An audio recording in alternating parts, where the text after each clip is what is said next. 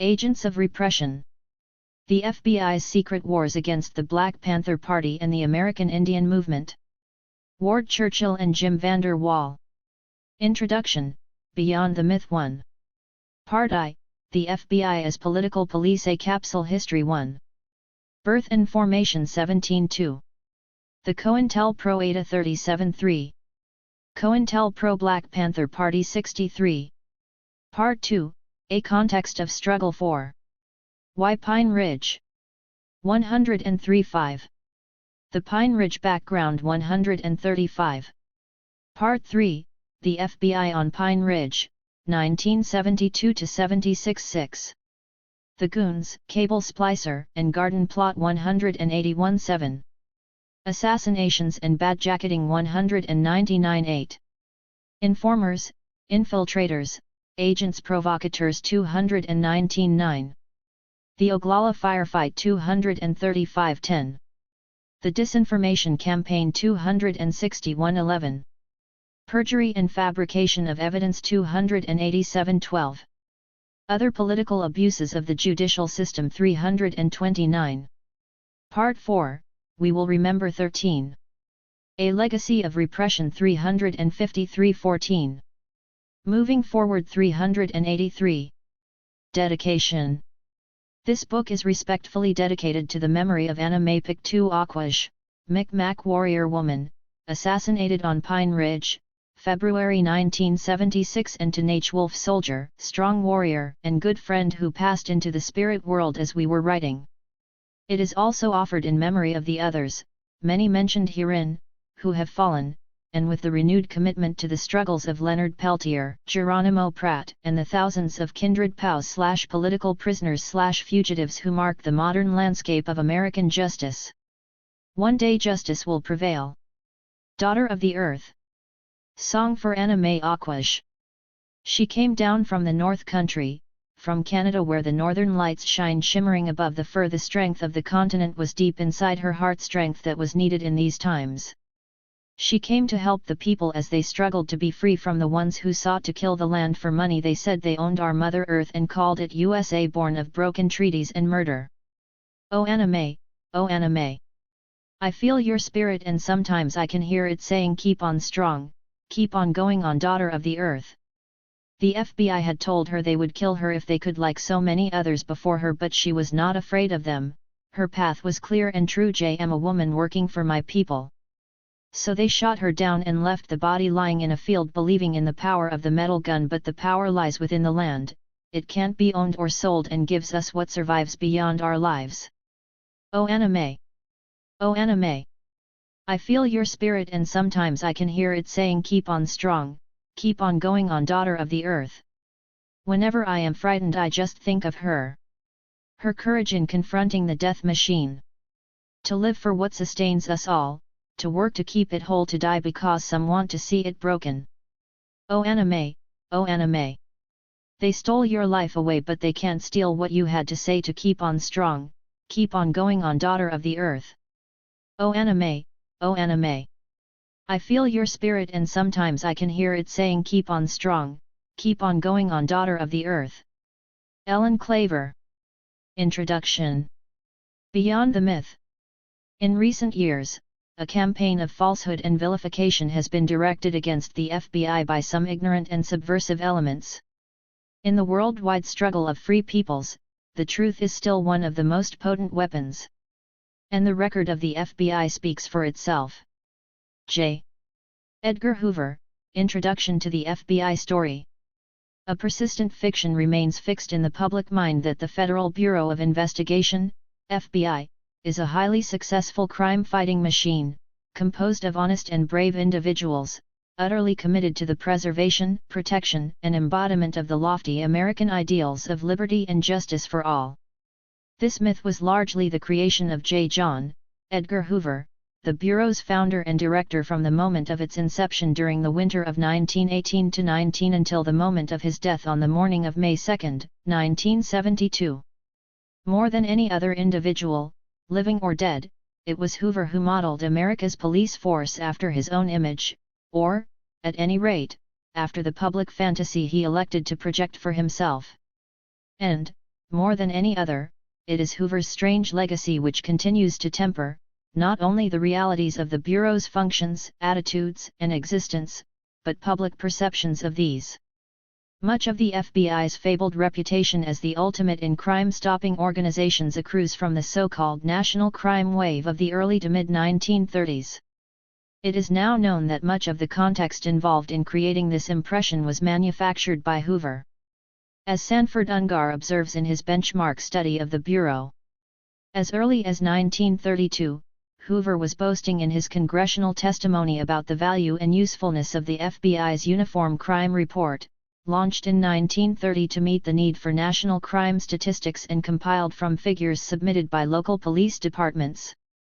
The purpose, the director said, was to determine whether there is or is not a crime wave and whether crime is on the increase or decrease. From that time on, it was invariably on the increase, and the FBI took it upon itself to chart the nature and degree of the increase, any geographical variations in the rise, and other significant trends that seemed to emerge. Having established the fact of a rampant national crime wave by 1933, as well as the Bureau's preeminent role in defining its characteristics, Hoover proceeded to divert public attention away from the then emergent urban syndication of racketeering being pioneered by such criminal visionaries as Meyer Lansky and Salvatore Lucania, aka Charlie Lucky Luciano. This was accomplished through the development of a truly brilliant public relations gimmick designating, often on a week-by-week basis, one or another member of the nation's underworld as being public enemy number one.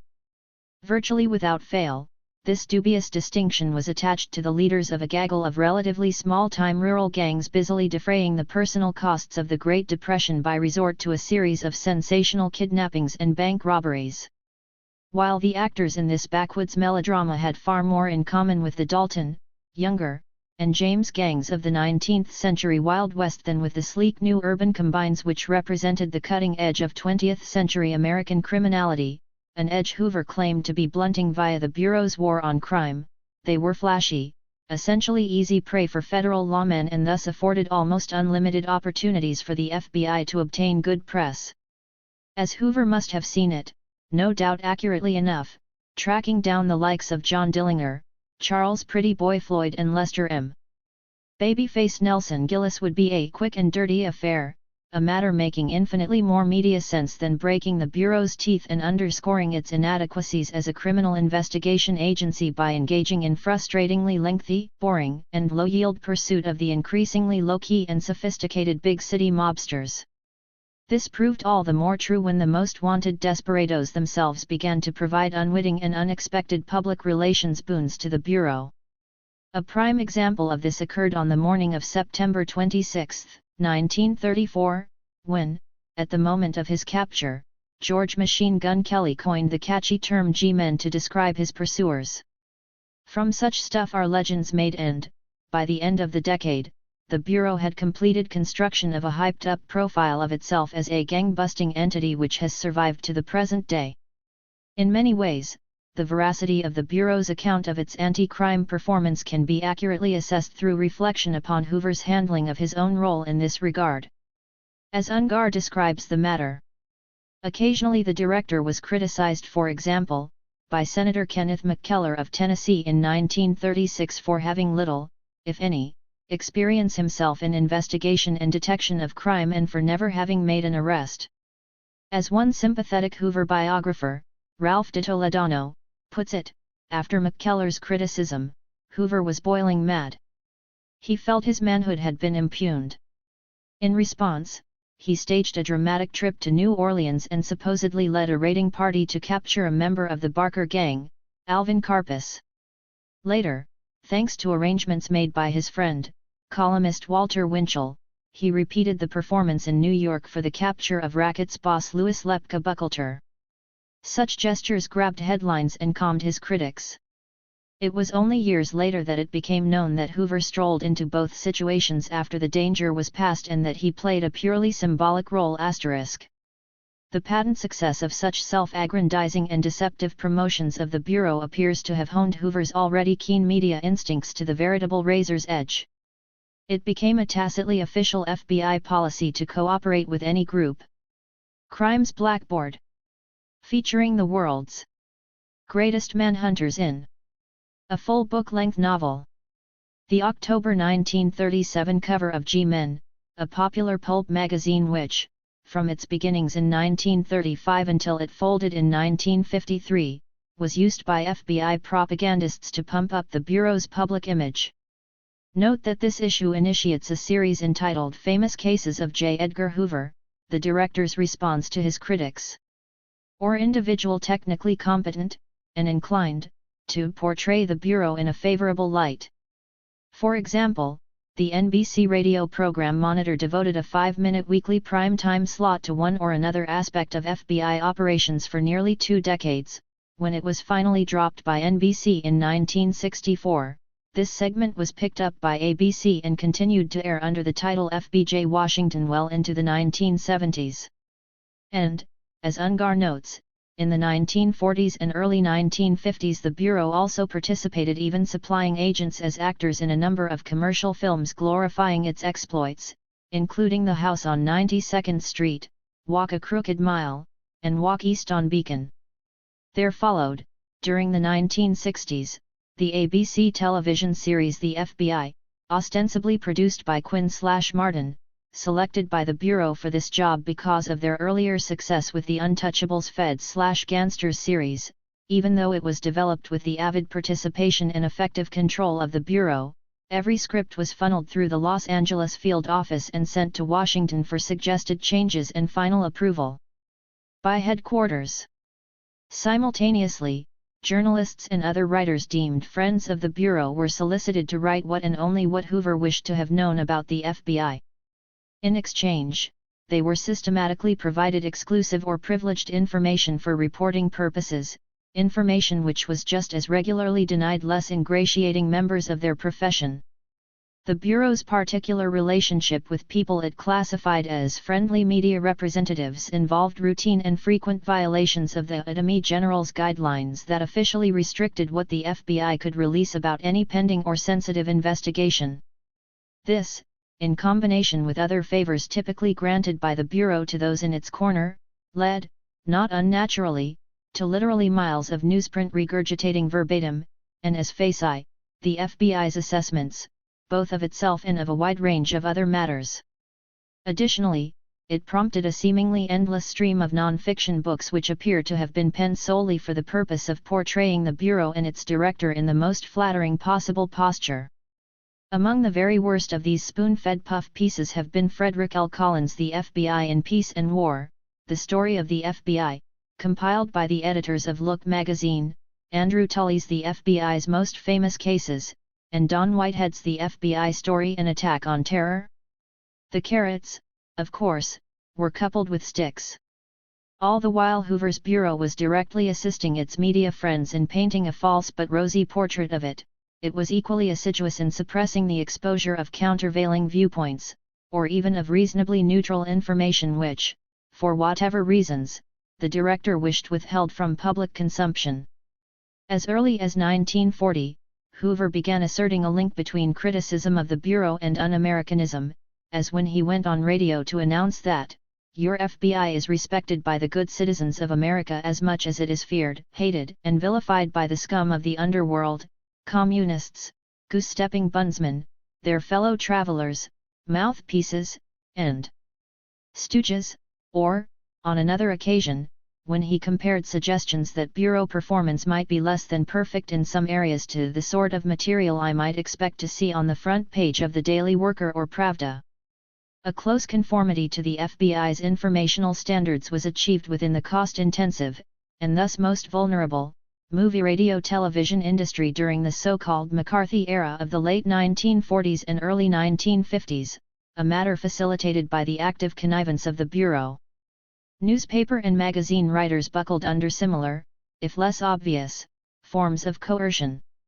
Tactics which were continued long after the McCarthy era formally ended.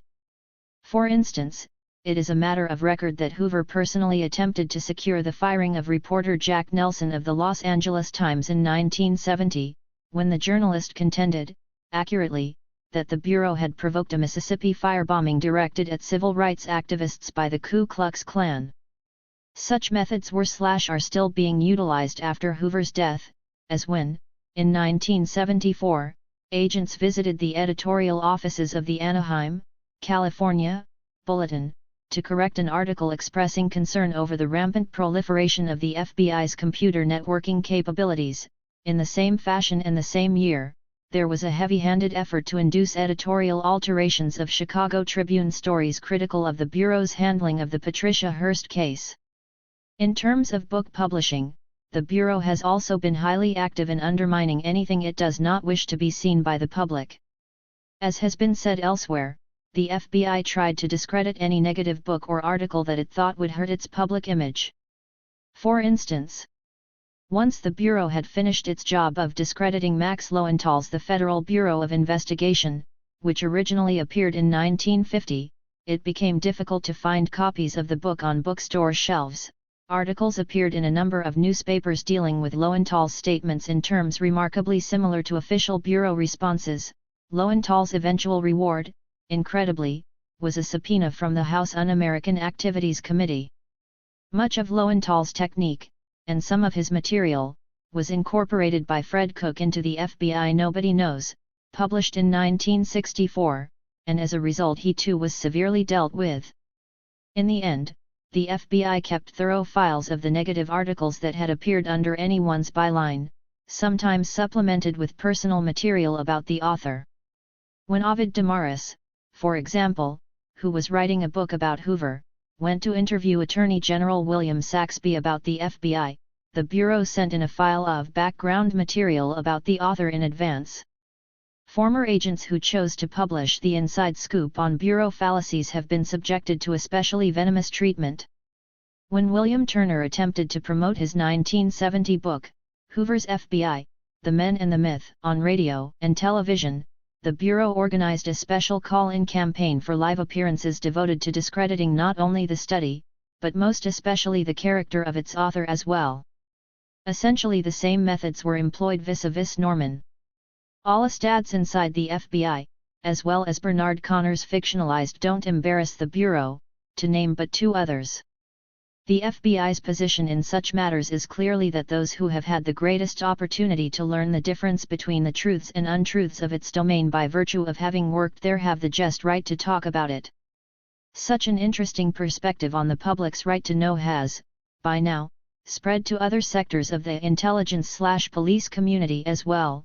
Witness the Central Intelligence Agency's, CIA's, persistent courtroom efforts over the past 15 years to stifle the voices of former employees attempting to share their hard-won insights with the public at large. So intensive was the Bureau's permanent public relations campaign that an entire unit euphemistically dubbed the Criminal Records Division, now redesignated the External Affairs Division, was created to handle it. By 1975, the tangible budget underwriting this effort had swollen to $2,868,000, a matter explained by FBI officials as being brought about by the need for employing all communications media to increase public awareness of the responsibilities and services of the FBI, and to alert the public to criminal and subversive dangers threatening society, thereby encouraging citizen cooperation in combating these elements, which constitute critical and costly problems to each member of society. The capstone to this whole, somewhat intricate, structure of Bureau propagandism was always the edifice of Hoover himself. As Ungar frames the matter, one crucial element in the Bureau's image building was the material turned out in the director's name. Apart from the endless flow of magazine and law review articles, there were the Hoover books. While epics like Masters of Deceit were an important part of the Bureau's long-range efforts, the FBI was always good at grabbing daily headlines, too. In 1940, Hoover himself called New York reporters to the field office there to reveal the discovery of a plot in which 17 members of a Christian Front organization, including some part-time soldiers, a telephone mechanic, a baker, a chauffeur, and others, were allegedly planning to wipe out the New York police and all the nation's Jews, seize the gold stocks, take over all public utilities, and set up a dictatorship. Hoover is quoted as saying, at this press conference come public lynching, that we have all the evidence we need to substantiate every claim we have made. This turned out to be a blatant falsehood, of course, after the initial splatter of bureau-flattering headlines, nothing much ever came of this typically absurd case. Meanwhile, as the Bureau and its director postured and preened, the real business of organized crime in America proliferated steadily. Hoover's response to this reality, far from refocusing his agency's considerable resources toward combating the problem, was, as was his practice with anything which interfered with the tidiness of FBI mythology, to simply insist, often loudly, that the whole issue was a hoax. No single individual or coalition of racketeers dominates organized crime across the nation. His position remained the same, regardless of the most obvious facts. As has been noted elsewhere, although J. Edgar Hoover never wrote a book or article, he is credited with a number of each. Here, his byline appears on a pair of texts developed in the Bureau propaganda mills and intended to whip up anti-communist sentiment among the American public. Neither the investigation of murder incorporated in Brooklyn in the early 1940s, of which, as was mentioned above, Hoover was ostensibly a direct participant, nor the work in the 1950s of New York District Attorney Frank S. Hogan and the Federal Bureau of Narcotics, nor the inquiry conducted by Senator Estes Kefauver of Tennessee could persuade the director to say otherwise. By the early 1960s, when U.S. Attorney General Robert F. Kennedy and Arkansas Senator John McClellan teamed up for a serious probe of crime syndicate operations, the Bureau's recalcitrance in cooperating with such efforts had become so notorious among government insiders and gangsters that, contrary to the FBI's carefully cultivated PR profile, the Justice Department and Senate committee stereotype of the FBI agent was someone who kept looking for those stolen cars and deserters, while more complex, organized violations of the law passed under his nose, and that the Bureau's focus was hopelessly misdirected or, at best, out of date. The situation was epitomized by an exchange between Kennedy and John Francis Malone, Bureau Assistant Director in charge of the FBI's New York office. Kennedy: Mr. Malone, could you bring me up to date on what's been happening with organized crime in New York? Malone: to tell you the truth, Mr. Attorney General, I'm sorry, but I can't, because we've been having a newspaper strike here. Such comical aspects notwithstanding, the core of the Bureau's policy regarding organized crime was neither funny nor merely incompetent. To the contrary, when U.S. Attorney General William P. Rogers attempted, during the late 1950s, to field a nationwide federal task force to crack what was then becoming known as the Mafia, several of the interagency group's leaders ended up complaining bitterly that their effectiveness had been deliberately stymied by the FBI. As Richard B. Ogilvie, head of the Rogers Task Force's Midwest office, and later Cook County, Chicago, sheriff as well as governor of Illinois, subsequently put it, Hoover was very cool to the whole idea of going up against either the National Crime Syndicate, or even that element of it represented by the reconstituted remnants of the old Al Capone mob in Chicago. He ordered the FBI files, containing the very information we needed on organized crime, closed to us.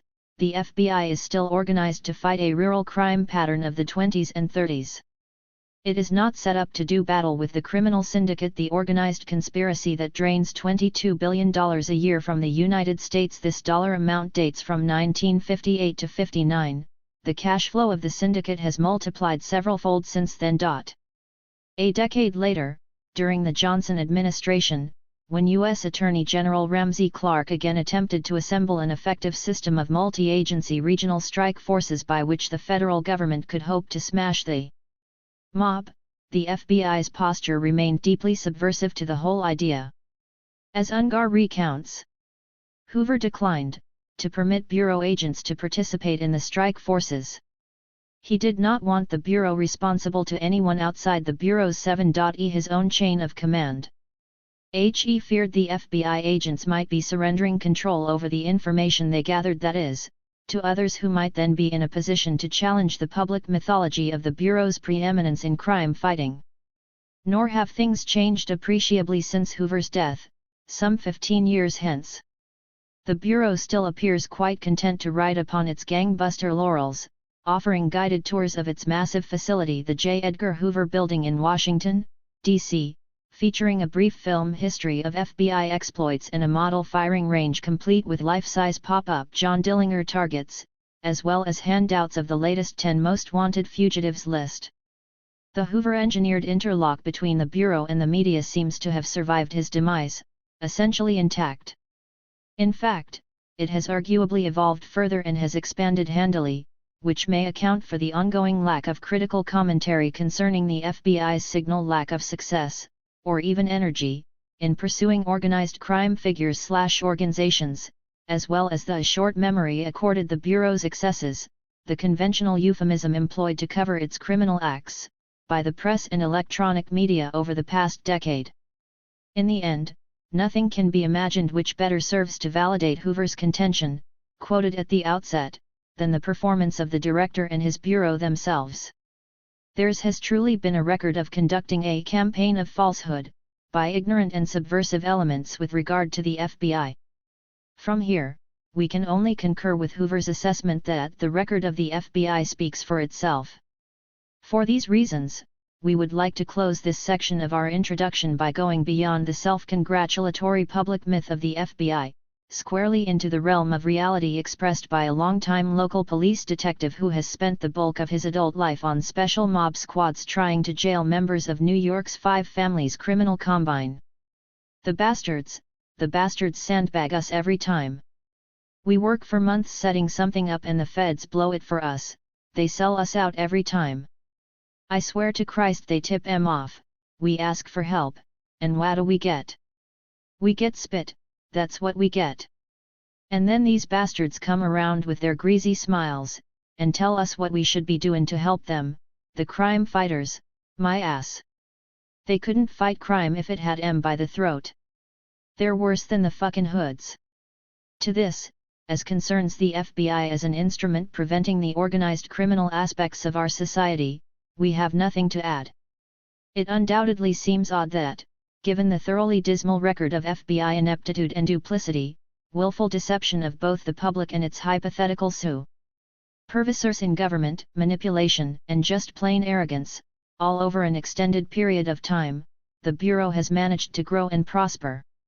Moreover, the question arises as to why, given all this, somewhere within the government itself, some one group did not, at some point, simply become fed up enough with the Hooverian ethos to bring about a substantial shake-up of the Bureau. Better yet, in view of the FBI's abject failure demonstrably known to a range of insiders extending from ex-agents to local police, and onward through the Congress and assorted attorneys general to several presidents in accomplishing what it perpetually touted as its primary mission, has the Bureau not simply been dissolved altogether? We feel that the reasons for this are several, and of varying degrees of importance. First, of course, is the sad fact that bureaucracies, once activated, evidence a life and dynamism of their own. Independent of any theoretical basis for their existence, or absence of same, they are known to be exceedingly difficult to contain, and can seldom be shown to have disappeared entirely, regardless of the effort expended in such directions. This is all the more true when they are headed over a sustained period by a bureaucrat par excellence such as J. Edgar Hoover, a man who by accounts of friend and foe alike was superbly equipped to maneuver in Washington's corridors of power in such fashion as to guarantee the survival of both himself and his organization. The matter is, to be sure, further complicated when it is noted, as it was in the preceding section, that Hoover's bureaucratic acumen was coupled with an adroit casting of his agency before the public, not as a functional element of governance per se, but as a veritable public institution, in and of itself. Once enshrined, the Bureau became for both political and emotional reasons a very difficult entity to dismantle, or even control. This institutional or surface dynamic, important as it may be in solving the riddle of why an agency as apparently defective as the FBI has not only survived but mushroomed over the years, is nonetheless surely outweighed by a deeper and more sinister factor. As William Preston, Jr. has observed, Hoover's first General Intelligence Division Index of the 1920s had 450,000 names, there may be 20 million today. Much, or most, of the information contained in personal files maintained under each of the indexed names has never pertained in any form whatsoever to criminal activities, either real or suspected by the Bureau. Rather, Hoover's agents devoted themselves, at their director's behest, to collecting intelligence concerning the day-to-day private lives, i.e. sexual practices, credit histories, and the like, of literally millions of Americans. Among those targeted for such handling were hundreds of members of Congress, senators, government employees, attorneys general, and presidents, both seated and aspirant. Under such circumstances, Hoover's vaunted bureaucratic expertise was always enhanced by what is commonly and properly referred to as blackmail. Those who might seek to mount an effective challenge to the director's wishes might well find the seamier side of their private existence exposed to the full glare of public scrutiny. On such details do family reputations, marriages, and political careers often rest, a matter which effectively and not altogether unnaturally precluded any real possibility of consolidated and concerted governmental action to bring either Hoover or his bureau to heel over a period of several decades. Still, there was a point, after Hoover's death and in the midst of the post-Watergate congressional hearings of the mid-1970s, when the Bureau itself stood somewhat exposed and vulnerable, a bit of its own dirty linen hung out in public, its utilization of file information discredited before all who had cause to fear it. The possibility existed for governmental action of the sort which might have brought the FBI in line with its proclaimed role, and to have ensured the nature of its future performance. The various committees, however, each in turn abandoned their investigations of Bureau behavior well short of their logical conclusions and in some instances tabled or otherwise aborted them altogether. Rather than seizing the opportunity of dismantling the mythology erected by Hoover which allows the FBI to function without interference, the government hurriedly closed ranks, with very few exceptions, to leave intact the image of the Bureau corrupt as it was known to be without permanent or undue damage or disruption. By the late 1970s, a spate of legislation and executive orders was enacted to ensure that none of the FBI's functions developed under Hoover was in any real way impaired by even the half-hearted constraints imposed during the Watergate era. None of this is explained by resort to the Hooverian apparatus of blackmail, by the sheer dynamics of bureaucracy, by the extent of misplaced public support for the Bureau, or even by a combination of all these factors. By 1975–76 at the latest, much of the FBI's bureaucratic impetus had been squandered along with that of the Nixon administration, and the members of government can by and large be viewed as having voluntarily returned themselves to the risk of being blackmailed by a subordinate agency. Public support, as always in such matters, required significant engineering by all concerned parties. There was, on the face of it, nothing at all inherent in the situation which emerged. Consequently, it is reasonable to assume that another, overarching factor must have been at work. In this book, we will describe in some detail certain aspects of what we see as the bottom line to this otherwise mysterious conduct on the part of the government in not only allowing but actively assisting the Bureau in continuing to increase the level of its dirty business as usual since Watergate. In doing so, we seek to go as far beyond the myth of the FBI as a crime-fighting agency as is possible, given the information available to us. We posit that Hooverian propaganda was never so much an overstatement of the Bureau's gang-busting exploits, or even a pure fabrication, as much as it was a deliberate and sophisticated ruse, a calculated and intentional diversion of public attention away from the FBI's real purpose from the first day of its existence. Specifically, we argue that the Bureau was founded, maintained, and steadily expanded as a mechanism to forestall, curtail and repress the expression of political diversity within the United States. Viewed as an essential component of enforcing the socio-political status quo, the Bureau's receipt of unwavering governmental support regardless of its abuses, even at the moment when it was conclusively demonstrated to have so far exceeded its authority as to have tem. Introduction 13. O'Reilly threatened the stability of the status quo itself, begins to make the most fundamental kind of sense.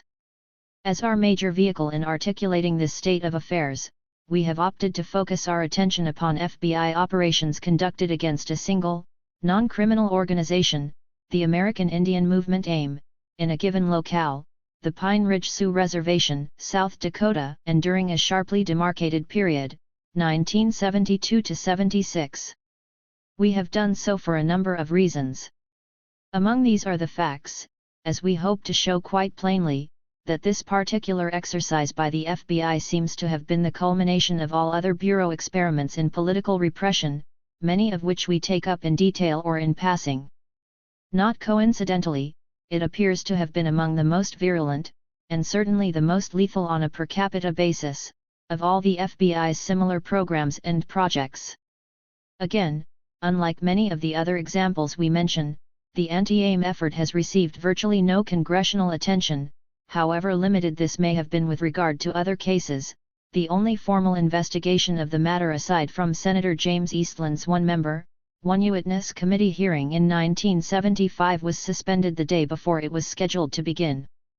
Finally, the authors are, and have been for many years, directly involved in AIM work, one as a member, the other as a very active supporter.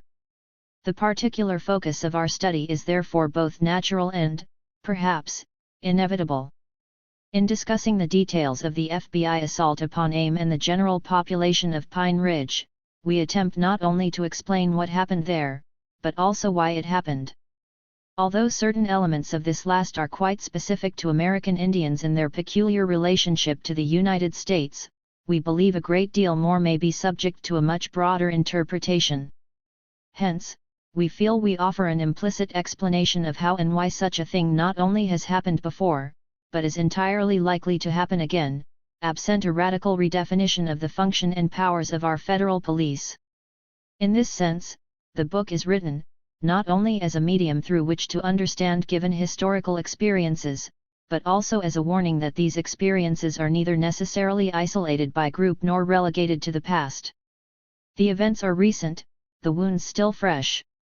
Our desire is that people read what follows and become angry. Heed the dangers, grow angry and make your plans accordingly. Ward Churchill and Jim Vander, Boulder, Colorado, 1988.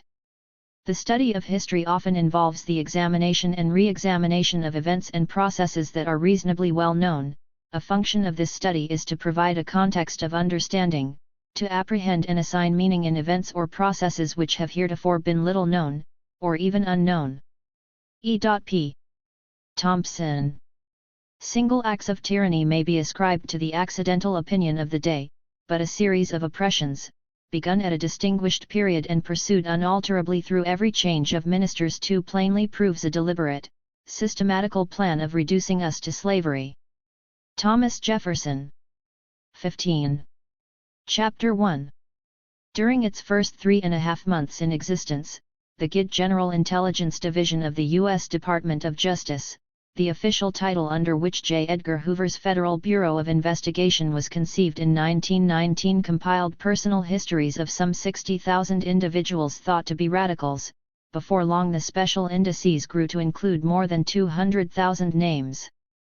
The division's translators also perused some 500 foreign-language newspapers in order to keep up with radical propaganda. Sanford J. Ungar, FBI. The roots from which the Federal Bureau of Investigation eventually grew seemed innocuous enough. In 1871, the United States Congress appropriated the sum of $50,000 with which the newly formed, 1870, Department of Justice was authorized to engage in the detection and prosecution of those guilty of violating federal law. Early departmental practice was to handle investigative chores through the expedient of retaining personnel from the Pinkerton Detective Agency. However, this practice was banned by Congress in 1892 as representing a conflict of interest, a circumstance which led to the department's investigations being patched together via the borrowing of Customs Bureau, Department of Interior, and Secret Service agents over the next decade.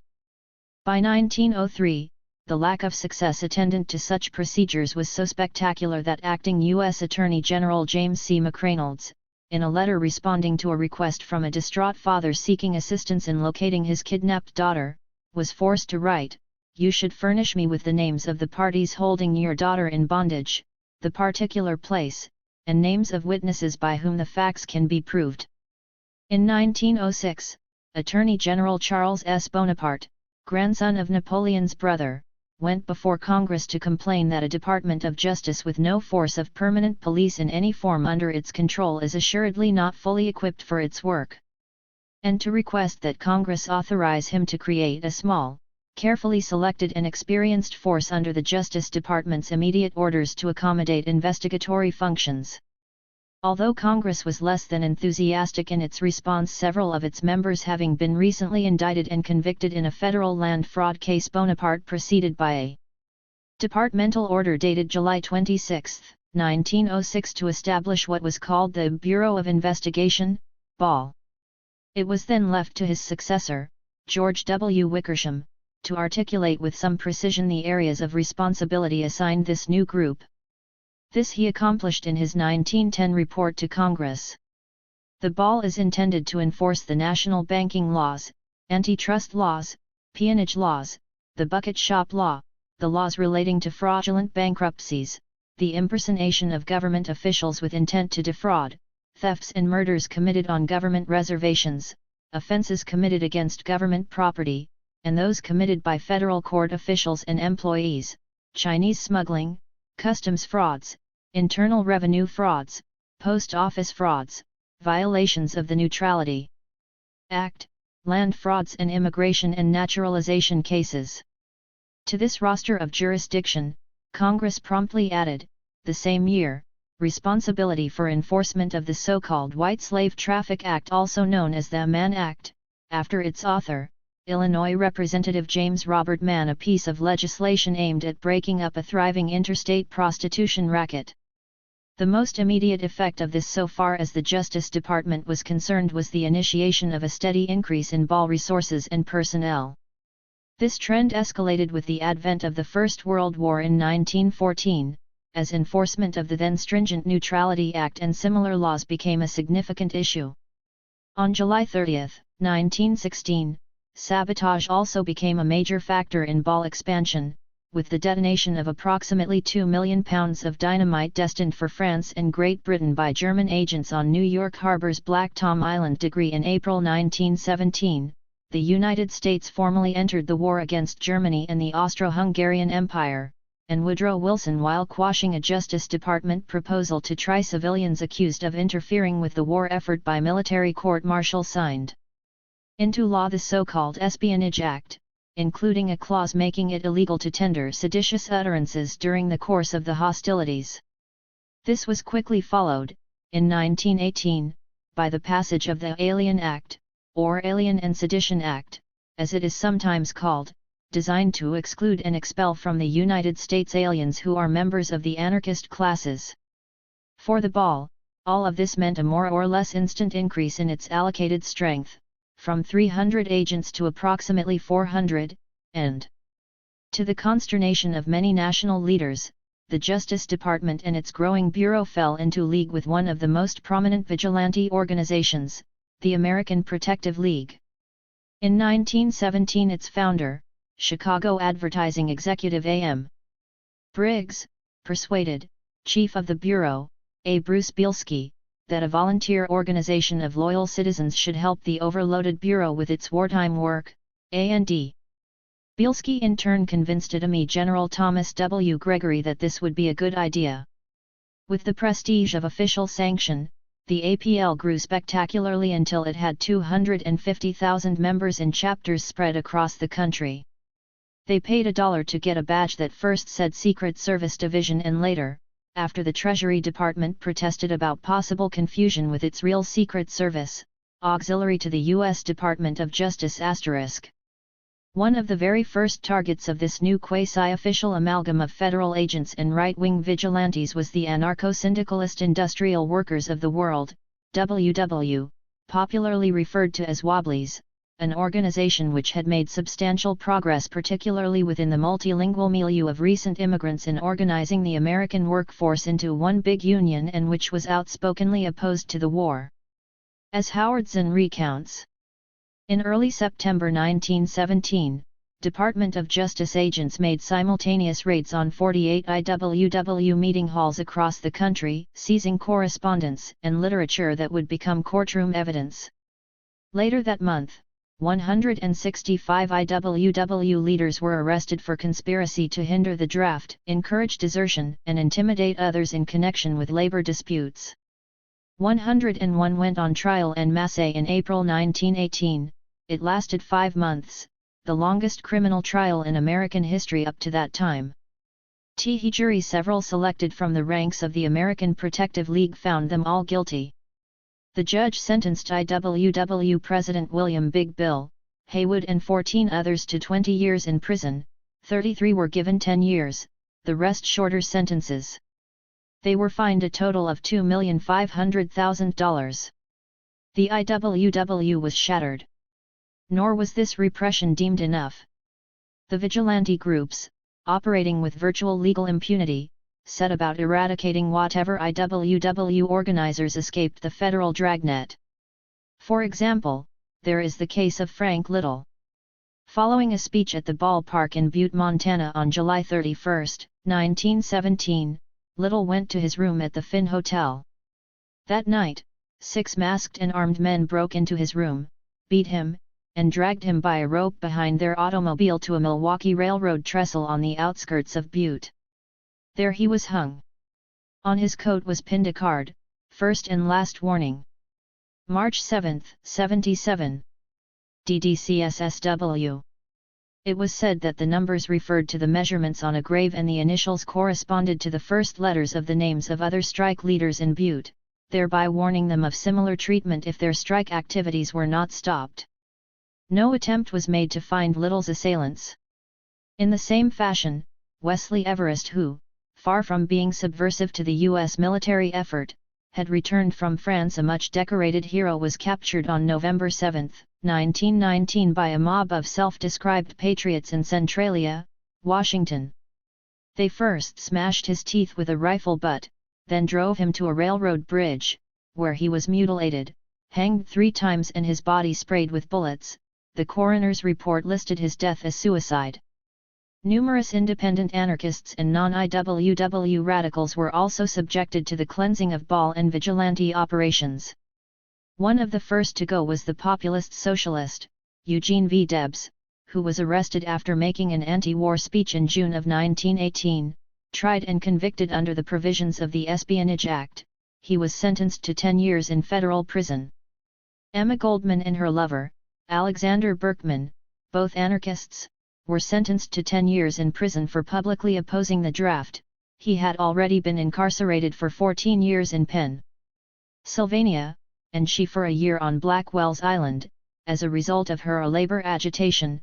Both were ultimately deported as undesirable aliens in December of 1919. In North Dakota, during July 1917, socialist Kate Richards O'Hare announced that the women of the United States are nothing more or less than brood sows, to raise children to get into the army and be turned into fertilizer. She was immediately arrested, tried, and convicted of a seditious utterance, and sentenced to 5 years in the Missouri State Penitentiary. In South Dakota, at about the same time, a farmer and socialist named Fred Fairchild, during an argument about the war, said, according to accusers, "If I were of conscription age and had no dependents and were drafted, I would refuse to serve. They could shoot me, but I would refuse to fight." He was tried under the Espionage Act, sentenced to a year and a day in Leavenworth Penitentiary. And so it went, multiplied 2,000 times the number of prosecutions under the Espionage Act. The focus of the ball and its Protective League partners was also posed much more broadly than merely organized or self-professed radicals. For example, one of the more extensive and shocking uses of the League was to help the Bureau of Investigation in 1918 with dragnet slacker raids, intended to haul in young men who had failed to register for the draft. Thousands of people were arrested, especially in New York and Chicago, and jailed overnight for the simple offense of not having a draft card in their possession at the time they were approached by the police, bureau agents, APL auxiliaries, or specially deputized off-duty soldiers and sailors. Only 1 in every 200 of them turned out to be genuine draft dodgers. The abuse was repeated in September of the same year. It became clear that the Bureau, perhaps out of mere enthusiasm for its tasks, was getting out of control. Actually, the last sentence above is probably uncharitable to the ball insofar as there is considerable indication that Attorney General Thomas W. Gregory had seized upon the national war fever to act in concert with major financial supporters of the Democratic Party to make America safe for industry, crushing the radical opposition once and for all. Conveniently, during the war, radicals in the U.S. could be targeted for wholesale elimination, not as threats to big business, an approach which all but assured massive public resistance, but as a menace to national defense. The slacker raids and similar broadly focused gambits were designed, more than anything, to intimidate the general public to a point where there was a greatly diminished possibility of a popular radical resurgence after the war. In this sense, the ball, rather than getting out of control, was simply accomplishing its intended goals for the Wilson administration. The war, however, ended before the plan could be fully completed. Since a peacetime repression of the magnitude visited upon domestic dissidents during 1917–18 was somewhat problematic, extraordinary measures were called for in continuing the ball's political operations, and Gregory turned the matter over to his successor as Attorney General, A. Mitchell Palmer. Palmer proved equal to the task, as the front page of the New York Times, June 3, 1919. Although the Attorney General himself may have orchestrated the anarchist bombing campaign at issue, such scare tactics ve anti-left repression, the Palmer raids which conditioned the public to accept the Massey, shortly followed. Young J. Edgar Hoover, who served as an immediate assistant to Palmer at this time, seems to have learned much as a result of his experience. Is evidenced by ball orchestration of an anarchist bombing campaign aimed at various corporate and governmental facilities around the country during the first half of 1919, and culminating in a blast at the Attorney General's own Washington, D.C. residence on June 3 of that year. Anarchist leaflets were scattered prominently about the smoking ruins of Palmer's home, as they had been at the sites of previous explosions, and the bomber himself had been blown up, disfigured beyond all possible recognition. The following day, Wilson advisor Joseph Tumulty initiated the serious business of whipping up public sentiment for a new anti-radical program, stating, "What happened in Washington last night in the attempt on the Attorney General's life is but a symptom of the terrible unrest which is stalking the country. Growing steadily, from day to day, before our very eyes, is a movement that, if it is not checked, is bound to express itself in an attack upon everything we hold dear."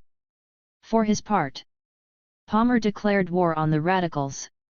He named William J. Flynn, the former director of the Secret Service, to take over the bureau and involve it even more actively in the fight against subversion. Francis P. Garvin became an assistant attorney general in charge of a new General Intelligence Division, GID, that would concentrate on radical and subversive activities. Garvin's direct assistant was a 24-year-old up-and-coming Justice Department lawyer named John Edgar Hoover. Within 6 months they were ready to move. Palmer's men, on the night of December 21, 1919, picked up 249 aliens of Russian birth including Emma Goldman and Alexander Berkman, put them on a transport, and deported them to what became Soviet Russia. The Constitution gave no right to Congress to deport aliens, but the Supreme Court had said, back in 1892, in affirming the right of Congress to exclude Chinese, that as a matter of self-preservation, this was a natural right of the government. This was only a minor preview of what was to follow almost immediately. Palmer used the Bureau to conduct one of the most extraordinary adventures in American legal history, the Red Raids, which later became known as the Palmer Raids, the Attorney General's personal monument. On the night of January 2, 1920, the Bureau swept down on suspected radicals in 23 different cities. An estimated 10,000 people were arrested, many of them new immigrants who barely spoke English and had simply chosen an unfortunate place to gather that evening for recreation or night classes. They were confused and frightened to find themselves arrested as criminal anarchists and then held in squalid cells. Some of the aliens who were picked up were actually American citizens, but in the deplorable conditions in which the victims of the Palmer raids were held, it was some time before they could make themselves known and heard. Ultimately, the raids went on for nearly a year, from July 1919 to June 1920, warrants were issued for 6,000 alien radicals, 4,000 of whom were arrested but fewer than 1,000 deported. And the ramifications, of course, went much further. As is noted elsewhere. One of those rounded up was an anarchist by the name of Andrea Salcedo.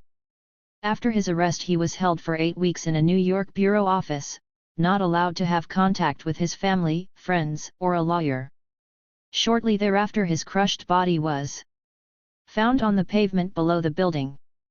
Bureau agents stated he had committed suicide by jumping from the 14th floor window.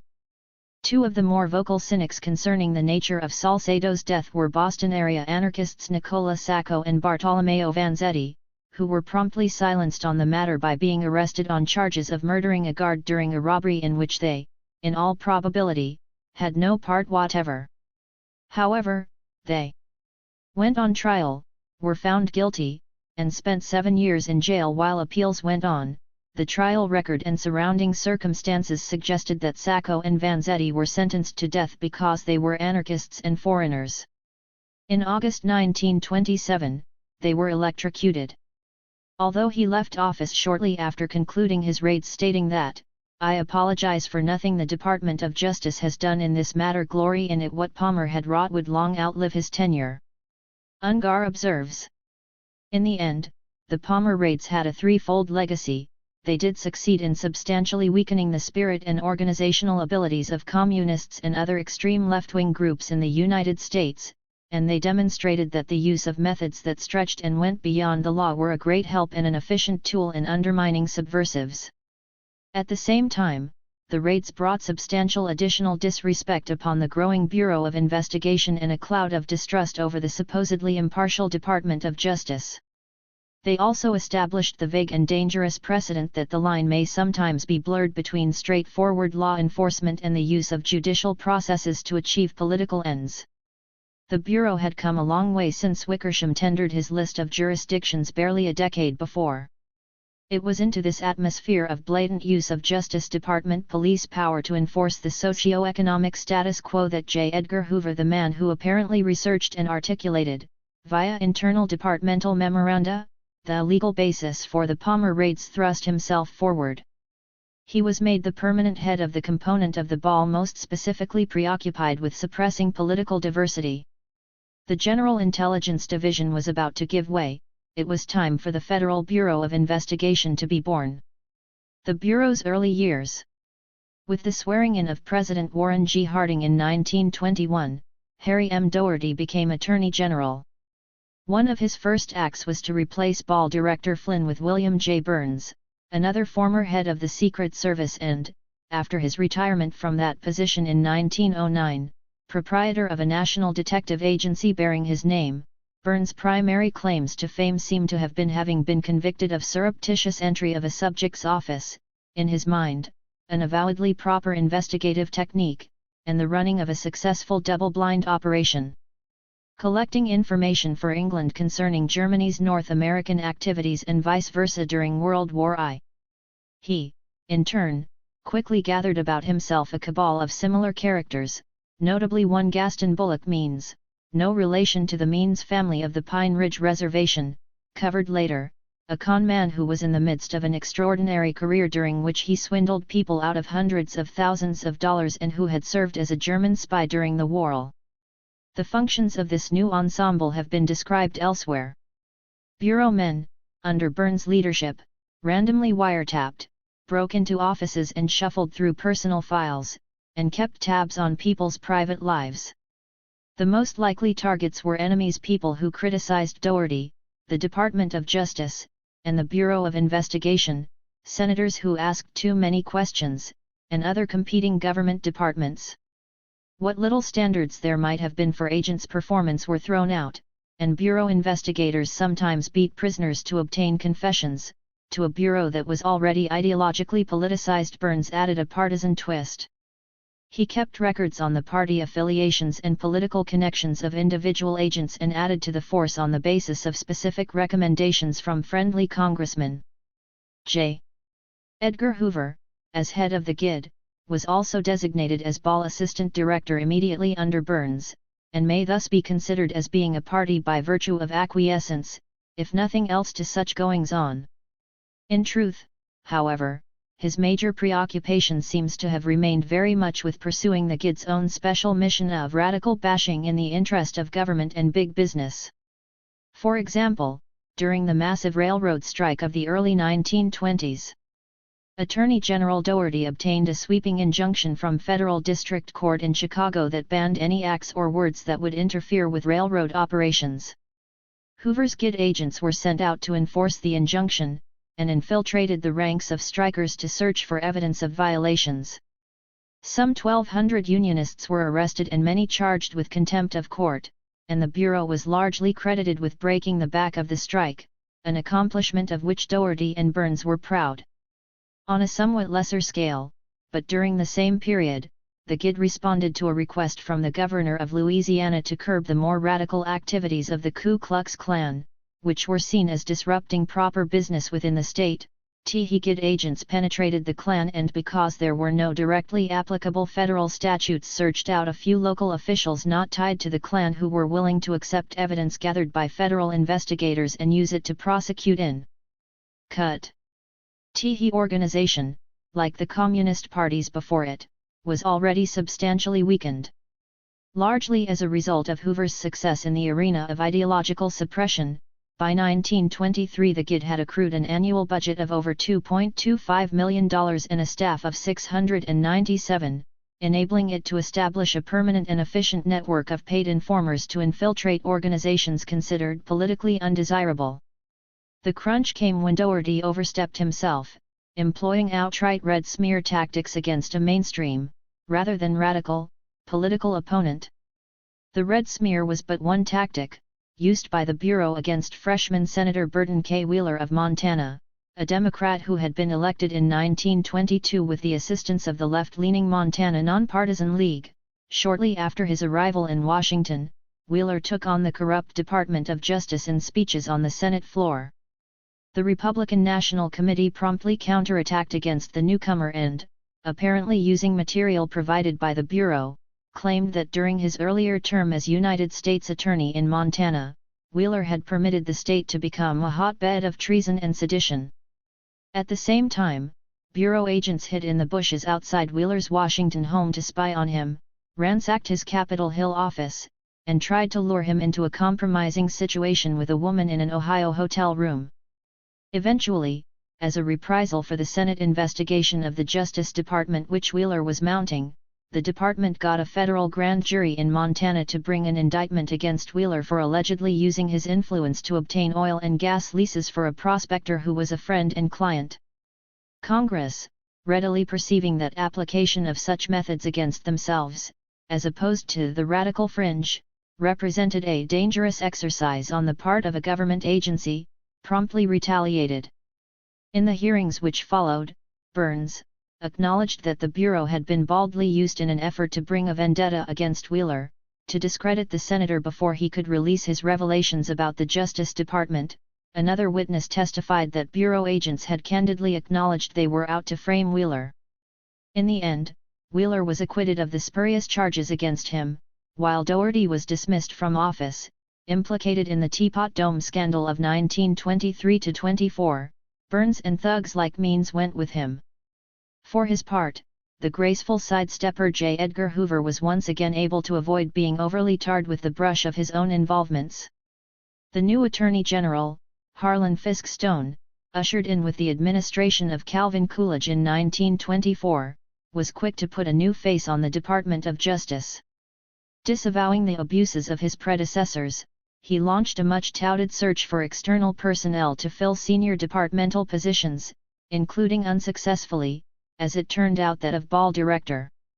Hence, when appointing Hoover to head all Justice Department investigative and police functions on May 10, he was careful to state for publication that, the Bureau of Investigation is not concerned with political or other opinions of individuals. It is concerned only with their conduct, and then only with such conduct as is forbidden by the laws of the United States. When a police system passes beyond these limits, it is dangerous to the proper administration of justice and human liberty, which it should be our first concern to cherish, and to announce that Hoover's first condition in accepting the position was that, the Bureau must be divorced from politics. The new ball director himself went rather further in an ostensibly internal departmental memorandum, leaked to the public.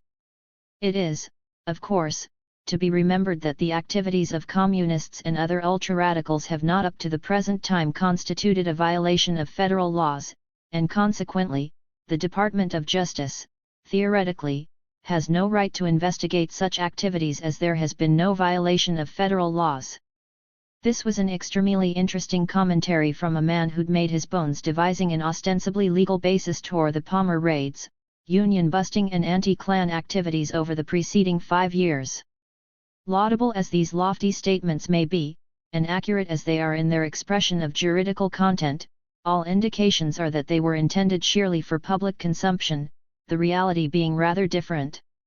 Hoover, apparently sensing that American radicalism was practically destroyed by the Palmer raids and the resulting deportations, trials, and counterintelligence activities, and that his new charge truly required a period of benign obscurity in which to rest and refit, seems merely to have launched a program of infrastructure development rather than abandonment of ideological warfare per se.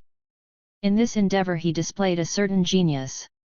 One of his first moves was to obtain the redesignation of the ball as the FBI, ensuring that it would be spoken and thought of as distinct from, although always lodged within, the Justice Department. Thus freed of immediate oversight within his domain, Hoover instituted a purge of employees judged incompetent, unreliable, or simply as political hacks, replacing them with individuals possessing accounting, legal or other outstanding qualifications. Such offers were first made attractive by his rapidly assembling a career service in which salaries and retirement benefits would be better than in any comparable agency, or elsewhere. Registered trademark. He then coupled them with a behavioral/disciplinary code which was is unrivaled in both rigidity and severity. Finally, he created an extremely centrist organizational form by inaugurating the tradition in which everything, large or small, was done in the director's name. From here, Hoover began to establish the mechanisms by which the FBI could become the de facto regulator of the national policy in coming years. One of these, already mentioned, was the prioritization of what was to become the Files and Communications Division, FCD, which, by 1975, maintained some 6.5 million active investigation files, as well as an undisclosed, but certainly much higher, number in other categories, and a general index containing an estimated 58 million cards. In total, the Bureau's contemporary stock of file information on American citizens, most of it pertaining to non-criminal activities, takes up literally miles of filing space in the huge J. Edgar Hoover building, despite recent intensive efforts at computerization and the fact that much file material is now retained at field offices around the country, rather than being sent to headquarters. Another such innovation was the modernization and conversion of the old Ball Identification Division to what became known as the Division of Identification and Information, DIT. Hoover dumped the archaic Bertillon system of using a complex arrangement of body measurements, length and width of head, left foot, left index finger, etc., in favor of exclusive reliance upon the fingerprint technique. The base for this was created through the acquisition of 810,188 sets of prints maintained by the International Association of Police Chiefs, and rapidly expanded after Congress, in 1930, passed a bill authorizing the Bureau to collect the prints of law-abiding citizens, as well as those of real or suspected criminals. For example, every individual who has been in the armed forces during the past 57 years has his/her fingerprints submitted to the DI by the Department of Defense. By the time the DI celebrated its 50th anniversary in 1974, its collection contained the prints of approximately 159 million Americans, and more were arriving at the rate of about 3,000 sets per day. It also employed more than 3,000 people dispensing them to some 7,300 subscribing agencies nationwide. The beauty of all this, from Hoover's point of view, was that it could be easily rationalized as part of the war against crime and gangbuster image, covered in our introduction, which he was then beginning to cultivate as a cover for his Bureau's real purposes. A glimpse of this may be obtained in noting that Hoover drew upon his rapidly proliferating file information not to fight crime, but to advise President Herbert Hoover that the bonus army of desperate and destitute veterans that descended on Washington in 1932 in the depth of the Great Depression were made up mostly of criminals and communists, advice that may have led the president to his disastrous authorization of military action to clear the demonstrators out of the Capitol. Another example occurred when thousands of people applying for jobs with the Works Progress Administration, WPA, a federal anti-depression agency in the late 1930s, were matched with criminal records courtesy of the DI and were not hired. It apparently mattered not at all to Hoover that many of these criminal records derived from his own program of bogus GID arrests during the 1920s. Starvation was most likely seen as a fit fate for such undesirables. Perhaps the only full-blown effort at selective political repression engaged in by the Bureau was the initiating of a campaign against Marcus Garvey, which resulted in his frame-up on false charges, and ultimately in 1927 his deportation as an undesirable alien, a strategy which severely diminished the potential of his then vibrant Universal Negro Improvement Association. Meanwhile, the DI kept tabs and accumulated increasing amounts of sensitive information on all manner of socialists, communists, union organizers, black activists, anarchists, and other ultra-radicals as they painstakingly rebuilt their shattered movements. Whatever hiatus had prevailed ended formally on September 10, 1936, when Hoover dictated a strictly confidential memo. In talking with the Attorney General today concerning the radical situation, informed him of the conference I had with the President on September 1, 1936, at which time the Secretary of State was present and, at the President's suggestion, requested of me, the representative of the Department of Justice, to have investigation made of the subversive activities in this country. By 1938, the FBI had launched significant and tacitly illegal, given that no federal statutory authority existed for such practices, investigations of supposed subversion in the maritime, steel, coal, textile, fur, automobile and newspaper industries, as well as various educational institutions, organized labor, assorted youth groups, black organizations, governmental affairs, and the armed forces, according to another classified memorandum submitted by Hoover to Attorney General Homer Cummings and President Franklin D. Roosevelt. More explicit illegality was involved in the methods of intelligence gathering themselves: wiretapping, in direct contravention of the Federal Communications Act of 1934, bugging, mail tampering/opening and breaking and entering were a few of the expedients routinely applied by agents, whose investigative output was promptly summarized and transmitted upstairs to the White House. It was also on such basis that spectacles like the Christian Front case, mentioned in our introduction, were put before the public, conditioning national sentiment to accept growing national police power for the common good. The first device employed in returning the FBI to its status as a full-blown instrument of political repression was the Espionage Act, which had proven so fruitful in this regard during the First World War. The Bureau had averaged only about 35 espionage cases a year between 1933 and 1937. The number increased in fiscal year 1938 to 250 cases.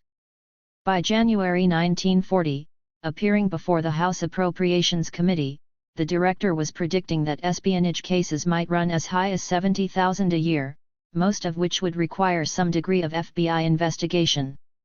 Congressional appropriations for the Bureau's work increased dramatically. Shortly thereafter, Congress also passed the Smith Act, named after Representative Howard W. Smith of Virginia, its author, which was modeled on the New York Criminal Anarchy Act of 1902, and which made it a crime to knowingly or willfully advocate, abet, advise or teach the duty, necessity, desirability, or propriety of overthrowing or destroying any government in the United States by force or violence, or by assassination of any officer of such government. The new act was aimed not only at both speech and print, but it took the Espionage Act prohibitions against talk and writing, which would lead to refusal of duty in the armed forces, and applied them to peacetime. Hoover thereupon informed the subcommittee overseeing the Bureau budget that he had revived the old General Intelligence Division of the Palmer Raid days, renaming it the Security Division, later the Domestic Intelligence Division, and today known simply as the Intelligence Division. Under its auspices, the Bureau would keep a general index, alphabetical and geographical, which would permit the immediate location of anyone it wanted to investigate in the name of national security. The real functions of the DI and FCI were thus finally and fully revealed. The director also had a warm-up case to display before Congress. 30. Despite J. Edgar Hoover's puritanical posturing vis-a-vis those he perceived as political deviants, the director was known to steadily indulge his thirst for the fast life. Here, he is being capped for New Year's Eve, 1937, by a starlet in one of the many expensive nightclubs he frequented. Hoover was also addicted to betting the ponies. Photo, Washington Post. For some time the FBI had investigated those who recruited Americans to go to Spain with the Abraham Lincoln Brigade to fight on the Loyalist side of the Spanish Civil War, but nothing ever came of the cases. Finally, in February 1940, a federal grand jury in Detroit indicted 11 men and 1 woman, all with possible communist connections, on charges of raising a foreign army in the United States. The Bureau arrested all the suspects in simultaneous raids at 5 a.m., although a federal judge would not be available for their arraignment until 3 p.m. Both in the Detroit arrests and in parallel raids conducted by the FBI in Milwaukee and New York City, agents searched homes and offices without warrants. The Detroit defendants were apparently prevented from telephoning their lawyers, and when the United States Marshals took custody of them, they were handcuffed to a long chain for the trip to court. 31. Although Attorney General Robert H. Jackson later to become Chief Justice of the International Tribunal trying Nazi war criminals, including civil authorities, such as Gestapo leadership, at Nuremberg, Germany in 1946–47 and, subsequently, a justice of the U.S. Supreme Court shortly dropped all charges against those arrested in the FBI roundup, he simultaneously cleared the Bureau, which had been compared to the Gestapo in a New Republic editorial of the period, of any wrongdoing. Hence, the way was clear for Hoover to move ahead. In Minneapolis in 1943, 18 members of the Socialist Workers' Party were convicted of belonging to a party whose ideas, expressed in its Declaration of Principles, and in the Communist Manifesto, were said to violate the Smith Act. They were sentenced to prison terms of 10 years each, and the Supreme Court refused to review their case. Trademark all told, as Hoover reported to the House Appropriations Committee in 1946, the activities of the FBI during the Second World War had included the investigation of some 19,587 cases of alleged subversion or sabotage, 2,447 of which turned out to be bona fide in his view. These brought convictions in a mere 611 cases, with sentences aggregating 1,637 years and fines of $251,709. Many of these cases were somewhat ludicrously posed as anti-Nazi successes, as opposed to anti-leftist actions, such as the travesties in which the Bureau claimed credit for apprehending teams of German saboteurs landed by submarine along the eastern seaboard, off Long Island, Florida, and Maine. In each instance, it was later revealed that the Germans had marched themselves directly to the authorities to surrender with no prompting on the part of the Bureau. In the Long Island case, incredulous FBI men had at first refused to believe their stories. In contrast to its showy prosecution of leftists and small-fry Nazi sympathizers, the Bureau was either unwilling or unable to curtail the activities of U.S.-based transnational corporations which seriously threatened national security. For example, Standard Oil subsidiaries supplied petroleum products and chemicals to the Axis powers throughout World War II. This included the use of Standard Oil tankers to refuel German U-boats which were sinking Allied shipping. International Telephone and Telegraph, ITT, produced a wide array of electronic devices for the Wehrmacht, Germany's armed forces, including 30,000 artillery shell fuses per month which were used to kill American GIS-3. They also built the Focke-Wulf bombers which claimed thousands of Allied lives. Copyright General Motors, besides building trucks and cars for the Wehrmacht, manufactured the engines for the Junkers Ju.88 bombers, one of the deadliest weapons in the Nazi arsenal. The provision of such aid and comfort to the enemies of the U.S. in wartime is treason in the narrowest legal sense of the word. The Bureau, despite its responsibility to investigate such crimes, did little to impair these activities. Copyright win, in 1944. 32. Hoover received a gift from ITT director Sosthenes Benn, of his book Beyond Our Shores The World Will Know Us. Hoover responded cordially, "The book has arrived. I do want to express to you my heartfelt appreciation for your thoughtfulness in making this splendid volume available." Benn, besides heading a corporation which was manufacturing weapons for Hitler, had been linked by the Bureau's own files to Nazi intelligence operations. In at least one case, the Bureau's activities are known to have severely impaired the fight against corporate collaboration with the Nazis. In 1940, at the behest of Ambassador-at-Large William Bullitt, a Nazi sympathizer, Hoover undertook an investigation of State Department official Sumner Welles.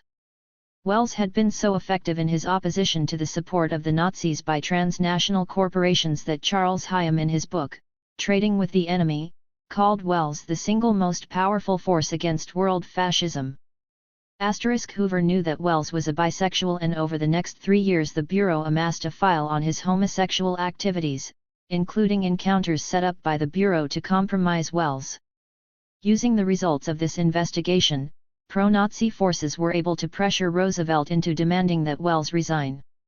Regardless of the realities inherent to the Bureau's posture and performance which may be retroactively discerned, the FBI had by the end of the Second World War come to be popularly perceived as a bulwark of American democracy, the fearless protector and defender of the nation in troubled times, the agency that would stand behind its country.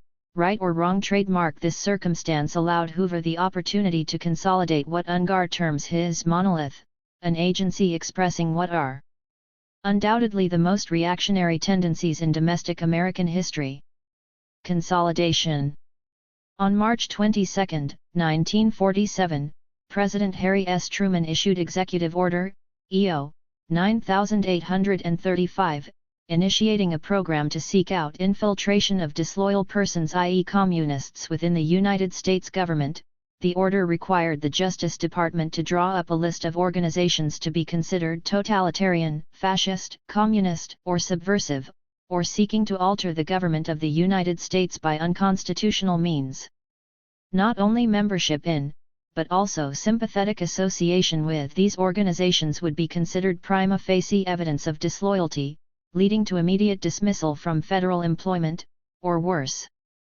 By 1954, the FBI placed hundreds of groups including the Chopin Cultural Center, the Cervantes Fraternal Society, the Committee for Negro Arts, the Committee for the Protection of the Bill of Rights, the League of American Writers, the Nature Friends of America, the Washington Bookshop Association, and the Yugoslav Seamen's Club on the proscription list.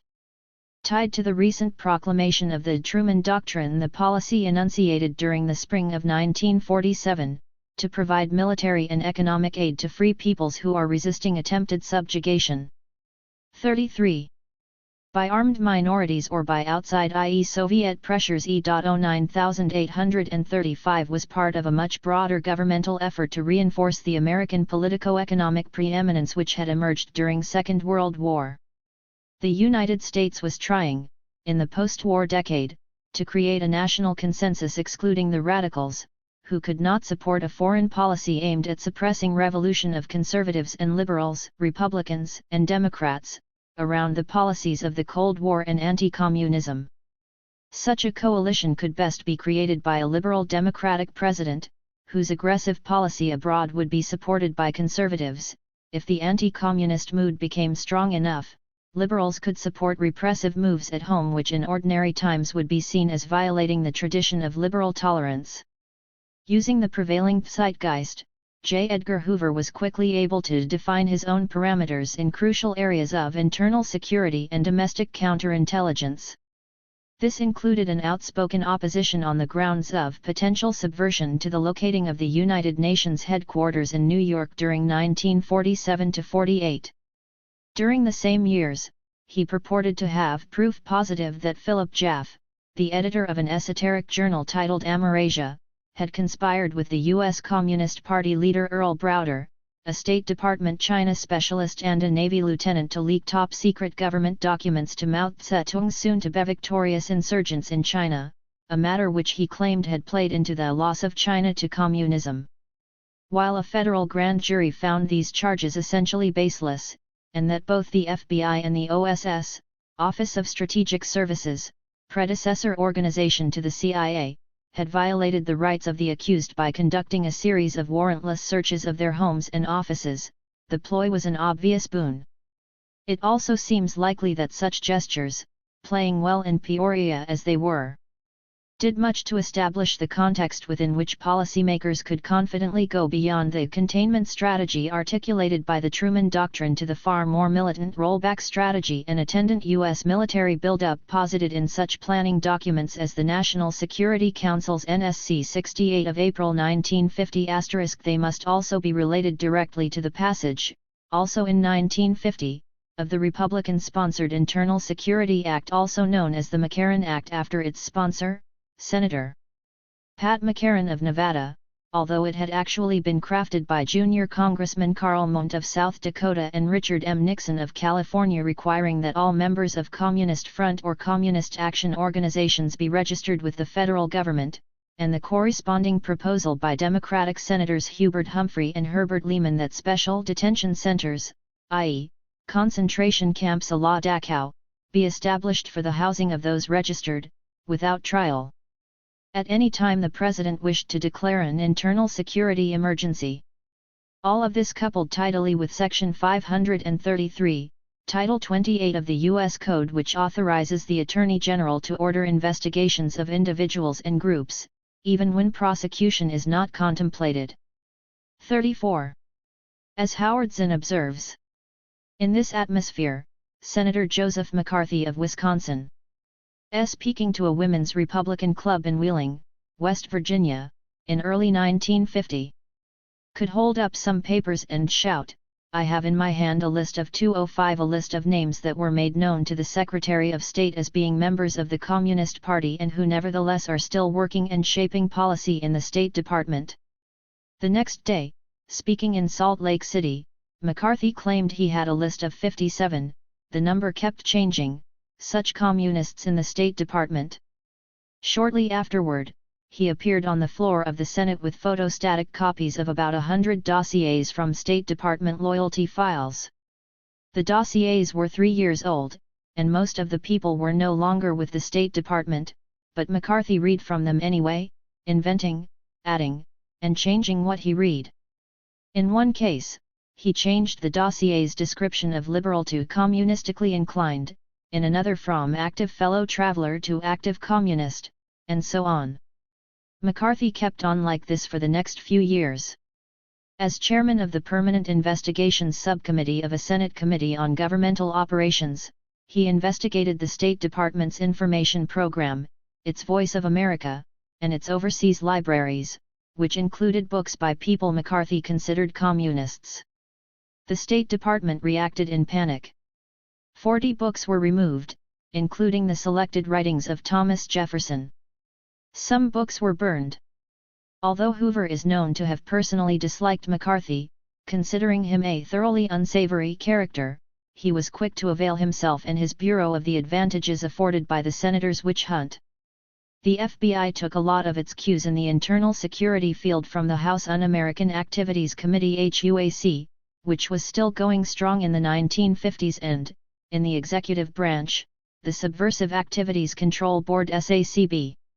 Together with those panels and, for a time, Senator Joseph McCarthy's subcommittee investigating communist influence in government, the Bureau became part of a sort of internal security establishment within the federal government. Although the FBI was a supposedly impartial, fair-minded agency, it became firmly entrenched, on the right end of the political spectrum. They whipped the Red Scare back into existence, and any person they considered too radical, or even liberal, was liable to be labeled pink, investigated by the Bureau, and hauled before HUAC, the SACB, or a grand jury. Considerable momentum for this had been gained with the outbreak of the Korean conflict in 1950, with the communist North Koreans attempting to regain by force of arms the southern portion of their peninsula, occupied by the U.S. since 1945, and by 2 prominent communist spy cases pursued and perhaps largely fabricated by the Bureau.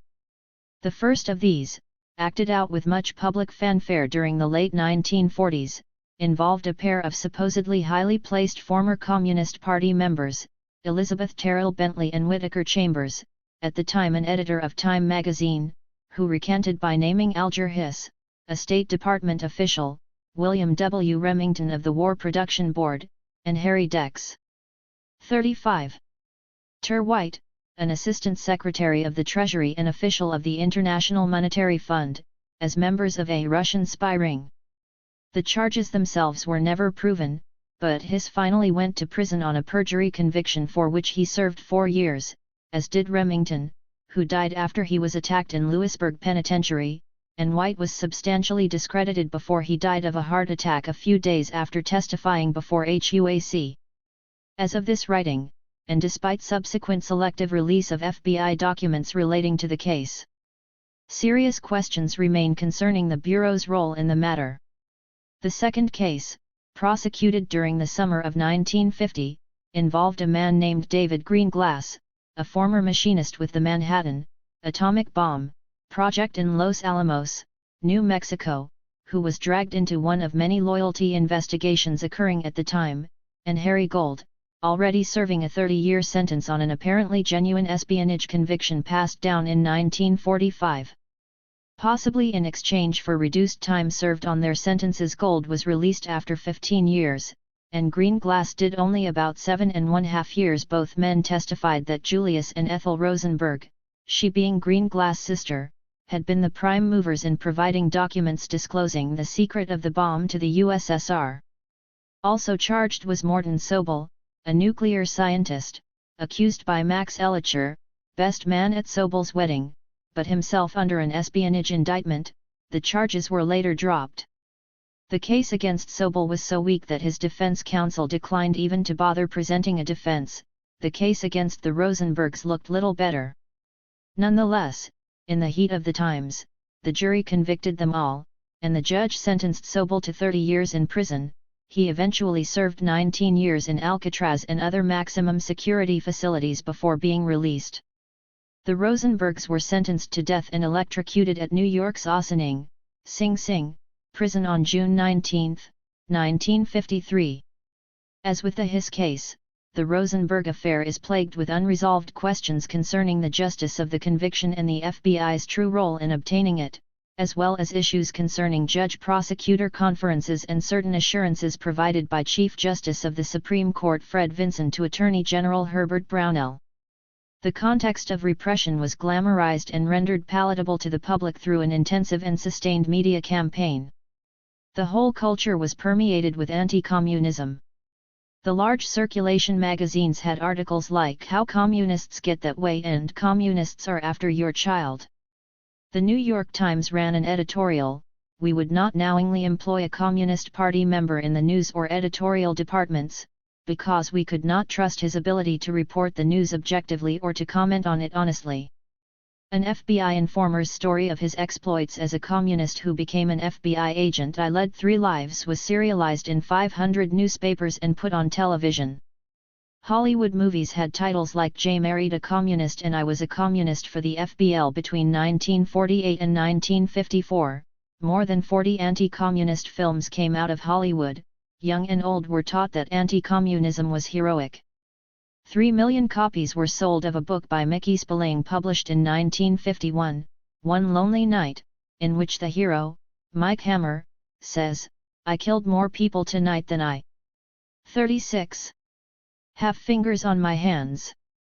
I shot them in cold blood and I enjoyed every minute of it. They were commies, red sons of bitches who should have died long ago." The FBI never really broke with the McCarthyites until the spring of 1954, when McCarthy began to hold hearings to investigate supposed subversives in the military. When he began attacking generals for not being hard enough on suspected communists, he antagonized Republicans as well as Democrats. This was, after all, in the midst of the Republican administration of former General Dwight D. Eisenhower, and in December 1954, the Senate voted overwhelmingly to censure him for conduct unbecoming a member of the United States Senate. It is important to note that the censure avoided criticizing either McCarthy's rabid anti-communist campaign of lies or abridgment of the rights of citizens, but upon his abuse of the generals and refusal to appear before a Senate subcommittee on privileges and elections. At about the same time, Liberal Democratic Senator Hubert Humphrey was arguing for legislation to make the Communist Party, USA flatly illegal. Meanwhile, the Bureau had engaged in some 6.6 million security investigations of Americans between March 1947 and December 1952, after which they supposedly tapered off dramatically.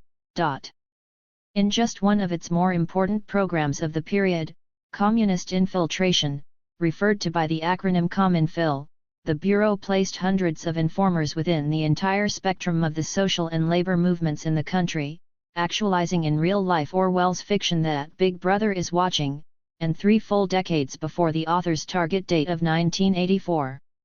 As its colleagues and rivals in reaction faded during the later 1950s, it was the FBI which inherited their collective mantle.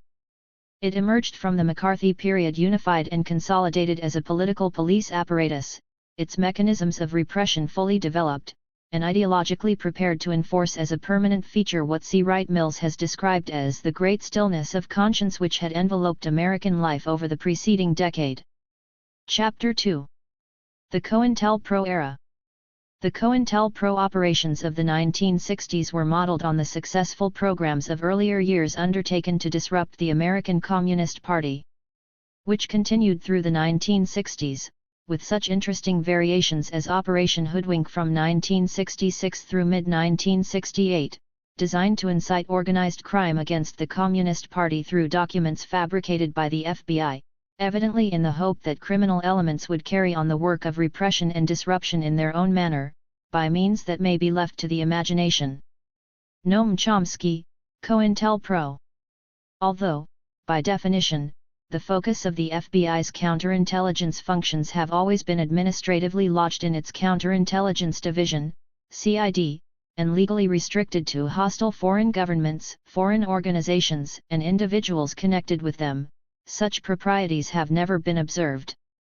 To the contrary, it is clear that virtually from the day Franklin Delano Roosevelt authorized the Bureau's return to investigation of subversives, Hoover cultivated a very real confluence of such activities between the CID and that unit of the FBI established to control purely domestic political dissent, the Internal Security Division, ISD.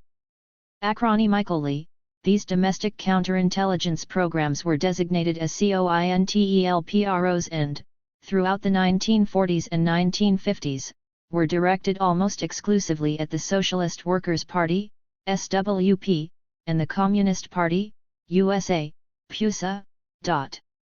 According to William C. Sullivan, a former head of the CID and, along with Cartha D.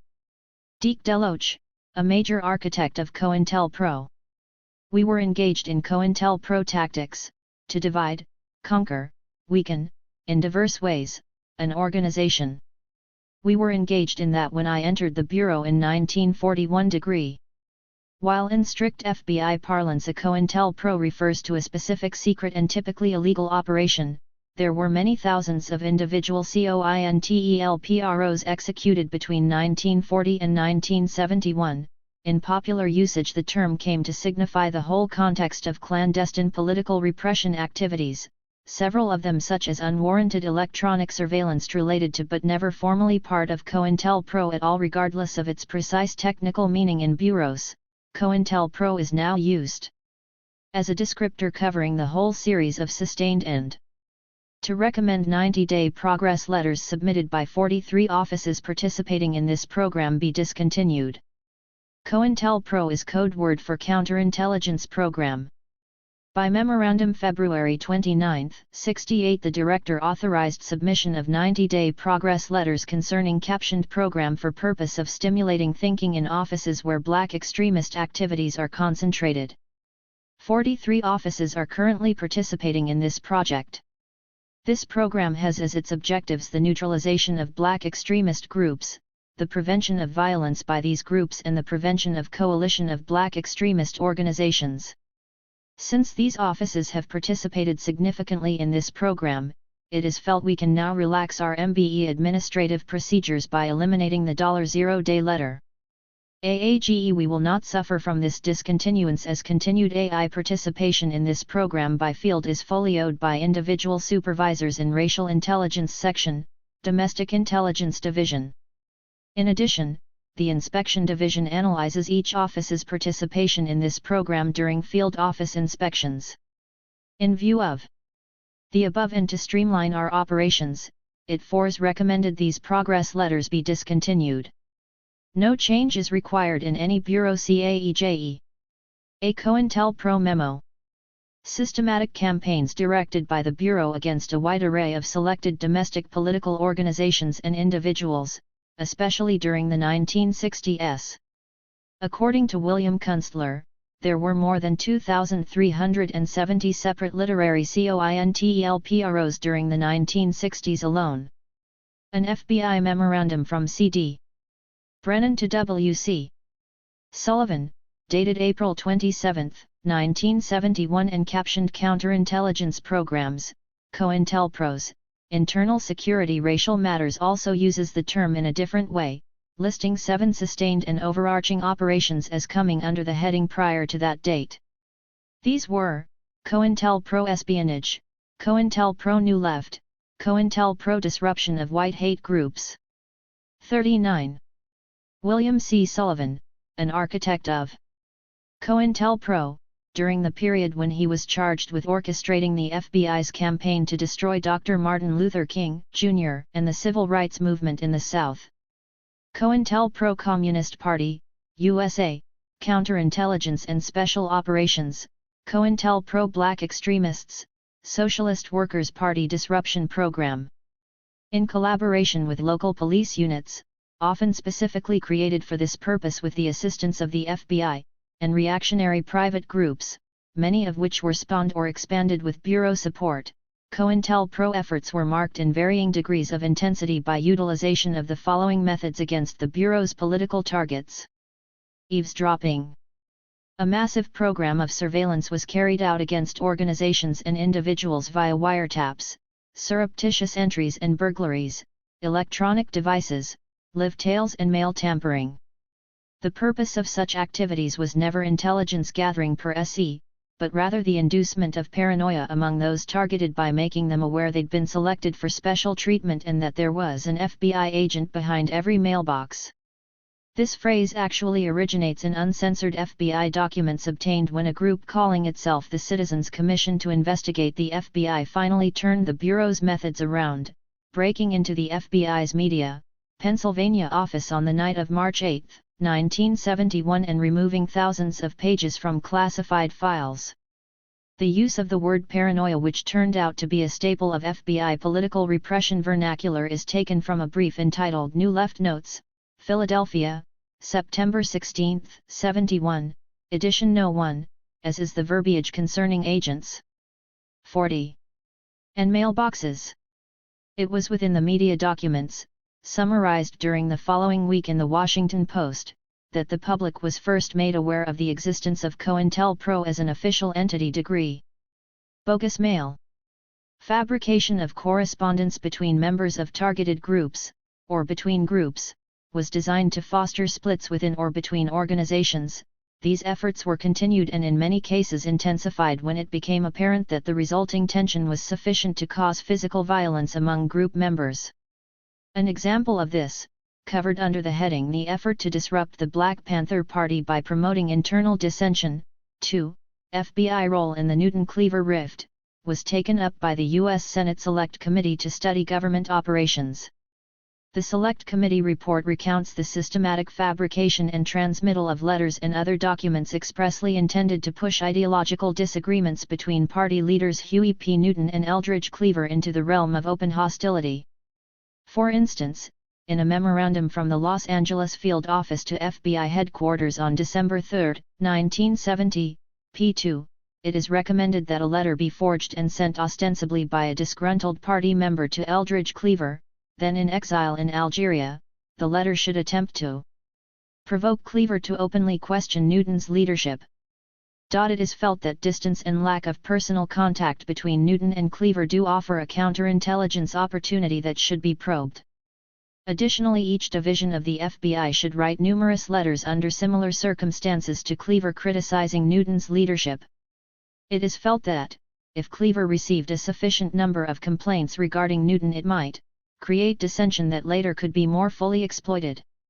Headquarters approved this COINTEL probe by a memorandum routed to the Los Angeles, San Francisco, and Washington field offices on December 5, 1970, increasing dissemination of the idea to include Atlanta, Boston, Chicago, Detroit, and New York field offices by memorandum on December 31, 1970. This was but one of nearly 100 similar and well-documented correspondence efforts undertaken with regard to the Newton-Cleaver factional fight alone.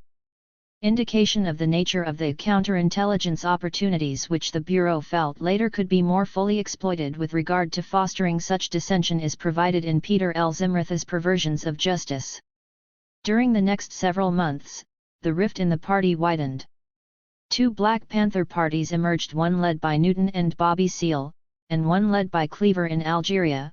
On March 8, 1971, Robert Webb, a Panther loyal to Cleaver, was shot in New York. 1 month later, Samuel Napier, loyal to Newton, was scalded, shot to death, and then set on fire in the party's office in Queens. The split, deliberately exacerbated by the FBI, is also directly related to several other homicides, covered elsewhere in this book. Black propaganda operations. Black propaganda refers to the fabrication and distribution of publications, leaflets, broadsides, etc. in behalf of targeted organizations/individuals designed to misrepresent their positions, goals, or objectives in such a way as to publicly discredit them and foster intra/intergroup tensions. A classic case of this is covered in Congress's the FBI's Covert Action Program to destroy the Black Panther Party, under the heading The Effort to Promote Violence Between the Black Panther Party and Other Well-Armed, Potentially Violent Organizations. Among the methods employed was the production and distribution of a series of cartoons, see samples, attributed to the Black Panther Party, BPP, and Ron Karenga's United Slaves Organization, US, with each side supposedly caricaturing the other in extremely negative fashion. This was part of an overall Bureau effort undertaken, as explained by Hoover in a memorandum to Baltimore and 13 other field offices, dated November 25, 1968, in order to fully capitalize upon BPP and U.S. differences as well as to exploit all avenues of creating further dissension within the ranks of the BPP. Hoover also noted that recipient offices are instructed to submit imaginative and hard-hitting counterintelligence measures aimed at crippling the BPP within what he described as a context of gang warfare and attendant threats of murder and reprisal associated with the BPP-US dispute. Small wonder that, when Los Angeles Panther leaders John Huggins and Al Prentice Bunchy Carter were killed by U.S. gunmen in Uckla's Campbell Hall on January 17, 1969, the Bureau assigned itself a good measure of credit and recommended a new round of cartoons designed to indicate to the BPP that the U.S. organization feels they are ineffectual, inadequate, and riddled with graft and corruption.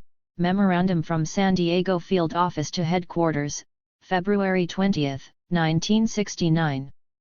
Similarly, when U.S. members wounded 2 Panthers in an ambush in San Diego on August 14, 1969, and killed another, Sylvester Bell, in a follow-up action the next day, the Bureau again congratulated itself on this success, observing, in view of the recent killing of BPP member Sylvester Bell, a new cartoon is being considered in hopes that it will assist in the continuance of the rift between the BPP and U.S., as part of efforts being made to determine how this situation can be capitalized upon for the benefit of the counterintelligence program. Memorandum from the San Diego Field Office to Headquarters, August 20, 1969. It should be noted that the murderers of Huggins and Carter, the brothers George and Joseph Steiner, and a man named Claude Hubert, are believed to have been police infiltrators of U.S., injected as an expedient to raise the level of tension between U.S. and the BPP. In large part, this suspicion has been raised by categorical assertions to this effect by a murky former agent provocateur placed inside the BPP during the critical period, and codenamed Othello, Othello himself. Disinformation or grey propaganda. The FBI systematically released disinformation to the press and electronic media concerning groups and individuals, designed to discredit them and foster tensions. This was also seen as an expedient means of conditioning public sentiment. 44. To accept bureau/police/vigilante excesses aimed at targeted organizations/individuals, and to facilitate the conviction of those brought to trial, even on conspicuously flimsy evidence. Such activities were so pervasive that one hardly knows where to begin in describing them. To provide a single, typically juvenile illustration, consider the text of the following memorandum from G.C. Moore to W.C. Sullivan, routed to 7 other ranking Bureau officials as well, written October 10, 1968 and proposing a media COINTELPRO against the Black Panther Party. Purpose: to recommend attached item be given news media source on a confidential basis as a counterintelligence measure to help neutralize extremist Black Panthers and foster a split between them and the Student Nonviolent Coordinating Committee, SNCC. Background: there is a feud between the two most prominent Black nationalist extremist groups, the Black Panthers and SNCC. Attached item notes that the feud is being continued by SNCC circulating the statement that, according to zoologists, the main difference between a panther and other large cats is that the panther has the smallest head. This is biologically true. Publicity to this effect might help neutralize Black Panther recruiting efforts. Action: that attached item, captioned Panther Pinheads, be furnished to a cooperative news media source by the Crime Records Division on a confidential basis. We will be alert for other ways to exploit this item. The operation was approved the following day and the article appeared in newspapers nationally over the following month. While its impact on Panther recruitment efforts is difficult to quantify, it does seem to have been helpful in finalizing the split between the Panthers and SNCC. Harassment arrests. The repeated arrest of targeted individuals and organization members on spurious charges was carried out, not with any real hope of obtaining convictions, although there was always that possibility, assuming public sentiment had been sufficiently inflamed, but to simply harass, increase paranoia, tie up activists in a series of pre-arraignment incarcerations and preliminary courtroom procedures, and deplete their resources through the postings of numerous bail bonds, as well as the retention of attorneys. Again, this was so pervasive a tactic that it is impossible to give. Maxwell Sanford, Director of U.S. Operations for RAM, was also the founder of a BPP chapter in New York City, August 1966. A comprehensive summary of its use during the 1960s. Perhaps the best single example of its employment with precision, and with focus upon a given organization, involves the destruction of Maxwell Sanford's Revolutionary Action Movement, RAM, an incipient national-level black formation based primarily in Philadelphia, during 1967.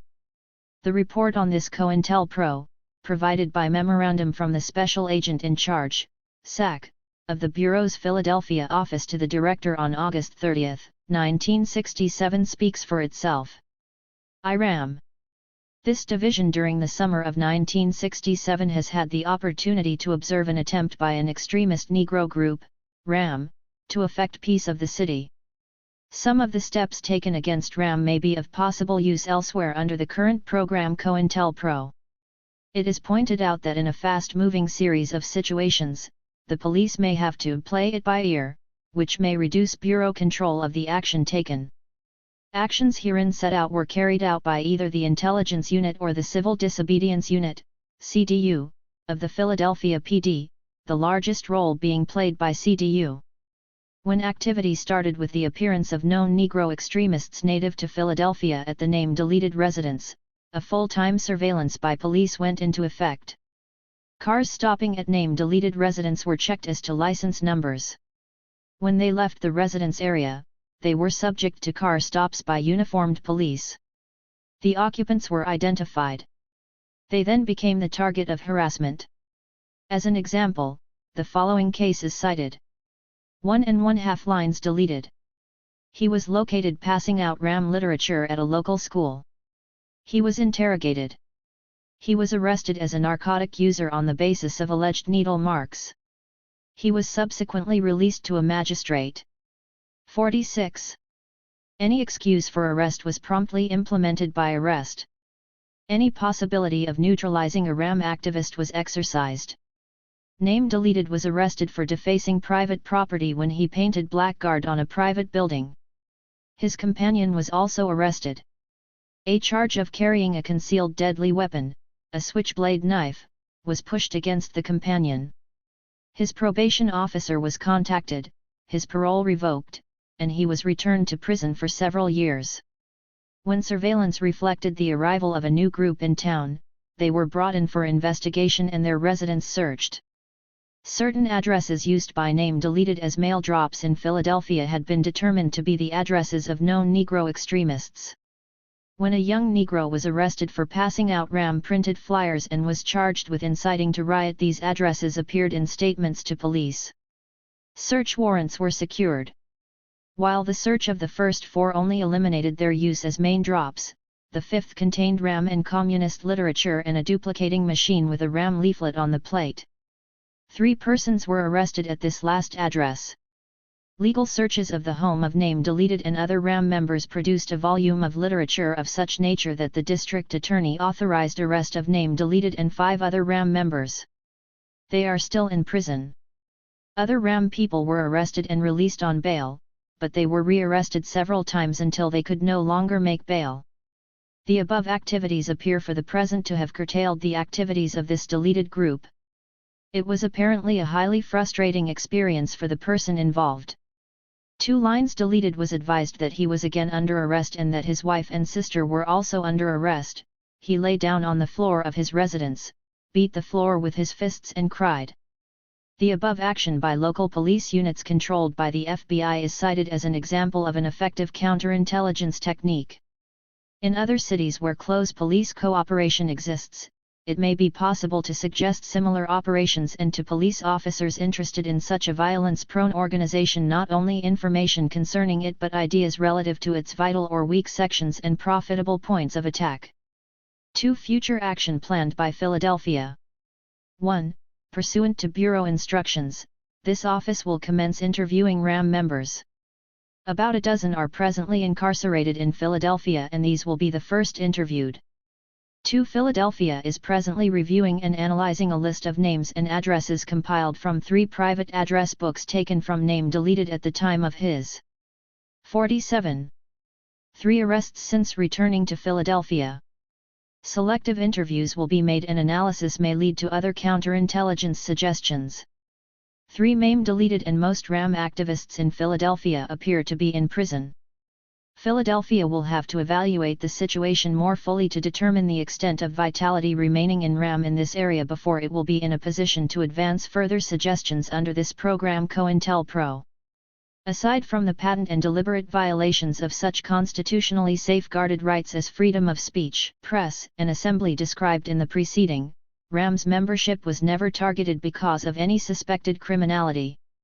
Despite the rhetoric concerning their being violence-prone, few arrests and no convictions were ever obtained against group members on such charges.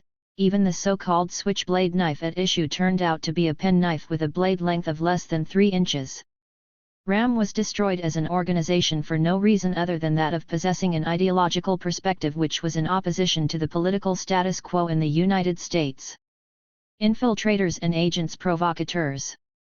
This widely used tactic involved the infiltration of targeted organizations with informers and agents provocateurs, the latter expressly for the purpose of fomenting or engaging in illegal activities which could then be attributed to key organizational members and/or the organization as a whole. Agents provocateurs were also routinely assigned to disrupt the internal functioning of targeted groups and to assist in the spread of disinformation. Once again, examples are legion. Initially, there seemed to be an inclination on the part of the Bureau to utilize such personnel, at least in part. A J. A. Herbert I led 3 lives Philbrick during the early 1950s, as vehicles to promote bogus exposes designed to discredit radicals from within their own organizations. An early instance of this concerned Philip Abbott Luce, ostensibly a member of the Progressive Labor Party, who surfaced in 1965 to offer a series of highly inaccurate revelations on left thinking and practice before the House Un-American Activities Committee. Luce subsequently authored a book with FBI assistance, The New Left, containing much of the same material. Later examples of this include William Tullio Divolo with Joseph James, J. Lived Inside the Campus Revolution, and Larry Grathwohl, As Told to Frank Reagan, Bringing Down America, an FBI informer with the Weathermen. Literally thousands of infiltrators were used against the left in the 1960s. According to the New York Times, the Bureau deployed 316 informers between 1960 and 1976 within the Socialist Workers' Party, SWP, and its youth wing, Young Socialist Alliance, YSA, alone. 42 of these FBI plants had held office within the SWP or YSA and had thus participated in shaping the very organizational policies which the Bureau claimed it was necessary to investigate. As of June 1976, more than 60 infiltrators were still active within SWP and YSA. At one point in early 1969, San Francisco attorney Charles Gary observed that between 60 and 70 infiltrators were working within the Black Panther Party, nationally. When one considers the similar infiltration levels of other organizations of the period SDS, SNCC, Student Mobilization, the Resistance, the Moratorium, Youth Against War and Fascism, La Raza, the Black Student Unions, various civil rights organizations, yippies, and so on, the implications become clear in terms of the alarming numbers involved. As Ungar puts it, critics would later suggest that informants, recruited during the advanced stages of New Left development, had become classic agents provocateurs, who entered the protest movement at the government's urging and helped stimulate violent incidents which could be used to justify severe, perhaps repressive, police response. In a film prepared for the public broadcasting system in 1971, journalist Paul Jacobs interviewed 3 men who insist their agent contacts encouraged them to join in bombings and burnings, or to propose that the groups they infiltrated commit criminal acts. As one of the men put it to Jacobs, the FBI agent told me to burn the buildings, so that the state troopers would have an excuse to come on campus and crush the rebellion on campus. Among known provocateurs, one of the more notorious was Tommy the Traveler Tanja, who roamed from campus to campus across the Northeast in the late 1960s, agitating for the bombing of military research facilities, the burning of ROTC buildings, and the like. He was paid to do so by the FBI. Pseudo-gangs. There is some indication that the Bureau had begun to spawn pseudo-gangs, phony organizations designed to confuse, divide, and undermine as well as do outright battle with authentic dissident groups by the end of the COINTELPRO era. Researcher Ken Lawrence quotes British counterinsurgency expert Frank Kitson, who coined the term, as observing, "There is some evidence to the effect that pseudo-gangs of ultra-militant black nationalists are operating now in the United States." Lawrence goes on to note, one FBI provocateur based in Tampa, Florida, named Joe Burton created organizations all over the United States and Canada between 1972 and 1975. His home base group in Tampa was called Red Star Cotter. Most of its far-flung affiliates, but not all, presented themselves as Maoist, some were ostensibly pro-Soviet or pro-Cuba. The FBI used these front groups sometimes to disrupt legitimate revolutionary movements in the U.S., other times to unify with and spy on them. 49. Badjacketing. Snitch-jacketing or badjacketing refers to the practice of creating suspicion through the spread of rumors, manufacture of evidence, etc. that bona fide organizational members, usually in key positions, are FBI/police informers, guilty of such offenses as scheming organizational funds and the like. The purpose of this tactic was to isolate and eliminate organizational leadership. Such efforts were continued and in some instances accelerated when it became known that the likely outcome would be extreme physical violence visited upon the jacketed individual. Badjacketing was a very commonly used technique. For instance, in a COINTELPRO proposal submitted on July 10, 1968 by the SAC, New York, to the director, it was recommended that consideration be given to convey the impression that SNCC leader Stokely Carmichael is a CIA informer. One method of accomplishing this would be to have a carbon copy of informant report reportedly written by Carmichael to the CIA carefully deposited in the automobile of a close black nationalist friend. It is hoped that when the informant report is read it will help promote distrust between Carmichael and the black community. It is also suggested that we inform a certain percentage of reliable criminal and racial informants that we have heard from reliable sources that Carmichael is a CIA agent. It is hoped that these informants would spread the rumor in various large Negro communities across the land. The proposal, which was approved the next day, also contained a report on another COINTELPRO directed at Carmichael. On July 4, '68, a pretext phone call was placed to the residence of Stokely Carmichael, and in absence of Carmichael his mother was told that a friend was calling who was fearful of the future safety of her son. It was explained to Mrs. Carmichael the absolute necessity for Carmichael to hide out inasmuch as several BPP members were out to kill him, and it was probably to be done sometime this week. Mrs. Carmichael appeared shocked upon hearing the news and stated she would tell Stokely when he came home. One result of Carmichael's bad jacketing may be detected in the statement of Black Panther Party Minister of Defense Huey P. Newton on September 5, 1970 that, "We charge that Stokely Carmichael is operating as an agent of the CIA." While such exercises may seem on their face to be merely slimy, the more lethal implications were brought out clearly by an FBI infiltrator named Thomas E. Mosher, who had penetrated the Bay Area Radical Union in 1969 and insinuated himself into a relationship with the National Office of the Black Panther Party. As he later explained to the Senate Internal Security Committee during March 1971, Fred Bennett, a prominent Bay Area Panther and general in George Jackson's People's Army, had been successfully bad-jacketed as a police informer at some point in mid-1969.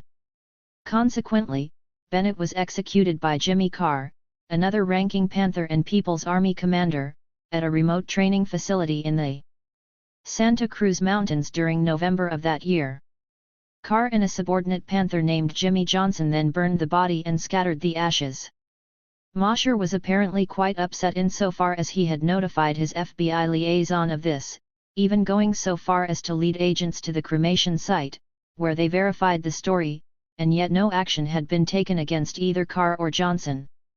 As it turns out, this seems to have been because a bad jacket operation was also underway against Carr. By early 1972, the idea had successfully been implanted in movement circles that Carr was a police agent and was scheming funds from the People's Army.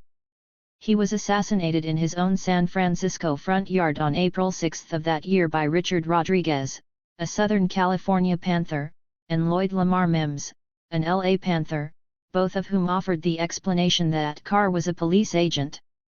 Evidence has never been produced that either Bennett or Carr provided information to any police agency. Both incidents are well covered in Joe Durden Smith's Who Killed George Jackson?, which offers the following insight on the counterintelligence method at issue here. This bad-jacketing technique, well known in prisons where guards are adept at turning members of a group against each other, also creates a pressure point. When a man is abandoned by his comrades because of a rumor slipped into the prison grapevine, when suspicion and rancor suddenly replace old loyalties, it is easier to turn him into a stoolie, the cooperative, compliant informer. Bad-jacketing may thus be viewed as a very flexible and adaptable tool for FBI operations such as COINTELPRO, especially when coupled with incidents such as the Bennett and Carr murders. Fabrication of evidence. A widely used FBI tactic has been the fabrication of evidence for criminal prosecution of key individuals, and the withholding of exculpatory evidence which might serve to block conviction of these individuals. This includes the intimidation of witnesses and use of coercion to obtain false testimony. There are numerous examples of this on record, including the so-called Chicago 8, later Chicago 7, conspiracy trial of David Dellinger, Tom Hayden, Rennie Davis, Abby Hoffman, Jerry Rubin, John Froens, Lee Weiner, and originally, Bobby Seale on charges of interstate travel with intent to incite riot during the 1968 Democratic Convention in Chicago. Among other things, the Bureau concocted a threatening letter to jurors, signed the Black Panthers, and called obviously bogus witnesses Robert Pearson and William Frappoli in its efforts to obtain convictions. Another example of similar if less flamboyant FBI evidentiary methods in federal political cases was the conspiracy trial of Benjamin Spock, et.al. The Bureau also became deeply immersed in providing similar assistance to local prosecutors going after nationally targeted dissidents in the courtroom, including, for instance, the 1970-71 case of New York's Panther 21 and the simultaneous murder conspiracy trials of Panther leaders Bobby Seale and Erica Huggins in New Haven, Connecticut. That each of these legal travesties ultimately resulted in the 53. Acquittal of the defendants attests far more to the abilities of the respective juries to perceive the baldness of the government approach than to any restraint on the part of the FBI in attempting to miscarry justice. Although such political trials were never formally a part of COINTELPRO, their relationship to it is brought out quite clearly by the Seale-Huggins case. In this matter, the murder victim was a young Panther candidate from New York named Alex Rackley who had been badjacketed as a police infiltrator. The perpetrator of the badjacketing, as well as Rackley's interrogator, the youngster, had been shackled to a bed and scalded for days prior to being shot to death. An executioner was an ostensible Panther captain named George Sams. Sams, as it turned out, had been a paid FBI informer for a period of time never disclosed by the Bureau. Seale and Huggins seem to have been drawn into the matter almost as a dividend or afterthought. It should be noted that Sams ultimately took a plea bargain which resulted in his doing light time in the Rackley murder, while New Haven Panther Captain Lonnie McLucas and others were convicted as accessories, receiving heavy sentences. Assassinations. The Bureau has been implicated as cooperating in the outright physical elimination assassination of selected political leaders, either for exemplary reasons or after other attempts at destroying their effectiveness had failed. The Bureau almost always used surrogates to perform such functions, but can repeatedly be demonstrated as having provided the basic intelligence, logistics, or other ingredients requisite to successful operations in this regard. Understandably, this is the murkiest of all COINTELPRO areas, and the one from which congressional investigators have shied most consistently and sharply.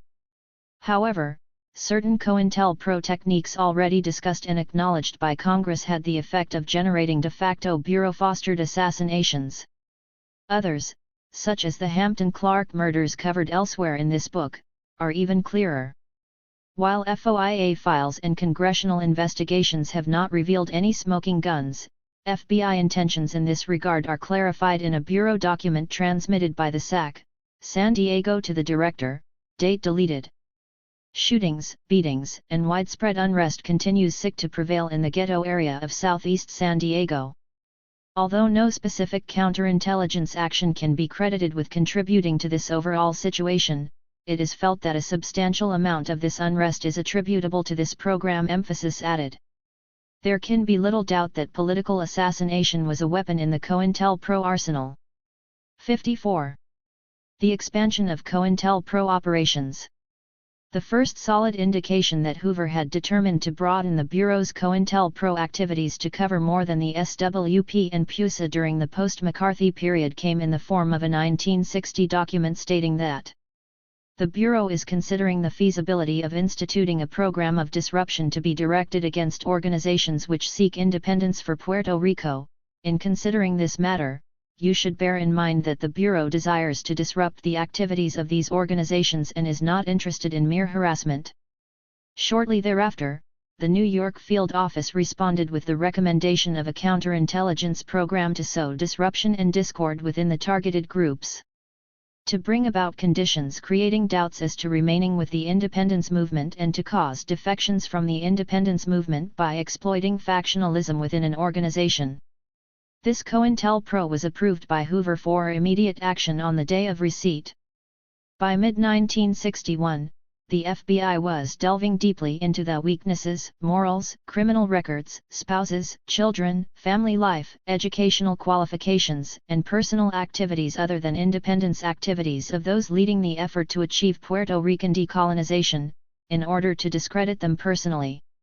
At about the same time, Hoover moved to initiate similar operations against the growing civil rights movement in the Southeast, placing Dr. Martin Luther King's name in Section A of the Reserve Index, one step below the Security Index, on May 11, 1962, and advising the Atlanta field office that he should be added to their pickup list for handling under the provisions of the Detention Act in the event of a national emergency.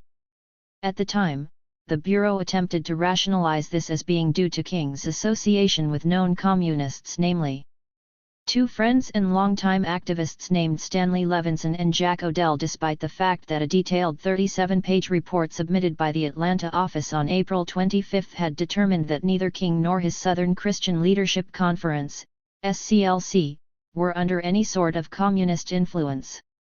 In fact, many of the Bureau's contentions concerning Levinson and Odell were later proven to be untrue. Nonetheless, the Bureau proceeded to implement a full-scale communist infiltration, investigation of King and the SCLC, including round-the-clock electronic surveillance, and tied them into an ongoing COINTELPRO, originally aimed at the PUSA.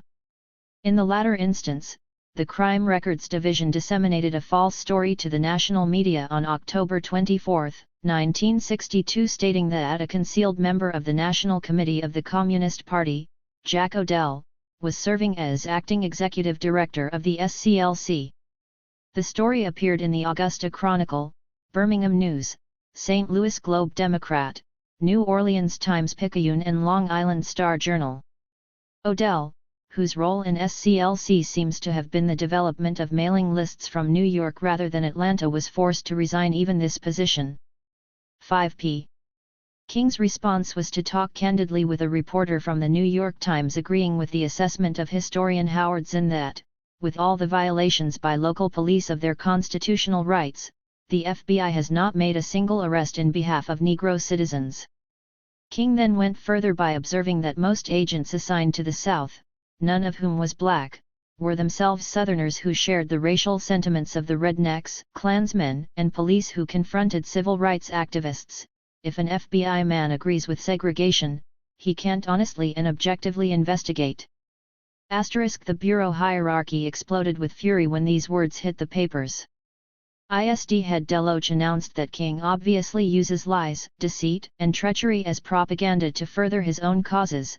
The fact that he is a vicious liar is amply demonstrated by the fact that he constantly associates with and takes instructions from Stanley Levinson, who is a hidden member of the Communist Party.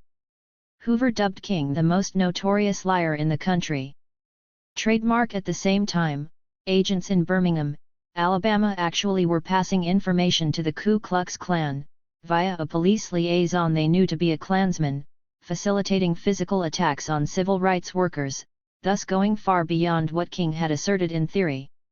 From this point on, the Bureau began putting a trash cover on the SCLC office, investigating King's bank and charge accounts, instituting electronic surveillance on an Atlanta hideaway apartment often used by King, installing a bug in King's office, looking for personal weaknesses among SCLC employees that could be used to win their cooperation with the Bureau, sending a forged letter in King's name to SCLC contributors warning them that an IRS investigation was about to begin, and attempting to intensify a well-known mutual dislike of King and NAACP head Roy Wilkins.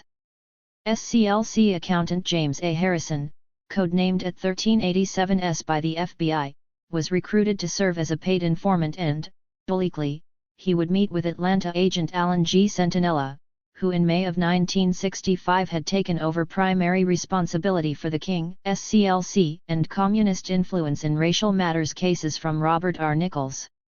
Despite such massive and sustained coverage, the Bureau was unable to develop either incriminating evidence against King/SCLC, or to derail the civil rights agenda.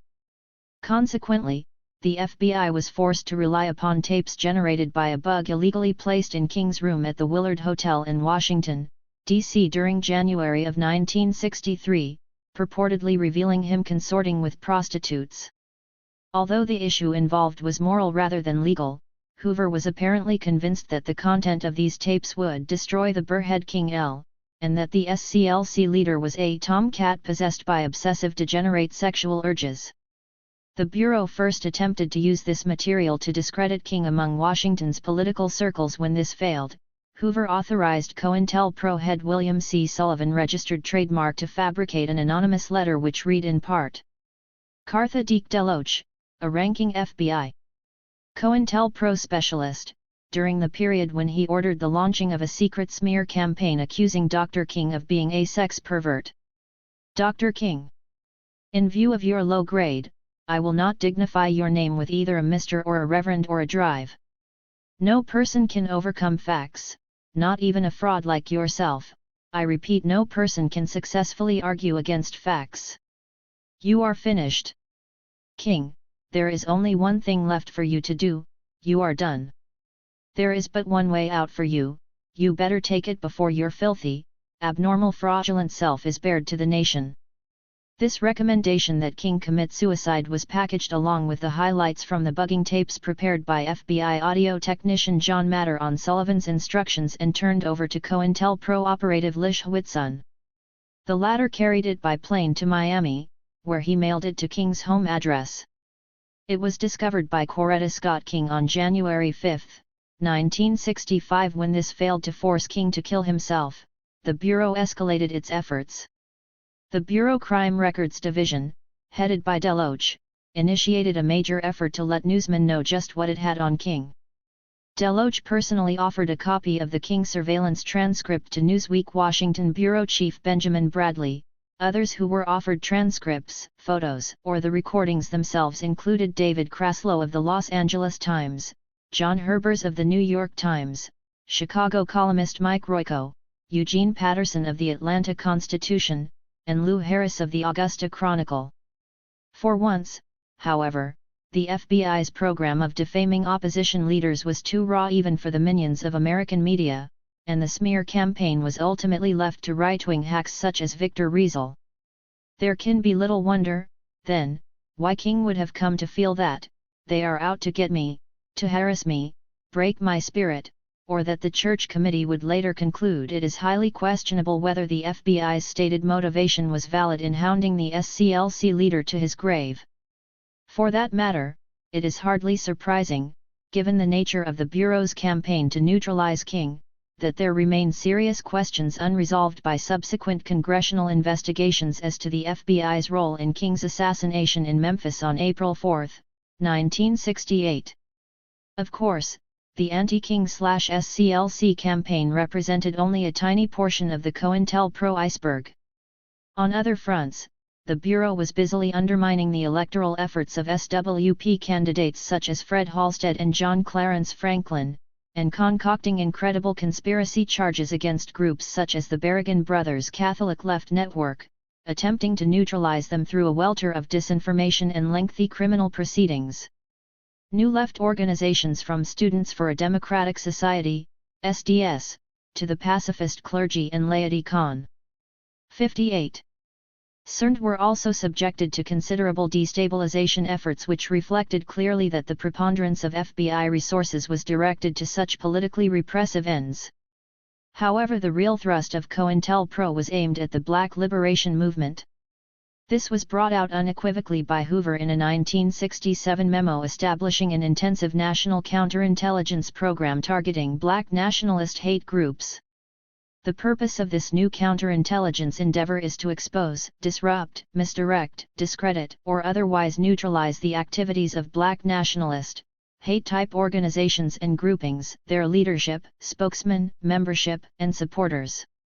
In another memorandum, sent out under the same caption early in 1968, the director called upon his COINTELPRO operatives to, among other things, prevent the coalition of militant Black nationalist groups, prevent militant Black nationalist groups and leaders from gaining respectability, prevent the rise of a Black Messiah who overload, unify and electrify the militant Black nationalist movement.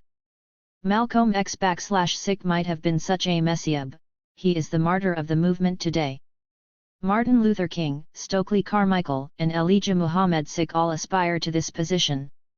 Elijah Muhammad is less of a threat because of his age. King could be a very real contender for this position should he abandon his supposed obedience to white, liberal doctrines, nonviolence, and embrace Black nationalism. Carmichael has the necessary charisma to be a real threat in this way. Original emphasis. As we know, King was assassinated and Carmichael was neutralized through bad jacketing at about the same time, see Note 20. It has been convincingly argued that the Bureau was involved in the orchestration of the assassination of Malcolm X. As for Elijah Muhammad, leader of the Nation of Islam, Nod, age was not the only factor in his being less of a threat. The Bureau began wiretap surveillance of Elijah Muhammad's Chicago's residence in 1957, with the authorization of Attorney General Herbert Brownlee, on the grounds that members of the NOI disavow allegiance to the United States and are taught they need not obey the laws of the United States. When Elijah Muhammad bought a winter home in Arizona in 1961, a wiretap and microphone were installed there. Both forms of surveillance continued for several years. Elijah Muhammad was targeted for special attention when the Bureau established a black nationalist hate group COINTEL program in 1967 and 1968. The Bureau played assorted COINTEL tricks on the organization as early as the late 1950s. Other black leaders, such as H. Rap Brown of the Student National Coordinating Committee, SNCC, were subject to endless legal harassment or, like the Reverend Charles Cone of the Cairo, Illinois, United Front, to deliberate public and private smear campaigns. In the case of black activist comedian Dick Gregory, conscious efforts were made to render him subject to physical retribution by the Mafia * organizations such as the Revolutionary Action Movement, RAM, see Note 18, the Bi Republic of New Africa, RNA, and even the Black Student Unions, BSUs, on various campuses came in for systematic special handling. Concerning the Black Student Organization at the University of California at Santa Barbara, UCSB. The documents reveal that the FBI, 1, planted a paid informant in the BSU, possibly with the knowledge and complicity of the UCSB administration. The informant, registered as a student, worked undercover for at least a year. 2. Opened files on every BSU member at that time. These files were not released. 3. That the FBI had some part in the BSU busts of 1969 which student activists regard as frame UPS. The charges were thrown out. The FBI requested that the police inventory any radical literature found at the apartments where the BSU members were arrested. 4.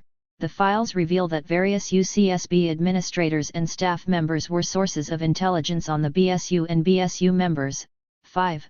That members of the District Attorney's Office, including the current District Attorney, Stanley Roden, reported information on the BSU to the FBI. 6. That the FBI placed one BSU member on the Security Index, to be arrested and placed in a concentration camp in the event of a national emergency.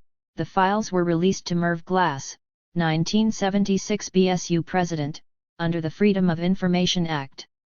The Santa Barbara documents indicate similar activities conducted regarding the BSUs at Berkeley, San Francisco State, UCLA, and Cornell. The actions against the RNA are illustrated in a memorandum from SAC, Jackson, Mississippi, to Director, FBI, dated December 2, 1970 and captioned Counterintelligence Operations Being Effected, Tangible Results, Republic of New Africa SIC. The document notes that, since March 1968, the RNA has been trying to buy and lease land in Mississippi. Counterintelligence measures has SIC been able to abort all RNA efforts to obtain land in Mississippi. It goes on to observe that Richard Henry, aka Brother Imari, leader of the RNA, accompanied by many out-of-state supporters to hold a national RNA meeting on the land of the nation in Mississippi. This conference was disruptive and ineffective due to Jackson Division, Bureau-approved counterintelligence measures.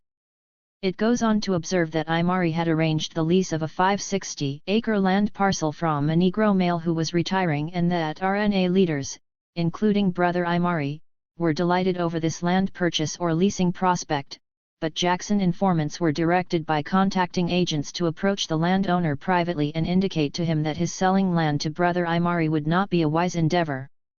Additionally, on October 9, 70, the landowner was interviewed by Bureau agents. The report concludes that, as a result of the above counterintelligence efforts, the land which the RNA had almost finalized plans regarding purchasing or leasing in rural Hinds County, Miss, has not been sold or leased to them. As a result of the above, intensive efforts of the RNA to obtain land in Mississippi over the past 2.5 years are still totally unsuccessful. A final note in this matter is that Imari spent nearly a decade in courts and prisons as a result of a shootout with police occurring in 1972, as the RNA continued in increasingly frustrated fashion to press its legal right to purchase property in that state. Such are the ongoing wages of COINTELPRO.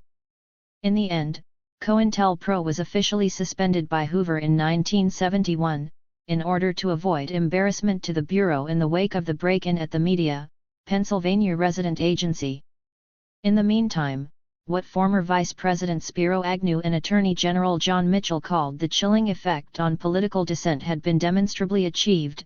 The movement for social change, loosely described as the New Left, had been shattered, its elements fragmented and factionalized, its goals and methods hugely distorted in the public mind, scores of its leaders and members slain, hundreds more languishing in penal institutions as the result of convictions in cases which remain suspect, to say the least.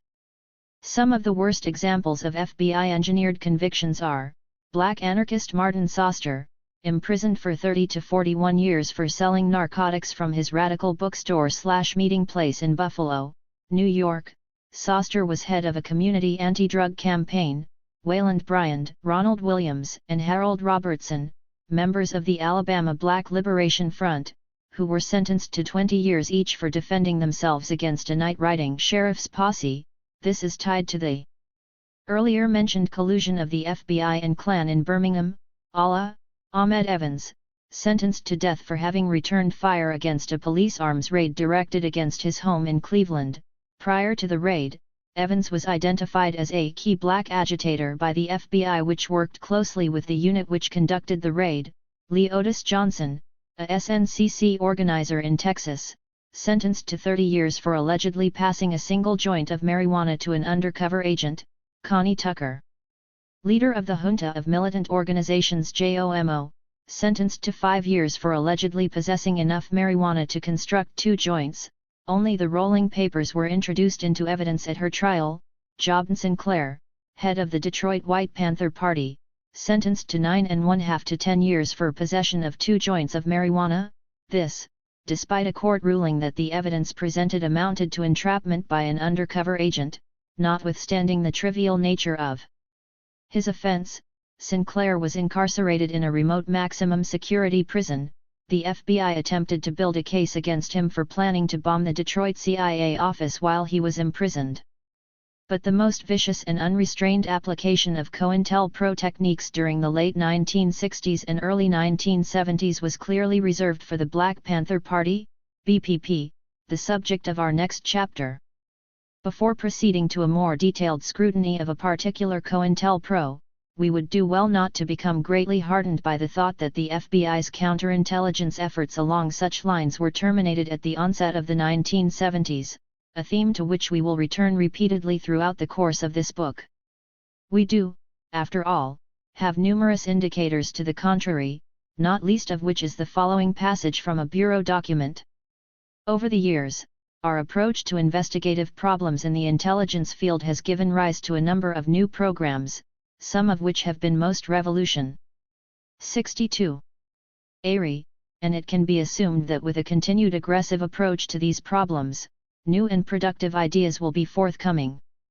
These ideas will not be increased in number or improved upon from the standpoint of accomplishments merely through the institution of a program such as COINTELPRO, which is given another name, and which, in fact, only encompasses everything that has been done or will be done in the future.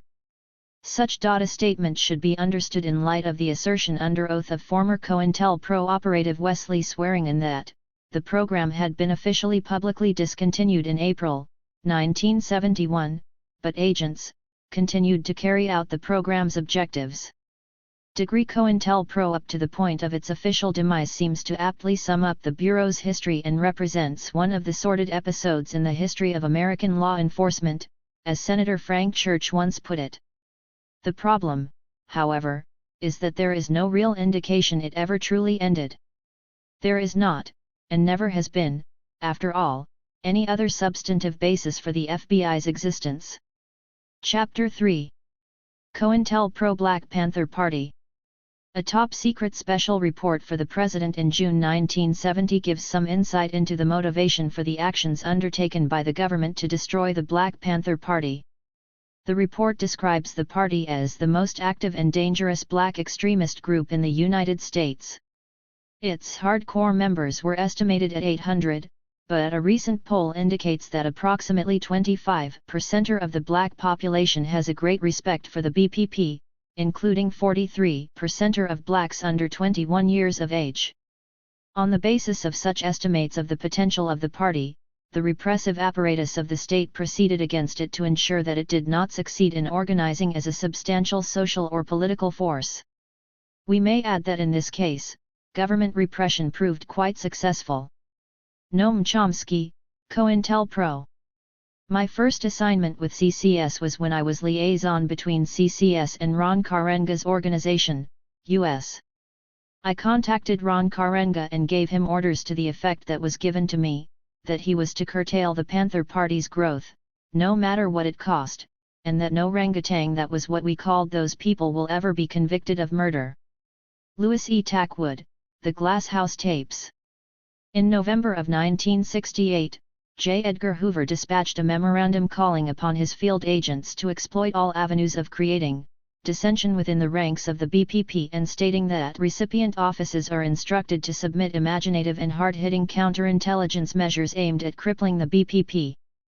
Some of the responses developed by the Bureau's COINTELPRO specialists in complying with this directive have been summarized in Chapter 2 and are probably still culminating, as is indicated by the March 1987 sentencing of BPP founder Huey P. Newton to 3 years imprisonment for being a felon in possession of a firearm. The period of 1968 to 71, however, seems to have encompassed the great bulk of the worst of the FBI's anti-Panther activity, and we will therefore offer 3 vignettes drawn from those years as being illustrative of the whole tenor of COINTELPRO BPP. 63. 64. Chicago BPP leader Fred Hampton addressing a Free Bobby Seale rally, October 1969. The assassinations of Fred Hampton and Mark Clark. Fred Hampton, as Noam Chomsky has observed, was one of the most promising leaders of the Black Panther Party. He'd come to the BPP's embryonic Chicago chapter founded by SNCC organizer Bob Brown in late 1967 from suburban Maywood, where he'd been a high school leader and NAACP activist, at the beginning of 1968. When Brown left the party with Stokely Carmichael and the FBI fostered SNCC/Panther split, see Chapter 2, Hampton assumed the Illinois State BPP chairmanship, a matter which automatically rendered him a national BPP deputy chairman.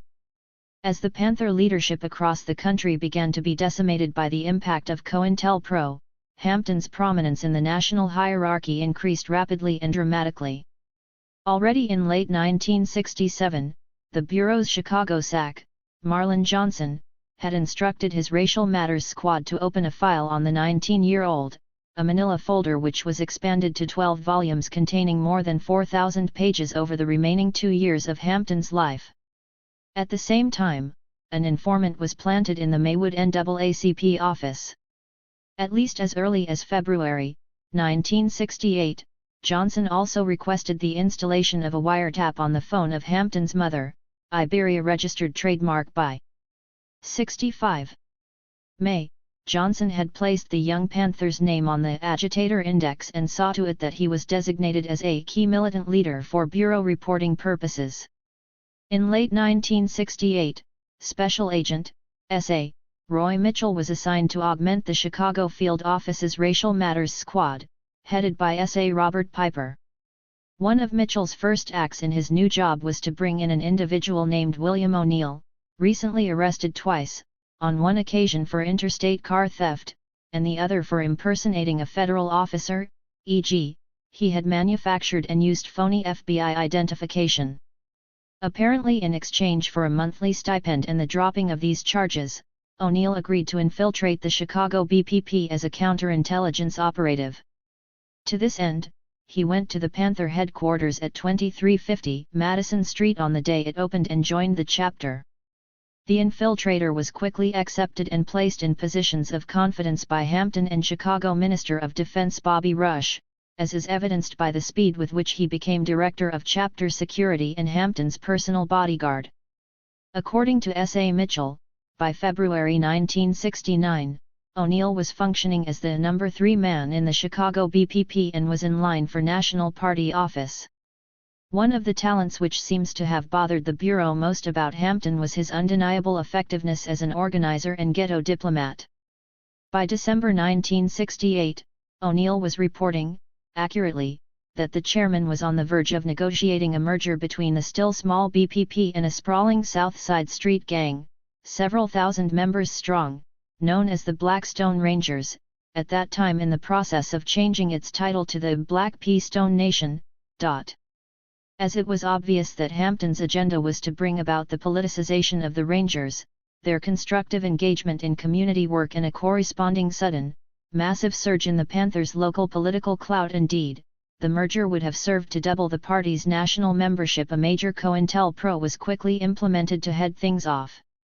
Sack Johnson secured approval from Hoover to prepare and mail an anonymous letter to Jeff Fort, head of the Rangers, which read: Brother Jeff, I've spent some time with some Panther friends on the west side lately and I know what's going on. The brothers that run the Panthers blame you for blocking their thing and there's supposed to be a bit out on you. I'm not a Panther, or a Ranger, just black. From what I see, these Panthers are out for themselves, not black people. I think you ought to know what they're up to. I know what I'd do if one was you. You might hear from me again. Emphasis added. SGD, a black brother you don't know. Predictably enough, relations between the BPP and Rangers degenerated into antagonism, with Fort offering to blow Hampton's head off, and O'Neill Nr. 66. Getically pursuing his role as militant in exacerbating the problem. The infiltrator also used the same method, this time openly accusing the gang leader of being an undercover cop, in destroying merger discussions with the vice-lord degree and providing the information by which S.A. Mitchell constructed another anonymous, threatening letter to the head of the Mau Maus. In March, the COINTELPRO was broadened to include the sending of menacing letters to Hampton. Brother Hampton.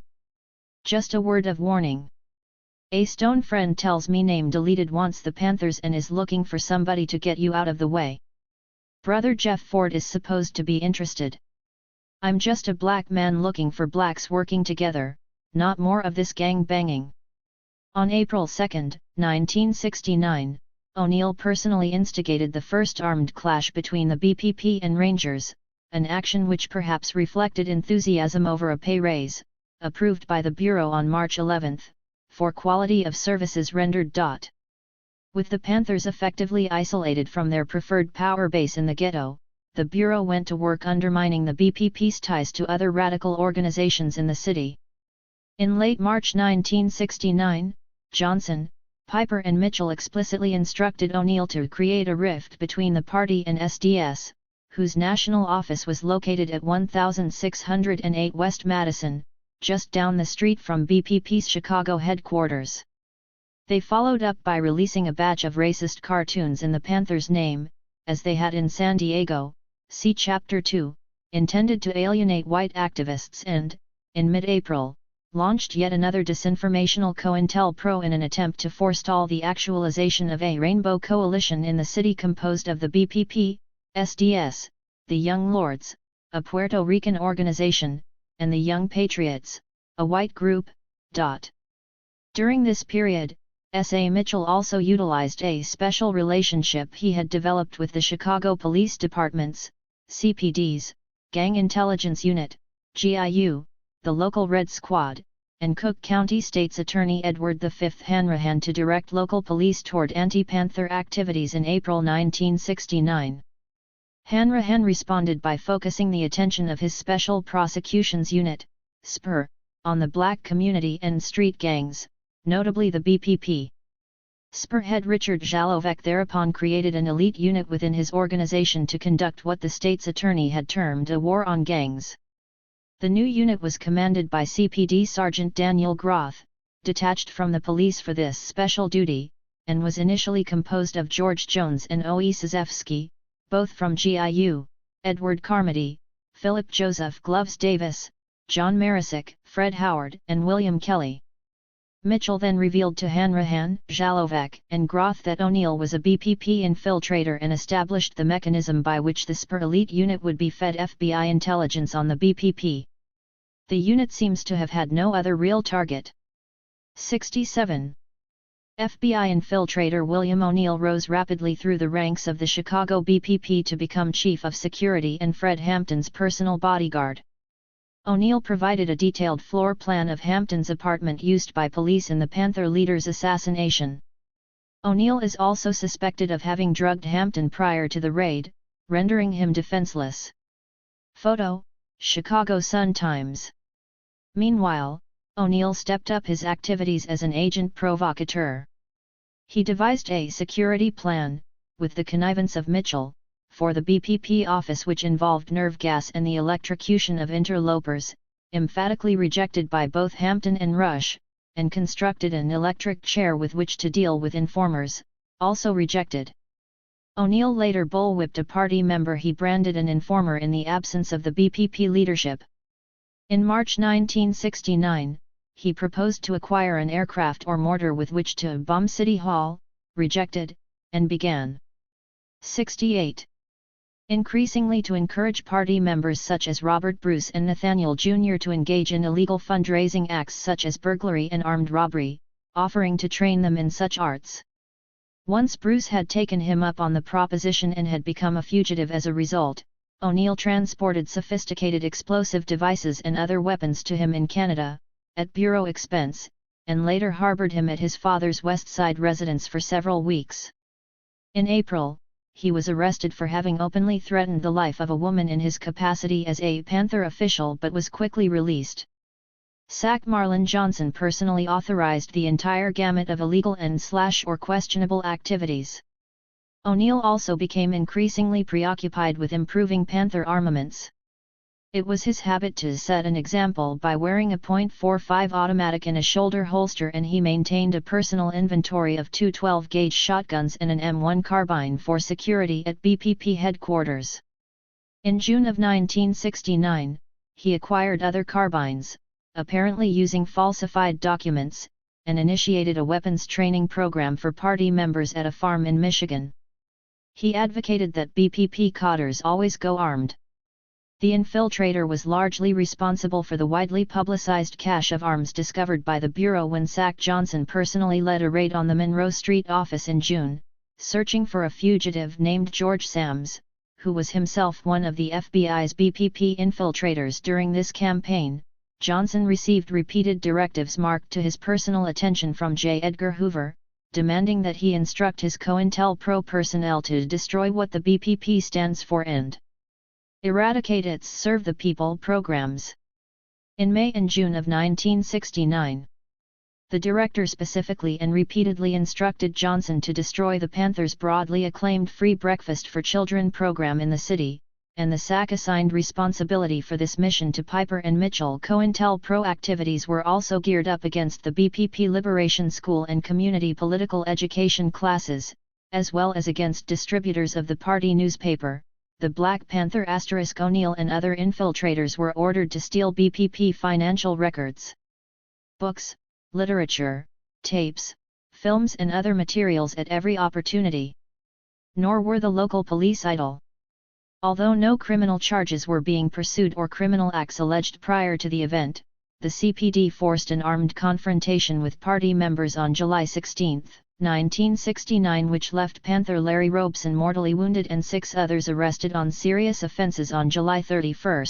The police followed up by raiding and ransacking the Monroe Street office, smashing typewriters, destroying food and medical supplies for the Panther Health Clinic and Breakfast program, setting several small fires, and beating and arresting several Panthers for obstruction. The procedure was repeated on October 31. On all 3 occasions, the FBI provided sensationalized accounts to the press. Hampton had been successfully prosecuted in May by Hanrahan's attorneys in a dubious case involving the alleged theft of $71 worth of ice cream in Maywood during late 1967. Convicted, sentenced to 2 to 5 years and shipped immediately to Illinois' Menard Prison, he managed, however, to obtain an appeal bond and was released in August. Throughout the fall of 1969, Hampton maintained an increasingly demanding speaking schedule, organized weekly rallies at Chicago's Federal Building on behalf of Panther National Chairman Bobby Seale, at the time a defendant in the Chicago 8 conspiracy trial, worked with the Chicago BPP's Minister of Health Ronald Doc Satchel in establishing a Free People's Clinic on the West Side, taught political education classes at the Liberation School and attended the Breakfast for Children program every morning at 6 a.m. He also began a community control of police project and launched an investigation into the police slayings of 2 black youths, the Soto brothers. In early October, in order to be nearer to party headquarters, Hampton and his fiancée, Deborah Johnson, who was pregnant with their child, rented a 4 1/2 room apartment at 2337 West Monroe Street. Within a week, O'Neill was reporting that much of the Panthers' provocative arms stockpile had been removed from the BPP office and was being stored at the apartment, as well as the fact that the place was being used as a crash pad for visiting party members and those whose business kept them late at headquarters. In early November, the Chicago chairman traveled to California on a speaking engagement for the UCLA Law Students Association, meeting with the remaining BPP national hierarchy while there. He was told he was to be appointed to the party's Central Committee, assuming David Hilliard's position as Chief of Staff and becoming the Panthers' major spokesperson in the near future. O'Neill reported this development to S.A. Mitchell immediately upon Hampton's return, and the news was apparently placed in the context of FBI assessments that, despite the level of repression and destabilization already visited upon it, Hampton's release from prison had led to a resurgent Chicago BPP chapter becoming one of the strongest in the country, with one of the most successful Serve the People programs. Stronger measures were clearly needed if Hampton's effectiveness and imminent ascendancy to national leadership were to be thwarted.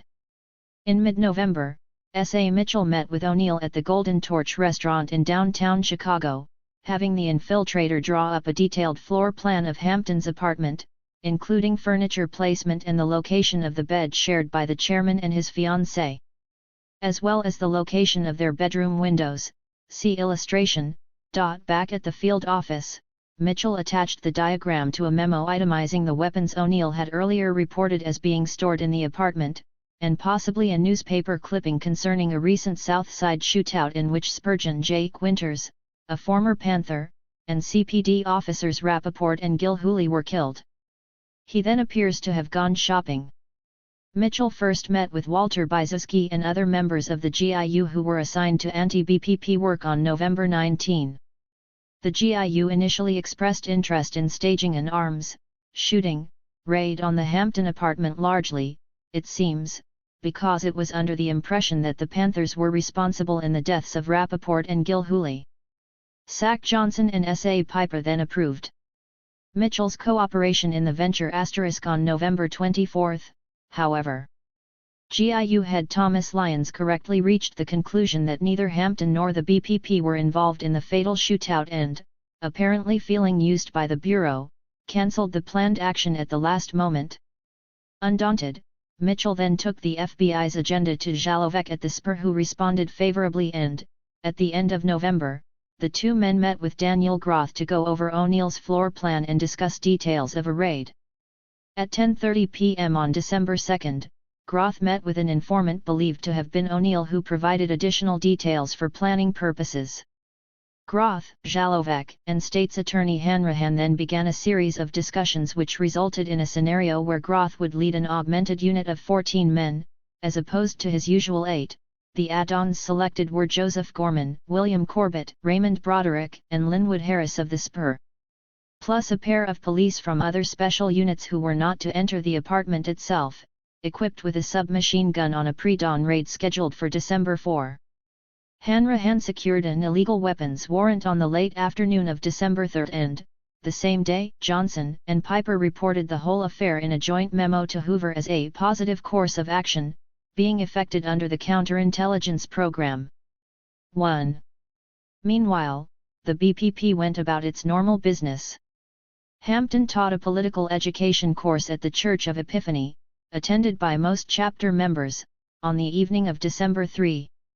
Afterwards, as was typical, several Panthers retired to the Monroe Street apartment to spend the night. These included Hampton and Deborah Johnson, Blair Anderson, a former Blackstone Ranger recruited to the BPP by its chairman, Doc Satchell, Harold Bell, Rockford Defense Captain Verlina Brewer, Louis Trulock, Brenda Harris, and Mark Clark, a defense captain from the party's downstate Peoria chapter. Deputy Defense Minister Bobby Rush was supposed to have been there, but was called away at the last moment on family business. Upon arrival, they were met by O'Neill, who had earlier reported to S.A. Mitchell by telephone on the matter of Hampton's sleeping habits. O'Neill had also prepared a late dinner, including Kool-Aid, which was consumed by the group prior to their beginning to go to bed sometime around midnight. O'Neill left at this point and, at about 1:30 a.m., Hampton fell asleep in mid-sentence during a telephone conversation with his mother conducted from his bedroom. Groth assembled and briefed his force at approximately 4 a.m. on the morning of December 4. Using O'Neill's floor plan and other information provided by Mitchell, the raiders then departed for Monroe Street with utmost secrecy and very heavily armed. Once there, they divided into 2 sub-teams with 8 of their number deployed to the front of the apartment and 6 to the rear. At about 4:30, they launched an outright assault upon the Panthers, as Gloves Davis kicked open the front door and promptly shot Mark Clark point-blank in the chest with a .30 caliber M1 carbine. Clark, who had apparently nodded off in a front room with a shotgun across his lap, barely had time to stand up before being killed more or less instantly. His reflexive response to being shot discharged the shotgun. It was the only round fired by the Panthers during the raid. Davis immediately proceeded to pump a bullet into 18-year-old Brenda Harris, who was lying, unarmed, in a front room bed. Trademark Groth hit her with a second round. Gorman, joined by Davis and his carbine, then began spraying automatic fire from his .45 caliber Thompson submachine gun through a wall into the bedrooms. All 42 shots fired by the pair converged on the head of Hampton's bed, pinpointed in O'Neill's floor plan. One of the slugs, fired by Davis, struck Hampton in the left shoulder, seriously wounding him as he slept. While this was going on, the second sub-team, firing as they came, crashed through the back door. This was followed by a brief lull in the shooting, during which Carmody and another, unidentified, raider entered Hampton's bedroom. They were heard to have the following exchange. "That's Fred Hampton. Is he dead? Bring him out. He's barely alive, he'll make it." 2 shots were then heard, both of which were fired point-blank into Hampton's head as he lay prone, followed by Carmody's voice stating, "He's good and dead now." Trademark the chairman's body was then dragged by the wrist from the bed to the bedroom doorway, and left lying in a spreading pool of blood. At that point, the raiders mopped up, with Gorman directing fire from his submachine gun at the remaining Panthers, again, who were attempting to cover themselves in the apartment's other bedroom. Doc Satchell was hit 4 times in this barrage, and Blair Anderson twice. 17-year-old Verlina Brewer was also hit twice. The victims were then beaten and dragged bodily to the street, where they were arrested on charges of attempting to murder the raiders and aggravated assault. At 9:26 a.m., SAC Marlon Johnson dispatched an urgent teletype to FBI headquarters, informing Hoover of the deaths of Hampton and Clark, and that the surviving apartment occupants were facing serious charges. He then instructed S.A. Piper to send Mitchell and another, unidentified, agent to meet with State's Attorney Hanrahan. After a 30-minute discussion with the FBI men in his library, Hanrahan convened a press conference with Groth and the rest of the SPUR team present, at which time he announced that his raiders had been attacked by the violent and extremely vicious Panthers and had defended themselves accordingly. He called upon all law-abiding citizens to support the actions of his office. At almost the same moment, the survivors were being assigned bail of $100,000 each. A matter which was not resolved until all of the charges were dropped 5 months later. On December 8, Hanrahan conducted a second press conference in which he lauded the raiders for their remarkable restraint, bravery and professional discipline in not killing all the Panthers present. He then contacted Chicago Tribune editor Clayton Kirkpatrick, a longtime friend of the FBI, and asked that the paper run as an exclusive unedited and prominently displayed, the Spur version of the raid. Kirkpatrick complied with this request by assigning reporters Robert Weidrich and Edward Lee to produce a verbatim interview with Daniel Groth which, along with several photos provided by the Spur purporting to show bullet holes made by shots fired at the raiders by the Panthers, was run under a banner headline on page 1. On December 11, the same day the Tribune story appeared, Hanrahan also arranged for Groth and his team to reenact the raid for CBS TV under direct supervision of Spur head Jalovec. This bit of investigative journalism was run during prime time on Chicago's Channel 2 that same evening, demonstrating conclusively how the raiders had acted admirably and only in self-defense. By the next day, however, less cooperative reporters had unearthed the fact that the Spur's photographic evidence was fabricated. The dark spots which supposedly were Panther-made bullet holes were actually old nail heads showing up starkly against the apartment's pale doors. In the ensuing uproar, Hanrahan called yet another press conference, this time responding angrily and evasively, standing 100% behind the police while instructing CPD Superintendent Conlisk to Deborah Johnson, fiancée of Fred Hampton, while being booked on charges of assaulting the police officers who had just murdered her husband-to-be. Photo, Chicago Police Department.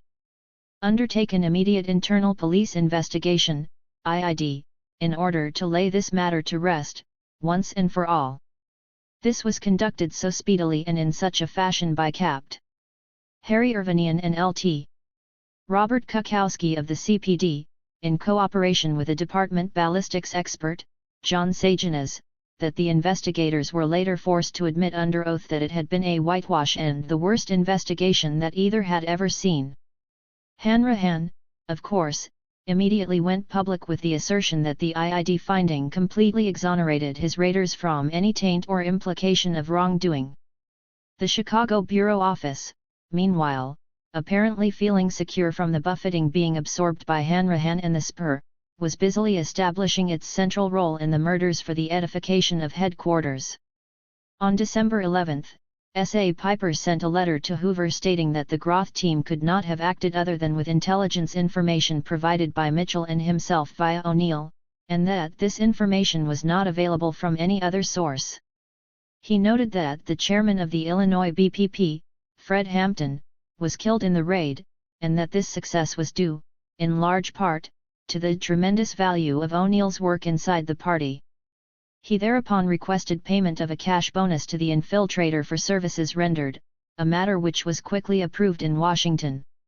For his part, in an apparent attempt to provide some post hoc justification for the acts of the Spurrators, Mitchell wrote a covering memo on December 12, approved by Piper, claiming that he had informed the state's attorney's office as early as December 1 or 2 that there were illegal weapons in Hampton's apartment, a fact he omitted from all related, internal, memoranda. On December 13, Sack Johnson, in a ploy remarkably similar to Hanrahan's IID investigation, recommended that a federal grand jury be empaneled to consider whether Panther civil rights had been violated during the raid. Attorney General John Mitchell responded by immediately assigning Jairus Leonard, chief of the Justice Department's Civil Rights Division and a director of a secret interagency intelligence operation to head up the effort, which was initiated on December 21. While the grand jury was gearing up, a special blue ribbon inquest was also staged by the Cook County Coroner's Office. During these relatively short proceedings, and apparently under the tutelage of Hanrahan and Jalovec, Groth, ballistics expert Sagenas, and Sagenas supervisor, John Kolodrovuk, perjured themselves on a number of critical points, e.g., Sagenas matched 2 police shotgun shell casings to Brenda Harris's weapon, while the other raiders provided corroborating testimony. As a result, the assassinations of Hampton and Clark were officially labeled as justifiable homicides and no murder indictments were returned against the spur. Marlon Johnson testified before the federal grand jury on February 11, 1970, contending that the Bureau's involvement in the Hampton-Clark affair had been, at most, extremely peripheral. He neglected to mention FBI infiltration of the party, provision of the Monroe Street floor plan to the spur, or any other COINTELPRO-related activity. Asterisk. While his SAC was perjuring himself, S.A. Roy Mitchell was constructing another memo to headquarters requesting authorization to continue O'Neill on the payroll at $575 per month. As justification, he recited those facts his boss failed to remember under oath. Within such a travesty, it is hardly surprising that Hanrahan was able to cut a deal with Leonard whereby the whole matter could be laid to rest forever, an arrangement summarized in a memo to headquarters prepared by an FBI agent named Trevenuse at Johnson's instruction on April 8, 1970. AAG Jarris Leonard, Civil Rights Division, Department of Justice, at Chicago, advised SAC Marlon Johnson in the strictest confidence that no indictments of police officers are planned in captioned matter. AAG Leonard has a firm commitment to meet with Edward V. Hanrahan, State's Attorney, Cook County, Illinois, within 1 week, whereupon, on the basis of Federal District Court order, Hanrahan will receive testimony of State's Attorney's Police before FGJ. The above is based on an agreement whereby Hanrahan will dismiss the local indictments against the BPP members. Hanrahan is given 30 days to dismiss the local indictment, which will be based upon a change of testimony of John Sijonasik of the Chicago Police Crime Lab. 76. The quid pro quo appears to have been that Hanrahan and his raiders would walk in exchange for their continued silence concerning the facts and nature of FBI involvement in the murders. Thus, upon the conclusion of 3 official and highly publicized investigations of the Hampton-Clark assassinations, each of which purported to extend a clean bill of health over the murderers and their superiors, it was left to the dead men's families and surviving Panthers to bring out the real facts, in civil rather than the far more appropriate criminal court framework. Proceeding on the basis of the most obvious problems with the state-federal position, Iberia Hampton et al. Secured the services of attorneys Flint Taylor, Dennis Cunningham, and Jeff Haas of the People's Law Office in Chicago and entered a $47.7 million damage suit against Edward V. Hanrahan et al. Utilizing the context of at least limited public revelation of COINTELPRO fostered by the media. Pennsylvania break-in, an FOIA suit brought by newsman Daniel Shore, the Church Committee's investigations of domestic intelligence operations and the newly functional Freedom of Information Act as a basis by which to secure a portion of the relevant but hitherto withheld FBI documents. Taylor and Haas were able to move things along in the civil arena. For example, disclosure of O'Neill's identity was finally forced in 1973 in an unrelated case, involving the murder of a drug dealer, and details of his role as an infiltrator emerged more or less steadily thereafter. Still, the whole affair proceeded with excruciating slowness. During the trial, the defendants and their lawyers participated in massive obstruction and cover-up. The defendants stonewalled and were repeatedly evasive, recalling almost nothing. They were aided and abetted by repeated objections by their lawyers and the rulings of the trial court. Defendant Mitchell forgot a recent 3-day meeting with defense lawyer Cantor and O'Neill, and only avoided perjury by correcting his testimony at the next session. Defendants Piper and Mitchell combined with their attorneys to suppress at trial over 90% of the documentary evidence that the court had ordered produced, evidence which held the key to their culpability. A classic case of FBI obstructionism occurred when Richard G. Held, who had replaced Marlon Johnson as SAC, Chicago, upon the latter's retirement in 1970, contended under oath that his office had already delivered all pertinent documents concerning Bureau involvement with Hampton.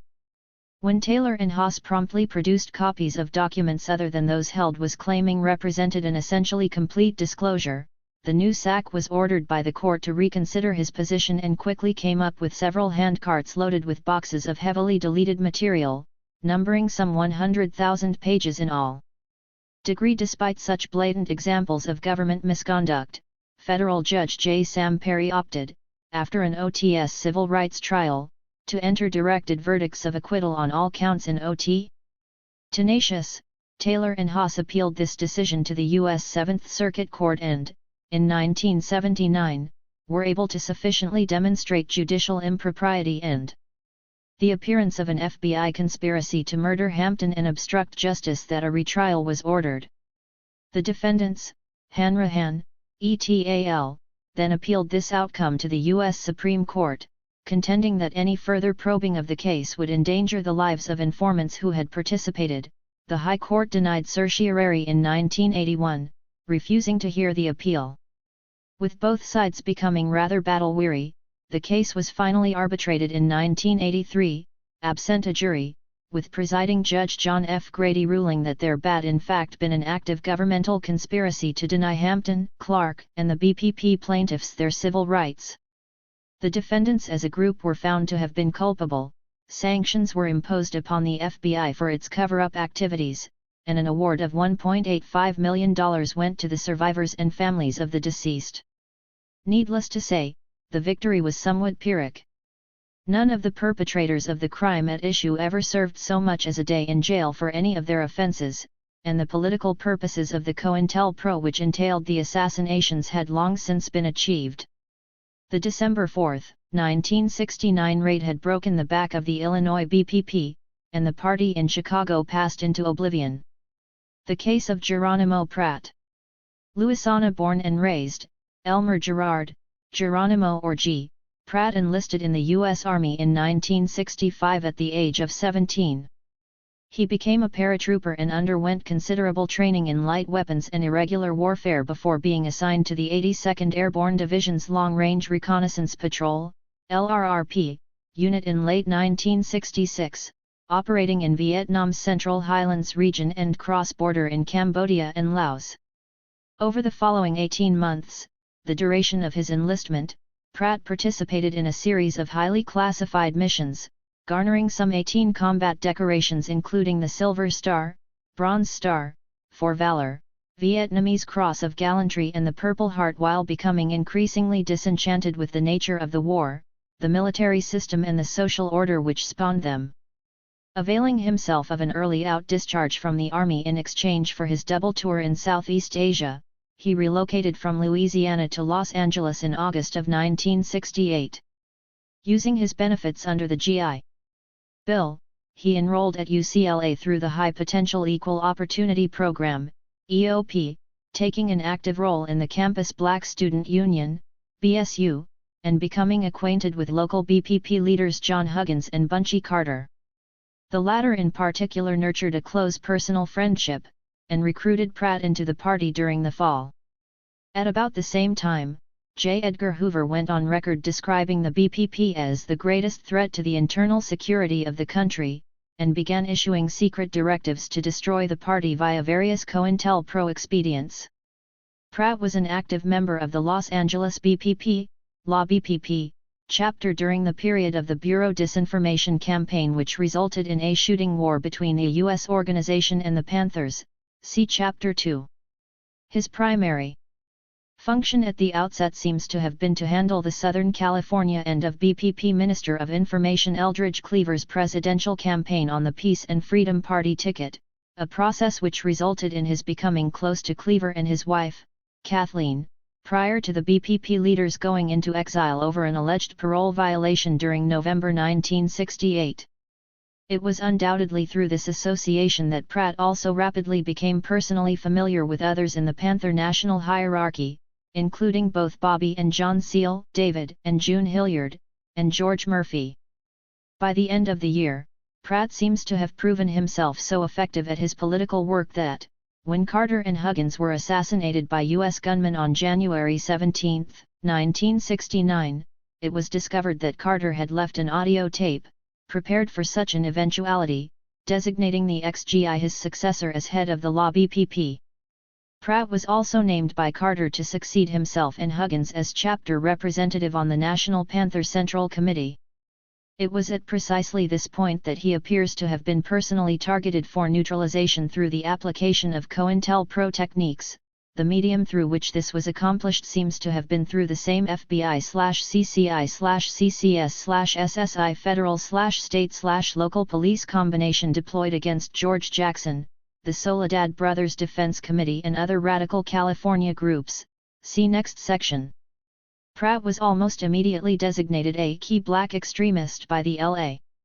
Bureau Office and placed in the National Security Index. As a consequence, he was targeted not only for neutralization by the FBI, but, as former Panther infiltrator Louis Tackwood had pointed out, this automatically placed him on the wall of the Los Angeles Police Department's LAPD, Criminal Conspiracy Section, CCS, Glass House, headquarters, as an individual to be eliminated by local police action. As Tackwood explained the CCS operation, the room is broken up into divisions, see my point? Black, white, Chicano and subversives. Everybody's there. And every last one of the walls has pictures of them. This one black, the middle all white, and the Chicanos all on this side. Most of the files are on the walls, you see, they got everybody. Panthers, SDS, weathermen. Let me explain to you. They got a national hookup. You see my point? And because of this national power, they are the only organization in the police department that has a liaison man, that works for the FBI, and the FBI has a liaison man who works with the CCS. The inevitable consequence of this was that the new law BPP was placed under intensely close surveillance by the FBI and subjected to a series of unfounded but serious arrests by the Bureau's local police affiliates at CCS. Sent on April 4, 1969, Pratt and his second-in-command, Roger Blue Lewis, were arrested on a tip by the LAPD, for possession of an explosive device, a pipe bomb, while driving in a car. The matter did not go to trial until 1972, under circumstances which will be described below. Now, Geronimo. Who were? Eucalin a pork chop N-word. Two of the cartoons produced and distributed by the Los Angeles office of the FBI during the COINTELPRO against Geronimo Pratt, designed to continue to provoke the lethal tension between the Panthers and the U.S. organization which had already claimed the lives of Bunchy Carter, John Huggins, Sylvester Bell, and others. 81. Copyright on April 23, 1969, he was arrested along with FBI Panther infiltrator Julio C. Butler and 3 bona fide party members on charges of having kidnapped another BPP member, Ollie Taylor. Acquittal in this matter occurred in April of 1971. Sent on June 15, 1969, Pratt and several other party members were questioned on suspicion of murdering Captain Franco Diggs, a party member whose bullet-riddled body was discovered in a vacant lot in the San Pedro area south of Watts on December 19, 1968.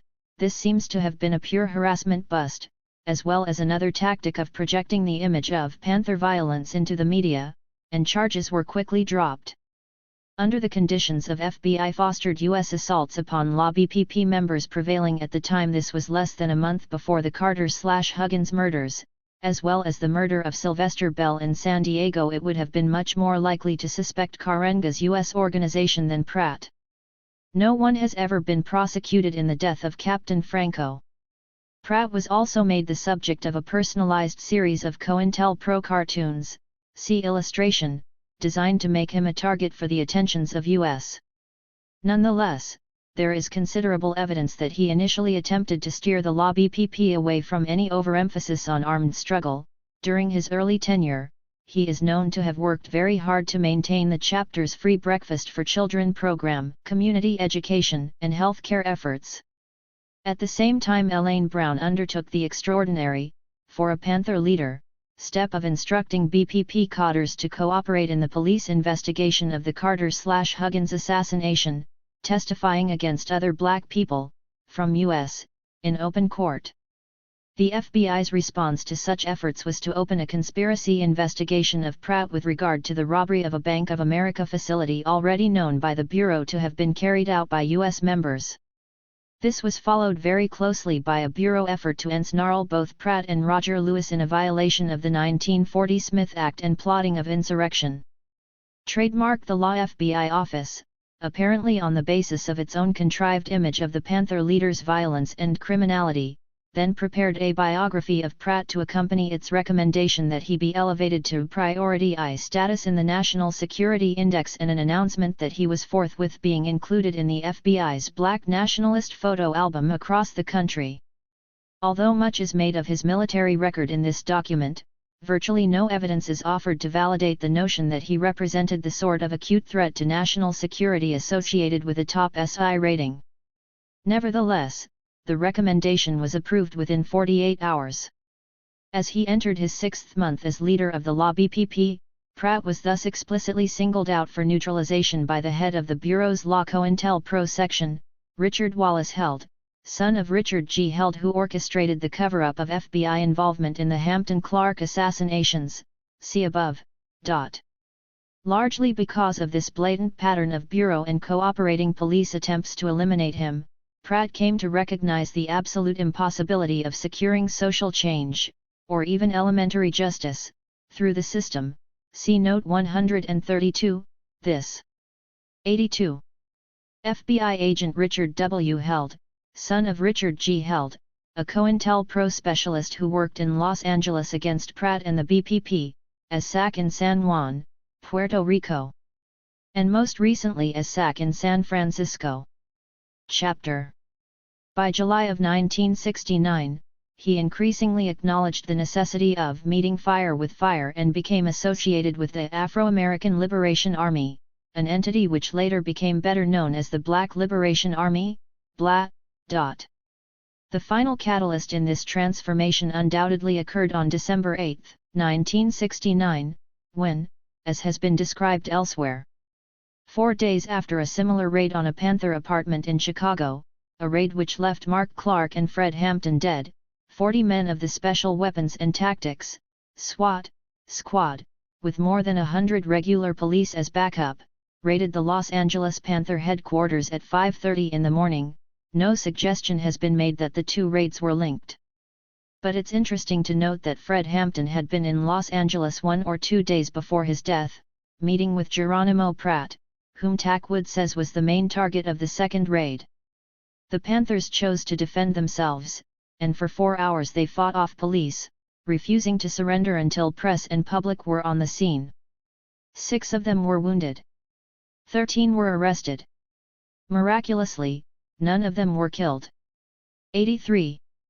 Interior and exterior views of the Los Angeles BPP office shortly after the December 8, 1969 police assault.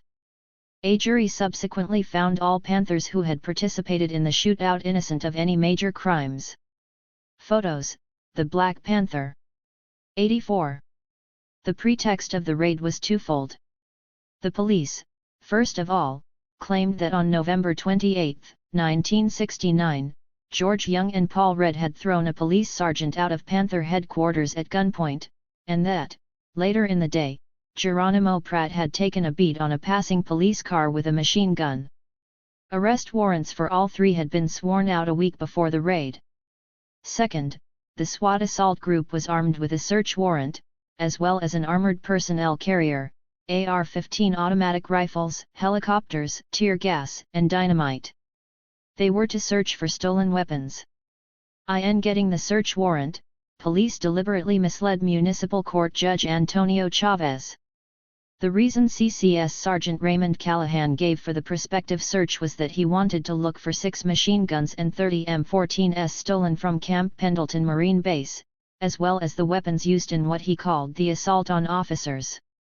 In an affidavit under oath, Callahan told Judge Chavez that George Young had been at Camp Pendleton when the machine guns and M14s were stolen and that he later went AWOL. What he didn't tell him was that Young was in the stockade at the time of the theft and he knew it. "I didn't think it was important," he later said. The similarities between the Chicago and Los Angeles raids are undeniable, with a special local police unit closely linked to the FBI involved in both assaults. SPR in Chicago, CCS in Los Angeles. Ray Callahan would thus serve as Daniel Groth in this matter. Spurious warrants seeking illegal weapons utilized on both occasions, and based on bureau tips, as we shall see, pre-dawn timing of both raids to catch the Panthers asleep and a reliance upon overwhelming police firepower to the exclusion of all other methods. Both raids occurred in the context of an ongoing and highly energetic anti-BPP COINTELPRO, and as in the Hampton assassination, bullets were fired directly into Pratt's bed. Unlike the Chicago leader, however, Pratt was sleeping on the floor, the result of spinal injuries sustained in Vietnam. In both instances, the FBI had managed to place an infiltrator/provocateur very high within the local BPP chapter. O'Neill in Chicago. In Los Angeles it was Melvin Cotton Smith, number 3 man in the law BPP, who provided detailed floor plans, including sleeping arrangements of the Panther facility, prior to the raid. And, in both cases, surviving Panthers were immediately arrested for their assault upon the police. When the resultant case against the L.A. Panthers was finally prosecuted in July 1971, there was a surprise development. Melvin Cotton Smith turned up as a star witness for the prosecution. According to Deputy District Attorney Ronald H. Carroll, Smith had turned state's evidence to escape prosecution. However, on November 22, 1971, Tack Wood testified, he had started working for CCS Sergeant R.G. Farwell in the fall of 1969, before the December 8 raid, and had been told by Farwell that FBI infiltrator Cotton Smith was to be Tack Wood's contact. Since Smith's testimony was crucial to the state's case, Tack Wood's exposure of Smith's real role was a devastating blow to the prosecution. One consequence of this revelation was that, after 11 days of deliberation, the jury returned acquittals, or failed to reach any verdict whatsoever, relative 85 to charges of conspiring to assault and murder police officers brought against all 13 Panther defendants. Oddly, 9 of the defendants, including Pratt, were convicted of the relatively minor and technical charge of conspiring to possess illegal weapons trademark in addition, as has been noted elsewhere. In order for the armed police assault on the Panther headquarters to have been justified, the police contention that the Panthers had fired on them first would have had to have been true, in which case at least some of the Panthers would have been guilty of conspiracy to commit murder and assault charges.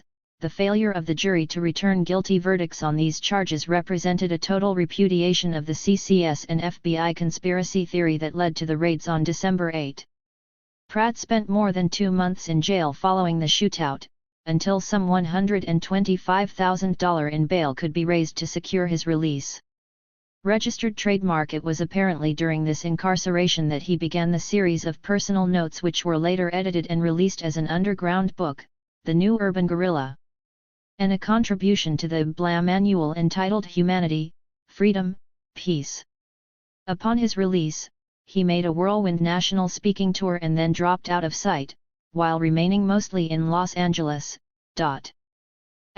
During this period he reputedly began to associate with George Jackson's Emergent People's Army in Northern California. The Bureau, which attempted to turn the Panther leader into an informer while he was in lockup, now opted to launch a COINTELPRO to badjacket him. For the information of the Bureau, in view of Pratt's adamant expression of hatred toward law enforcement personnel in general, no consideration is being given to re-interview Pratt for the purpose of development as a PRI informer. It is noted, however, that constant consideration is given to the possibility of utilization of counterintelligence measures, with efforts being directed toward neutralizing Pratt as an effective BPP functionary. That this attempt was undertaken, through the efforts of FBI infiltrator Cotton Smith, is borne out by the sudden subjecting of Pratt to a battery of loyalty tests, which he passed, administered by representatives of the BPP national hierarchy in June of 1970. His outspoken alignment with Eldridge Cleaver, in combination with the lingering suspicions created by the badjacketing, served to bring about his formal expulsion from the BPP when, on August 5, Huey Newton came out of jail, and soon issued orders to wash everybody who's a Cleaver man, right out of the party.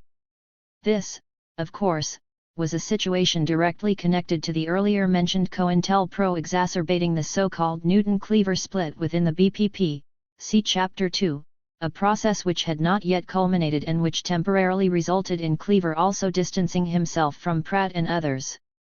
It was at this juncture that the abortive Marin County Civic Center action involving Jonathan Jackson and the People's Army occurred, see next section, and Pratt left California to cool out and reconsider matters from the vantage point of Texas, a move which Geronimo Pratt, in hat, and Huey Newton on August 5, 1970. The day Newton was released from prison pending retrial on his conviction for the murder of Oakland policeman John Frey. This was shortly before the FBI's COINTELPRO set the two against each other, leaving Pratt isolated from the BPP. Photo, the Black Panther. 87. Caused him to miss a court appearance concerning the pipe bomb case. Co-defendant Roger Lewis went to trial, was convicted and sentenced to 3 years. With Pratt isolated from the BPP, and correspondingly vulnerable, the FBI moved quickly to finish him off. On September 14, Assistant U.S. Attorney Michael A. Hoover obtained a federal warrant on the charge of interstate flight to avoid prosecution, and a nationwide manhunt was begun. Meanwhile, a grand jury was convened in Los Angeles to hear evidence prepared by CCS Detective Callahan intended to result in his indictment on murder charges. According to both Tackwood and Cotton Smith, there had been a considerable controversy in CCS and the FBI over exactly what murder to use in preparing a case against Pratt, a result which was obtained on December 4, 1970. Registered trademark. Coincidental to the secret grand jury finding, his whereabouts were pinpointed in Dallas by the FBI on December 8, and when the FBI found out where G was hiding, they didn't bust him, they called here to Los Angeles. And you know who busted him? Not the FBI, but the CCS, and in Texas. And brought him back. No extradition whatsoever. With all those charges, he could have fought extradition for years. They kidnapped him. Arrested down there, and they kidnapped him. CCS, they're like federally sponsored. Like J. Edgar Hoover says, they're my boys, they're my boys. The problematic manner of Pratt's removal from Texas to California was compounded by the fact that CCS detectives Callahan and Mahoney, who handled the procedure, neglected to mention his murder indictment. He did not learn that he was charged until he was arraigned in the matter, in Los Angeles, on December 16. He was incarcerated without bond, a situation dramatically worsened when, on January 23, 1971, Huey P. Newton, reacting to escalating COINTELPRO efforts to consummate the split between his adherents and those of Cleaver, used the Black Panther as a medium through which to publish a full-page story announcing the expulsion of Pratt, his wife Sandra, and law BPP members Will Stafford, Wilfred Holliday, and George Lloyd from the party. Pratt was personally denounced, for public consumption, as being extremely violent, and all BPP members were forbidden to endeavor to aid or communicate with those expelled. Geronimo Pratt was thus effectively cut off altogether from the outside world and denied any possibility of substantial assistance as the noose tightened about his neck. Over the next few weeks, the Cleaver-Newton COINTELPRO reached its fruition as Newton appeared live on San Francisco television station KGO's Jim Dunbar show, with Eldridge Cleaver connected from Algiers by long-distance telephone. The two faction leaders then publicly had it out over the airways concerning, among other things, the purging of Pratt and other Clea Verite members from the BPP. The split was official. Throughout the spring, the Bureau also persistently but unsuccessfully attempted to tie Pratt to the 1969 Camp Pendleton Armory robbery, a failure which left the prosecution unable to obtain serious convictions when the December 8 shootout case finally went to trial in May of 1971. Rough stasis was maintained until November 11, when Pratt was informed that his 88 wife, Sandra, known as Red, 8 months pregnant, had been murdered, her bullet-riddled body stuffed in a sleeping bag and dumped alongside an LA freeway. He was allowed neither to view the body nor attend the funeral, and no serious police investigation of her homicide seems to have occurred. A lull again prevailed through the spring of 1972, with Pratt's acquittal on all major charges against him except for the murder indictment. In June, however, this matter came to trial with the former BPP leader represented by a relatively inexperienced court-appointed attorney, Johnny Cochran, assisted by attorney Charles Hollapeter, in whom he professed little confidence. Virtually no defense funds or external support were raised.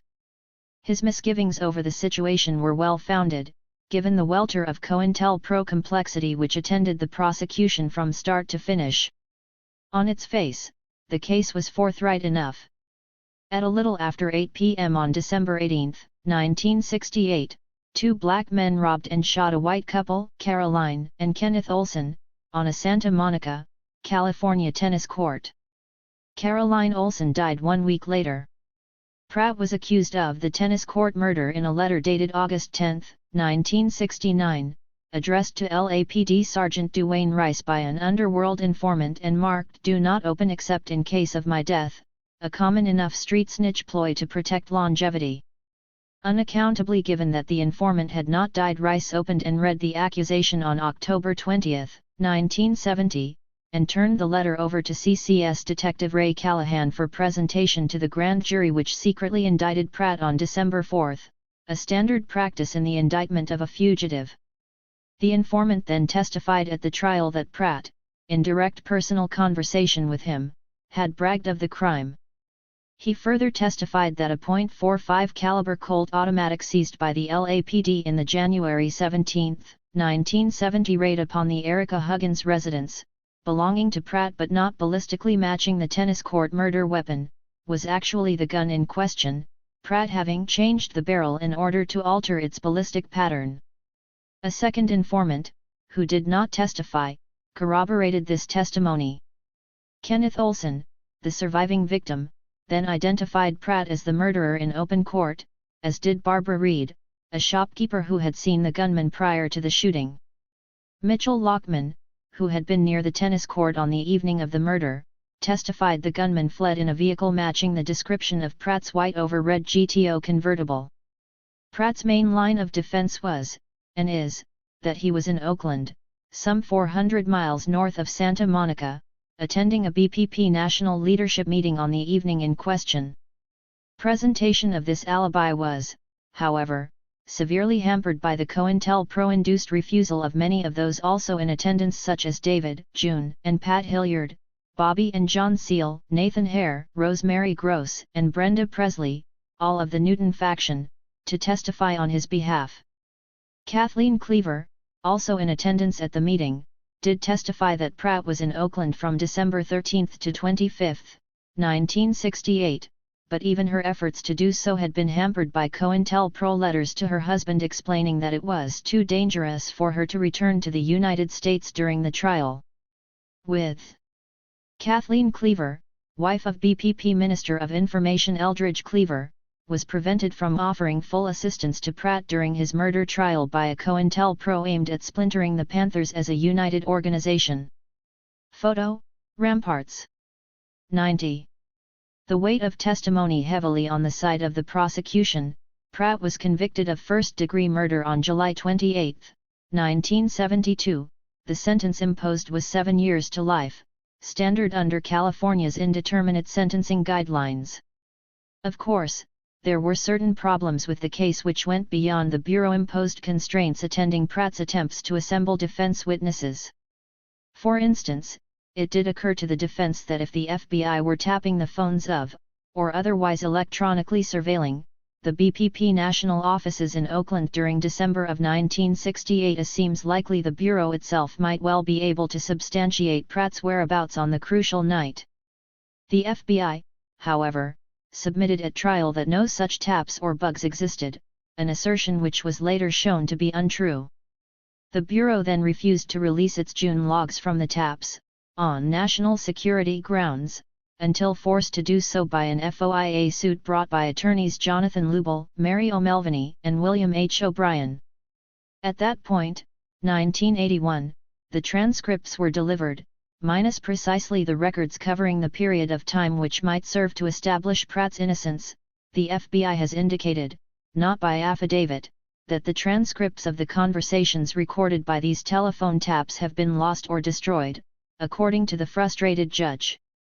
Then there was the matter of the identity of the state's star witness, who first accused Pratt of the tennis court murder in his letter to Rice, testified to Pratt's confession of the crime, I.E., bragging, and finally reconciled the prosecution's ballistics difficulties. He was none other than the infiltrator/provocateur, expelled from the BPP by Pratt, Julius C. aka Julio Butler. At the trial, the prosecution went considerably out of its way to bolster Butler's credibility before the jury by establishing that the witness was not a paid FBI informant, although they were willing to allow that he'd been a deputy sheriff prior to joining the BPP. Q. And when you were working for the Black Panther Party, were you also working for law enforcement at the same time? A. No. Q. You had severed any ties you had with law enforcement? A. That's correct. Q. Have you at any time since leaving the Sheriff's Department worked for the FBI or the CIA? A. No. Q. Are you now working for the FBI or CIA? A. No. This testimony was entered despite the fact that Los Angeles FBI field office informant reports concerning one Julius Carl Butler show he performed exactly this function, at least during the period beginning in August of 1969, the time when he ostensibly made his initial accusation against Pratt, until January 20, 1970, after Pratt was jailed without bond on the Olson murder charge. During the whole of 1970, he filed monthly reports with the Bureau. He was evaluated by the FBI as an informant during that year, and his PRI file was not closed until May of 1972 GM immediately prior to his going on the stand. Louis Tackwood has consistently contended that Butler was an FBI infiltrator of the BPP from the day he joined the party in early 1968 and that he actively worked with CCS detectives Ray Callahan and Daniel P. Mahoney to eliminate Pratt. It should be noted that, since the trial, Butler has been able to complete law school and enter the California bar, despite guilty pleas to 4 felony charges. The supposed informant corroboration of Butler's testimony, it was later revealed, was obtained from Cotton Smith, already unmasked as an infiltrator/provocateur during the 1971 shootout trial and thus unable to credibly take the stand in the Olson murder case. In 1985, Smith totally recanted his allegations against Pratt, stating unequivocally that the former Panther leader had been framed, but by the FBI rather than local police. He specifically named law FBI COINTELPRO operative George Aiken as having been instrumental in the affair. Registered trademark at the trial, the Bureau also submitted that Pratt was not the target of COINTELPRO activity. Several hundred documents subsequently released under the FOIA demonstrate this to have been categorically untrue. Further, on December 18, 1979, 8 years after Pratt's trial, the California Attorney General's office filed a declaration in court that his defense camp had been infiltrated by one FBI informant. The Deputy Attorney General wrote to the court and defense counsel on July 28, 1980, enclosing a copy of a letter of the same date from the Executive Assistant Director of the FBI. This letter revealed that two had been in a position to obtain information about Elmer Pratt's defense strategy. As to Kenneth Olson's positive identification in court of Pratt as his assailant and his wife's murderer, both he and the district attorney omitted mention of the fact that he had positively identified another man, Ronald Perkins, in a police lineup very shortly after the fact. On December 24, 1968, they had similarly neglected to mention that LAPD personnel had worked with Olson from photo spreads for some months prior to the trial, with an eye toward obtaining the necessary ID of Pratt. Registered trademark again, both the prosecutors and Mrs. Reed, the other witness who offered a positive ID on Pratt, forgot comparable police coaching, and all parties to the state's case somehow managed to overlook the fact that both Olson and Red had initially, and repeatedly, described both gunmen as clean-shaven. While Pratt was known to have worn a mustache and goatee for the entirety of his adult life. This leaves Lockman's testimony that the assailants fled the scene in a white over red convertible like, but not necessarily, Pratt's. Even if it were the same car, it was well established and never contested by the state that virtually the whole lab had use of the vehicle during the period in question. Despite the obvious and extreme problems with this case, Pratt's first appeal was denied by the California Court of Appeals on February 1, 1974, with the exception that sentence was set for rehearing before trial judge Kathleen Parker due to the fact that he had been under 21 years of age at the time of the alleged crime. Sentence was sustained on January 10, 1975. Meanwhile, the California Supreme Court denied a petition for hearing on April 17, 1974, and the U.S. Supreme Court 92 denied a petition for certiorari in the same year. On November 20, 1979, Pratt filed a writ of habeas corpus through the office of San Francisco attorney Stuart Hanlon, in Los Angeles Superior Court. The argument, based on FOIA disclosure of COINTELPRO documents and governmental misrepresentation at trial, was heard once again by Judge Parker, and denied on January 18, 1980, along with a request for an evidentiary hearing in the matter. Consequently, an identical writ was filed with the California Court of Appeals on April 10, and denied on December 3, 1980. On April 1, 1981, the California Supreme Court joined in denying the writ and evidentiary hearing. Perhaps a portion of the various courts' inability to see the obvious in the Pratt case has to do with the FBI's, and its associates, continued desire to obfuscate it. For instance, in a continuation of habeas corpus proceedings in 1985, Stuart Hanlon was, finally, allowed to depose certain COINTELPRO principals such as the LAFBI's Richard W. Held, Brendan O'Cleary and Richard H. Blosner, as well as Ray Cale Ahan and Daniel P. Mahoney of CCS. Each displayed a truly remarkable inability, for all their professional training in recall, to remember much of anything they ever did with regards to their jobs. The following excerpt from the testimony of Held is indicative of the whole. Hanlon: Mr. Held, you were, without going into what it was, you were the COINTELPRO agent in Los Angeles for a period of time, is that correct? Held: that was, I was responsible for coordinating that amongst other things that I did, that is correct. Hanlon: in that role, you were aware, were you not, of a list known as key black extremists? Held: one don't recall that list, Mr. Hanlon. Hanlon: let me ask it again. Were you aware that there was a list out of Washington designating certain persons as key black extremists? Held: vaguely recall that. Now, of what significance that was in terms of what kind of investigative attention that would have called for, I don't recall if any. Or at another point? Held: no. I don't recall. I remember my contacts with Mr. Julius C. Butler in a general fashion, but I don't recall any. I recall that regardless of any documents they showed me, but I don't recall the document. Nor has justice been better regarding parole. Pratt's first hearing on the matter occurred in February 1978. Chairperson of this three-person panel was Ray Brown, former head of the Oakland Police Department's anti-BPP squad, that smaller cities approximation of L.ASCCS, from 1967 to 72. Although petitioned to do so, Brown refused to disqualify himself, and the panel unanimously decided to deny Pratt a release date. The performance has been repeated on each occasion since, including the former Panther leader's last hearing, in April 1987.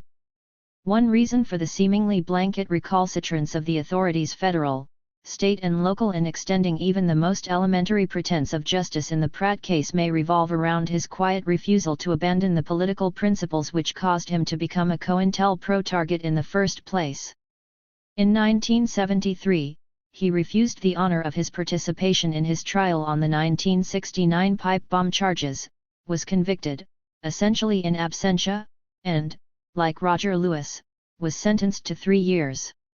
Shortly after he was transferred from Folsom Prison to San Quentin, in March of 1974, the FBI began a new investigation of him, based upon information which indicates that the captioned individual Pratt is engaged in activities which could involve a violation of Title 18, United States Code, Section 2383, Rebellion and Insurrection, 2384, Seditious Conspiracy, or 2385, advocating overthrow of the U.S. government, Specifically at issue were his continuing linkages to the BPP Cleaver faction, as well as his alleged leadership position within the Black Guerrilla family, a group evolved from George Jackson's inside organization. Jackson adherents James Holliday, Hugo Pinnell, Johnny Spain, and David Johnson were also mentioned by name in this regard.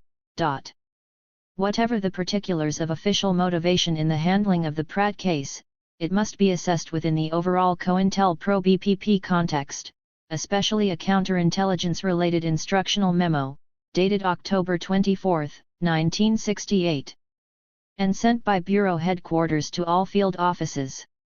It reads in part: "Successful prosecution is the best deterrent to such unlawful activities as dissident political organizing. Intensive investigations of key activists are logically expected to result in prosecutions under substantive violation within the Bureau's jurisdiction." To this, the Church Committee's rejoinder in its investigation of the Bureau's COINTELPRO illegalities still seems quite appropriate. While the FBI considered federal prosecution a logical result, it should be noted that key activists were chosen not because they were suspected of having committed or planning to commit any specific federal crime. The George Jackson case.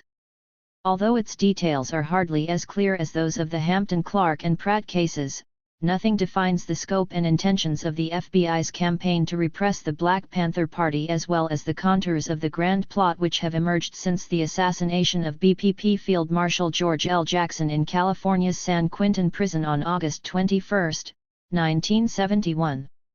As has been noted elsewhere, Jackson, who had served some 10 years of an indeterminate sentence, 1 year to life, accruing from a $70 gas station robbery committed when he was 18 years of age, and who had been named as a defendant in the Soledad brothers case *, had become an international cause célèbre and a focal point of the movement against black oppression, largely as a result of the eloquence of his book, Soledad Brother, trademark insofar as he was both a major movement symbol and, by virtue of being entombed in a maximum security prison, a stationary target who would necessarily limit the mobility of his supporters.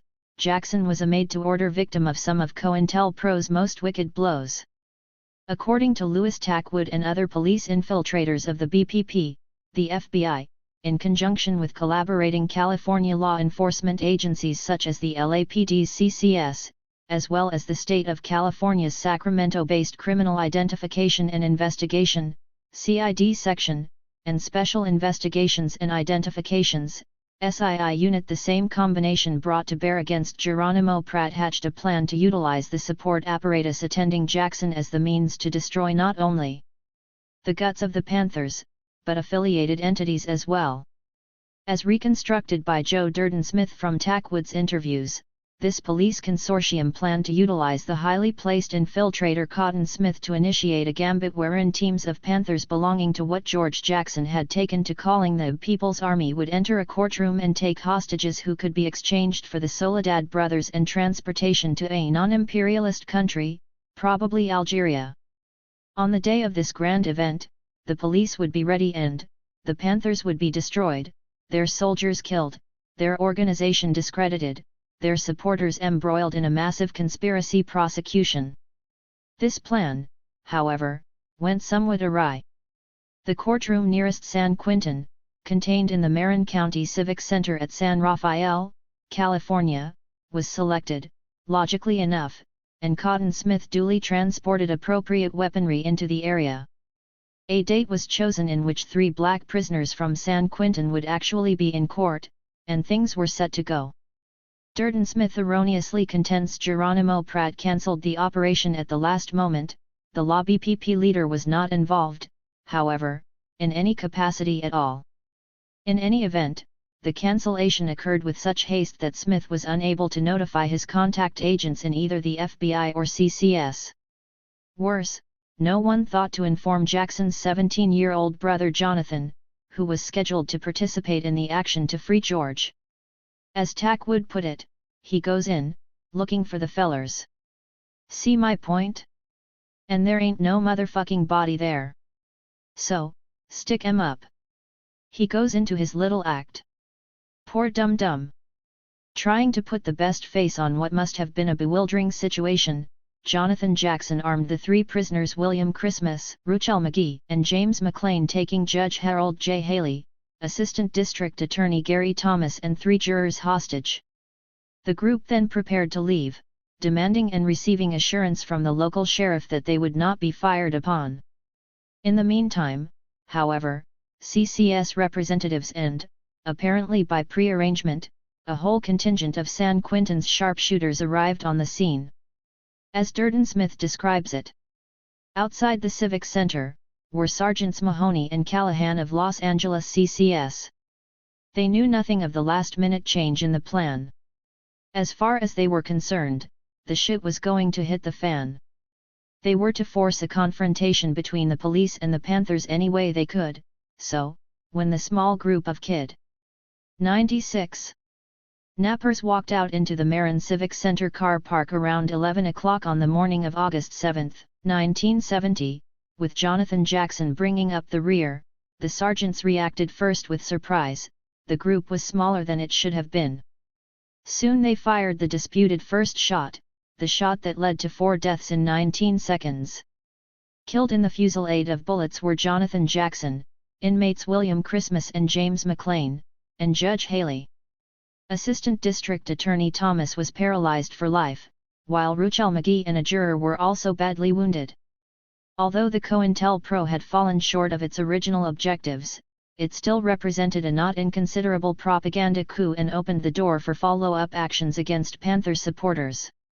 One of those in line for elimination in this regard was Stanford University professor Bruce Franklin, head of the Revolutionary Union, RU, formerly Bay Area Radical Union or BERU, and later founder of the Venceremos organization. Franklin was first dismissed from his teaching position on January 22, 1972, and then indicted in early 1973 along with several other Venceremos leaders of having abetted the escape of a California prisoner. It was more than a year before they were acquitted, by which time the organization had for all practical purposes dissolved. A more immediate target in the aftermath of the Marin County shootout was Angela Davis. A former UCLA professor who had been dismissed for her affiliations with the Communist Party and BPP in Los Angeles, Davis was head of the Soledad Brothers Defense Committee and an increasingly effective spokesperson for the movement as a whole. She was charged with murder on the day following the shootout, although FBI and CCS surveillance located her in San Jose rather than San Rafael on the morning of August 7. The only evidence ever posited to link her to the event was that Jonathan Jackson, who served as her bodyguard from time to time, entered the courtroom in possession of a shotgun and 2 handguns which she had earlier purchased, legally. Nonetheless, a warrant was issued for her arrest in California and, as she declined to surrender under the circumstances then prevailing, she was designated as the FBI's most wanted fugitive. Davis was captured in a New York hotel room by FBI agents on the night of October 13, 1970 and held, for a time in an isolation cell, in the city's Women's House of Corrections without bond. As her attorneys argued to block extradition and to serve a writ of habeas corpus due to lack of evidence against her, California altered the charges against her to reflect participation in a conspiracy to commit murder, rather than murder, per se, and President Richard M. Nixon went on nationwide television to congratulate J. Edgar Hoover for the Bureau's apprehension of this terrorist.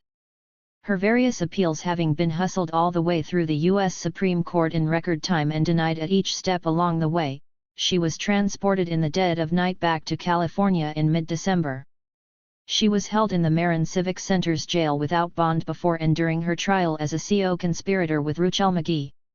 At the time the jury reached the obvious conclusion, acquitting her of all charges, she had been incarcerated for more than a year, and Soledad Brothers funding had been severely strained in her defense. Angela Davis and Jonathan Jackson at a Soledad Brothers rally, spring 1970.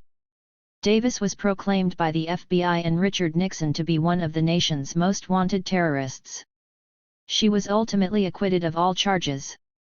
Photo, Wide World. 98. Meanwhile, as he has flatly put it, Tackwood was proceeding with his mission to kill George Jackson. This seems to have taken the form of orchestrating an escape attempt by Jackson who, quite naturally, had become increasingly convinced he was to be assassinated inside San Quentin. A portion of this activity appears to have been the smuggling of fake explosives and possibly a faulty .38 caliber revolver to the desperate inmate. Prison authorities appear to have allowed this to happen. In Tackwood's version, it was a plot, between the CII and the guards. The guards hate him, they hate his guts. He's accused of killing a guard, remember that. And they hate him, at least some of them do. They harass him at all times, give him all the hell they can, illegally. Then they kill him. Poor old George. Again, the plan went awry as Jackson, who was a karate expert, overpowered his executioners at the moment it became obvious that the hit was on. Consequently, 3 guards were killed and 3 others barely survived the altercation before Jackson was gunned down while running across the prison's O-wing courtyard. In the aftermath, the police again misstepped, this time in attempting to spread the impact of the event more broadly across the movement. Although several inmates testified to Jackson's wielding a small .38 revolver which several guards also initially reported, the state's utterly implausible official claim was that Jackson had utilized a huge 9mm Spanish Astra automatic, traced to BPP Field Marshal Landon Williams, in undertaking his escape attempt. Further, it was contended that the weapon had been carried into the prison on the crucial morning by attorney Stephen Bingham, past San Quentin's array of metal detectors and other security measures, and delivered to Jackson in a visiting room. The prisoner then supposedly placed the pistol atop his head, under an afro wig, and carried it through additional metal detectors in a physical search before pulling it out and commencing to commit mayhem. Still, Jackson was dead, Bingham forced underground and Williams arrested as a result. By all accounts, the California left was largely broken as a result of this progression of contrived, but apparently gratuitous violence. The Black Panther Party, Revolutionary Union, Venceremos, California Prison Rights Movement and a host of other West Coast radical organizations, all of which were vibrant at the point the FBI/CCS/SII/CII combine went to work, have each either ceased to exist or have been reduced to tiny sectarian cults. This active destruction of the U.S. left correlates well with Louis Tackwood's warning that the police intelligence agencies have an overall plan. Their major plan is they want a full police state. I don't just mean California, I mean all over. They talk about it all the time. Total police state, you see my point, I'm saying the people who are involved right now are looking to the future. Wow, when we do get this police thing, will you, look out. They got a plan working right now, it's in the planning stage right now, even if tomorrow morning you say martial law wasn't in effect, they'd still have 99 been out there and they got control right now. In other words, this would be a police state forever afterwards. Arguably, COINTELPRO-BPP was J. Edgar Hoover's personal monument, the capstone of ugliness to a career characterized by the craft and construction of an empire devoted to violent repression in the name of all that is good and sacred. Moreover, his passing, and the spate of Watergate-era investigations of Bureau activities, with all the supposed reforms these entailed, did little or nothing to alter the fundamental nature of what Hoover had wrought. Lead cannot, after all, be transformed into gold by the waving of the alchemist's wand.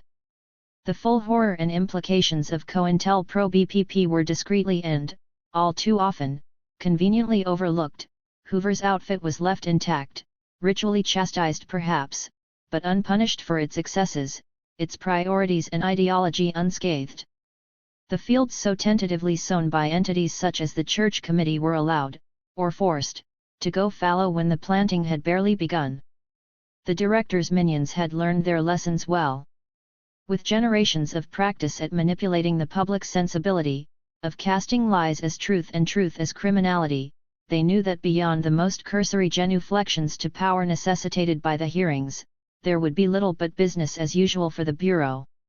Moreover, having honed their repressive skills in COINTELPRO-BPP, they were eager to apply the lessons of this most lethal and effective exercise in gutting political diversity within different settings and before a broader cross-section of agents.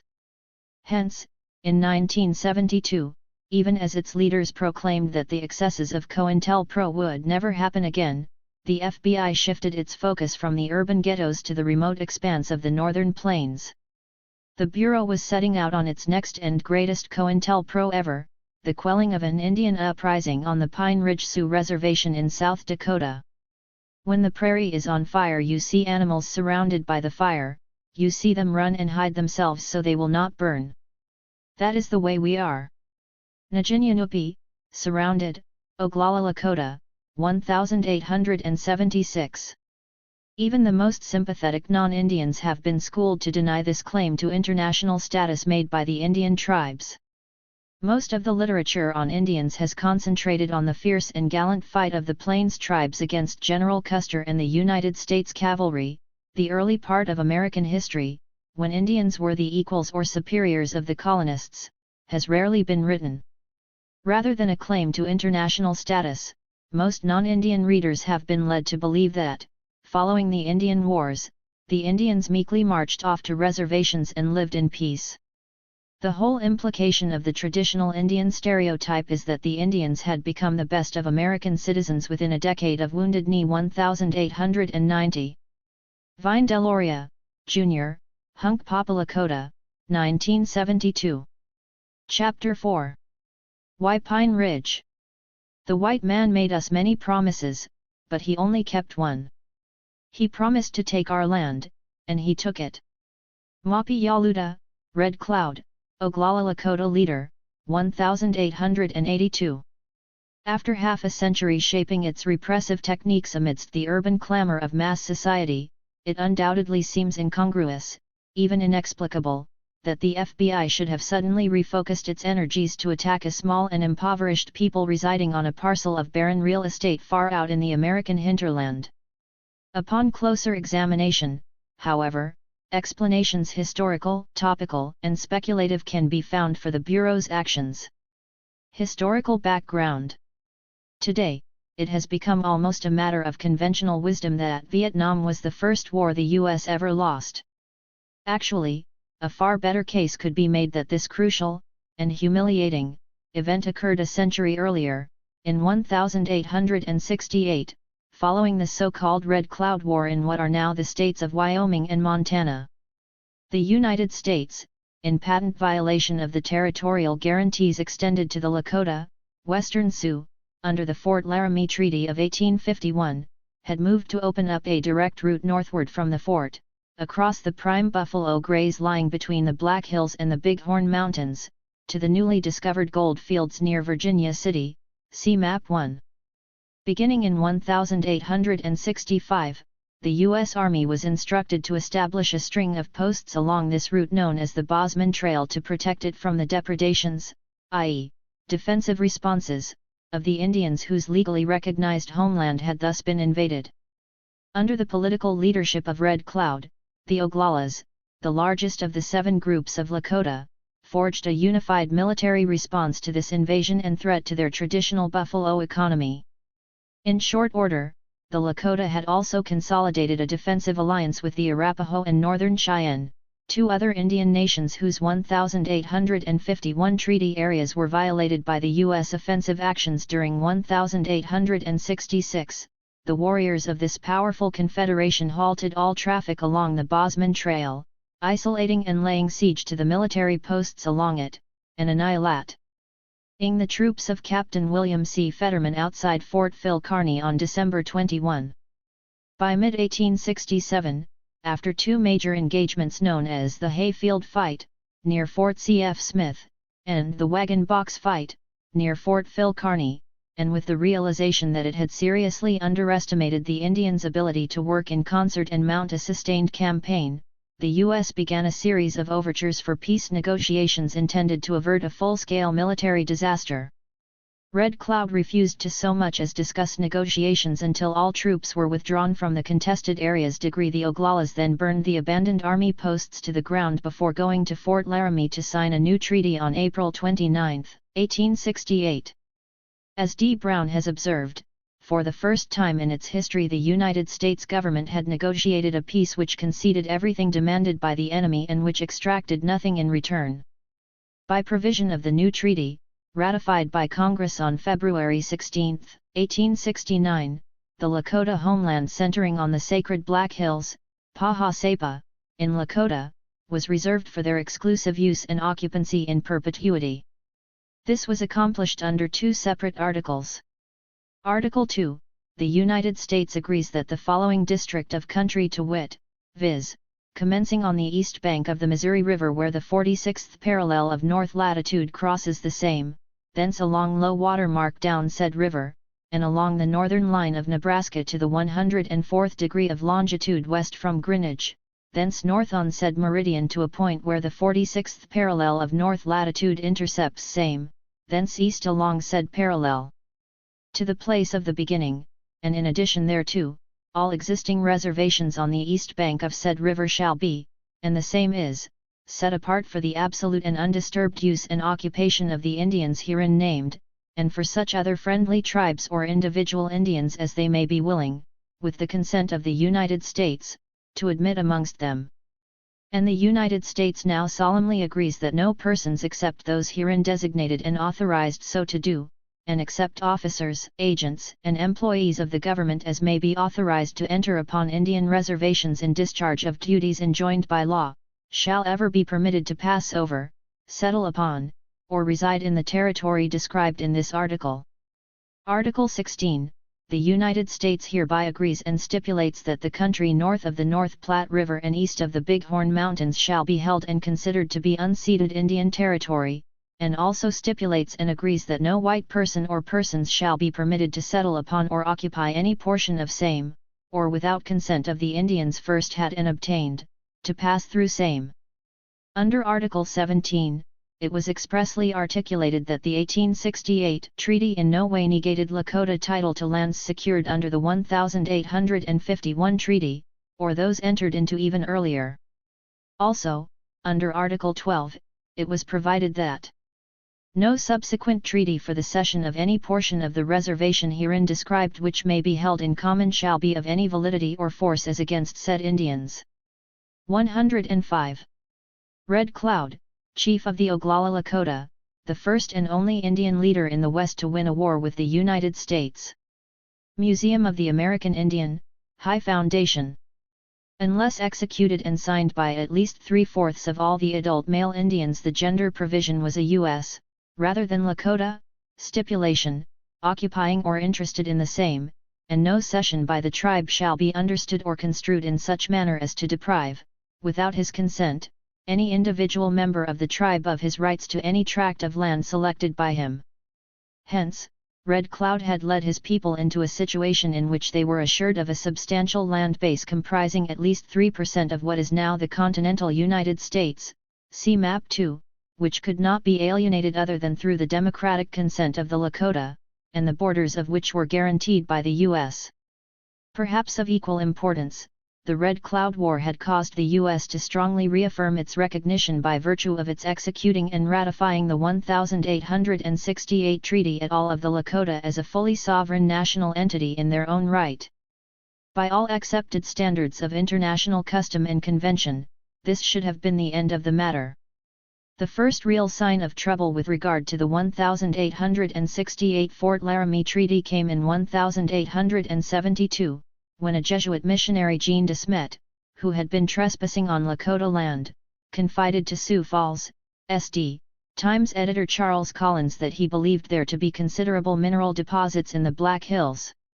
By 1874, area newspapers were clamoring for improvement and development of one of the richest and most fertile sections of America, and demanding to know what is to be done with these Indian dogs in our manger. In Washington, D.C., Congressman Moses K. Armstrong introduced a bill providing for the purchase of the Black Hills and, should the Lakota prove reluctant in agreeing to the proposition, General Alfred M. Terry issued Special Order 117, sending Lt.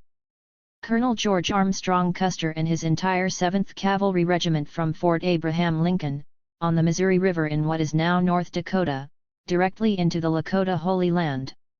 Custer showed a certain trepidation in undertaking this adventure, asking for and receiving 2 companies of infantry to reinforce his approximately 700 mounted troops and delaying his departure for more than a month in order to train his command and await the arrival of improved weaponry. Despite his worries, however, his only interaction with the Indians came in the form of a 200-person protest delegation led by Tato Kala Inyanka, running Antelope. Before the outset, the Lakotas merely monitored his column's progress thereafter. When he did move, he took along a contingent of civilian geologists and other scientific experts whose presence gave clear indication of the expedition's ulterior motive. An assessment of whether mineral wealth might lie within the Black Hills.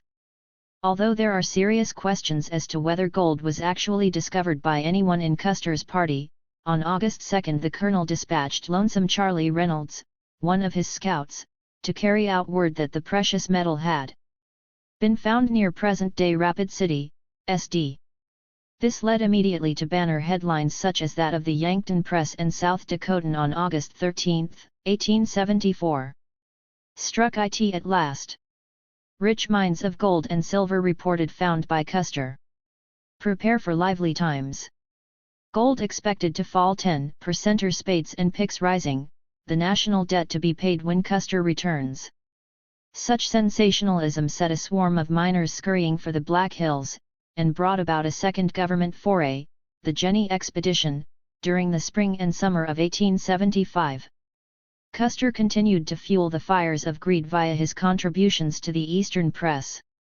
Sensing that war was imminent after another federal treaty commission failed to secure Lakota agreement to sale of the hills on September 29, most of the Lakota fighters began moving into the Powder River country of Montana, in unceded Indian territory, where they were joined by the bulk of the Arapaho and Northern Cheyenne.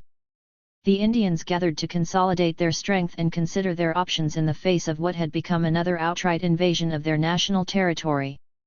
On November 22, 1875, Secretary of War W.W. Belknap announced that there would be war with the Lakota unless something is done to obtain possession of the Black Hills for the white miners who have been strongly attracted by reports of rich deposits of gold. This was followed by a December 3 warning, issued by Commissioner of Indian Affairs Edward P. Smith, that all Indians in the Powder River country were to return to the agencies by January 31, 1876, or military force would be sent to compel them. On February 7 of the next year, the U.S. War Department authorized General Philip, the only good Indian is a dead one, Sheridan, commander of the Military District of Missouri, to begin operations against the hostile Sioux, particularly those led by Tatanka Yotanka, Sitting Bull, the Hunkpapa spiritual leader, and Tisanki Whitko, Crazy Horse, of the Oglalas. The following day, Sheridan issued orders for Generals Crook and Terry to start preparing a campaign to commence with the spring thaws aimed in the direction of the headwaters of the Powder, Tongue, Rosebud, and Bighorn rivers, where Crazy Horse and his allies frequent. The plan was that Crook would march northward with about 1,000 men along the Old Bosman Trail while Colonel John Gibbon would move in from the west with another 1,200. Custer, proceeding from his base at Fort Abraham Lincoln with the 750 men of his 7th Cavalry, would converge with the other 2 columns from the east. The Lakotas, Cheyennes, and Arapahoes would thereby be caught and crushed in a massive vise. See Map 3. The only problem for the Army's strategists was that they had not reckoned with the depth of experience attained by Indian leaders such as Crazy Horse and the Hunkpapa, Pitsy, Gall, during and since the Red Cloud War. Crazy Horse elected to confront the soldiers piecemeal, as it is put elsewhere. On the morning of June 17, Crook's troops broke camp in Dead Canyon Valley, on the Rosebud. Waiting on the bluffs were 1,500 fighting men of the Sioux and Cheyenne tribes, under Crazy Horse. Shortly after 8 o'clock the battle was joined. Crazy Horse threw in wave after wave of his warriors. The floor of the valley was a maelstrom of smoke, dust, and furiously moving masses of men and horses.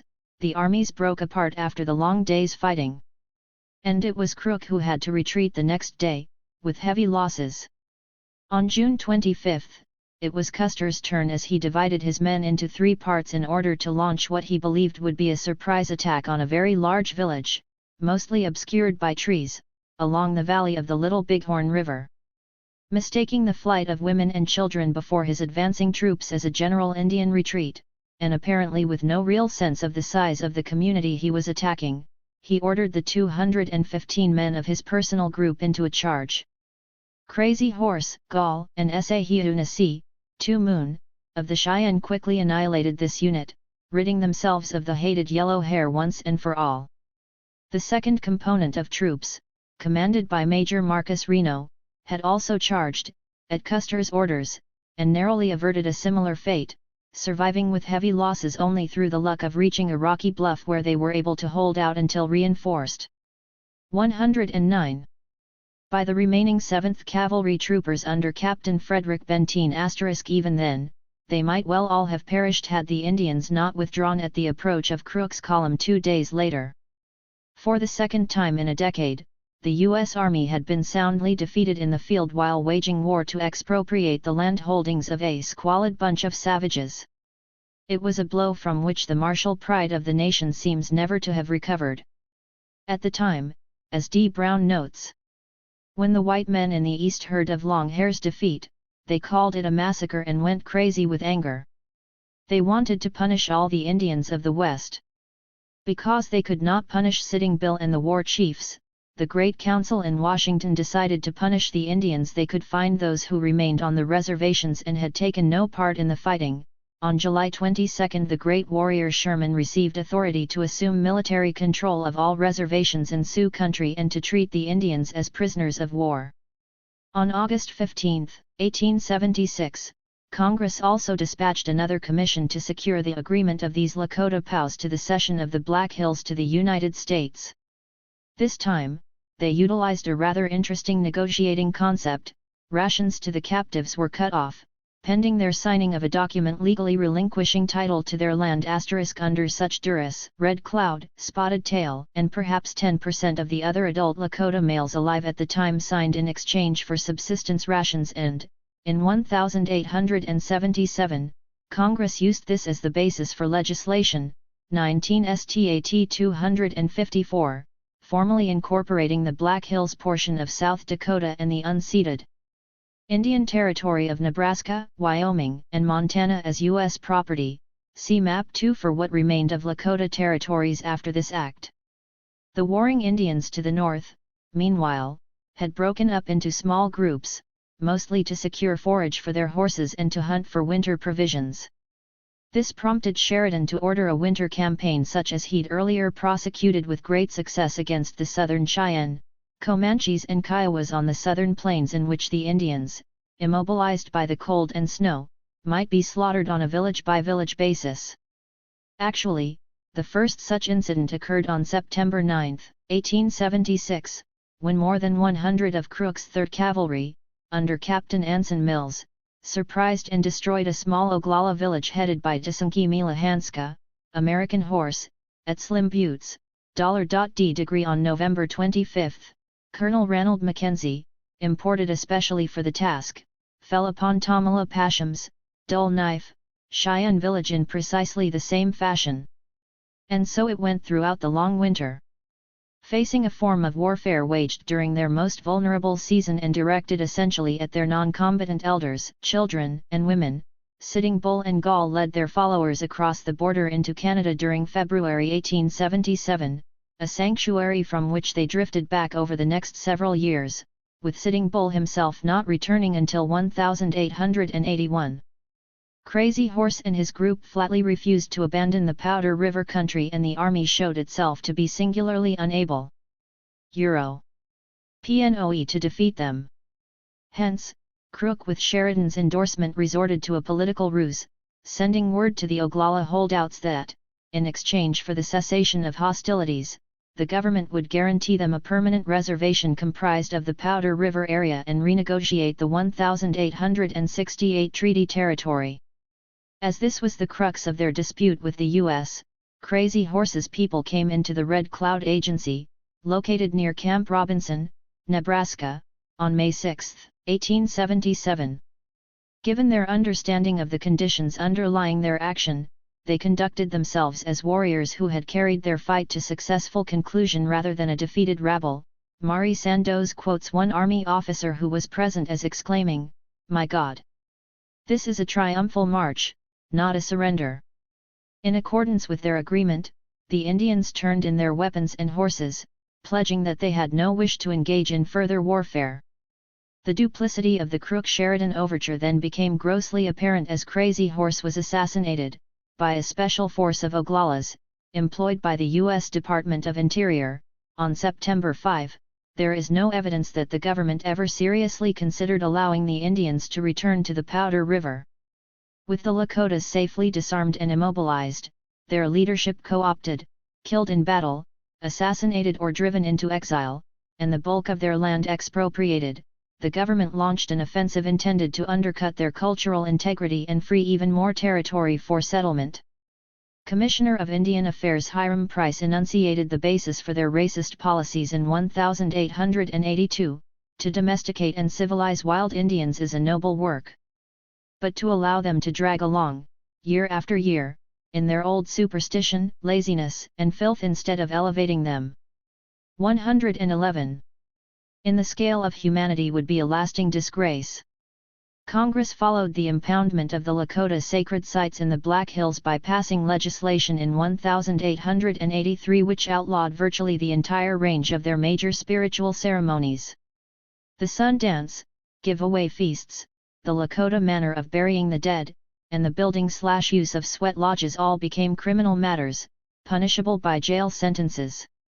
At the same time, it became standard practice to abduct Indian children from their families and communities at an early age, forcibly shipping them to remote boarding schools where they were indoctrinated in non-Indian values and worldview, and where even the speaking of their own language was prohibited. In 1885, the so-called Major Crimes Act, 18 U.S.C.A. 1153, was passed, completely usurping the already subordinated principle of Lakota sovereignty by unilaterally extending federal jurisdiction over 7 felonies: murder, rape, assault, larceny, burglary, fraud, and embezzlement, when these were committed in reserved Indian areas.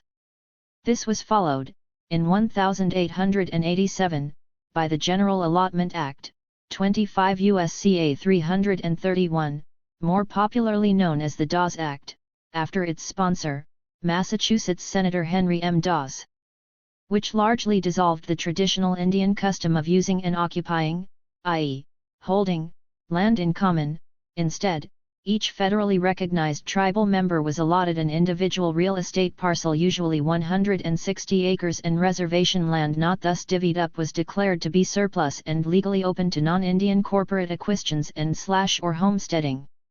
Under the civilizing provisions of the Dawes Act, about half the remaining Great Sioux Reservation was lost, see Map 4, and, as Vine Deloria, Jr., and Clifford M. Little point out, as a consequence of the allotment policy, Indian land holdings were reduced from 138 million acres in 1887 to 48 million in 1934. Of this 48 million acres, nearly 20 million were desert or semi-arid and virtually useless for any kind of annual farming ventures. Further, the Act gave the Secretary of the Interior almost dictatorial powers over the use of allotments since, if the local federal Indian agent disagreed with the use to which lands were being put, he could intervene and lease the land to whomsoever he pleased. Under the heel of such a conqueror, the forms of Lakota resistance shifted to desperation. In October 1890, 2 Minnekanjis, Mato Siglap Sansan, Kicking Bear, and Tatanka Huiokan, Short Bull, visited Sitting Bull at his home on the Standing Rock Reservation. They had recently traveled to Utah in order to learn the powerful spiritual vision called the Ghost Dance espoused by a Paiute messiah known as Wovoka, the Cutter, and passed their information along to the great Hunkpapa leader. Sitting Bull, who had been searching for a way of galvanizing his people's flagging morale, seized upon Wovoka's theme. The Great Spirit had sent the white man to punish the Indians for their sins. The Indians now had been punished enough and deliverance was at hand, but the whites had been bad ever since they killed Jesus. Dancing could preserve the Indians from sickness, and the white man's bullets could no longer penetrate Indian skins. Red paint from the Paiute Messiah was also widely used for protection. A deep landslide would hold the whites down with sod and broken timber, and any who escaped would become fish in the rivers. The earth would tremble with the avalanche or flood. They must wear ghost shirts painted with the sun and moon and stars. D. Brown adds that the dancers believed if they pursued this vision with appropriate fervor and danced with sufficient zeal, in the next springtime, when the grass was knee-high, the earth would be covered with new soil which would bury all white men, and the land would be covered with sweet grass and running water and trees. Great herds of buffalo and wild horses would come back. The Indians who danced the ghost dance would be taken up in the air and suspended there while a wave of new earth was passing, and then they would be set down among the ghosts of their ancestors on the new earth, where only Indians would live. Trademark. Needless to say, under the circumstances, Sitting Bull had no great difficulty in attracting a mass of adherents to such sentiments, and the ceremonies were shortly spreading throughout the Lakota reservations.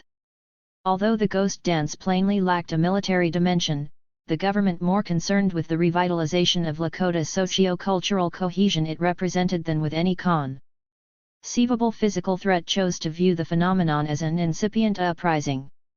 On October 30, Indian agent D.F. Royer telegraphed his superiors in Washington that the situation could be saved only by the arrival of 600 to 700 troops. By November 15, the number had risen to 1,000, and the Army at once began moving units into the region, most of them around the Pine Ridge Agency, the replacement for the Red Cloud Agency at Camp Robinson, until in a matter of days it had almost 3,000 men in the field. On December 12, 1890, Lt. Colonel William F. Drum, commanding Fort Yates, N.D., on the Standing Rock Reservation, received orders from General Nelson A. Miles to secure the person of Sitting Bull. Call upon the Indian agent James M. C. Laughlin to cooperate and render such assistance as will be best to promote the purpose in view. McLaughlin complied by mobilizing the Special Indian Police who had participated in the assassination of Crazy Horse. Led by a hunk papa named Nadabalxa Tatanka, Bullhead, on December 15 the unit traveled to Sitting Bull's residence and killed him. A troop of cavalry intervened to prevent Sitting Bull's enraged followers from slaughtering the Bullhead party on the spot. 114. With the assassination of Sitting Bull, the ghost dancers scattered in panic, the troops fanning out in pursuit. On December 17, a group of about 100 fleeing hunk papas arrived at the camp of the Minneconjo leader Sion Skopka, Bigfoot, whose arrest as a fomenter of disturbances had been ordered the same day by the War Department. The combined group, numbering perhaps 350, then began to move in a southwesterly direction, see Map 4, attempting to reach the Pine Ridge Agency. On December 28, they were intercepted on Porcupine Creek, near Pine Ridge, by 4 companies of the 7th Cavalry under Major Samuel Whitside. Bigfoot, ill with pneumonia, instructed his followers to offer no resistance, surrender their weapons, and follow the soldiers into camp a few miles to the south on Wounded Knee Creek.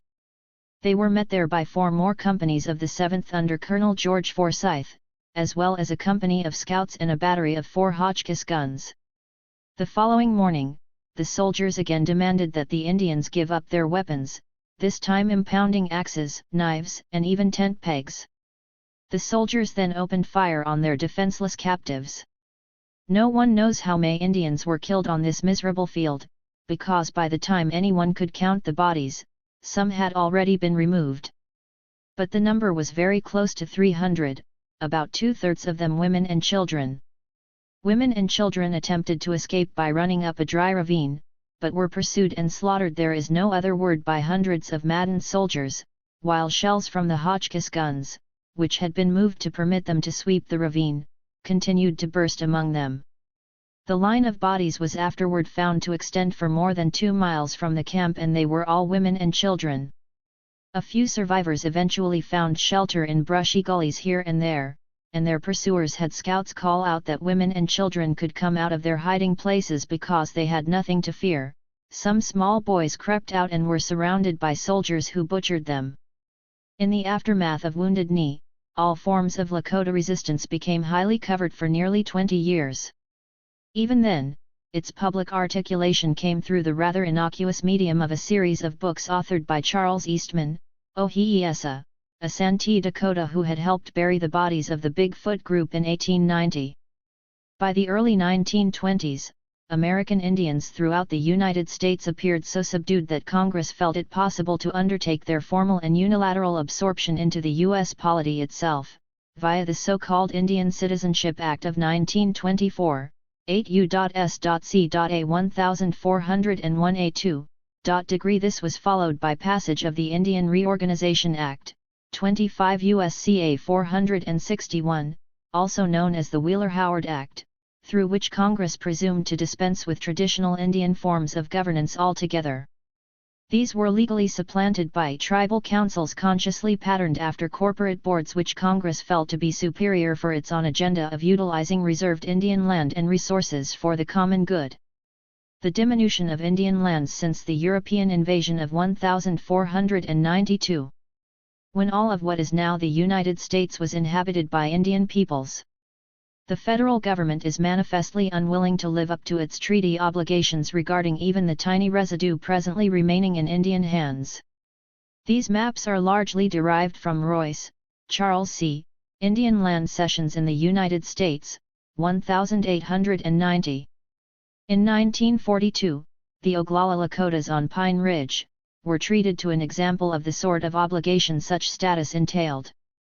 The northwestern 1/8 of the reservation was impounded by the War Department, to be used as an aerial gunnery range for the duration of World War II.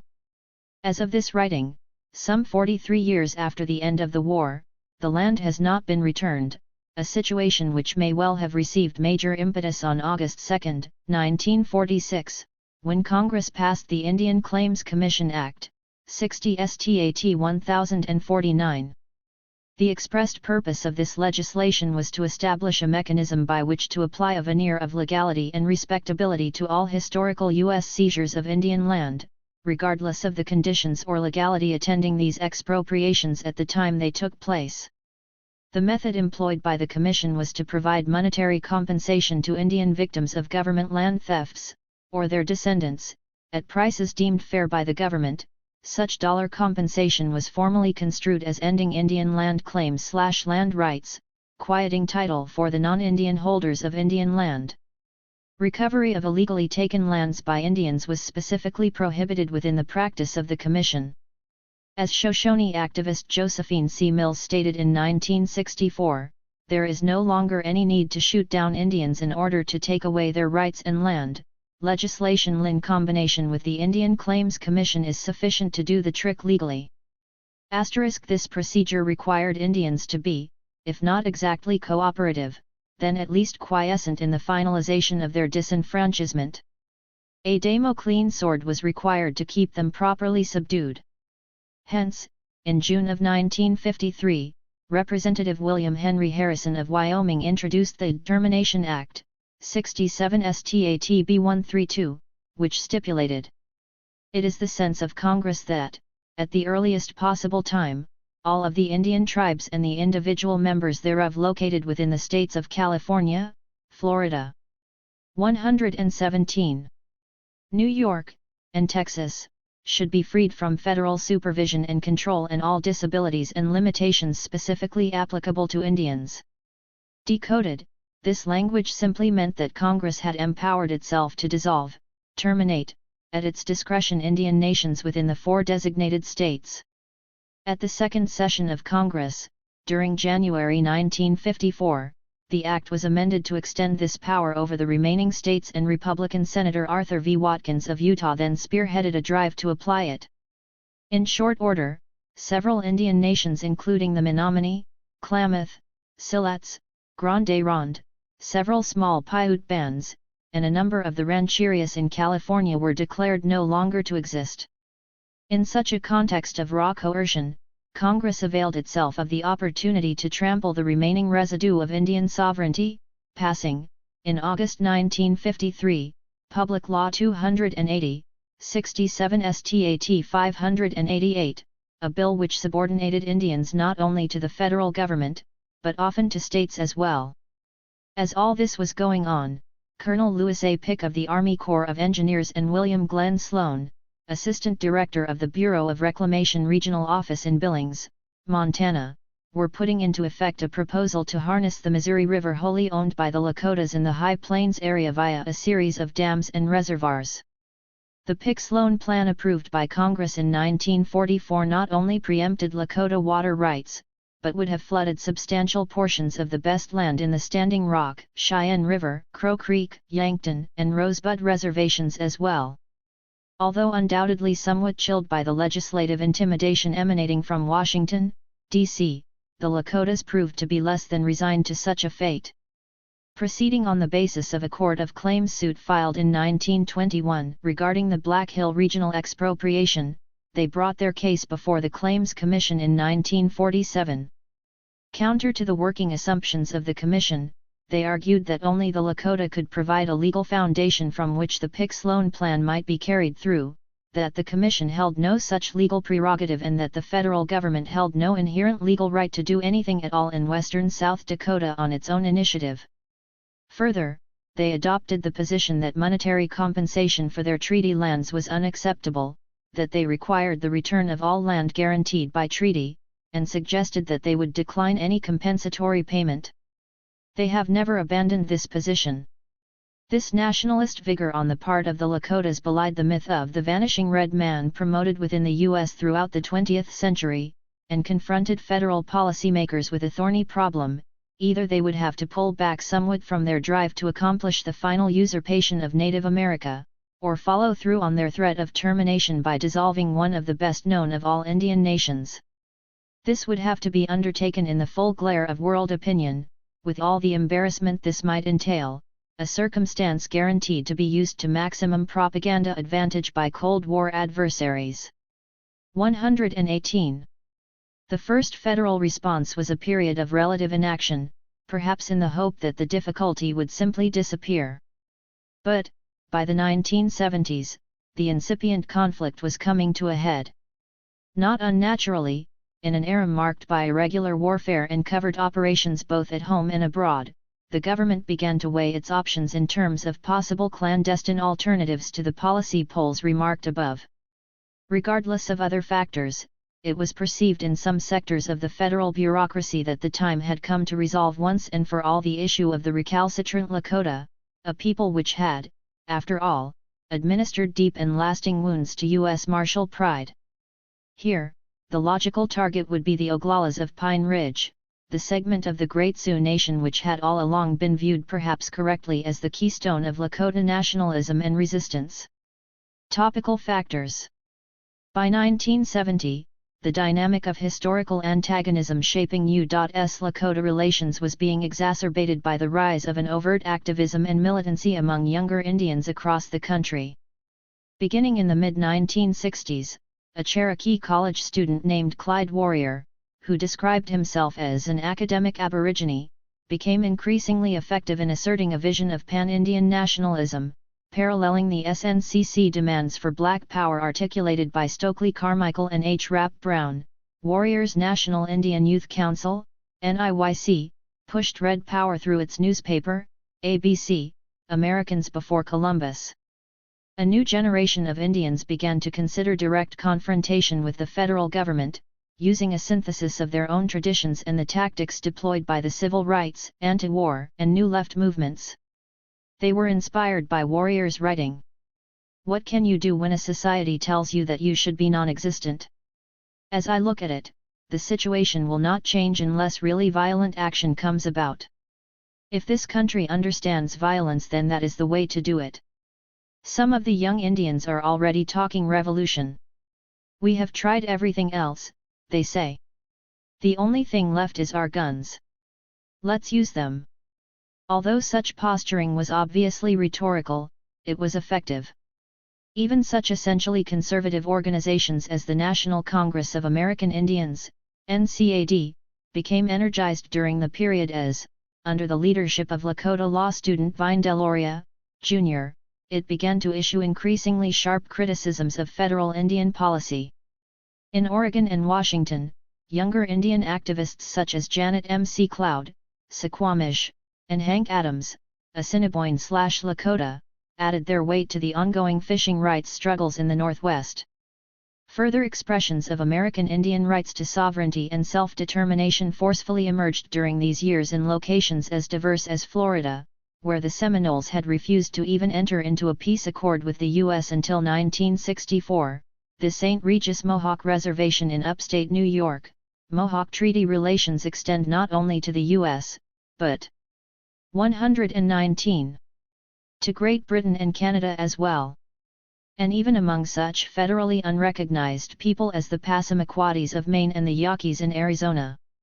In this atmosphere of political ferment, two Anishinaabes, Chippewas, in Minneapolis, Dennis Banks and George Mitchell, founded the American Indian Movement, AIM, in 1968. The organization was self-consciously patterned after the Black Panther Party's community self-defense model pioneered by Huey P. Newton and Bobby Seale 2 years previously in Oakland. AIM chapters quickly sprang up around the country and began to attract those who would comprise the organization's future leadership. The latter initially consisted mainly of tough young urban fighters such as Clyde Belcourt, an Anishinaabe who put together the Minneapolis organization, Joe Locust, a Cherokee who, assisted by Clyde Belcourt's older brother, Vernon, set things rolling in Denver, and Russell Means, an Oglala who organized Cleveland AIM and enlisted virtually his entire family, brothers Ted, Dale, Dace, and Bill, as well as cousin Madonna Gilbert, Thunderhawk. Within 2 years, as with the BPP, the AIM agenda had shifted from the local to national arena. However, it had deliberately refocused its attentions from the locus of its city origins to the rural reservations, thus linking itself directly to the issue of treaty rights and the more traditional segments of Indian society. The AIM impetus received a decided boost in November 1969, when an ad hoc group calling itself Indians of All Tribes, IAT, occupied Alcatraz Island in San Francisco Bay. Headed by Richard Oakes, a Mohawk, and a young Santee Dakota AIM member named John Trudell, IAT demanded title to Alcatraz under provision of an act passed on July 31, 1882, 22 Stat 181, which indicated that abandoned federal facilities such as the empty prison situated on the island should be utilized for Indian schools. They also relied upon Title 25, U.S. Code 194, in all trials about the right of property in which an Indian may be party on one side, and a white person on the other. The burden of proof shall rest upon the white person, whenever the Indian shall make out a presumption of title in himself from the fact of previous possession or ownership. IAT released a statement that its agenda consisted of utilizing Alcatraz to establish a Center for Native American Studies, an American Indian Spiritual Center, an Indian Center of Ecology, a Great Indian Training School and an American Indian Museum. It also offered to buy the island from the federal government, following the standards of equity set by the U.S. in its land acquisitions from Indians. We, the Native Americans, reclaim the land known as Alcatraz Island in the name of all American Indians by right of discovery. We wish to be fair and honorable in our dealings with the Caucasian inhabitants of this land, and hereby offer the following treaty. We will purchase said Alcatraz for $24 in glass beads and red cloth, a precedent set by the white man's purchase of a similar island about 300 years ago. We know that $24 in trade goods for these 16 acres is more than was paid when Manhattan Island was sold, but we know that land values have risen over the years. Our offer of $1.24 per acre is greater than the 47 cents per acre the white men are now paying the California Indians for their land through the Indian Claims Commission. The massive publicity which attended the Alcatraz takeover, and the consequent rapid building of public consciousness and support concerning Indian issues caused Congress to react in something of a panic.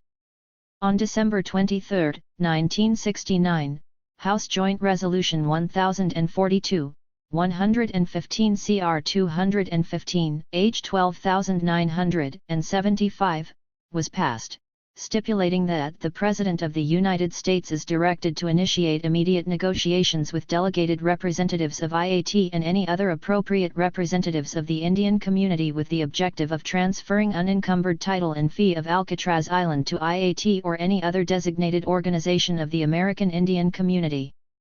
A bit cooler, the Nixon administration complied with this instruction by dispatching Robert Robertson, executive director of the National Council of Indian Opportunity, to Alcatraz. In meetings on January 4 and 5, 1970, Robertson insisted that women and children be immediately removed from the island and that the overall IAT contingent of several hundred be reduced to a symbolic force of 5-10 men to be placed on the federal payroll, as a prerequisite to further discussions. The Indians refused on both counts. On March 8, IAT upped the ante by occupying a second site, an unused section of the Fort Lawton Military Reservation, near Seattle.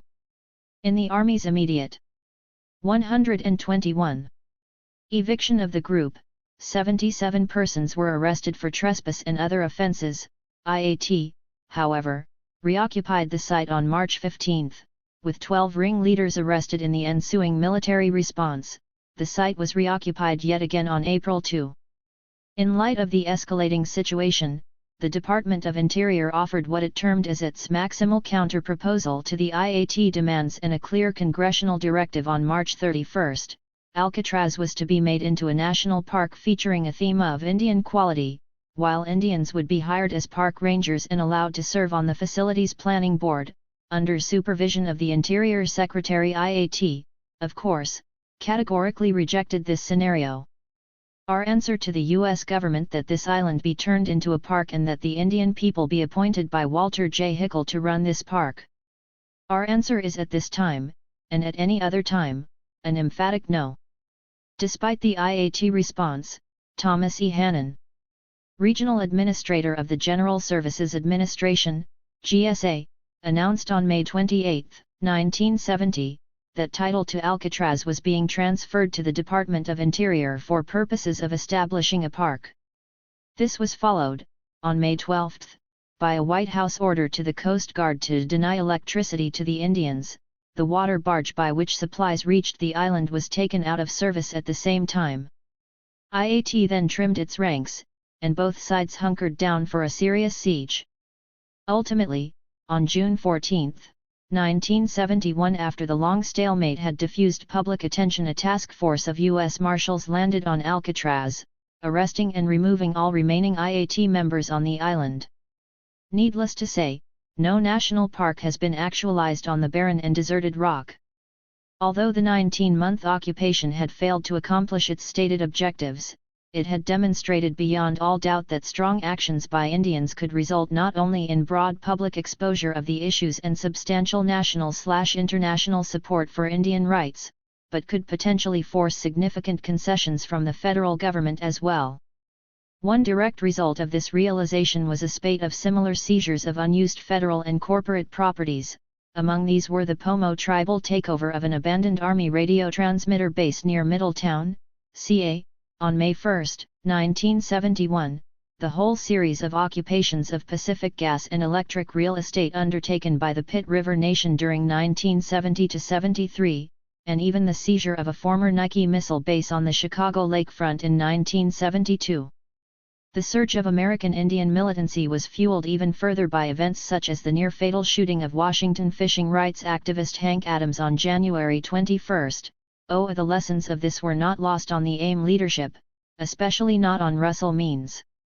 As Robert Burnett, a former chairman of the Rosebud Reservation, and an activist during the period, recounts, Means revealed his bizarre knack for staging demonstrations that attracted the sort of press coverage Indians had been looking for, the capture of the Mayflower II on 122. Thanksgiving of 1970, a brief occupation of Mount Rushmore in June 1971, and an abortive attempt to seize the BIA Central Office on September 22 of the same year. His genius for public relations made him increasingly the group's spokesperson. It was perhaps initially for this reason that AIM began to gravitate towards the Means brothers' home base on Pine Ridge during the fall of 1971. An immediate outcome of this trend was that the organizational leadership was present in force when a 51-year-old Oglala named Raymond Yellow Thunder was murdered in the town of Gordon, Nebraska, in January 1972. As the matter is described elsewhere, Yellow Thunder, drunk from a session in a Gordon bar, had been picked up by two white brothers, Melvin Hare, 26, and Leslie Hare, 28. The white men drove the Indian around in their car, beat him, abused him, tortured him, and threw him naked into an American Legion dance hall where he was further taunted. He was found dead a week later in the trunk of a car.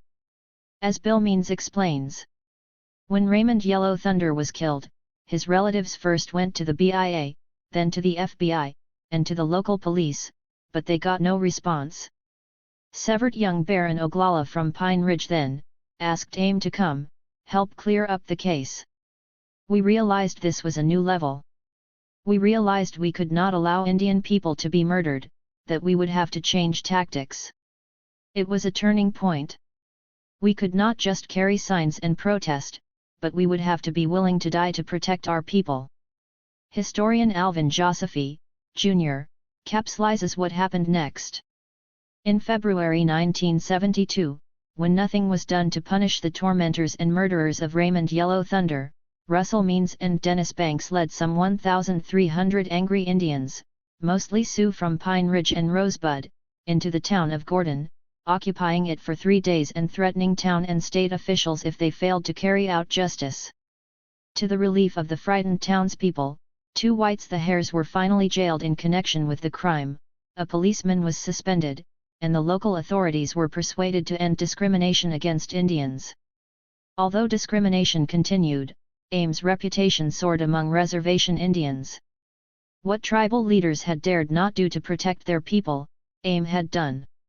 Russell Means' statement during the Yellow Thunder action that, "We've come here to Gordon today to secure justice for American Indians and to put Gordon on the map, and if justice is not immediately forthcoming, we'll be back to take Gordon off the map," quickly became a veritable slogan of Indian pride on Pine Ridge. It was also Means' failed 1971 BIA takeover attempt from which the concept for the next national action, the Trail of Broken Treaties *, was born the following July, in a meeting held in conjunction with the annual Sun Dance conducted at the home of Brule spiritual leaders Henry and Leonard Crow Dog, called Crow Dog's Paradise, on the Rosebud Reservation. The idea was to bring together several large caravans composed of hundreds of Indians from across the country at the BIA building in Washington, D.C., immediately prior to the presidential election in November. 123. Burr 1972. Such a convergence was virtually guaranteed to attain prime television news coverage, providing a tremendous forum for the airing of Indian grievances. Given the politically delicate timing of the event, it seemed likely that the Nixon administration might be willing to enter into serious negotiations on the subject of Indian rights. At a meeting attended by representatives of a number of Indian organizations and hosted by Joe Locust's Colorado AIM chapter in Denver from September 30 to October 2, 2 non-AIM members Robert Burnett and Reuben Snake, a Winnebago from Nebraska, were chosen to co-direct the Trail's Executive Council. AIM representation to the executive staff was provided by Ralph Ware, a Kiowa. Russell Means was selected to assemble the first caravan, originating in Seattle, and Dennis Banks was sent to San Francisco to begin working on a second. They were undoubtedly assisted in their organizing tasks by sentiment aroused by the murder on September 20 of Richard Oakes, leader of IAT at Alcatraz, at the hands of a non-Indian named Michael Morgan. This was fused, at least to some extent, to other recent murders which had already become hot issues in Indian country, the Yellow Thunder case, the execution-style slaying of a 19-year-old Papago youth named Philip Selahi by Sheriff's Deputy David Bossman near Ajo, Arizona, on July 1, and the similar police-caused death in Philadelphia of a young Onondaga named Leroy Shenandoah, a U.S. Army Special Forces veteran who had served as a member of the Honor Guard attending the casket of John F. Kennedy. Recruits, endorsements and financial support for the Trail of Broken Treaties came pouring in. As Vine Deloria, Jr., recounts, the caravan began from San Francisco, Means and Banks' efforts having been consolidated in October and wound its way eastward, stopping at every reservation within easy driving distance of the main route. For the first time, people began to realize the extent of discontent existing on the reservations. The Bureau of Indian Affairs had been instructed to refuse to assist any of the different groups that were proceeding east. The BIA did its best to hamper the caravan. Nevertheless, as the caravan arrived at the reservations, it was generally greeted by large crowds and joined by many participants who wished to present their grievances to the government. The caravan stopped in St. Paul, Minnesota, to plan the list of grievances and hold workshops on the various phases of the march. In several days of workshops, the caravan members hammered out a list of 20 points which they felt fairly and adequately summarized a reform program for the government which would receive strong support from Indians. The 20 points presented a framework for considering the status of Indian tribes and the nature of their federal relationship. It harkened back to the days of freedom, when the United States courted the friendship of the tribes in its desperate battle to maintain its independence from Great Britain. Asterisk. Armed with this document, the trail of broken treaties moved on to Washington, arriving on November 3. As Aruisas notes wrote, one of the first things the Trail of Broken Treaties organizers found out was that their request to hold religious services at 3 Arlington cemetery sites where distinguished Indian soldiers were buried was rejected because it conflicted with regulations prohibiting any services closely related to partisan activities. Several thousand Indians were already in Washington and about 2,000 more were expected to arrive in 2 separate caravans from North Carolina and St. Paul. Meanwhile, the People's Involvement Corporation, a black community organization, had loaned its large building, a former bakery, to the caravan, and supplied the bulk of the food for the first arrivals. The sleepy group headed to the basement of this building to sleep, but they were confronted with another problem they hadn't anticipated: rats. Their welcoming group had been cooking for a day before the caravan arrived, all kinds of food. And the smell must have wafted throughout the city, attracting every rat in Washington to the basement. Relying on an earlier agreement reached between Assistant Secretary of Interior for the Bureau of Land Management Harrison Loesch and Robert Burnett, that more than vocal support would be provided by the federal government to the trail, once it arrived in the capital, hundreds of caravan people went over to the BIA to see what could be arranged. A Trail of Broken Treaties steering committee composed of Russell Means, Sid Mills, a Yakima AIM leader from Washington. 125. Hank Adams and others talked with Loesch and BIA officials about what might be done to accommodate the large and peaceful demonstration. Around 4 p.m., however, a contingent of BIA security guards began to attempt to clear the building of caravan members lounging around the building's ground floor awaiting word on the negotiations continuing upstairs. When the Indians refused to leave without their steering committee, the police resorted to clubs and undoubtedly to their great surprise were quickly overpowered and thrown out themselves. Caravan members barricaded the building against police counterattack while BIA employees scrambled out windows to escape. The police cordoned off the building in a vain attempt to prevent Indian reinforcements from getting in. Ultimately, the Indian occupation group stabilized at about 400. As an infuriated Robert Bumet put it, Loesch was lying through his teeth about providing federal assistance. His intention was to put us in our place. This is the first sick national Indian effort we have ever made, and they don't like it. I've supported the occupation of the BIA because we have no alternative. We came here peacefully, but are being forced to do something we hadn't planned. Initially, the steering committee attempted to negotiate for alternative housing. This seemed fruitful when, on the first day of the occupation, the government offered a nearby auditorium. A trail delegation sent to investigate the site, however, found the building locked and guarded by U.S. Marshals. A GSA spokesperson explained that the auditorium's use was contingent upon the peaceful and complete evacuation of the BIA building. Russell Means responded that the Indians weren't going anywhere until the government allowed AIM security to occupy the auditorium. By this time, the BIA occupiers had thoroughly armed themselves with clubs and makeshift spears, painted themselves for battle, and turned away Chief U.S. Marshal Wayne Colburn when he attempted to serve eviction papers during the afternoon of November 3. In ways never intended by its organizers and sponsors, the Trail of Broken Treaties had riveted the nation's attention. As had been the case at Alcatraz, public support was immediate and widespread, with even Commissioner of Indian Affairs Lewis R. Bruce temporarily joining the occupation, in an act of solidarity, as he called it, the gesture cost him his job at the hands of Interior Secretary Rogers B. Morton shortly thereafter. Under these circumstances, the steering committee dropped the question of alternative housing as an agenda item, and announced on the evening of the 3rd that, henceforth, they would negotiate only on the 20 points, retaining control of the BIA building until they had received satisfaction. Deloria describes what followed. The next several days were critical. The caravan leaders could barely keep their followers under control. Sporadic efforts by police to harass the occupants of the building created a constant state of fear, and with each wave of harassment the building suffered additional damage as the Indians tried to plug the obvious weak points in their defenses.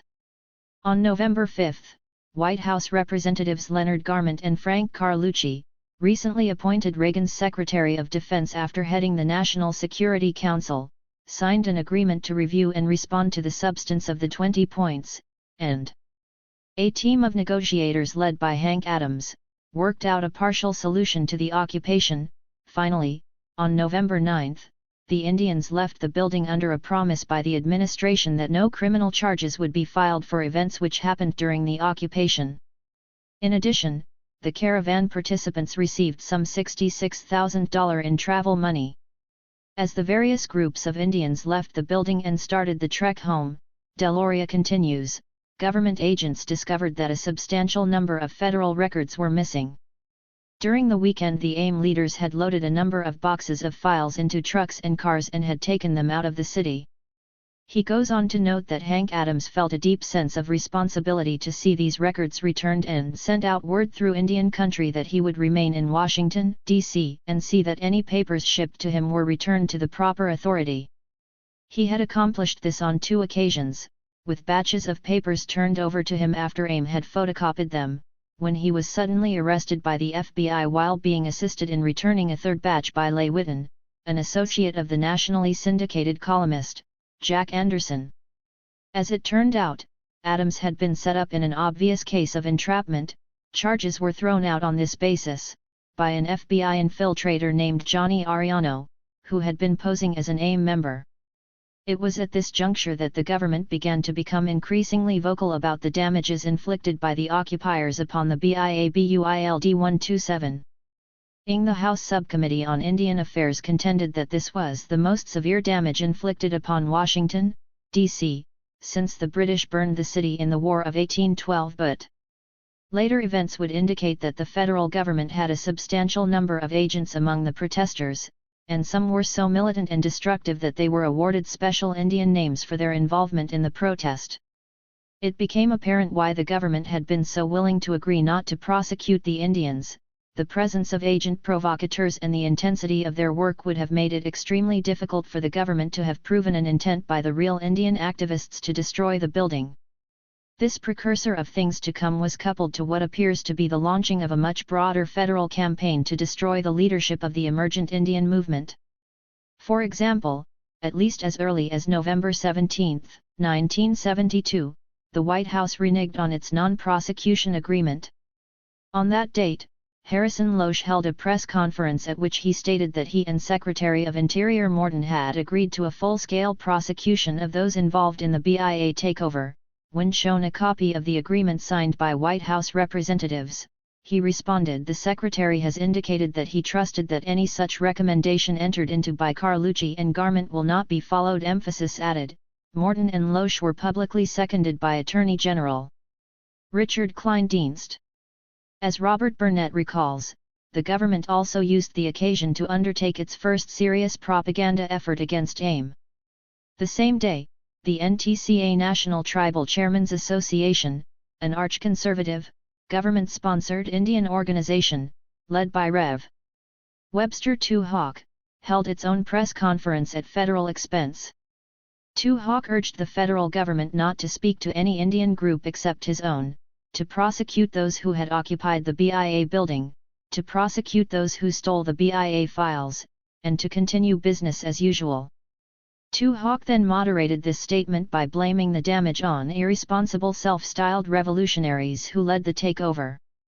A great many right-wing groups seized upon Tu Hawk's statements and presented him to an unknowing public as a responsible Indian leader. Meanwhile, realizing earlier in 1972 that Pine Ridge was becoming a focal point of AIM activity and grassroots reservation support, the BIA had thrown its weight behind the campaign for the tribal presidency undertaken by Richard Dickey Wilson, an Oglala stamped in the Webster II Hawk mold. When Wilson won handily, the government was positioned to mount a strong Indian retaliation against AIM members returning triumphantly from the BIA confrontation in Washington. As Russell Means led the Oglala Sioux remnants of the Trail of Broken Treaties through the town of Pine Ridge, the seat of government of the Oglala Reservation, he may have noticed a stir of activity around police headquarters. Unknown to Means, Tribal Preci. 128. Dent Richard Wilson had secured a court order from the Oglala Sioux Tribal Court prohibiting Means or any other AIM member from speaking at or attending any public meeting. Since the Oglala Sioux Landowners Association was meeting in Pine Ridge, Means, a member of this group, decided to attend and to report what had actually happened in Washington. Before he had a chance to speak his mind, he was arrested by BIA Special Officer Delmar Eastman for violating this court order. This arrest was a blatant violation of the First Amendment, for it denied Means freedom of speech on the reservation where he was born and was an enrolled member.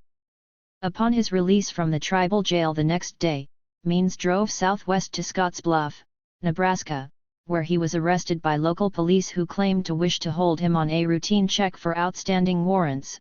During the night, an empty gun was slid into his holding cell, the door was unlocked, and he was told to make a break for it by police.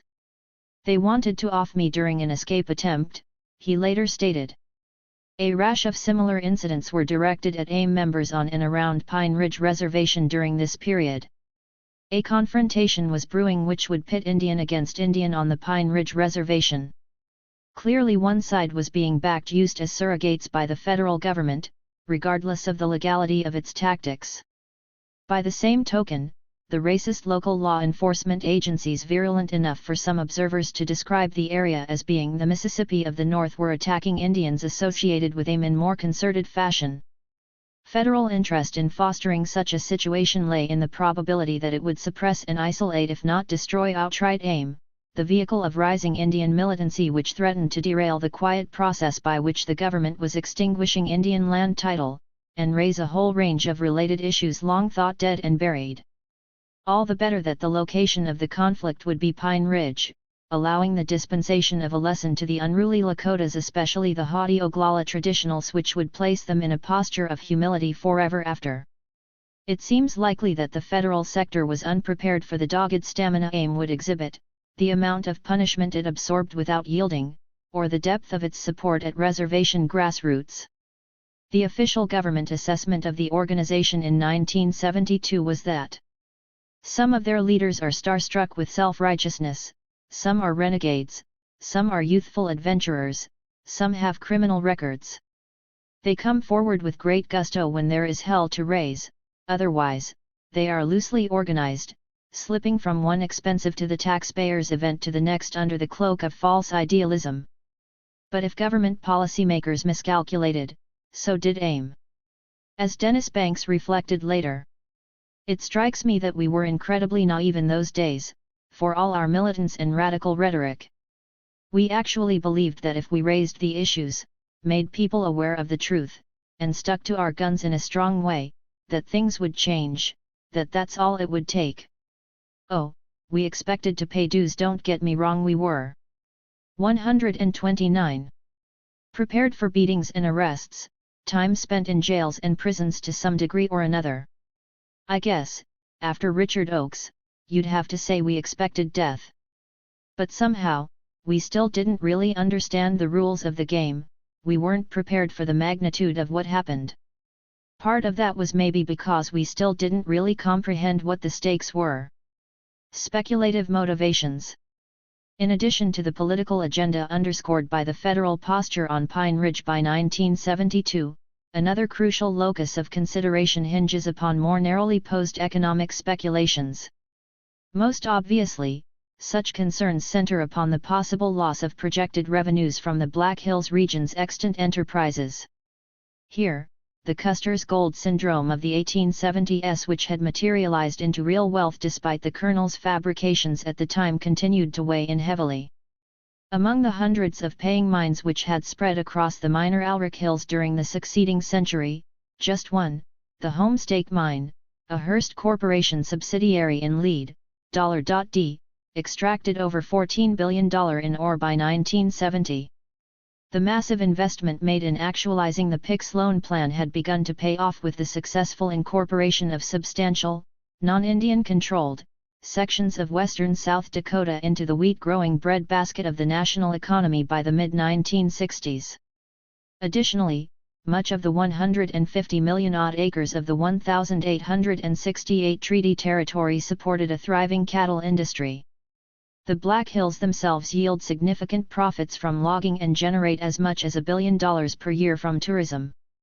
Probably far more important to federal calculations during the energy crisis period of the early 1970s was a process which had begun with the discovery of high-grade uranium veins near the southern hills town of Edgemont in 1952.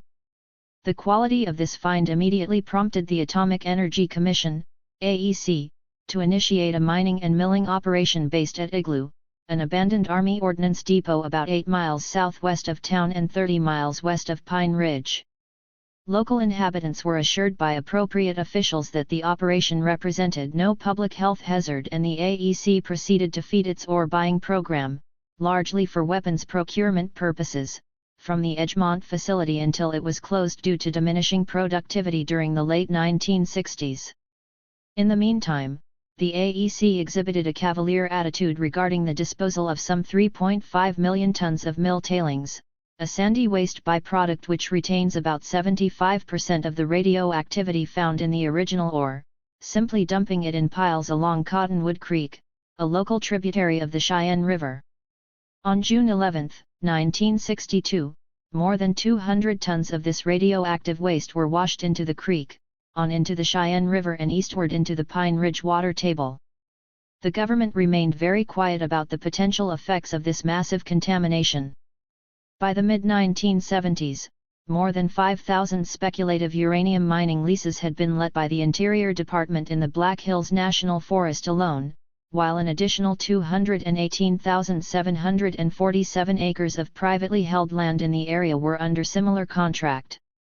Among the primary leaseholders were such transnational corporate giants as Union Carbide, Chevron, Anaconda/Arco, British-Canadian Rio Algom, Wyoming Minerals/Westinghouse, Kerr-McGee, and the Tennessee Valley Authority. Union Carbide, to choose but one example, was receiving $2.3 billion per year in federal subsidies to underwrite its uranium exploration efforts. The great bulk of this activity was unknown to area residents, Indian and non-Indian alike, as was the fact that, in 1971, a National Uranium Resource Evaluations, NURE, a component of the U.S. Geological Survey (USGS), satellite orbited by NASA and using special remote sensing equipment, had located an especially rich and promising deposit within the northwestern 1/8 of Pine Ridge. This was the unreturned Gunnery Range area borrowed by the War Department in 1942, c. 131. Map 5. Pursuant to this discovery, a joint report quietly prepared by the USGS, Bureau of Mines and the BIA concluded that numerous potential pay zones and relatively shallow drilling depths combined to make the Pine Ridge Reservation an attractive prospecting area for uranium, oil, natural gas, and gravel trademark. Although a spokesman for Union Carbide, which had been selected by the government to develop the Pine Ridge Prospectus, claimed that "we don't think there's much uranium there," the South Dakota State Surface Mining Licensing Office countered. Of course they won't tell us exactly what they have learned, but the first thing they do is take a water sample. If the water shows a relatively high level of radioactivity, then they know that the uranium is there somewhere, and they explore to find it. I know that the water samples from Pine Ridge showed a considerable amount of uranium, one of the highest. They know it's there. It's one of their prime spots. By 1975, the federal interest in Pine Ridge uranium, real or suspected, was rendered rather explicit by the illegal session on June 24, agreed to with neither the consent of the Tribal Council required by BIA regulations nor the expressed consent of 3/4 of all adult Lakotas stipulated by the 1868 treaty, by Dick Wilson of 76,200 acres of the crucial Sheep Mountain portion of the Gunnery Range. This patently unconstitutional transfer of Lakota land to the U.S. Park Service, specifically to the Badlands National Monument, was quickly certified as legitimate by both the House and Senate. Congress has by Public Law 90-468 authorized the additions to Badlands National Monument, consisting of lands within the exterior boundaries of the Pine Ridge Indian Reservation, which will be held by the United States in trust for the tribe. However, the tribe does not have the right to develop minerals on land reacquired under Public Law 90-468. Emphasis added. Aside from uranium, there was also a question of coal. At about the same time prospectors were turning up uranium around Edgemont, USGS geologists were beginning to realize the extent of the huge Fort Union coal deposit, probably North America's single largest reserve of bituminous and almost entirely located beneath the surface of the 1868 treaty area. See Map 6 on following page. At the outset, coal did not figure as a particularly important strategic asset, and the Department of Interior largely contented itself with assisting corporations such as Peabody Coal in obtaining super profits by providing them BIA-sanctioned access to Indian lands at absurdly low rates. A classic case of this was the leasing of approximately 220,000 acres of the Northern Cheyenne Reservation at $3 per acre during the 1950s. By 1970, however, with U.S. energy consumption increasing in geometric proportions, the peaceful atom having failed to measure up to its advance billing, OPEC consolidating its threat of curtailing the volume of high-profit oil imports, and Richard Nixon beginning to promise a policy of national energy independence by the end of the decade, things had started to look a bit different to federal policymakers. Coal had re-emerged as a priority energy resource in the U.S. During 1971, the government-sponsored Study Committee for Rehabilitating Lands Surface Mined for Coal in the western United States returned a finding that there was little or no possibility of rejuvenating, reclaiming, arid or semi-arid terrain once it had been strip-mined. The committee then stated that, in view of the goal of national energy self-sufficiency, coal-rich, but dry, western areas such as the Black Hills and Four Corners, of the states of Arizona, New Mexico, Colorado, and Utah, regions should be considered national sacrifice areas for purposes of pursuing unrestricted energy resource development. The thesis was formally accepted in a less secretive fashion by both the National Academy of Sciences and the National Academy of Engineering in 1974.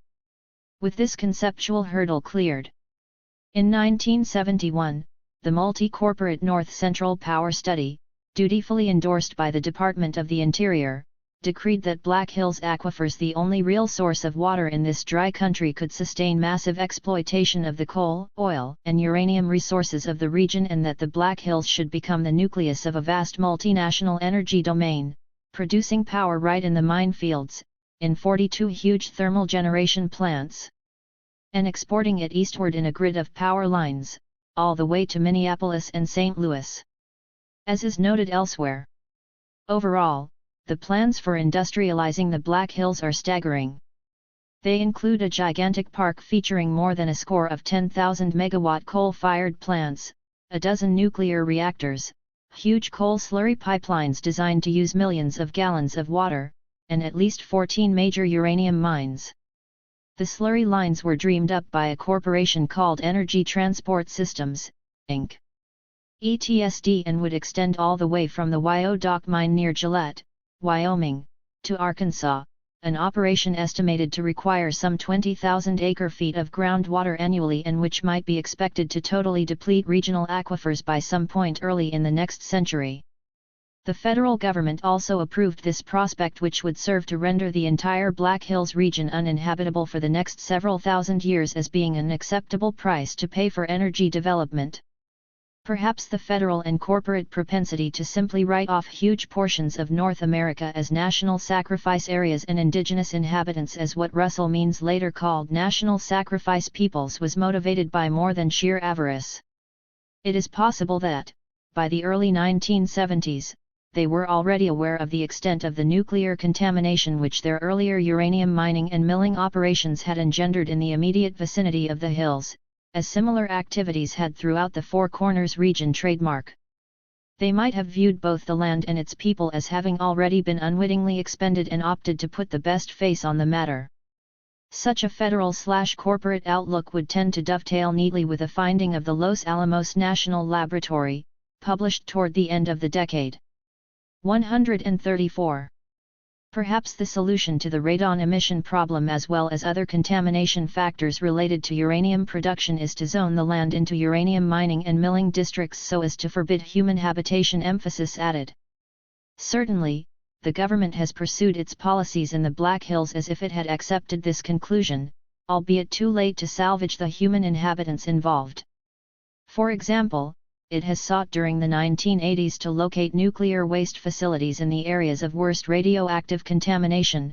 A low-level dump site has been advocated at Edgemont, again, with the assurance extended to the highly irradiated local populace that such a siting represents no public health hazard, and Pine Ridge residents have long suspected that a high-level, military, waste dump had been secretly positioned within a secure section of the gunnery range. Virtually all of this was intangible at the onset of the 1970s, bound up as it was in the speculations and boardroom projections of governmental and corporate planners. None of it was known to movement people and their supporters during the fall of 1972, and it would be more than 5 years before AIM leader Ted Means would contend that. At this time, we see a move by the United States to develop energy resources within what is called the Ft. Laramie Treaty Area, being the Treaty of 1868 which was proclaimed by the President and ratified by Congress. The energy development is in direct violation of this treaty. And it has some very serious environmental effects on people in our area. What we see the government doing, along with these energy developments, is to represent the American Indian movement as a direct threat to its corporate and illegal goals of exploitation. For this reason, we have suffered from the direct attack of the government, especially through the FBI and the court systems of the federal government in the state of South Dakota. The FBI seems to have understood from the beginning why AIM was to be combated. For instance, a 1974 memorandum sent from Bureau headquarters to 15 field offices, and devoted to describing the dangers inherent in AIM's organizational objectives, spotlights a statement by Dennis Banks on April 16 of that year, indicating that AIM would place increasing emphasis on resisting corporate rip-offs of Indian land and resources.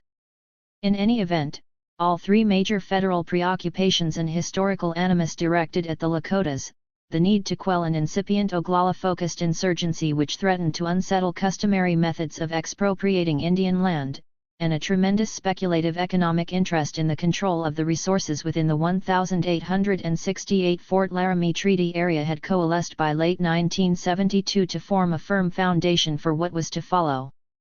The FBI was on its way to Pine Ridge in strength. Chapter 5. The Pine Ridge Battleground. There is a prophecy in our Ojibwe religion that one day we would all stand together. I am elated because I lived to see it happen. Eddie Benton Benet, Anishinaabe, AIM spiritual leader, 1973. We're trying to regain what we had in the past, being human beings and being involved in human society. Stan Holder, Wichita, AIM leader, 1973. The most immediate cause for the extent of government backing of Dick Wilson's 1972 election campaign was probably a series of statements by Russell Means, upon his resumption of residency on Pine Ridge that year, that he would seek the tribal presidency in 1974. The Means platform focused upon Oglala sovereignty, specifically, a return of tribal decision-making to the traditional councils of elders, preempted by the Indian Reorganization Act (IRA) in 1936, a resumption of Lakota treaty-making with the U.S. and/or other nations and corresponding elimination of the BIA as Oglala liaison with the federal government, part of the Trail of Broken Treaties 20 points, a program to recover Lakota jurisdiction and subordinate the BIA police to community control, and a program to recover Lakota treaty territory. including control of the many portions of Pine Ridge leased to non-Indians by the BIA as part of its exercise of trust responsibility over Indian lands. Means no doubt felt a personal interest in the latter element of his agenda. The Means brothers, for example, had inherited 190 acres of land on Pine Ridge, but the land, like all allotments, was held in trust by the federal government, and it was leased by the BIA to a white rancher. According to Russell Means, they no longer received lease payments after 1969 when they joined AIM. From the federal government's perspective, support for Means personally and for his program was anathema. Consequently, the penalties summarily visited upon the Means family were broadened to include others. On Pine Ridge, traditional supporters across the reservation were not receiving their lease money, and the suspected culprit was Dickie Wilson. In addition, Wilson began to assemble a 155, 136 flying squad calling themselves goons, guardians of the Oglala Nation, with which to dispense physical punishment to his opponents. Wilson, with special powers usurped from the tribal council, began to harass AIM members and friends. One Sioux girl Sid who supported AIM's activities had to leave her car, which bore an AIM bumper sticker, and walk for help when the car ran into a ditch. When she came back, the car was riddled with bullet holes and inoperable.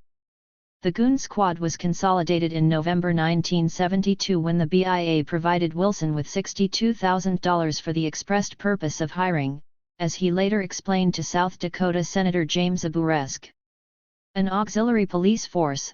We organized this force to handle people like Russell Means and other radicals who were going to have what they called a victory dance at Billy Mills Hall in the village of Pine Ridge after the destruction of the BIA office in Washington, D.C. The BIA provided these funds to hire a small group of people to protect our buildings, bureau office, tribal offices.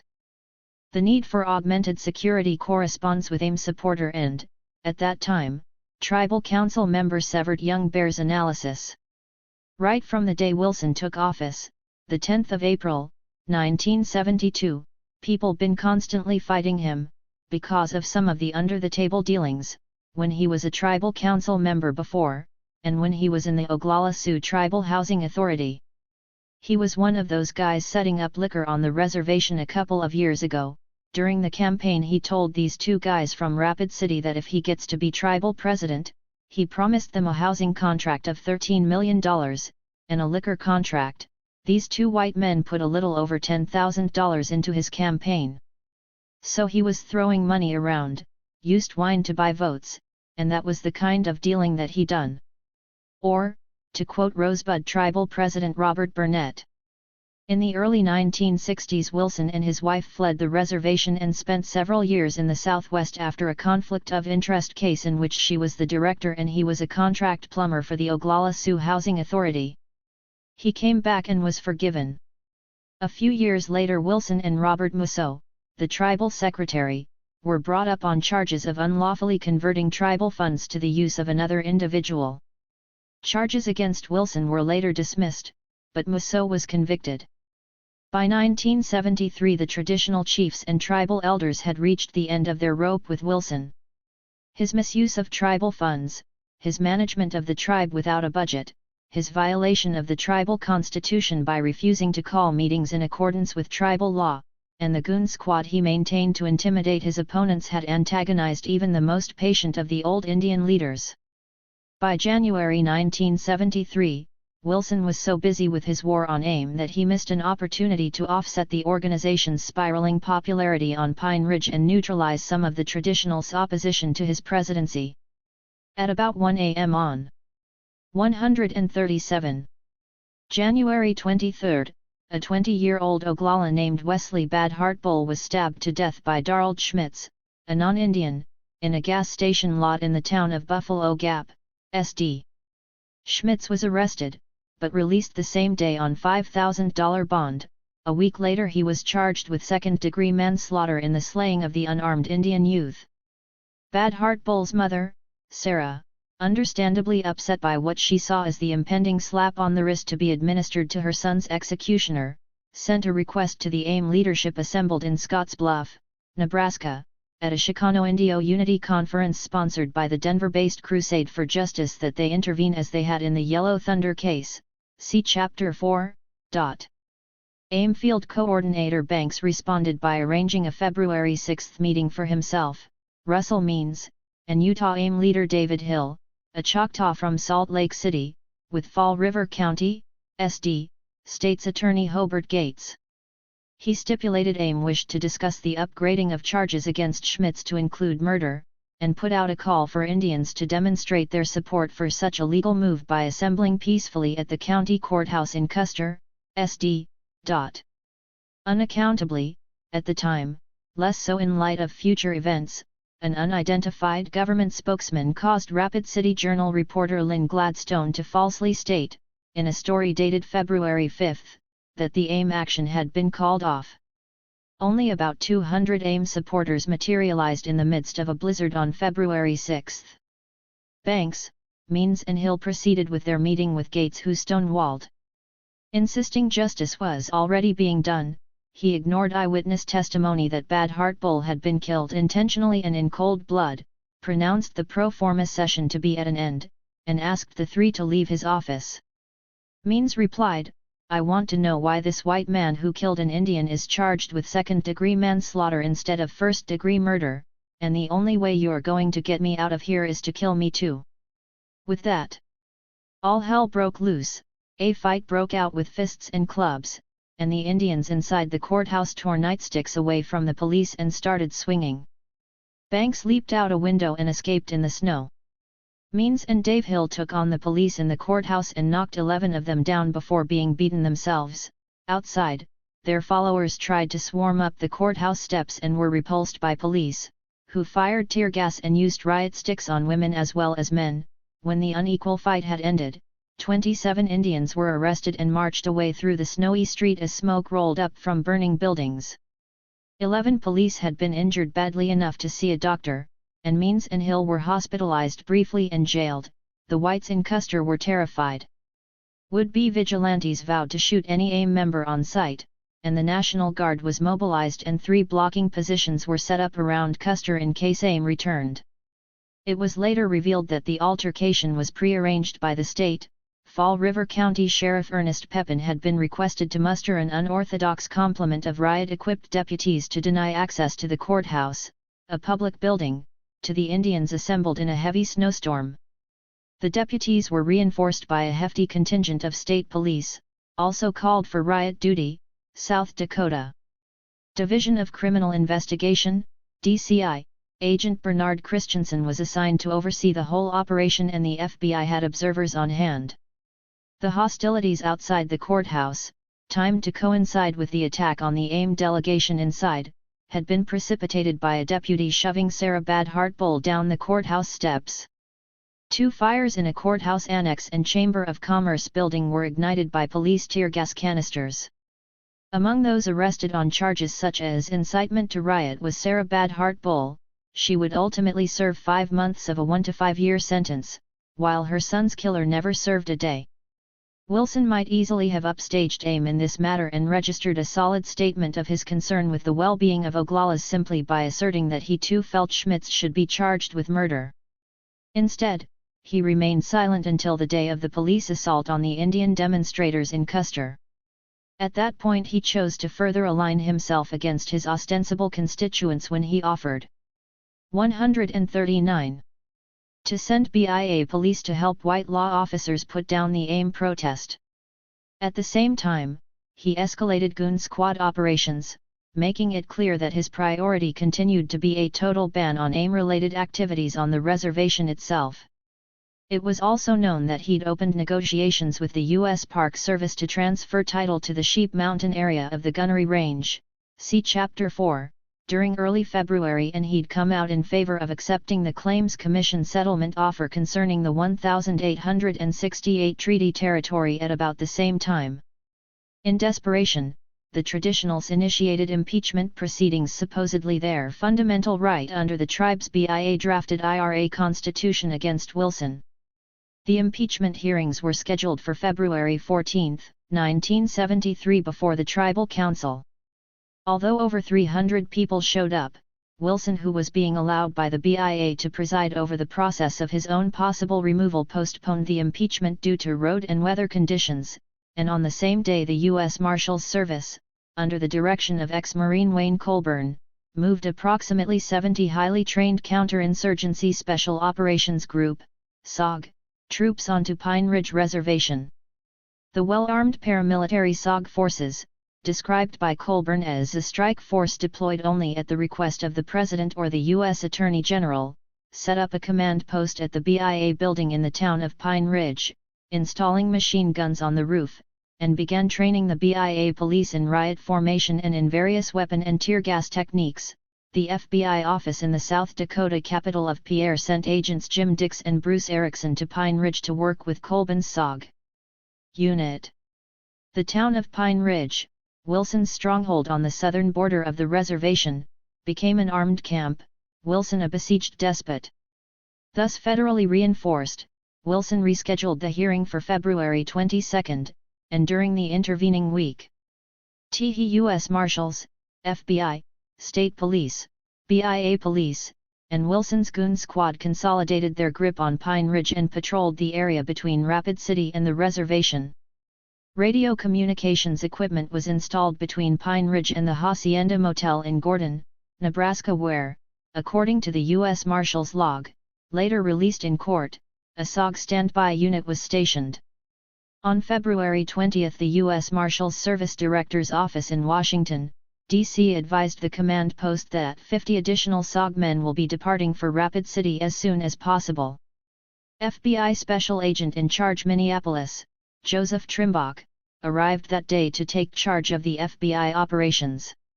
Despite this display of federal force and support for Wilson's manifest illegalities, the Traditionals, headed by Oglala elders Gladys Bissonette and Ellen Moves Camp, began streaming into Billy Mills Hall, site of the impeachment hearing. They were joined by members of the reservation-based Oglala Sioux Civil Rights Organization, OSCRO, led by Gladys Bissonette's son Pedro, actually her nephew. After being orphaned, Pedro referred to Gladys as his mother, and by 10 a.m. the appointed time for the hearing to begin, hundreds of Wilson opponents had assembled. Still in control of his own impeachment process, Wilson blithely postponed matters until 2 p.m. The U.S. Marshal's log reveals that at this time, all SOG units were on station. U.S. Deputy Marshal Reese Cash advises from inside Billy Mills Hall approximately 300 spectators there now and that a quorum of the council has arrived. Mr. Wilson is beginning to show the film Anarchy, U.S.A., produced and directed by the John Birch Society. By 2 p.m., more than 600 anti-Wilsonites, from an eligible voter pool on Pine Ridge barely exceeding 3,000, were on the scene and, in quorum, the tribal council voted to proceed with impeachment. Hobart Keith, president of OSCRO, then moved from the floor that Wilson be suspended for 10 to 20 days while a proper trial was organized. Citing an interest in the smooth and uninterrupted functioning of tribal government, Wilson rejected this, scheduled his impeachment trial for the following day, and proceeded to select a tribal judge to hear his own case. On February 23, in a brief session boycotted by Severt Young Bear and 15 other council members, Wilson was exonerated without council quorum. The U.S. Marshal's log laconically reports that during the afternoon of this date the command post received information from BIA police source that Dick Wilson was voted back into office, 4-0 vote. The same evening, Wilson extended his ban on AIM activities to include all public meetings and demonstrations on the reservation. On the morning of the 24th, the Traditionals and OSCRO openly defied Wilson's proscription on meetings. More than 200 people including several tribal council members assembled in Calico Hall, near the reservation village of Oglala, and announced they would continue meeting until something was done about Dickie Wilson. The gathering was put under round-the-clock surveillance by the BIA police, marshals and FBI. The U.S. Marshal's log for that date records, Col. Simmons, Pentagon, called in reference to Chief U.S. Marshal Wayne Colburn. Mr. Colburn will arrive at Rapid City Regional Airport, on military U.S. twin-engine propeller aircraft. Have Mr. Colburn confirm his arrival with Col. Simmons. A745. 141. AM entry in the log, dated February 26. Notes, COL. Dunn would like Colburn to call him at the Pentagon, 202-695-0441, EXT 215. Not only had the head U.S. Marshal injected himself directly into the Pine Ridge scenario, but this was the first concrete evidence of direct, and constitutionally illegal, involvement of the U.S. Army and Air Force in what was officially considered to be the domestic civil disturbance unfolding there. AIM had withdrawn to Rapid City after the Custer incident, announcing that it was launching a campaign to straighten out the pattern of civil and human rights abuses against Indians throughout the region. On February 26, the traditionals requested that Russell Means return to the reservation. After conferring with the Calico Hall group, Means went on to Pine Ridge, where he attempted to meet directly with Wilson. The meeting ended when 5 of Wilson's supporters' goons cornered the AIM leader in a parking lot and tried to beat him up. Means broke through the cordon and escaped trademark on the same day. Justice Department Community Relations Service official John Terranez attempted to intervene by arranging a meeting between the traditionals and Marshal Cash. According to the U.S. Marshal's log for the February 26, Cash instructed a subordinate, Bart Schmidt, to inform Mr. Terranez that CP Command Post was unable to contact me. Cash also concealed the extent of the police/military buildup, howled Mr. Terranez of the Community Relations Service request to see any of our personnel. He is to be escorted to the office adjacent to Mr. Lyman's office. He is not to be admitted to the command post. The Siege of Wounded Knee. With these overtures to peaceful dialogue rebuffed by federal representatives and with Wilson publicly declaring that he would cut off Russell Means' braids if I catch him on this reservation again, the traditionals called for AIM to return in force. Ellen Moves Camp, a Calico Hall leader, recalls. We decided we needed the American Indian movement in here because our men were scared, they hung back. It was mostly the women that went forward and spoke out. All of our older people from the reservation helped us make that decision. This is what we needed, a little more push. Most of the reservation believes in AIM, and we're proud to have them with us. In a meeting attended by both Means and Dennis Banks on February 27, Pedro Bissonette of Oscro suggested a symbolic confrontation by going en masse to the 1890 massacre site at Wounded Knee, where they would conduct a press conference and release a prepared statement demanding congressional hearings on the 1868 Fort Laramie Treaty and BIA abuses of its provisions, with special emphasis on the conduct of Wilson's regime. With the Nixon administration's recent responses to both the congressional directive concerning transfer of title to Alcatraz and to the 20 points of the Trail of Broken Treaties in mind, Banks and Means recommended the statement include language making it absolutely clear that a similar Stonewall would not be acceptable again. Consequently, the text was revised to state, the only two options open to the United States of America are, 1. They wipe out the old people, women, children, and men, by shooting and attacking us. 2. They negotiate our demands. With that. 143. One by one, the Oglala Sioux chiefs stood up, and their names will come before you, names like Fool's Crow and Crow Dog, names like Catches, names like Kill's Enemy, Iron Cloud. We'd reached a point in history where we could not tolerate that kind of abuse any longer, where these women, these parents, these mothers couldn't tolerate the mistreatment that goes on the reservations any longer. They could not see another Indian youngster die. They could not see another Indian man meet his death, whether he was in Chicago or Nebraska, or Buffalo Gap. A 54-car caravan transported perhaps 200 people directly from the meeting to the tiny hamlet of Wounded Knee, arriving at approximately 7:30 p.m. They settled in for the night in a local church and the trading post of Clive and Agnes Gildersleeve, government-chartered white traders who had long been accused of ripping off reservation Oglalas. Others went to work notifying press and television representatives of the press conference set for the next morning. By dawn, however, those inside Wounded Knee began to notice roadblocks being thrown by goons across all the access routes to the hamlet. These were rapidly reinforced by BIA police contingents and, later in the morning, by additional roadblocks manned by U.S. Marshal SOG personnel and FBI observers. Sealed in, the occupiers removed what guns and ammunition were in the trading post and set up defensive positions of their own. As Ellen Moves Camp later put it, "We didn't know we were going to be crowded in there by a bunch of guns and stuff, military and FBI's and marshals and goons. We didn't talk about going in there and taking over Wounded Knee. That was the furthest thing from our minds. But what choice did the government give us?" Agnes Lamont, an Oglala elder working at a school dormitory in Pine Ridge Village, later testified that the SOG unit posted to Gordon was immediately moved up and billeted in her building, displacing students. "They had blue jumpsuits on," she recalled, "and they had guns." By 10 p.m., SAC Minneapolis Trimbach had assumed personal command of the FBI roadblock straddling the Blacktop Road running between Wounded Knee and Pine Ridge.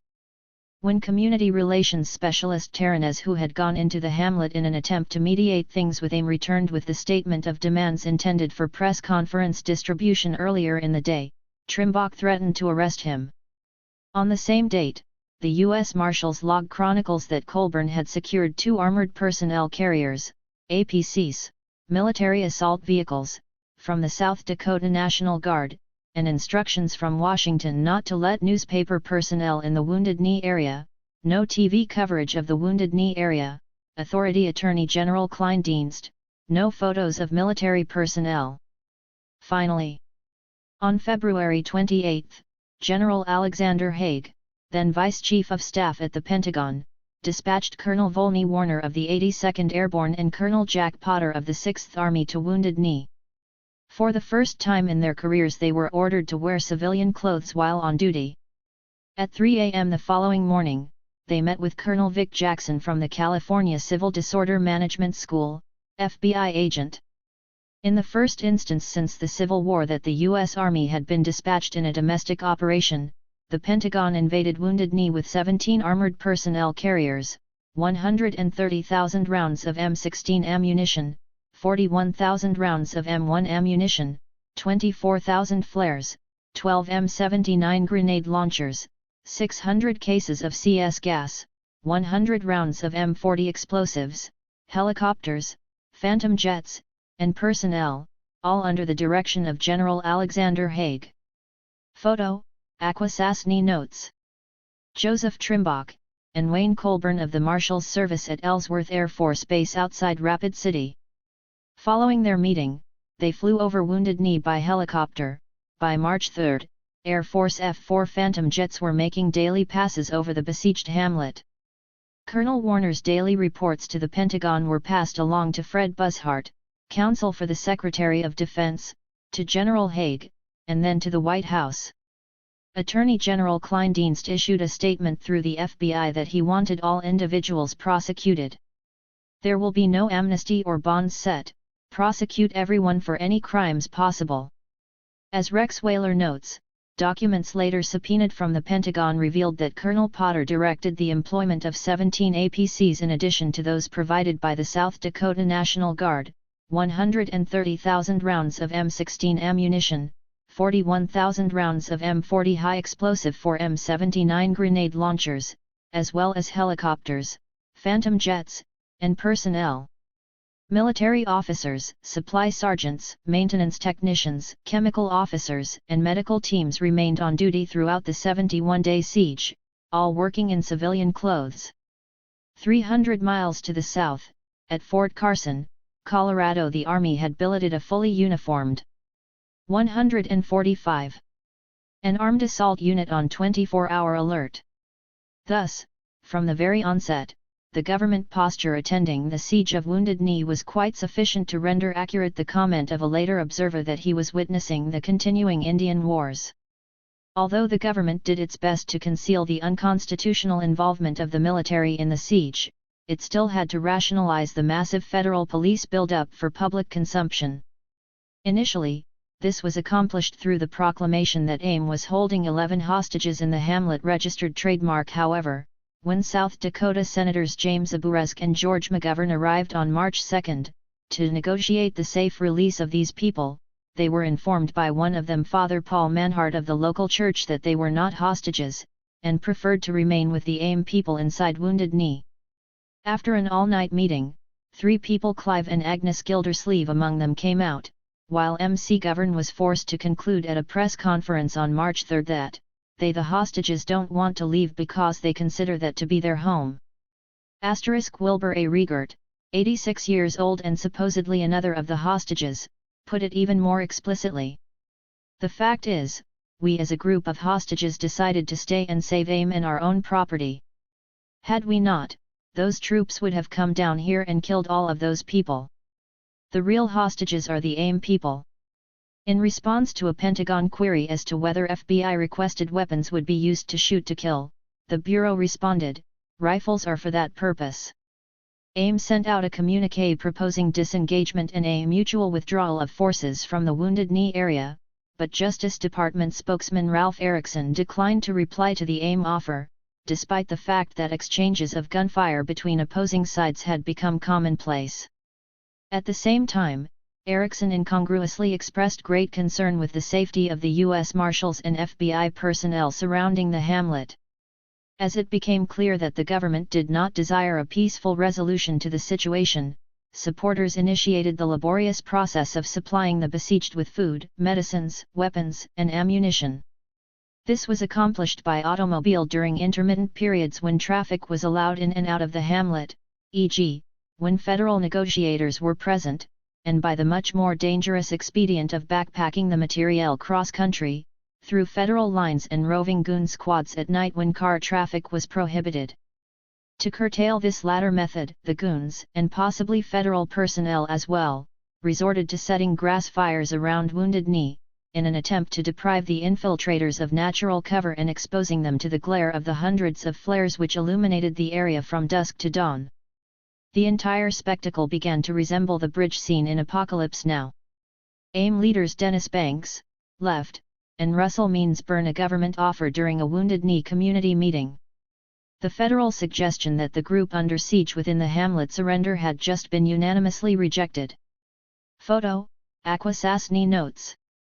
Nonetheless, scores of people penetrated the blockade to reinforce the thin line of warriors serving in the AIM positions, or to act as cooks, medics, etc. AIM's hastily constructed bunkers were strengthened steadily with the addition of layers of earth, concrete blocks, and timber. On March 5, at a press conference convened in the Pine Ridge tribal offices, Dick Wilson announced that the restraints are off on the goon squad from this moment, that henceforth AIM members and supporters on the reservation would be considered free game, and that AIM will die at Wounded Knee. From inside the hamlet, Russell Means responded sardonically, to a UPI reporter, that he could not comment on the ravings of a drunken paranoid, but it was clear matters were approaching the point of explosion.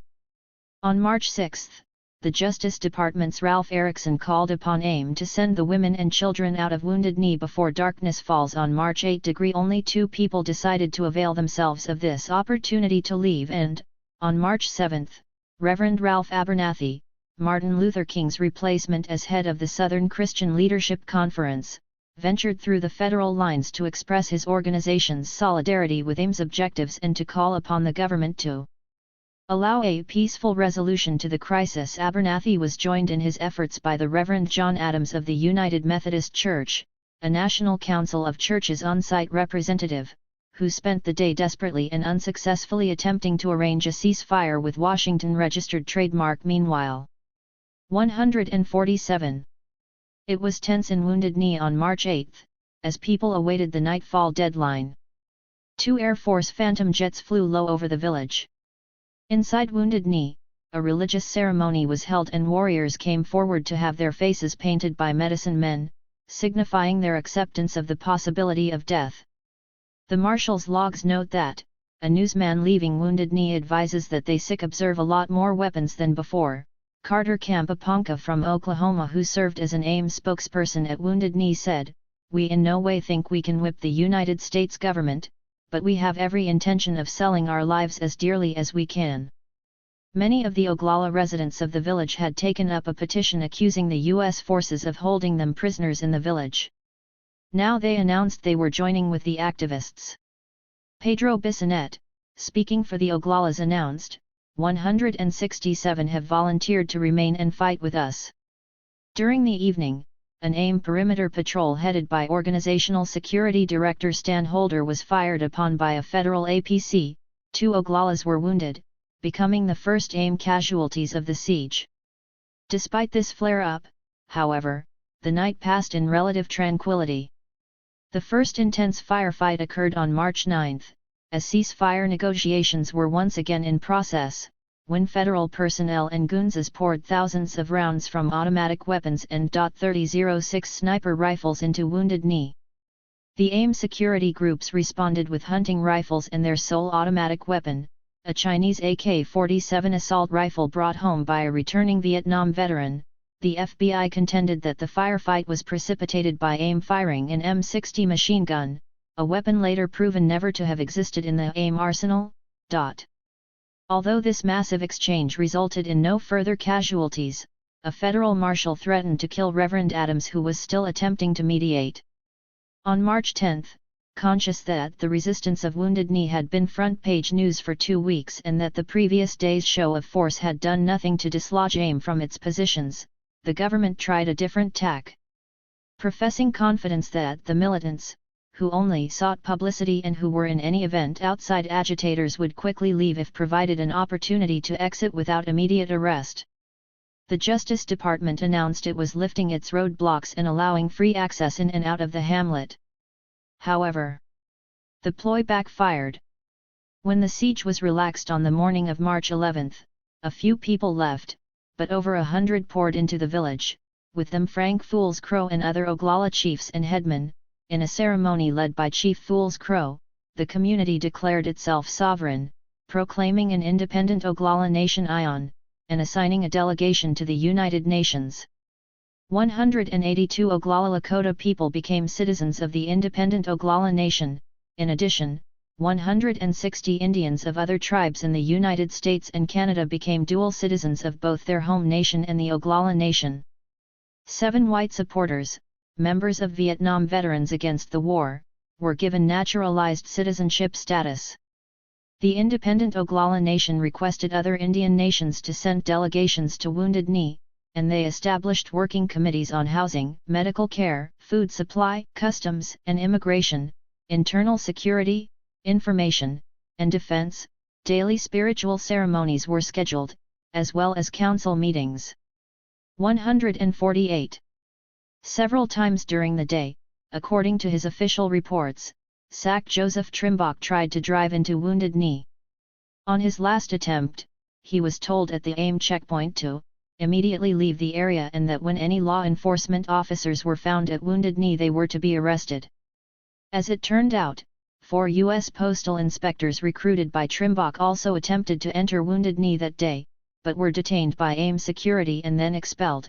This was to have dire consequences for AIM spiritual leader Leonard Crow Dog. See Chapter 12. Infuriated at being treated in a manner he was used to imposing on others, Trimbach reacted viciously. After consulting with Bureau COINTELPRO specialist Richard G. Held, soon to coordinate the Hampton Clark murder cover-up in Chicago, see Chapter 3, imported to tender just such advice, Trimbach violated the ceasefire by redeploying his agents along the federal siege line. This gambit to reignite hostilities quickly bore fruit, as Agent Curtis Fitzpatrick, having spotted an AIM vehicle he believed to be either overdue at a rental agency or stolen, it was, in fact, neither, opened fire. Fitzpatrick was rewarded for his rashness by becoming the first federal casualty at Wounded Knee. As is noted elsewhere, the feds made what Ed Sullivan would call a really big show out of Fitzpatrick's misfortune. He was flown by helicopter to Ellsworth Air Force Base at Rapid City with an enormous bandage swathed around his head and face. Oddly enough, he had been shot in the wrist. This tidy bit of widely publicized distortion was quite sufficient to establish a pretext for renewing hostilities and punishing AIM and the Oglala militants. Held seems to have been particularly pleased with FBI performance in the destruction of the truce, given his authorship of a 6-page document upon completion of a 90-day stint as an observer consultant at Wounded Knee. Circulated by Bureau Headquarters on April 24, 1974, Helds the use of special agents in a paramilitary law enforcement operation in Indian country, protested the Attorney General's restraint in not issuing blanket shoot-to-kill orders, criticized other federal law enforcement agencies for not being tough enough in the beginning as well as failing to submit to FBI authority during the early part of the siege, a matter partially corrected by the events of March 11, and positing that the FBI will insist on taking charge at the outset for all future Indian uprisings. Given that the BIA police and, by implication, the Gunzas, see next chapter, had been under FBI control all along, Held's thesis can only be construed as suggesting that both U.S. Marshals Service and military personnel came under increasingly direct FBI control after March sh. Beginning on March 12, the intensity of federal fire poured into Wounded Knee increased substantially, including considerable quantities of .50 caliber armor-piercing heavy machine gun ammunition capable of penetrating all but the strongest AIM defenses. On March 13, Chief U.S. Marshal Wayne Colburn, not to be outdone. 150. Oglala Sioux Tribal Council member severed young bear, center, with Verona, left, and Leonard Crow dog at Wounded Knee in April 1973. Photo, Akwesasne notes. 151. By his FBI counterparts, went on record that his force of some 300 men had lost patience with him and that he was having difficulty holding them back. He went on to state, "I'm certainly going to change AIM's lifestyle. If this means starving, if it means being cold, that's what's going to be done." A few days later, AIM Security Director Stan Holder observed, "We've been receiving automatic weapons fire M60, it's a 7.62 NATO round, M16, the weapon used in Vietnam by the United States Armed Forces, .30 calibers, which are either mounted or built into armored personnel carriers. Then the .30-06, a normal hunting and sniping rifle that the white ranchers and vigilantes use who the government says aren't there. Also shotguns used by the BIA police, and .38s, .44 magnums, things of this nature, weapons you'd find in any sporting goods store, and your military weapons used by the federal marshals and FBI.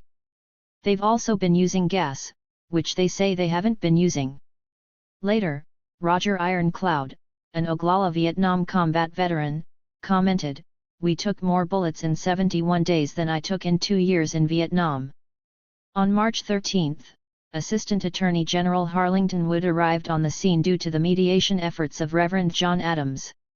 Accompanied by Wayne Colburn, Wood entered Wounded Knee under escort and, for the next 2 days, met with Russell Means, Dennis Banks, and an Oglala attorney based in Rapid City, Ramon Rubido, among others. Independent Oglala Nation spokespeople demanded that Washington suspend the tribal government and hold a referendum for a new form of government. Wounded Knee supporters had collected 1,400 signatures in favor of such a referendum since the siege began, almost as many as voted for Wilson in the previous election. However, the federal officials wanted only to discuss law enforcement and disarmament of AIM. The talks stalemated. Wood declared, "There will be no movement on the part of U.S. forces to take control of Wounded Knee while negotiations are in process." He then departed for Washington to confer with his superiors, promising to return in a few days. The same evening, March 14, Senator George McGovern said, "Every reasonable effort at negotiation failed. Every concession made by the government has been met by yet another AIM demand. They are seeking violence. The law must be enforced. There is no other way in a society such as ours." This must have been music to Dick Wilson's ears, as he had been beside himself throughout the negotiations, observing accurately enough that for the federal government to deal seriously with AIM or the ION meant the undermining of his own position. During negotiations and in apparently direct collusion with the FBI, Wilson ordered the arrest and jailing of several opposition tribal council members, including Severed Young Bear. With these men safely behind bars. 152. AIM medic Rocky Madrid, wounded by a federal sniper inside Wounded Knee, 1973. Photo, Akwesasne notes. An FBI sniper engaged in the activity which resulted in the gunshot deaths of AIM members Buddy Lamont and Frank Clearwater at Wounded Knee, 1973. Photo, Akwesasne Notes. 153. Wilson's Rump Council, shorn of 6 of its 8 district chairmen, enacted several resolutions. The first asked the BIA police to remove all non-tribesmen from the reservation. This meant that not only would non-Oglala AIM members have to go, but the churchmen trying to resolve the situation peacefully. Wilson characterized the National Council of Churches as dope pushers. The second resolution held AIM responsible for all acts of violence. It was clear that Wilson wanted no repeat of Wood's visit to Wounded Knee, and that the FBI concurred. On March 17, Wood returned with what he termed the government's best offer, an insulting proposal that Russell Means, Dennis Banks, Pedro Bissonette, Clyde Belcourt, and Carter Camp would meet with Marvin Franklin and William Rogers of the Interior Department to discuss Indian issues in Sioux Falls SD, for 3 to 5 hours. Before and after the session, a 1-hour press conference would be held at the end of which the AIM and ION negotiators would be arrested. Simultaneous with the beginning of the talks, the occupants of Wounded Knee were to stack arms, walk out, and submit to arrest. With a smile, Wood requested that the group think about it overnight and then left. At about 9 p.m., perhaps to provide incentive to their deliberations, about 300 rounds of mixed tracer ammunition were fired at an AIM bunker. Los Angeles Free Press reporter Ron Ridenar, who was inside Wounded Knee at the time, recounted what happened next. "I stayed in the street and watched the battle. A Chicano medic, Rocky Madrid, was escorted to the front lines by a platoon sick of 4 men to see if anyone was wounded. Minutes later, he was returned on a stretcher with a bullet wound in his abdomen, the only casualty of that battle." Harlington Wood's broad smile of 6 hours ago lingered in my mind. I could see it growing broader as he probably watched it from afar. Despite such federal coaxing, Wood's proposal was categorically rejected on March 15, with Carter Camp tabling an ION counter-proposal that a special presidential emissary be sent to deal with our sovereignty and our separate government's relationship under our treaty. On March 17, AIM medic Lorelei Decora, a Minneconjo known as Lorelei Means after her marriage to Ted Means in 1973, in charge of the ION clinic at Wounded Knee, told a reporter, "We've had 3 guys shot, 2 were Oglala Sioux. One was shot in the leg with an M16. The other was shot in the hand, but the bullet passed right through. And just a couple of nights ago, a Chicano medic who was here to support us, when they started to fire, he ran out with his medic's band, and he got hit in the stomach with an M16 too. They're all okay. The medicine men took the bullets out." AIM's belief in and willingness to sacrifice for traditional Indian ways was now measuring up to the test of reality. 154.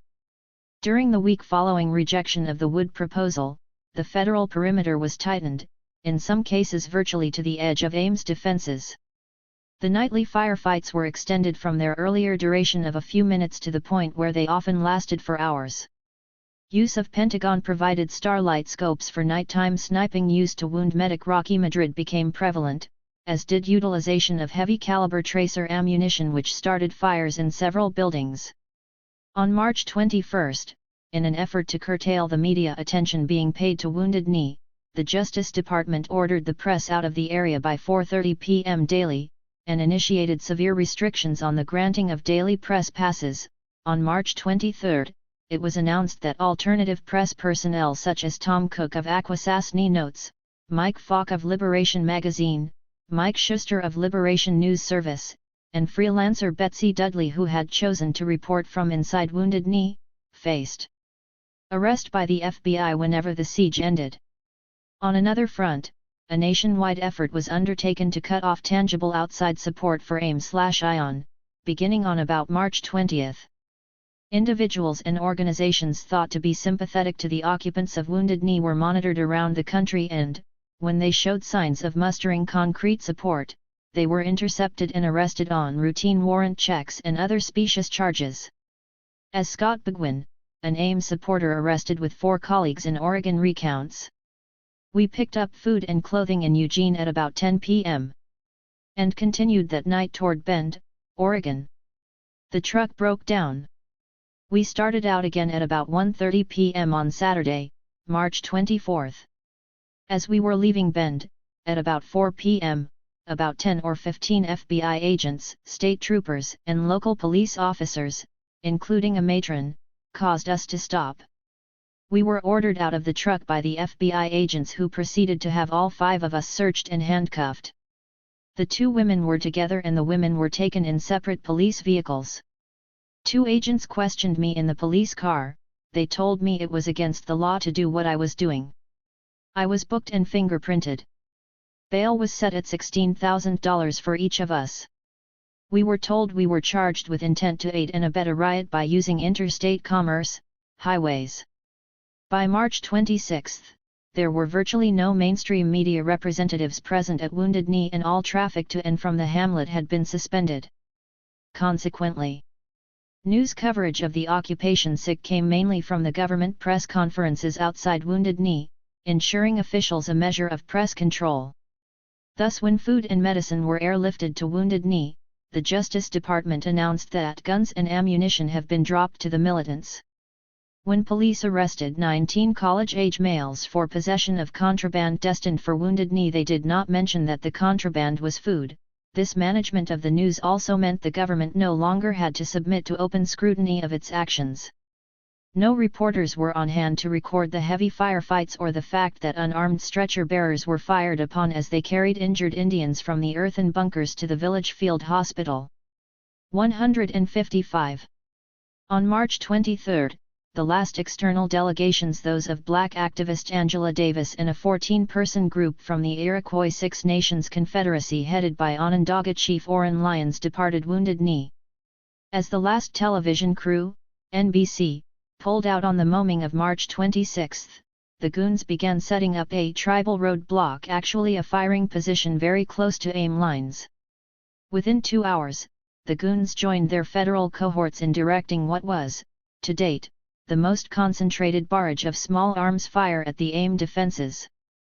Ken Tilson, a Minneapolis attorney inside Wounded Knee, later observed, "We estimated we took 20,000 rounds in about 24 hours.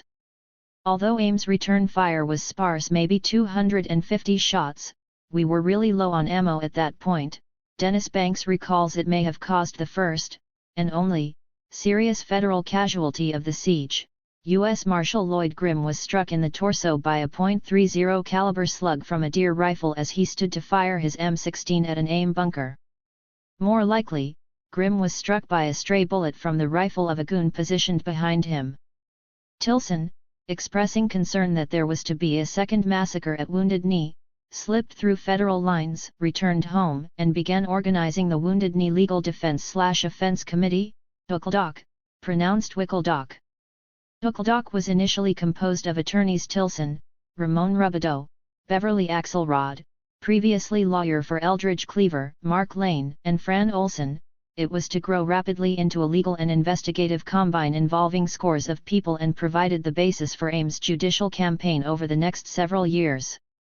In any event, Tilson's voice was added to others, such as those of Rosebud Tribal President Robert Burnett and the Reverend John Adams, who were desperately trying to secure a mediated settlement to the fighting at Wounded Knee, a matter which would have to occur on terms other than what Russell Means described as an offer to fly us to jail. As federal/goon pressure continued, Means and Banks decided to hike through the siege line on the night of Sunday, April 1. They went directly to Crow Dog's Paradise, some 80 miles due east of Wounded Knee, which was being used as a basing area for the foot transportation of supplies to the Ion, and from which a security force planned to depart for the battle zone in the event that an all-out federal assault should occur there. Supplies of all sorts had become a serious concern for everyone inside Wounded Knee, and the 2 AIM leaders wished to confer directly with logistics coordinators in an effort to increase the inflow of food. The FBI, having managed to successfully insinuate informants into the besieged hamlet, became aware of the Banks/Means trip almost immediately and just as quickly attempted to use it in a propaganda effort designed to undermine AIM's support nationally. Talking to the press, which had been denied access to the village, Solicitor General of the Department of the Interior Kent Frizzell told them that a faction of Oglalas inside the village wanted to surrender, and had used the absence of banks and means to get the drop on the more militant ones, but that following their return, banks and means reasserted complete control. 156. Angela Davis confers with Iroquois delegation headed by Onondaga Chief Oren Lyons, Center, while visiting Wounded Knee. Photo, Akwesasne notes. Ukldok lawyers, from left to right, Fran Olson, Ramon Robideau, Mark Lane, Ken Tilson, and Beverly Axelrod. Photo, Akwesasne notes. 157. As a result of this false statement, the Associated Press released the following story on its national wire service on April 2. Pine Ridge, South Dakota. Now there's talk of mutiny among the militant Indians holding Wounded Knee in South Dakota. A government spokesman says an informant inside the besieged hamlet reports there was a falling out between leaders of the American Indian Movement and leaders of the Oglala Sioux, a conflict that reached the point of armed confrontation. The spokesman says the militant group headed by Russell Means and Dennis Banks is still in control, but that about 100 Indians may decide to leave Wounded Knee. The same evening, Means and Banks walked back into Wounded Knee, convened a general meeting, and videotaped a solidarity conference between themselves and Pedro Bissonette, elected by the Oglala traditionals to represent the Ion for this purpose. The tape made absolutely clear, as had the ceremony convened by Chief Fool's Crow on March 11, that there was no split. To the contrary, all parties attributed the media story to government fabrication. The following day, April 3, Ted Means played the tape in Rapid City at a press assembly covering the negotiations which Frizzell had been flown in from Washington to conduct, thus partially neutralizing the government media hoax. The correction, however, failed to gain anything approaching the exposure enjoyed by the federal distortion, a matter which left a completely inaccurate perception of the situation at Wounded Knee among a broad segment of the public. With it finally clear that divide and conquer tactics were not going to work, Frizzell agreed to go to Wounded Knee to attempt serious negotiations toward resolution. The opening exchange on April 3 exposed the Solicitor General to the frustration felt by traditional Oglalas as a result of federal policies, both past and more particularly present. Gladys Bissonette, if there is to be a settlement here, I would suggest that they remove Wilson at the same time, because we're not safe with him around. Kent Frizzell, what I assume and consent to is a sufficient number of marshals and FBI people would remain on the Pine Ridge Reservation, and there will be no Wilson men, as such, with any authority, other than the BIA police. Ellen moves camp, the BIA police is with him. Frizzell, well, of course, if the FBI and the marshals are here, the BIA police would be very reluctant to take any advantage because they are subjecting themselves to a civil rights complaint. Moves camp, they didn't do it before we came in here. Frizzell, well, we didn't have any FBI and marshals on board. Wounded Knee negotiating team composed of, from left, AIM leader Russell Means, spiritual leader Wallace Black Elk, and Ion leader Pedro Bissonette in early April 1973. Photo, Kevin Barry McKiernan. The Pine Ridge Battleground. 159. Moves camp, there were U.S. Marshals in here since February 14, 2 weeks before we came into Wounded Knee. Carter camp, they put sandbags on top of the BIA office in Pine Ridge. Bissonette, and that tribal office, upstairs, and I know you know as well as I do, is loaded with ammunition. I seen 'em loading it in. There's ammunition, boxes, and boxes. Frizzell, well, of course the BIA is going to be under the close eye of the Department of Interior if an agreement is reached, and the Department of Justice and the Marshals and the FBI. Moves camp, they've been there all this time since 2 weeks before we came here, and the Justice Department was there. Frizzell, well then, what would you suggest as an alternative? Bissonette, throw them all in jail. Moves camp, throw them all out. Frizzell, we have no authority to do that. Bissonette, you can take your guns back that you gave to the BIA and the goons. During that evening, in an apparent attempt to recreate the collapse of the earlier Harlington Wood ceasefire and discussions, the federal police began moving their armored personnel carriers, APCs, toward AIM bunkers, provoking a major firefight. The following day, Frizzell, confronted by an enraged Carter camp, agreed that the movement of the APCs had been inexcusable, given that negotiations were in process. He then had to respond to the full range of FBI and martial abuses from the AIM perspective. Carter camp, yesterday you asked us if there was going to be any problem with us when it comes to this agreement. There will if this type of thing keeps coming up. They're now using their flares as an offensive weapon to burn our houses and our fields. I have seen them shoot 10 or 15 times at the same target. We know you guys are committing offensive actions. It's only by great restraint that our warriors haven't gone out, cause you know we have the military capability of taking out these roadblocks. But we haven't made the aggressive actions that you have. You guys ask us to believe that the North Vietnamese are violating their treaty agreements over there, and they're violating the ceasefire. Right now we can see that's a bullshit lie, because you guys can't even keep your treaty agreements or your ceasefire here. You shoot each other and blame the Indians. You report incoming tracers on the radio, our people don't bathe tracer bullets. You say we fire out of a church where we know we don't have any weapons. And that's the kind of excuse you're using for returning fire. 160. And putting suppressing fire on our bunkers and streets. This is a constant and everyday thing. In spite of the strength of this verbal battering, or perhaps because of it, an agreement was finally reached on April 6, which was acceptable to both AIM and ION, with the exception of Dennis Banks, who abstained from signing, as well as the U.S. government. In substance, the document provided that copyright Russell Means would submit to arrest and go to Washington, D.C., for meetings with White House representatives. A disarmament program would start as soon as Means called to report that talks were going on. There would be a 30 to 60-day delay in the arrests of those who would be indicted by a federal grand jury.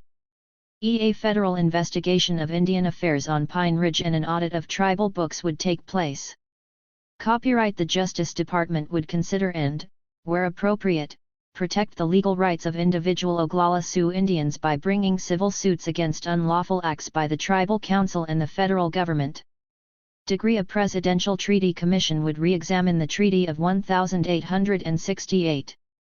A meeting would be held in Washington in May between Indian leaders and White House representatives to discuss Indian affairs. I pray to my Father in heaven, as you do to your Great Spirit, that the agreement we are about to sign is not full of empty words, and the promises will be fulfilled, said Solicitor General of the Department of Interior Kent Frizzell as he smoked the sacred pipe of the Lakotas with AIM and ION leaders to consecrate the event. Then, with a smile, he was off.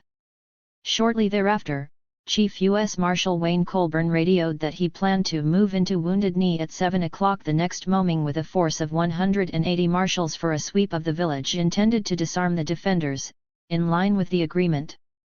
Angered, but not panicked by this proposition which they had not agreed to, those inside replied that they'd understood disarmament to be a mutual provision, by which federal forces would withdraw beyond rifle shot as AIM gave up its arms, and informed Colburn that under no circumstances was he to attempt to enter Wounded Knee. They also demanded Frizzell's return to explain this latest problem. With that, Russell Means, duly arrested, sallied forth to Washington. As agreed, he traveled in the company of AIM's spiritual leader, Leonard Crow Dog. Once there, they discovered that the White House claimed that the surrender of weapons was a preliminary necessity before the talks began. Means refused to ask the defenders to give up, and the White House refused to talk until they did. As he left the White House grounds, Means informed press people waiting for word of his discussions with presidential advisors that they could tell them. 161. The public that the Indians' last treaty with the government lasted all of 72 hours. The government broke it before the ink was dry. For the next week, an uneasy stalemate existed at Wounded Knee, with the ceasefire broken only by occasional fire into the village by overeager FBI agents and angry Wilson supporters. By April 16, however, the government's absolute quarantine of the area was beginning to have the desired effect. Most people inside the beleaguered hamlet were reduced to one meal per day, and the nightly backpacking forays were proving insufficient to reverse the dwindling of supplies. The situation had become critical.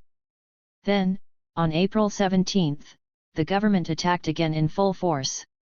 At dawn, Wounded Knee's night shift roving patrol spotted 3 small planes coming in low over the hills, and woke up friends to greet a long-awaited airdrop.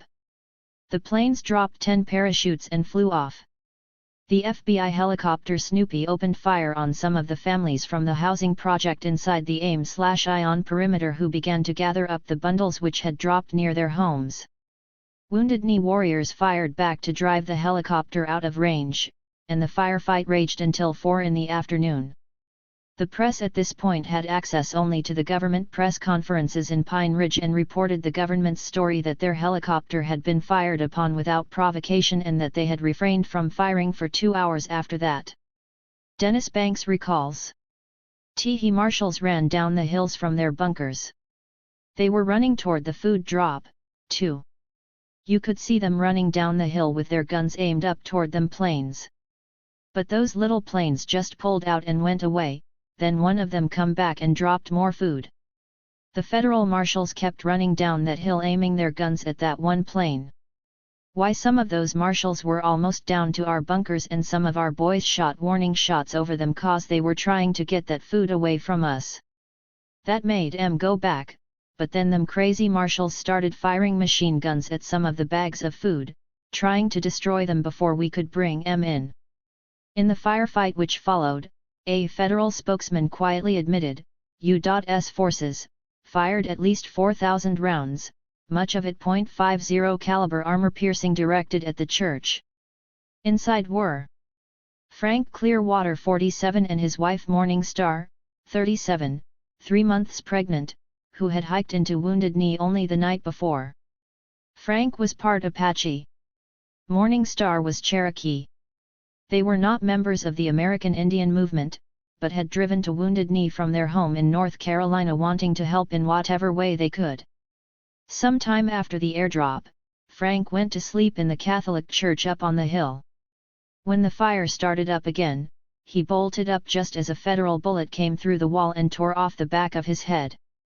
5 other AIM members were wounded in the firefight, but the bullets were removed by medicine men or physicians working in the Wounded Knee clinic. Although some of the injuries were serious, none of the 5 persons suffered permanent damage. But there was nothing that could be done for Frank Clearwater.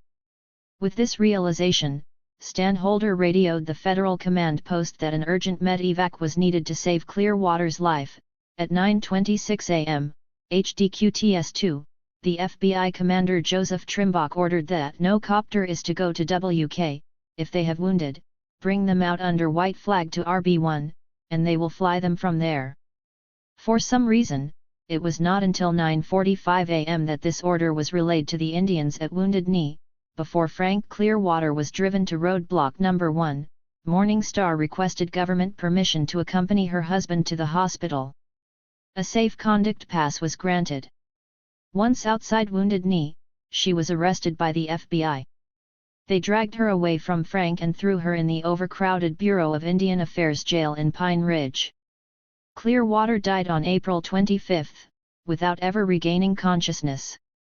A medic who had helped carry him from the church where he was shot to the clinic recalled how, "We were shot at all the way up the hill and all the way into the clinic. He had a bad injury in the back of his head, and he was taken out under 2 white flags, held very high, and we were shot at all the way into the clinic area." WAL 163. Lace Black Elk, an Oglala who, along with Leonard Crow Dog, served a medicine man in the clinic, recounted, "Part of Clearwater's neck was torn, but I didn't know if it went in his skull. I see the flesh is torn off, and he was bleeding profusely, and going into convulsions. 3 other people were brought in. The second man brought in, he was shot 4 times, this other man, in the right arm, there were 3 wounds. This is the worst I've ever seen people get shot." There can be little doubt that the federal use of super-lethal ammunition and the FBI's delay of medical evacuation caused Frank Clearwater's death. Meanwhile, after a frenzy of investigation, the FBI had tracked the airlift pilots to their homes in the Northeast. They were charged with interfering with federal officers in the lawful performance of their duties, conspiracy to commit offenses against the United States, and interstate travel with the intent to aid, abet, promote, encourage, and participate in a riot. Each count carried a possible 5-year prison term and $10,000 fine. Charges were later dropped. Elsewhere, Russell Means, whose $25,000 bond had prevented return to Wounded Knee after collapse of the White House talks, had next sought a hearing with the House Indian Affairs Subcommittee on Wounded Knee and the Trail of Broken Treaties. About all he obtained for this effort was the abuse of the subcommittee chair, Representative James Haley of Florida, who informed him that "you and your bunch of hoodlums belong in a federal penitentiary."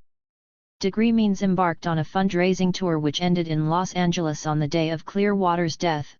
Obviously livid, he announced at a rally that he was returning to Pine Ridge to bury Frank Clearwater's body and, if the government tried to stop him, they can expect a fight.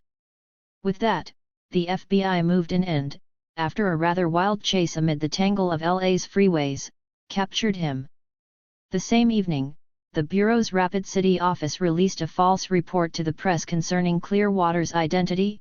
It said he was white, not Indian, thus making him an outside agitator and his death somehow not as blameworthy. For his part, Dick Wilson blocked burial of Clearwater anywhere on Pine Ridge on the basis that he was not Oglala. Many whites and non-Oglala Indians such as Clearwater are buried on Pine Ridge. The corpse was ultimately interred in traditional style at Crow Dog's Paradise on Rosebud. A nervous truce once again settled over the combatants as the government engaged in damage control public relations. Consequently, on April 20, 2 of Wilson's goons, John Hussman and Emil Woody Richards, stated to the press that they were fed up, and if the government does not move the militants out of Wounded Knee by May 4, we will begin to lead commando-type raids. Wilson affirmed that he would back them up 100% with whatever is necessary. The goons then set up another firing position, which they dubbed the Residence Roadblock. U.S. Chief Marshal Wayne Colburn, finally realizing that the goons were beyond his control, belatedly began attempting to constrain them. On April 23, goons at the Residence Roadblock detained a Justice Department Community Relations Service representative. When marshals attempted to interfere, the goons pointed their weapons at Wayne Colburn, and a shootout appeared. 164. Dick Wilson, Center, at the Residence Roadblock on April 24, 1973. Chief U.S. Marshal Wayne Colburn ordered his men to disperse the goons, but FBI COINTELPRO specialist Richard G. Held arrived with countermanding orders. Photo, Kevin Barry McKiernan. Minant. Deputy Assistant Attorney General Helstern later noted, "The discussion became so belligerent that we decided that this problem could no longer be allowed." The FBI logs for that date indicate, at 6:21 p.m., U.S.M. Colburn arrested 11 Indians on the Indian roadblock for obstructing a federal officer. "I'm fed up with the Department of Injustice," Dick Wilson responded. Later that same night, after Colburn had taken the roadblock down, more of Wilson's people put it up again. The FBI, still supporting the vigilantes, had supplied them with automatic weapons. This event seems to have brought to a head the growing discord between the FBI and the Marshal's Service concerning whose policy was to be followed and which agency was ultimately subordinate to the other's command and control at Wounded Knee. Recognizing the fact that the goons had become a menace to all concerned and that Pine Ridge BIA Police Chief Delmar Eastman was simultaneously serving as a goon leader, as was his second-in-command, Dwayne Brewer, Colburn attempted to get around the problem by working closely with BIA units from other reservations assigned to Pine Ridge. The FBI seems to have thrown 165. its full support behind Wilson's goons. The goons' improvised weaponry was replaced by fully automatic assault rifles and ammunition. They also began sporting government communications gear and seemed to be in possession of federal intelligence information. For example, on the night of April 23, the Communications Center in Wounded Knee monitored the following radio exchange between two goon units. Tribal Government Roadblock to Tribal Roving Patrol, How many M16s you guys got? Where are the other guys? Tribal patrol to tribal roadblock, we got 8 M16s and some men coming up on horseback. Got a van too. Immediately thereafter, the roving patrol captured a group of hippies who were apparently attempting to backpack supplies in from Crow Dog's camp, and then fought off a BIA police patrol, from another reservation, which tried to come and take custody of the prisoners. The tribal roadblock insisted that there was no goon patrol in the area. None of those captured was ever seen again, a matter which gave rise to the suspicion on the part of many AIM people and others that they'd been summarily executed and buried in unmarked graves somewhere on the lonely reservation prairie. Additionally, once again during the night the marshals removed the tribal roadblock, but the next day Richard Wilson led a group of supporters back to the site where they encountered the marshals again. The marshals' logs report, 10:15, instructions from Assistant Attorney General Hellstern is that gas may be used to prevent the establishment of any new non-federal positions. As Wilson and Colburn confronted each other, FBI operations consultant Richard G. Held arrived by helicopter to inform the marshals that word had come from a high Washington source to let the roadblock stand. As a result, the marshals were forced to allow several of Wilson's people to be stationed at the roadblock, and to participate in patrols around the village. Obviously, the FBI was ascendant in its contest with the Marshals Service. In retrospect, it seems probable that the Bureau engaged in the peculiar behavior of supporting the goons against other federal law enforcement officers, not because it had any more desire than the Marshals to launch a frontal assault on the AIM perimeter as demanded by the Wilsonites, but because it wished to create another situation. The large force of Marshals, and their imported BIA police allies, were to be placed in the position of requesting to leave Pine Ridge to get out of the crossfire, if nothing else at about the same time that a negotiated settlement brought AIM and the ION out of their entrenchment in Wounded Knee. In this sense, any settlement would do from the Bureau's perspective, because it would never have to be honored. The objective was to establish a situation where the FBI and its Pine Ridge BIA police/goon surrogate could deal with the dissidents piecemeal, at their leisure, in a virtual vacuum of scrutiny by other law enforcement agencies, NAC. According to the Bureau's own special rules for counterintelligence operations, in this case, a form of outright counterinsurgency warfare. As a result, by late March AIM and the Marshals had at times become perverse colleagues, occasionally cooperating in attempts to come to grips with the goons, who were by then firing regularly at both groups. For instance, on the evening of April 26, Red Arrow, the code name of the Marshals' main communications bunker, was frantically collaborating with AIM security in an effort to locate the source of automatic weapons fire raking the positions of both sides. The rifle fire increased and confusion arose as to who was firing at whom. The Marshals reported unexplained fire coming from the DMZ, the buffer zone between Federal and AIM lines, which was hitting both the Wounded Knee bunkers and the government APCs. The government Red Arrow command post reached Wounded Knee security by radio saying that they had honored an agreed upon ceasefire, but that their roadblock 6 was still receiving fire. Wounded Knee security answered that they were taking almost continuous automatic weapon fire from a hill near roadblock 6. Red Arrow answered, 10-4. A couple of our RBS roadblocks have reported firing and they don't know who is over in those positions. They report that it is being fired into Wounded Knee. Wounded Knee, Roger. You think you're pretty sure we got a third party out there firing on us with automatic weapons? Red Arrow, that's what it sounds like. The goons were in the hills with government-issue automatic weapons, M16s, firing on both government and Indian positions. The government troops poured fire into Wounded Knee that night. Wounded Knee security estimated that they took 20,000 rounds from vigilantes and marshals in 12 hours. At dawn, the marshals, unnerved and frustrated by the experience of taking fire from two sides, began pumping tear gas rounds from M79 grenade launchers into the AIM bunkers. At about 8:30 a.m. a pair of security people were forced out of the last stand bunker by the gas, and one of them, Buddy Lamont, was hit by a burst of fire from an M16. As Lamont lay bleeding, the marshals laid down a heavy suppressing fire, preventing AIM medics from reaching him for nearly 3 hours. By this time Lamont had bled to death. As he was an enrolled Oglala, well known on Pine Ridge, the FBI was unable to mount a campaign to discredit his ethnicity, and Dickie Wilson was unable to block his being buried next to the mass grave of the 1,890 Lakota victims of another federal assault at Wounded Knee. As the smoke cleared, another horror story emerged. At about the same time that Buddy Lamont was fatally wounded, another warrior driven from the Little Bighorn bunker by tear gas had been shot through both legs by a sniper's .30-06 bullet. A SOG team positioned in the DMZ to coordinate the Marshals' barrage then continued to direct fire on Little Bighorn, and when a female AIM medic clearly marked with a Red Cross armband tried to reach the wounded man, the MAR 168 Shells at RB4 opened up on her so that she had to take cover in a ditch.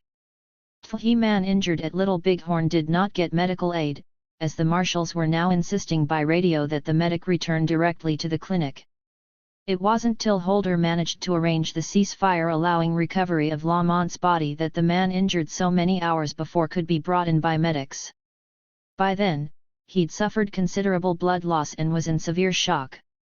Perhaps sickened by the turn events were taking, and mindful of the Goon ultimatum that even more serious bloodletting, of which his men were to be a target, would begin on May 4, Wayne Colburn apparently used his waning influence to make a plea for a last, all-out effort for a settlement. Kent Frizzell returned and negotiations finally got underway in Wounded Knee on May 1. There were separate military and political talks. In the military talks, Dennis Banks and 4 members of Wounded Knee Security met with the Director of the U.S. Marshals, Wayne Colburn, Assistant Attorney General Richard Hellstern, and Marshall Hall. The AIM security representatives repeatedly reiterated that disarmament was a purely tactical matter and could be handled easily, if and when a political settlement satisfactory to the Oglalas was reached. In the political talks, Leonard Crow Dog, Gladys Bissonnette, Verona Crow Dog, and 5 other Oglalas met with Assistant Attorney General Sick, Solicitor General Kent Frizzell, FBI Agent Noel Castleman, and an attorney from the Justice Department's Civil Rights Division, Dennis Ickes. The Oglalas asked that the traditional chiefs and their lawyers be allowed into Wounded Knee for the negotiations. They proposed a meeting take place within a few days between the independent Oglala Nation and the chiefs on one side, and White House officials on the other, at which the May Treaty meetings would be arranged and an agenda for them set. The Oglalas stated that they were willing to let this proposed planning session stand as the sole guarantee of federal good faith when Crow Dog and Means had traveled to Washington, following the signing of the April 5 agreement. As in April, Frizzell attempted to stonewall until AIM and ION disarmed. The Oglalas again rejected this, countering with a query concerning the disposition of the more than 150 formal civil rights complaints they'd registered against the Wilson administration prior to going to Wounded Knee. Frizzell and S.A. Castleman resorted to visiting Buddy Lamont's aging mother Agnes and his sister, Darlene, enlisting them to ask AIM to lay down its arms. They were threatened with the alternative that more Indian people would be killed, like Buddy. These women, along with the traditional chiefs, were admitted to Wounded Knee for further negotiations on May 2. Finally, on the night of May 3, in the last few minutes of a 4-hour session, a tentative scheme for settlement was outlined. It sketched a progression of events as follows: 1. A letter would be delivered to the chiefs from the White House promising later meetings on the Treaty Commission. 2. Then there would be a laying down of arms. 3. The roadblocks would be lifted to permit Buddy Lamont's sick wake and funeral to take place in Wounded Knee. 4. 72 hours after the funeral, those with outstanding warrants would 169 be arrested. 5. The Treaty Commission meetings would be held at Chief Fool's Crow's Land in the 3rd week of May. On May 4, Okladoc attorney Ramon Rubidoux was allowed into Wounded Knee to assist AIM and the ION in finalizing the agreement. He was the first legal counsel to be granted access since April 17. Wilson's goons, however, gave it one last go in attempting to block any sort of peaceful resolution. On May 5, Hank Adams, the treaty expert who had participated in the April negotiations, and had been working since then on the outside to help arrange a settlement, delivered a letter from Leonard Garment, special counsel to the President of the United States, guaranteeing the meeting with the chiefs later in May. Adams was one of those who had been ordered off the reservation by Richard Wilson, so under threat of goon attention he had to hand the letter over a fence at the reservation line.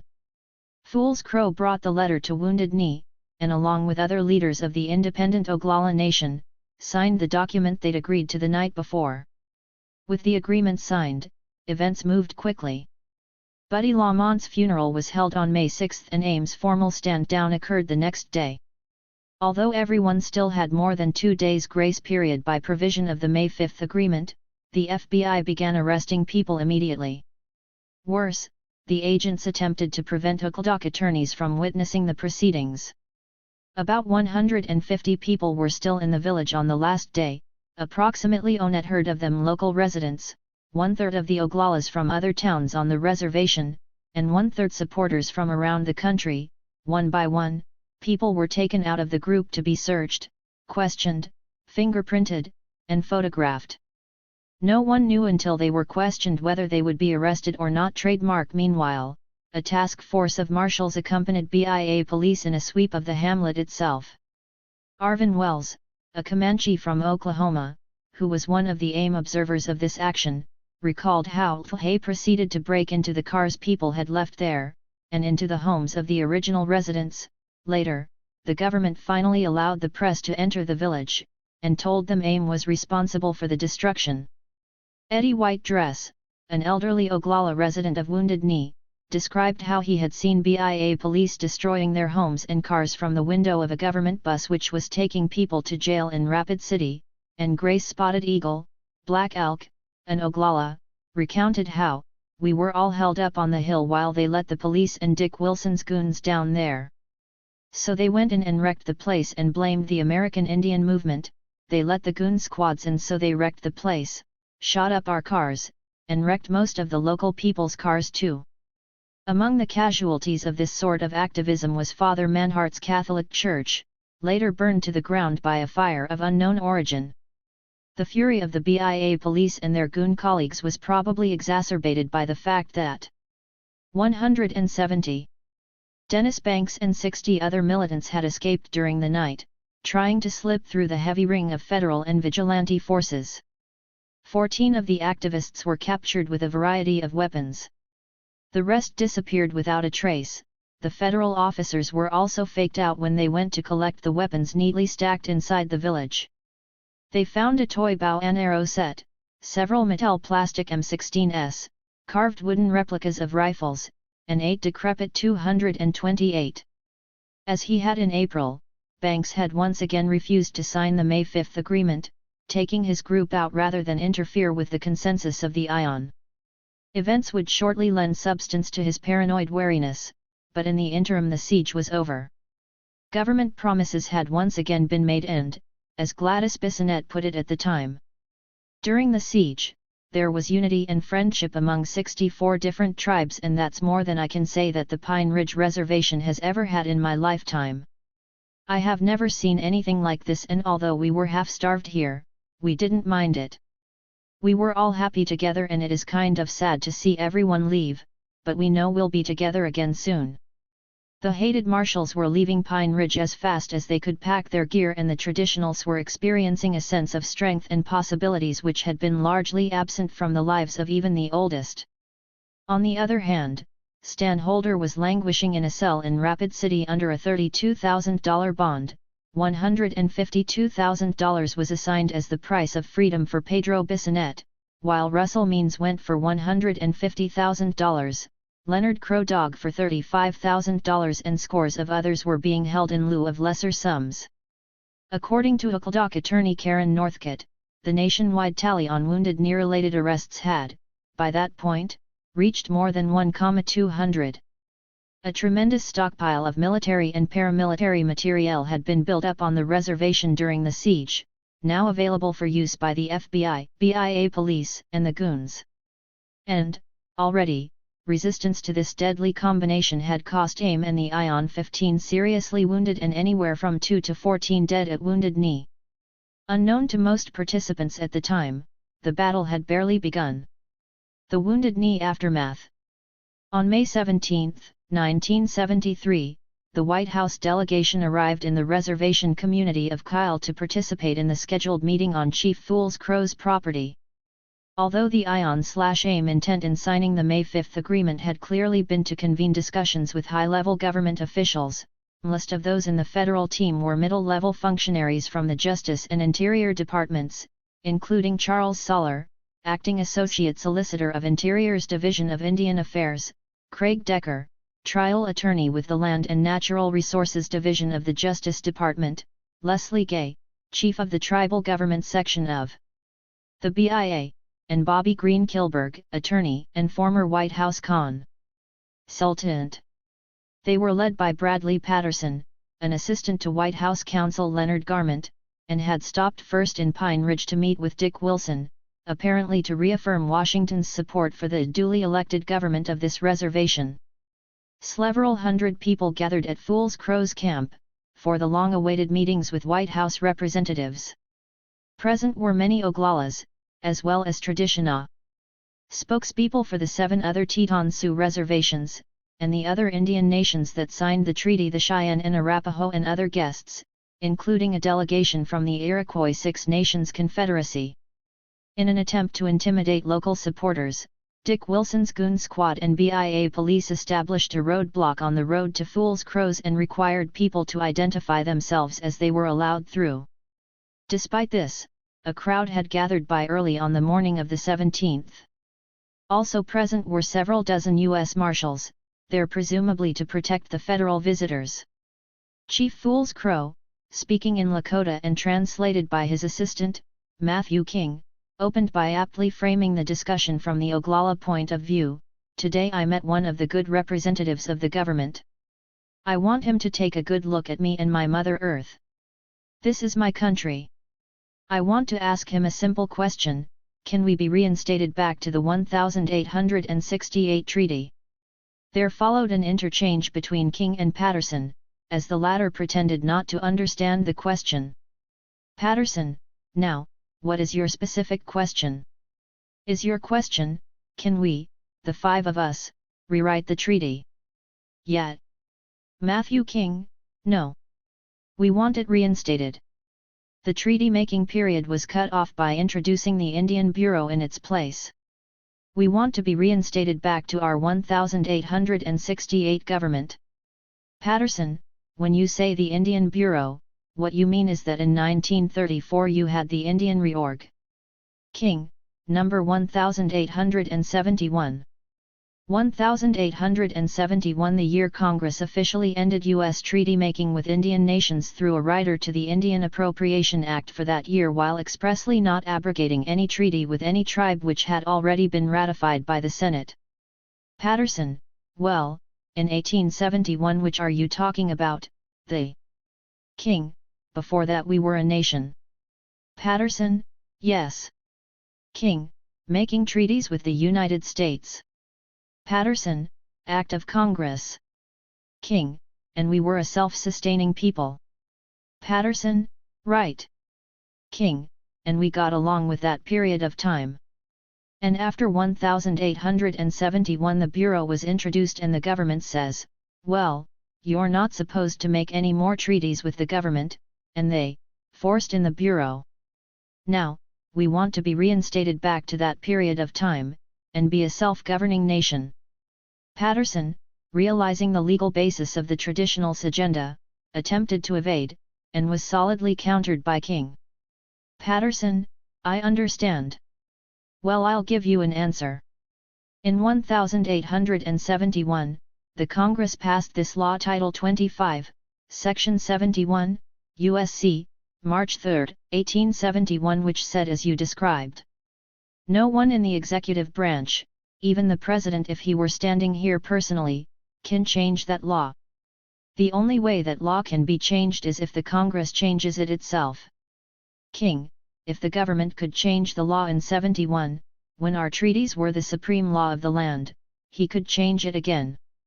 King might have added that there was really no need to change the law in this instance, or to negotiate another treaty, but only for the U.S. to belatedly begin meeting its obligations, also a matter of law, under the existing Fort Laramie Treaty. However, the polarity of the Oglala and government positions was already locked in. Although the Oglalas were angry at what appeared to be a deliberate snub of their claims to sovereign status, the chiefs finally decided to hear what the government representatives had to say. Throughout the afternoon, the U.S. delegation gave speeches on their fields of expertise, ignoring the fact that the Sioux were challenging the entire framework of U.S. Indian relations. Using a brightly colored map, Carl Decker Sid lectured about the loss of Indian lands since 1868. Leslie Gay explained the Wheeler-Howard Indian Reorganization Act and reminded the people that, in the eyes of the government, the Oglalas are under this law. He also said that the petition to call a referendum on a new form of government for the Oglalas, on which the supporters of the Wounded Knee occupation had gathered 1,400 signatures, had been rejected by Kent Frizzell, despite the fact that that figure was more than the required one-third of the voters in the Oglala Sioux tribe. Frizzell's office ruled that for such a referendum the people would have to have acquired the signatures of eligible voters, rather than those registered to vote, and also questioned the submitting of the signatures of those between the ages of 18 and 21, even though they were to vote in federal elections. In 1968, a referendum had been approved by the Secretary of Interior after being called for by a petition with only 800 signatures. The meeting continued all the next day.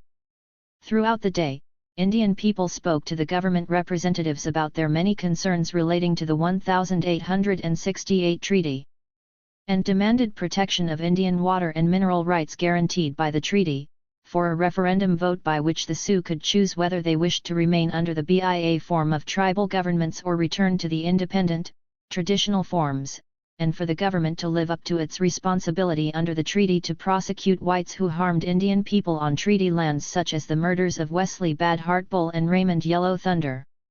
They also made it clear that Wilson's administration was continuing its reign of terror. In response, Bradley Patterson delivered a patronizing lecture in which he explained that Wounded Knee was not the way the Indian people or any other people in society are really in the long run going to get any real progress, one statement which provoked Oglala attorney Ramon Rabideau to offer a heated rejoinder. "I think I should rise to point out an instance or two where I don't think you've been listening. In the first place, I don't see how you could keep from arriving at the conclusion that we have a dangerous, explosive situation here on the Pine Ridge Reservation, a situation that demands immediate action. Between now and November, when the primary election for tribal offices is held, I guarantee you that if nothing is done, you're going to have on your hands the deaths of several people on this reservation. I don't think there should be any doubt in your mind that there's been a total breakdown of tribal government on this reservation. The abuse of Indian people is con. 174. Continuing. It's an emergency situation, and if you don't get that out of this meeting, I don't think you've been listening." With a dismissive shrug to Rabideau's prophetic words, Patterson gathered his entourage and left, promising to return on May 30. On that date, a single U.S. Marshal drove up to Fool's Crows, delivering a letter, rather than a delegation, to the people assembled for the meeting. Signed by Nixon counsel Leonard Garment, the missive read in part: "The days of treaty-making with the American Indians ended in 1871, 102 years ago. Only Congress can rescind or change in any way statutes enacted since 1871, such as the Indian Reorganization Act, insofar as you wish to propose any specific changes in existing treaties or statutes. The Congress is, in effect, a treaty commission. As with Alcatraz, the trail of broken treaties, etc., the substance of the issues raised at Wounded Knee had been deliberately avoided. The Indian attempt to use discussion and law as tools of social justice was sandbagged at every step. Worse, implicit in the federal position was the statement that force would be used to continue an illegitimate status quo for the Oglalas of Pine Ridge. The situation officially became nothing more than a police matter once the Oglalas and their allies emerged from their bunkers at Wounded Knee. The provision of security for visiting federal dignitaries at Kyle was the swan song for Wayne Colbin's dwindling force of marshals on the reservation. Already, the FBI had demonstrated its primacy by causing the dropping of charges against the 11 goons arrested at their residence roadblock by marshals on April 23. 90-year-old Wounded Knee resident Stella Bearshield explained certain of the implications of this by recounting how her grandson, who had joined Ion during the siege, had been subsequently arrested, made bail, and now that the boy's out and he's at home, the goons have been after him. They've been hitting him, beating him up, and they even took shots at the house. Ethel Merivale, a middle-aged Oglala who at the time served as a tribal attorney, amplified this. Now we've got Dickie Wilson's goon squad running up and down the street. The FBI don't do anything to them because they're Dickie's goons. That includes my nephews and 2 of my sons who were goons. And all these things, where can we go? I go to the FBI and BIA superintendent. They say, those are internal affairs of the tribe. So does Senator James Aburesk. Those are things you've got to straighten out for yourself. 2 of my granddaughters were abducted night before last by 2 of these goon squad, and they're so scared, they're afraid to tell. But you've got to know these things from the grassroots, from the people it happened to. Trademark. Concerning the civil rights complaints which were filed with the Justice Department on these and other goon actions during the period, including the 150 raised during the April negotiations at Wounded Knee, not one was ever prosecuted, of 175. The total, Dennis Ickes of the Justice Department investigated only 42. From these 42 complaints, Ickes reported that he had 2 cases that look very good against members of the goon squad, but no indictments were ever issued, no arrests made. Wilson was turned loose upon the traditional people, those who were not dead or in jail, once again. The pattern has continued through the present day, unbroken by a single FBI-generated goon prosecution. The goons' anti-AIM activities on Pine Ridge underwent a continuous escalation in scope and virulence through the period of greatest FBI activity on Pine Ridge, roughly mid-1973 to late 1976. During this approximate 3-year span, at least 69 AIM members and supporters were to die violently on and around Pine Ridge, while more than 300 were physically assaulted and, in many cases, shot. Virtually all of these murders and assaults are attributed to the goons and their counterparts in the BIA police. Asterisk, as has been noted elsewhere. Using only documented political deaths, the yearly murder rate on the Pine Ridge Reservation between March 1, 1973 and March 1, 1976 was 170 per 100,000. By comparison, Detroit, the reputed murder capital of the United States, had a rate of 20.2 per 100,000 in 1974.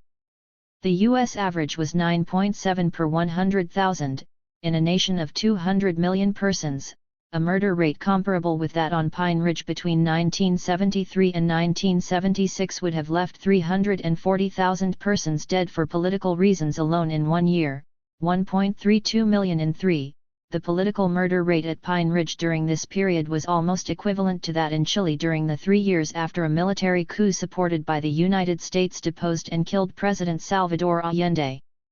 Similarly, when Russell Means ran, as promised, against Dick Wilson in the 1974 election, an effort to legally depose Wilson and end goon violence, the incumbent rigged the results.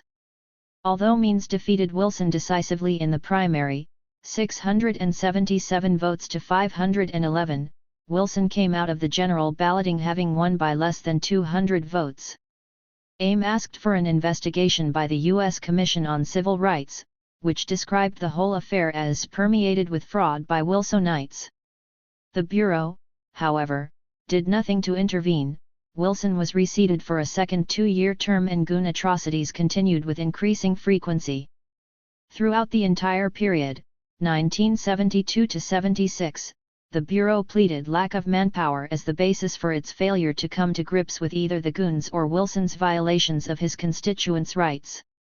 Yet, beginning from a standard, given the population density of its investigative area, resident office cadre of 3 agents in mid-1972, the Rapid City Office of the FBI, under jurisdiction of which the Pine Ridge Reservation falls, nearly quadrupled, to 11 agents, In 1 year trademark. This beefed-up force was augmented in March 1973 by a 10-man Special Weapons and Tactics (SWAT) team, assigned to the tiny village of Pine Ridge. This concentration of agents, maintained for more than 2 years and again tripled during the first half of 1975, afforded the FBI in western South Dakota the highest ratio of agents to citizens anywhere in the United States. 176. At the same time that the Bureau was professedly too short-handed to confront or in most instances even investigate the spiraling physical repression of AIM members and supporters on Pine Ridge, it evidenced no such deficiency when it came to building cases against dissidents, even on minor offenses. To the contrary, agents amassed some 316,000 investigative file classifications on those inside Wounded Knee during 1973 alone, trademark as stated in a government report. The events gave immediate rise to approximately 562 arrests, federal grand juries indicted 185 persons and there was a total of 15 convictions, a very low rate considering the usual rate of conviction in federal courts and a great input of resources in these cases. While the cases were being prosecuted, an antagonism intensified between FBI agents assigned to the cases and supporters and legal counsel for the defendants, i.e., AIM. This grotesque bias in the FBI's assignment of resources on Pine Ridge reveals that constitutional guarantees of equal protection before the law for persons associated with AIM were simply suspended by the Bureau. Even more serious, the paucity of convictions ultimately obtained against AIM people as a result of the FBI's efforts shows quite clearly that the Bureau was engaged in its forsworn but time-honored COINTELPRO tactic of pursuing arrests and indictments against AIM, not to obtain convictions, or to punish people the Bureau believes to be guilty of criminal acts in the strict sense.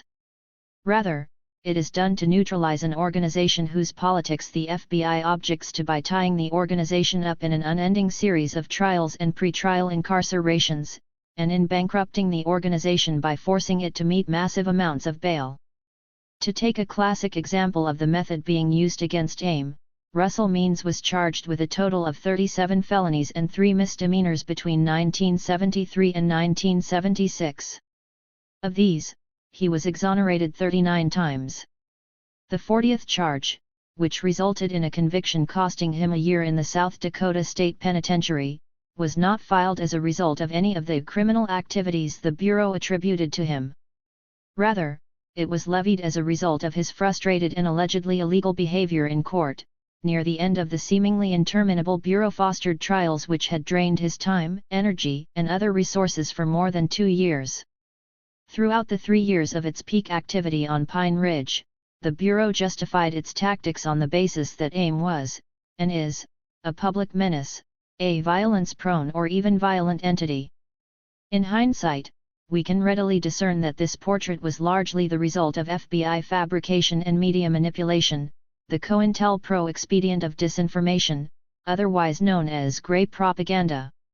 Even at the time, it should have been clear that the relative body counts involved pointed to exactly the opposite conclusion, i.e., hundreds of AIM casualties, and virtually none among the goons, BIA police, and FBI prior to mid-1975.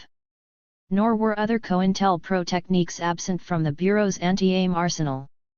The history of the Bureau's operations on Pine Ridge during the mid-1970s_E77 is replete with informers, infiltrators, and provocateurs, the subornation of testimony and fabrication of evidence introduced in criminal proceedings, the withholding of exculpatory evidence which might have cleared, and could still prove the innocence of, targeted defendants, and bad jacketing.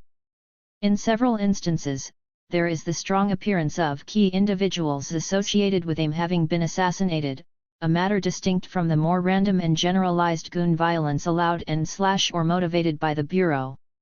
Further, certain FBI personnel assigned to Pine Ridge from 1972-76 men such as Richard G. Held and his son, Richard W. had long specialized in the design, implementation, and covering up of COINTELPROs. The 1973 events at Wounded Knee were merely the warm-up. The clandestine war waged against AIM by the FBI in the wake of that spectacular occurrence represented the ugly culmination of 2 related federal processes. 1. the pattern of duplicity intermingled with raw force through which the U.S. has, by its own definition, colonized American Indian nations, registered trademark, and 2. The ever-increasing reliance upon duplicity mixed with raw force by which the U.S. represses all serious opposition to its imperial status quo. In the latter sense, AIM stands as an example for all whose politics devolve from dissent. In 1889, the Commissioner of Indian Affairs summed up U.S. imperial intentions toward American Indians by stating, "The Indian must conform to the white man's ways, peaceably if they will, forcibly if they must. This civilization may not be the best possible, but it is the best the Indians can get. They cannot escape and must either conform or be crushed by it." In 1976, Norman Zagrossi, ASAC of the Bureau's Rapid City Office, expressed these sentiments in equally crystalline fashion. "They, the Indians, are a conquered nation, and when you are conquered, the people you are conquered by dictate your future. This is a basic philosophy of mine. If I'm part of a conquered nation, I've got to yield to authority. The FBI must function as a colonial police force." The next section of this book will examine in some detail the functioning of Zagrossi's colonial police force as it endeavored to force AIM and the traditional Oglalas to yield to authority. In so doing, the authors believe they will demonstrate beyond all reasonable doubt that, far from being terminated in 1971, as the FBI claims, or in 1973, as Congress ordered, COINTELPRO was both continued and intensified on Pine Ridge during the mid-1970s. It has always been the same. They always have two plans, a peace plan and a war plan. Our grandfathers told us this. If they don't get their way with the peace plan, then they bring the soldiers. It's no different today. Noble Red Man, Matthew King, Oglala Lakota Elder, 1980. I have become increasingly aware of the fact that Native Americans who hold traditional views and are political activists are singled out for special attention by the criminal justice system in South Dakota. Members of the American Indian movement, in particular, are singled out for harassment. Every law enforcement agency in the state, including the Highway Patrol, BIA Police, FBI, DCI Division of Criminal Investigation, and seemingly all local authorities apparently agree on one thing, that the American Indian movement is innately evil, and that they should do everything in their power to suppress the native peoples who adhere to the goals of that organization. David Holman, Commissioner, South Dakota State Criminal Justice Commission, Resignation Letter, 1977. Chapter 6. The Gunzas, Cable Splicer, and Garden Plot. Police participation in clandestine right-wing terrorist organizations is quite prevalent in Latin America. These groups, such as La Mano Blanca, the White Hand, in Guatemala, La Banda in the Dominican Republic, the Death Squad in Uruguay and Brazil, operate, in practice, with unofficial government approval. U.S. involvement in the organization, training, and equipping of those death squads is, quite clear. Center for Research on Criminal Justice, The Iron Fist and the Velvet Glove, 1975. The idea that the FBI would support and coordinate a private army might, at first glance, seem far-fetched. It is, however, not without precedent. As was pointed out in Chapter 1, the Bureau made considerable use of the Pinkertons and ad hoc vigilante groups in breaking the backs of the various labor and radical organizations during the Red Scare period of 1918–22 and throughout the 1920s and 1930s.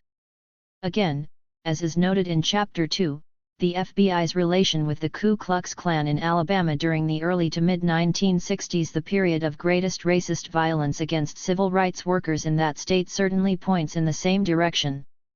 A more recent example occurred on November 3, 1979, when a mob of Klansmen and Nazis murdered 5 members of the Communist Workers' Party, CWP, at an anti-Klan rally in Greensboro, North Carolina.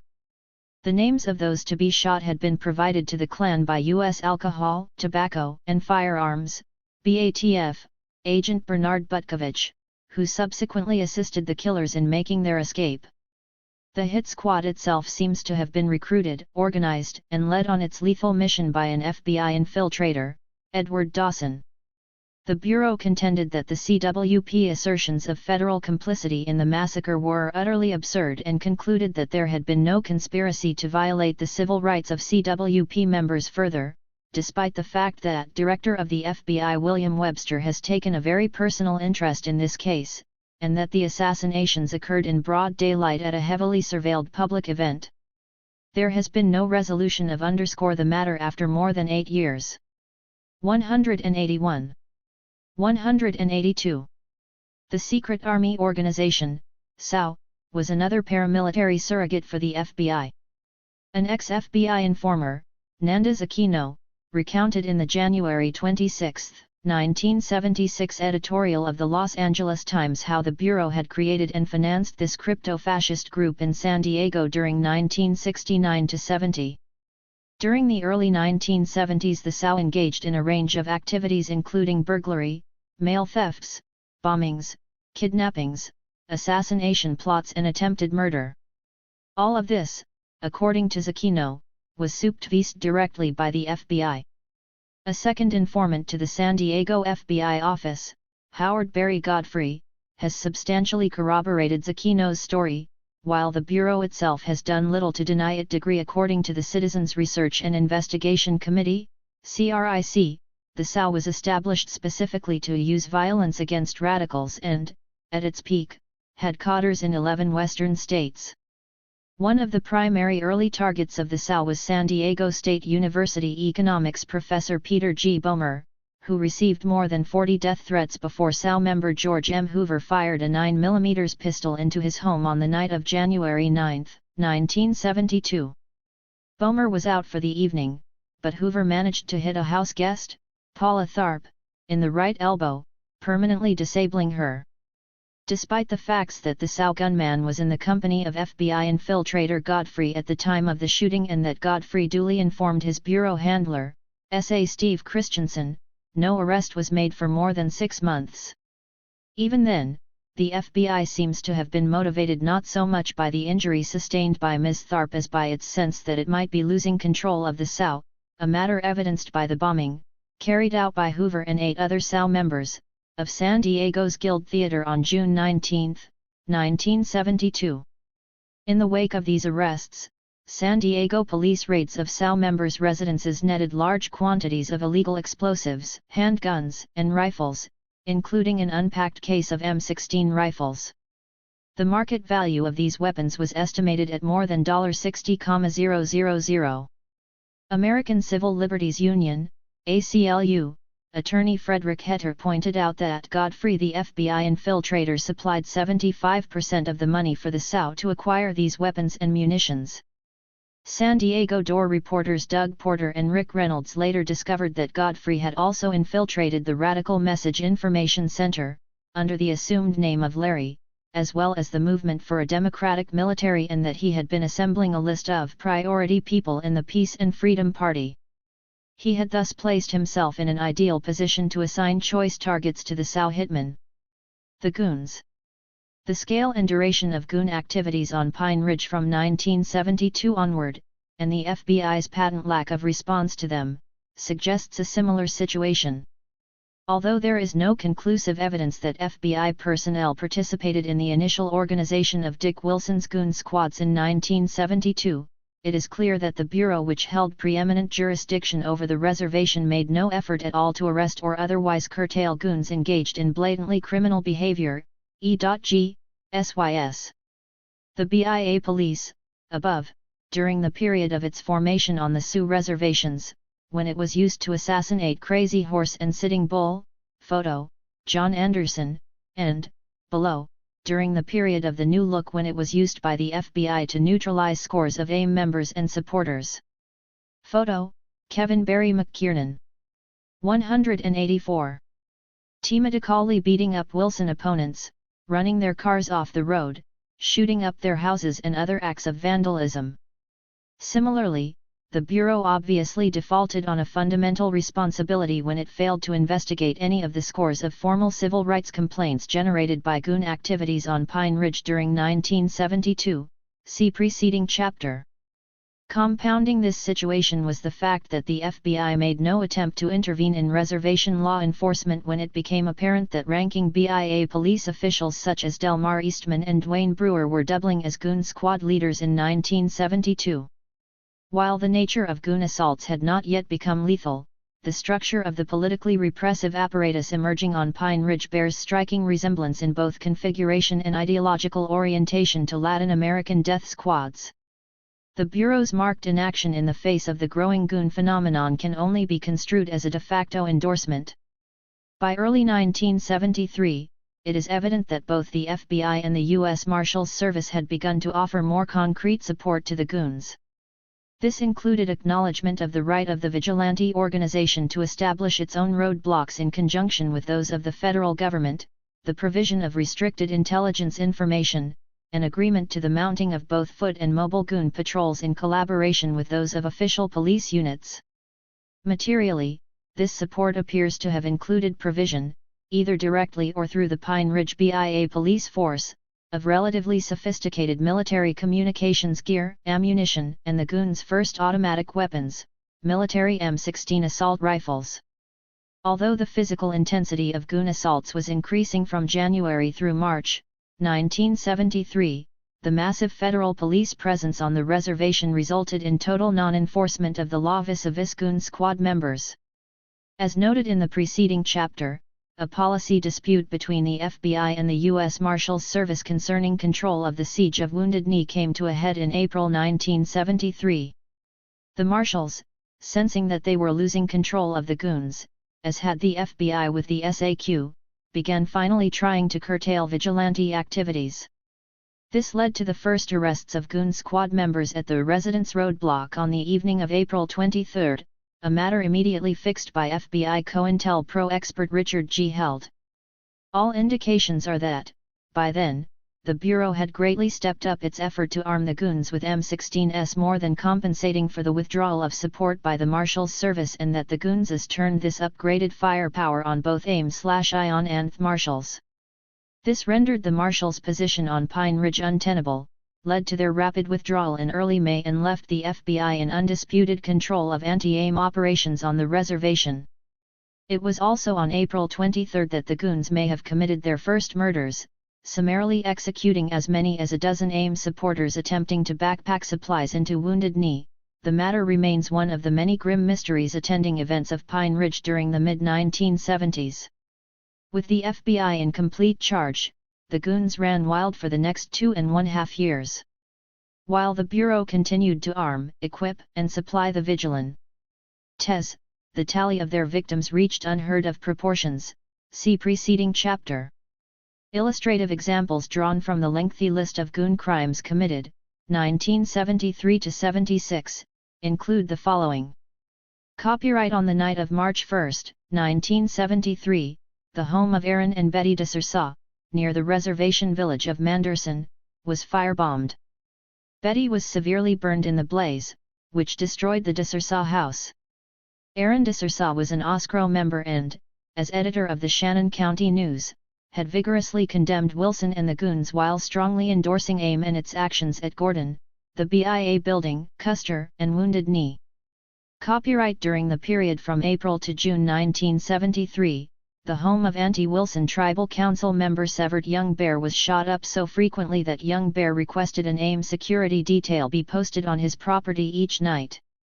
The shootings abetted thereafter.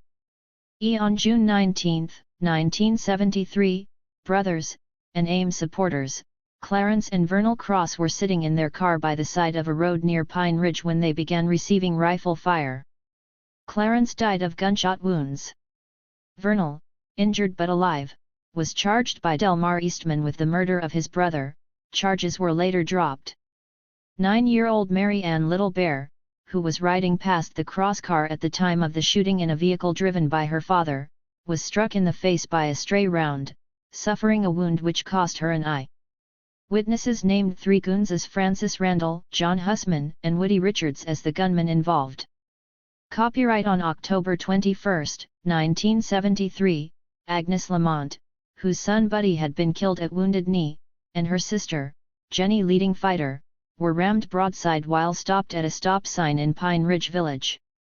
3 goon squad members were in the other car, all drunk and in possession of loaded, high-power rifles fitted with scopes. MRS. 186. Leading fighters' head and neck were injured badly enough to require several days' hospitalization. On November 10, 1973, AIM supporter Philip Little Crow was beaten to death. A goon was detained, charged with voluntary manslaughter, then released. On November 15, 1973, OSCRO member Pat Hart was shot in the stomach by a sniper. Surgery lasted 10 hours.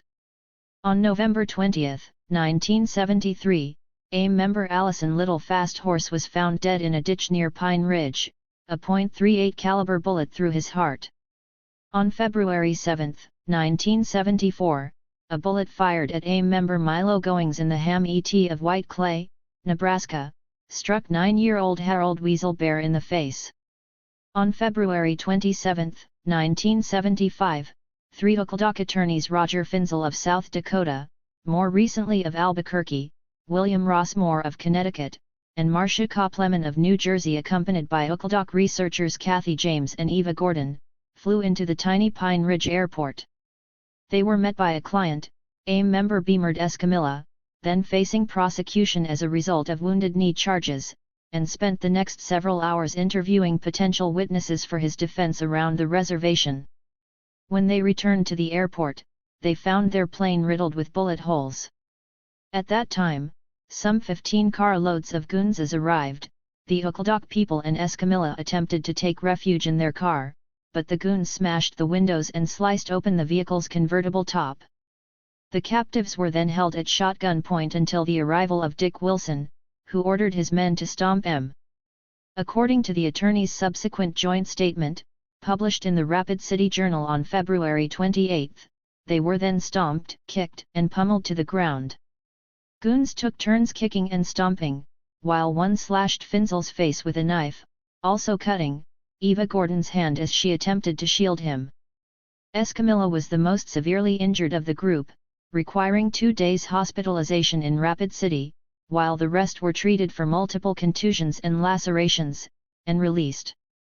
The victims identified Dick and Manny, Richard Jr., Wilson, Dwayne, and Vincent Brewer and several other goons as being among their assailants. The Bureau administered polygraph examinations to the victims, which they passed, rather than to the goons. Although goons as Fred Two Bulls and Vincent Brewer had earlier delivered a message from Dick Wilson to Chief Fool's Crow to the effect that the traditional chiefs needn't fear personal violence from vigilantes, on the night of March 3, 1975, an unknown number of goons shot up the house of Fool's Crow's elderly assistant, Matthew King. 2 nights later, Fool's Crow's own residence was burned to the ground. On March 6, the Rapid City Journal reported that Delmar Eastman and Dwayne Brewer, ostensibly responsible BIA police officials on Pine Ridge, were unavailable for comment on the incidents. On the afternoon of March 21, 1975, Edith Eagle Hawk, her 4-month-old daughter and 3-year-old grandson were killed when their car was forced into a deep ditch alongside Highway 44, between Scenic, $D and Rapid City. Edith Eagle Hawk was the Goons, Cable Splicer, and Garden Plot 187. A defense, alibi, witness for AIM member Jerry Bearshield, who was at the time accused of killing a goon, William Jack Steele, on March 9. Charges against Bearshield were later dropped when it was revealed Steele had probably died at the hands of goon associates. The driver of the car which struck the Eagle Hawk vehicle, Albert Coombs, a white on-reservation rancher who was allowed by Wilsonites to serve as an active goon, also lost control of his car, went into the ditch and was killed. Eugene Eagle Hawk, who survived the crash, identified a second occupant of the Coombs car as being Mark Clifford, a prominent goon. BIA and FBI reports on the matter fail to make mention of Clifford. At about 1 a.m. March 27, 1975, Jeanette Bissonnette, sister-in-law of OSCRO leader Pedro Bissonnette and mother of 6 children, was shot and killed by sniper fire as she made her way home from the funeral wake of her friend, AIM supporter Stacy Cottier, who had been killed by random goon gunfire a week previously. AIM members postulated that the shot was probably intended for ION leader Ellen Move's camp, who at the time owned a dark blue automobile very similar to the one driven by Jeanette Bissonnette. This killing prompted South Dakota Senator James Abourezk, who 2 years previously had expressed considerable opposition to AIM, to remark that, under the Wilson/FBI regime, Pine Ridge Reservation is being run like Hitler's Germany. On June 8, 1975, Russell Means was shot in the back by a BIA police officer who was arresting the AIM leader for rowdy behavior. The shooting, which was termed an accident, put a bullet through Means' kidney. On September 10, 1975, Jim Little, an AIM supporter and former tribal council member, aligned with Severed Young Bear, was stomped to death by 4 goonses. Although the incident occurred less than 2 miles from the Pine Ridge Hospital, it took nearly an hour for an ambulance, driven by more known goonses, to arrive. On November 17, 1975, BIA police officer Jesse Trueblood, a known goon and probable psychotic, opened fire with an M16 on the home of the Chester Stone family in Oglala. He was probably attempting to hit AIM supporter Louis Tyen, who was visiting the Stones, and with whom Trueblood had had an altercation earlier in the day. His bullets struck Chester Stone in the right arm and his wife, Bernice, in the buttocks. Tyen received a crippling wound to the left knee, while Stone's granddaughter, Deborah Musso, was wounded in the left arm. The Stones' 3-year-old grandson, Johnny Musso, was hit in the right arm, which permanently maimed and disabled him. Trueblood then drove away and was found a short time later, slumped in the front seat of his car, a bullet from his own service revolver fired point-blank into his brain. On March 1, 1976, Hobart Horse, an AIM member thought by both the FBI and goons to have been involved in the emergence of serious armed self-defense among Pine Ridge dissidents, was shot to death in the tiny reservation hamlet of Sharps Corners. At about 4 a.m. on May 6, 1976, Russell Means and AIM member John Thomas were ambushed in a housing project in the town of Wagner, on the Yankton Sioux Reservation, across the Missouri River from Rosebud. According to a Rocky Mountain News. 188. Story of the same date, a goon hit squad composed of James Weddle, Michael Weston, Gerald Black Elk and Terry Provost, as well as an unidentified juvenile, all armed, had jumped the pair and told the 2 AIM members to drop any weapons they were carrying and get down on all fours. The goons then fired point-blank into the bodies of their victims, and Means suffered a small-caliber bullet wound in the abdomen and Thomas was hit in the neck and jaw. Both men lived through the attempted execution. In each of these cases, and literally hundreds of others, some of which will be covered under the heading of assassinations in the next chapter, the FBI produced no results at all despite its vaunted crime-solving capabilities. The result was an atmosphere on Pine Ridge which has been eloquently described by Al Trimble, an Oglala whose sharp criticism of BIA leasing practices and of the goon squads led Dick Wilson to demand his removal as reservation BIA superintendent. Trimble was duly fired on March 20, 1975, and who subsequently unseated Wilson in the 1976 election of the Oglala tribal president. Things started to really come apart in the fall of 1974, when Wilson tried to get around the law by trying to sell beer and liquor at a rodeo on the reservation. "We confiscated 300 cases of beer, but the feds refused to prosecute anybody, and we think they gave him back the beer, as well." Then there was the murder of Jesse Trueblood, when Manny Wilson and Dwayne Brewer concealed the evidence and the FBI cooperated, even though Brewer later hinted that Manny was involved in the killing. Hell, those goons were in complete charge, with their car caravans, squealing tires around, intimidating people. Dick Wilson is not the most courageous person in the world. Despite all the smoke he was blowing, he never moved without a big gang of goons. And half our BIA cops were Wilson people, and they had our tribal judge in their pocket too, and those white cowboys in the area were boasting about all their guns and boasting how they were going to shoot those longhairs first and let the court ask any questions later. It was a totally lawless situation. The traditional Indians couldn't count on any law enforcement.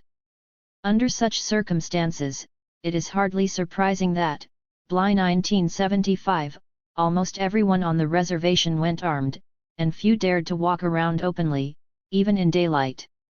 Even the Bureau was prepared to admit, secretly, that AIM and the Ion traditionals had been forced to clump together in enclaves or AIM centers, as the FBI called them, for the purpose of the somewhat limited safety numbers and proximity might provide.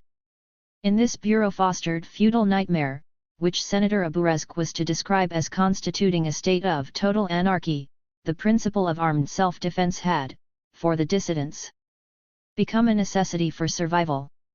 This grim fact, in turn, was to play the most crucial role in the final, massive phase of escalation involved in the FBI's Pine Ridge operations, from mid-1975 through the end of 1976, see Chapter 9. The 1974 tribal elections. Another dimension of goon activities involved the 1974 tribal election on Pine Ridge. As was noted in Chapter 5, Russell Means successfully challenged Dick Wilson in the 1973 tribal primaries, winning the opposition slot in the 1974 general election runoff for president. In the latter balloting, Wilson emerged victorious by a 200-vote margin. As Burnett recounts, drunks showed their friends crisp $20 bills they had been given to vote for Wilson. BIA policemen arrived from outlying districts and stuffed wads of paper ballots into the wooden boxes without signing the register books. One district, Potato Creek, showed 40 registered voters but 83 cast votes. Although Commissioner of Indian Affairs Morris Thompson quickly validated this outcome, stating to the Associated Press that, based on our present information provided by the FBI, there does not appear to be sufficient evidence of voting fraud or irregularities to warrant federal intervention. The U.S. Commission on Civil Rights reached rather different conclusions as a result of its own intensive investigation of the matter. According to the Commission report, copyright many people who voted were not eligible because they were not enrolled Oglalas, a matter tied to Wilson's propensity to enlist the support of non-Indians on the reservation. An examination of 793 questionable names on the official voting records identified 154 such cases of voter fraud. An undetermined number of individuals voting in the elections, while their names did appear on the tribal roll, were either not residents of the reservation or failed to meet the one-year residency requirement of the tribal constitution. 190. Incumbent tribal president Dick Wilson, Center, with a pair of campaign organizers/goonses during the 1974 Pine Ridge election. Photo, Kevin Barry McKiernan. Copyright. No method was used by poll watchers retained by Wilson's tribal administration to verify the identity, at the time ballots were cast, of those whose names later appeared on the official voting records. Copyright. Wilson's administration made no attempt at all to maintain the accuracy of the tribal eligible voter list. An investigation by Senator Aburazk determined that, in 1969, the eligible voter list for Pine Ridge included 3,104 names, but that, by 1973, there were 9,518. Given that there were barely 11,000 total Oglala residents on Pine Ridge at the time, the senator remarked that the situation was most peculiar. Scent poll watchers were not used in certain locations during the balloting. Scent no count or record was made of official ballots distributed during the election. Election officials could not even tell investigators how many ballots had been printed by the Wilson administration. Scent of the 3 election board members, 2 had been elected by the tribal council, over which Wilson held absolute sway, after being nominated by Wilson himself. The third was simply appointed by Wilson, in a memorandum to the council signed by him, as well as 2 executive council cronies, Emma Nelson and Lloyd Eagle Bull. Scent Winmeans attempted to follow due process in contesting the election, Wilson, the only individual empowered to convene the tribal council to hear the complaint, refused to do so. The Goons, Cable Splicer and Garden Plot. Lakota means together. Russell Means, if elected, will do the following: establish checkpoint OM all _roads leading Inyo the Pine Ridge Reservation, will search every car eater THC the reservation IM order to SIOP all from coming into the reservation, wove the tribal offices to the old Porcupine Day School immediately and planned for permanent offices in Wounded Knee. Iroy, an architect from Detroit, Michigan, Moss committed himself to design and supervise the BUIL=DING of when tribal offices at Ho establish a free NILF clinic in Porcupine IR/FDIATELY myth plans to establish a free health clinic in each DIST picked. Secure 16 HINI buses, 1 for each district council, 6 to PE used 1 MA reservation-wide transit sister to transport people to the Triel GER ISIS M at the EIA. AKO2 to PC used to transport Oglala people to APIDCIT. Recognition of the 1868 Sioux Treaty FI, the White House, Senate for Eaton Relations Committee and the United Nations. Return of the gunnery range to 1 RE Oglala. Gather support for 4 countries such as Sweden, Japan, West Germany others. Have an honest independent audit of all programs and / the tribal books. A tribal council that will meet almost every year. Establish community control retorquing the power to the district's zone sills. Eagle Counctionen and Momin Fave to vote according to the wishes of DIST councils. Return Oglala land on the reservation to the Oglala people. IW order to use to build a large Inush tribal herd so we can build a slaughterhouse ard neat. Packing plant reinstitution of our sacred religion given to the Lakota.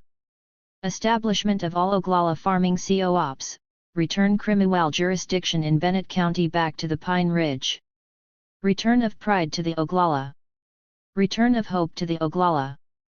Return of independence to the Oglala. With Russell Means as president. You will lose, 1. Doctor care for you and ID your children. L2 Zocation for your child. 3. Lease money / Evorlinad for adioti pizza chip east s food commodities that you desperately need. 6. Representation on the Tribal Council. 7. Protections and rights of the Tribal Constitution. Russell Mean essays. At become president, L take the fret steps to eradicate the United Beaten OT Americans Athens Lee AR hat. Russell Means. President, equals SAE Wealth Sivas. There will be MO doctors for you and your catirant if RUSSELL means abolishes. He Bureau of Dealan APYACAS, there will be no education for your catirant. Russell means I the bank hires unfarsers. There will be no lease money for yout. If Russell means abolishes, SE United ATATES applicants, there will be no ADC checks for mothers and children. M Russell means abolishes. GE United States applicants. There will be no food commodities for poo and your children. Russell means abolishes. There Ulan Ro reordertatings tenet our coal. I Russell means abolishes. 191. De tribal comet fusion, there will be no rights and protections left for yout. Return of responsibility to the Oslala when you vote February. Hokahe EEEAESA He's IOT state jurisdiction and elimination. 1974 Pine Ridge Campaign Literature, Left, from the grassroots organization supporting AIM leader Russell Means, Right, from the Wilson faction, paid for with federal funds. Copyright the BIA, which had legal responsibility to do so, failed to oversee the election, and then refused to convene an investigation into irregularities in election procedures. The election was held in a climate of fear engendered by the goon squads. The Commission noted that harassment of suspected opponents of Wilson was endemic prior to the general election and that coercive and intimidating tactics had been applied by the goons in wholesale fashion on election day itself. It was noted that Wilson had stated publicly, prior to the election, that all those found to have voted for Means would be run off the reservation by his goons, and that 2 individuals connected with the Means campaign had been inexplicably fired from their jobs immediately after the poll results were in. The Commission on Civil Rights recommended that the election be nullified and restaged under close supervision, and the report was routed directly to Indian Commissioner Thompson and Attorney General William Saxby. No federal action was taken either to conduct a new election on Pine Ridge or to bring charges against those implicated, a posture which undoubtedly contributed to the mayhem that erupted in the reservation town of Wanblee following the next election. See next chapter. Perhaps the closest parallel in American history to the circumstances which were allowed to prevail during the 1974 Pine Ridge election is the so-called Pineapple Primary of April 1928 in Chicago, fraught with comparable fraud and irregularities, and during which Al Capone's roving bands of thugs provided goon-like services to the corrupt mayor, William Hale Big Bill Thompson. 192. Party hacks, who had managed to get themselves appointed election officials, padded the voter registration lists with fictitious names under which fraudulent voters could vote. They inserted the names of unregistered voters friendly to their slate, permitted by the ward bosses, who had verified them from pre-election pledge cards. They registered vagrants whose votes the bosses bought for a few dollars, assigning them false names and addresses. Before the polling booths opened, they stuffed the ballot boxes with bundles of ballots pre-marked in favor of their faction. They let the bosses' hirelings remove additional bundles for marking and mixing with legitimate ballots during the final tally. As the voting got underway, Capone's henchmen cruised the polling areas in cars bearing America First stickers. With threats of mayhem they drove off voters thought favorable to the opposition. A major difference between the process in Chicago in 1928 and that evident on Pine Ridge in 1974 is that in the former example the federal government opposed the corruption, eventually deposing, and in some cases imprisoning the perpetrators. At Pine Ridge, the same government appears to have supported, covered up for and rewarded the individuals who stand analogous to Big Bill Thompson and Al Capone. Goon financing. Upon his election as tribal president in 1972, Dick Wilson moved very quickly to convert Pine Ridge into a personal fiefdom. In short order, he had padded the tribal payroll with friends and relatives. His brother Jim, for example, was given a $25,000 per year job heading the tribal planning office on a reservation where the average per capita annual income was less than $1,000 and where more than half the homes had neither indoor toilets nor running water. Contending that there's nothing in tribal law against nepotism, Wilson hired his wife as director of the Pine Ridge Head Start program, and filled other well-paying positions with his other brother George, cousin, sons, and nephew, as well as many of his supporters as he could pile on the payroll, while raising his own salary from $5,500, when he took office, to $15,500, 6 months later. There is evidence that he was already coercing beneficiaries of his patronage to double as goonses, a matter recorded in affidavits. I am employed by the tribe in waterworks and well repair.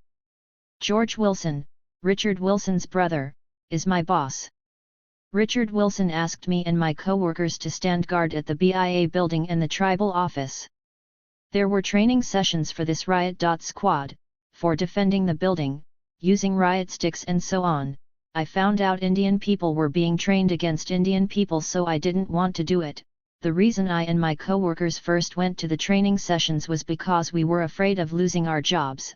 A lot of people acting as goons now are unemployed and are doing it because they need the money. A commander, Glenn 3 stars, has never held a permanent job. As long as this keeps up, he'll have one. In October 1972, through his cohorts, Tribal Secretary Toby Eaglebull and Council Member Johnson Holy Rock, who drafted it, Wilson was able to get tribal. The Goonses, Cable Splicer, and Garden Plot 193. Resolution 72-55 passed. This bit of legislation, approved by the BIA, gave Wilson almost dictatorial powers and allowed him to upgrade the skills and temper of his embryonic goon squad by enabling him to use the Tribal Executive Committee, which he easily controlled, to transact all tribal business, even though under the tribal constitution the executive committee could act only on routine matters when the council was not in session. This amounted, in effect, to authorization of Wilson to make any expenditures of tribal funds he desired regardless of the purpose and cost involved at his own discretion. Hence, in addition to the $62,000 BIA seed grant mentioned in Chapter 5, allocated to the establishment of Wilson's tribal rangers, the BIA euphemism for the goon squads, on November 15, 1972, he was apparently able to misappropriate an undetermined amount in federal highway funds to underwrite the payroll of his private army. as well as put through the purchase of some $200,000 worth of house trailers used as their accommodations. Another $330,000 was spent on construction of a building intended as Wilson's personal headquarters, with office space available for goon leaders and BIA police. The building is now used as the tribal courthouse. It is exceedingly difficult to nail down exactly what was spent for what during the Wilson years, as a GAO audit later revealed that his administration kept virtually no books on its transactions. Still, the federal government had every reason to be aware of at least the generalities of what was going on, almost from the outset. As is demonstrated by a letter sent by Hank Adams, then acting officially as a White House consultant, to Richard M. Nixon with a copy circulated to the Attorney General in November of 1972. I must report the use of federal and tribal funds to form a personal and private militia for the service of Mr. Dick Wilson on the Pine Ridge, South Dakota, Indian Reservation. It is my understanding federally commissioned BIA personnel from a number of reservations are being used. Additionally, tribal funds are being used to hire and arm a band of special citizen deputies, i.e., goons. The focus of these forces appears to be the tribal members who were part of the Trail of Broken Treaties Caravan 4.e AIM and supporters who are now attempting to return and remain in their home communities, but who are now being threatened. Even though preliminary audit information on Pine Ridge was available by late 1973, indicating at best gross financial mismanagement on the part of the Wilsonites, neither the FBI nor any other federal agency made an effort to intervene. To the contrary, the federal government continued to pump an estimated $24 million annually into Wilson's coffers over the next 2 years and, in 1974, to guarantee a $400,000 tribal loan through the Indian Bank in Washington, D.C., with which Wilson almost certainly underwrote his goon payrolls. Far from holding the Wilsonites accountable for their fiscal manipulations, the government later attempted to recover the loan monies which, predictably enough, had been defaulted upon, by levying the sum as an offset against its proposed monetary settlement of the 194 Black Hills land claim, i.e. the government sought to charge the victims for the payroll costs of the goon squad. Garden plot and cable splicer. The issue of the FBI relationship to the goons becomes all the more acute when viewed in the context of being part of a COINTELPRO-era scenario calling for the active domestic collaboration of the Bureau, the CIA, the military and other federal/local assets of repression in a combination the Church Committee had condemned as being inappropriate and illegal. This is directly contrary to the termination of such activities recommended by the committee, which received solemn assurance from the respective agencies that it had been long ended. A review of government documents declassified by court order reveals that the overall script guiding federal performance on Pine Ridge during the critical period may be found in a top-secret Pentagon plan for domestic counterinsurgency operation codenamed Garden Plot. This was produced during the late 1960s, a subsection of the broader Cable Splicer study commissioned by the Pentagon's Directorate of Military Support, DOMS. In essence, the Garden Plot scenario called for the training of civilian police, at the Army's Senior Officers Civil Disturbance Orientation Course (CDOC) at Fort Gordon, and the establishment of Special Operations Groups, SOGs, from among key non-military personnel nationally. These would be deployed as centerpieces to law enforcement endeavors focusing upon the suppression of dissidents whenever and wherever dissent in the United States was deemed to have gotten out of hand. Advice and tactical consultation to these non-military formations would accrue directly from the military's irregular warfare specialists. Specialized counterinsurgency equipment would be provided directly by the military, and in the event that a given situation ultimately overshot the repressive capacities of the non-military collaborators, special counterinsurgency-trained military units would be deployed to finish the job.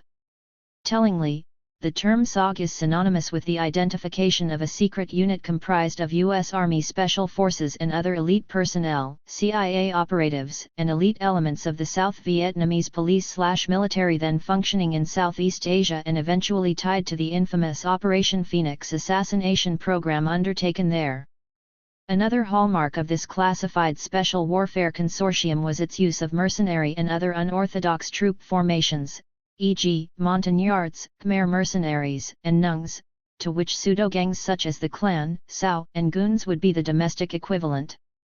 At the same time that the SOGs were being formed, THIRD created a Special Operations Service, SOS, of 50 or so Indian police troops trained at the FBI National Academy at Quantico, Virginia, at the CIA Training Facility in Los Fresnos, Texas, and at the BIA Indian Police Training and Research Center in Brigham City, Utah.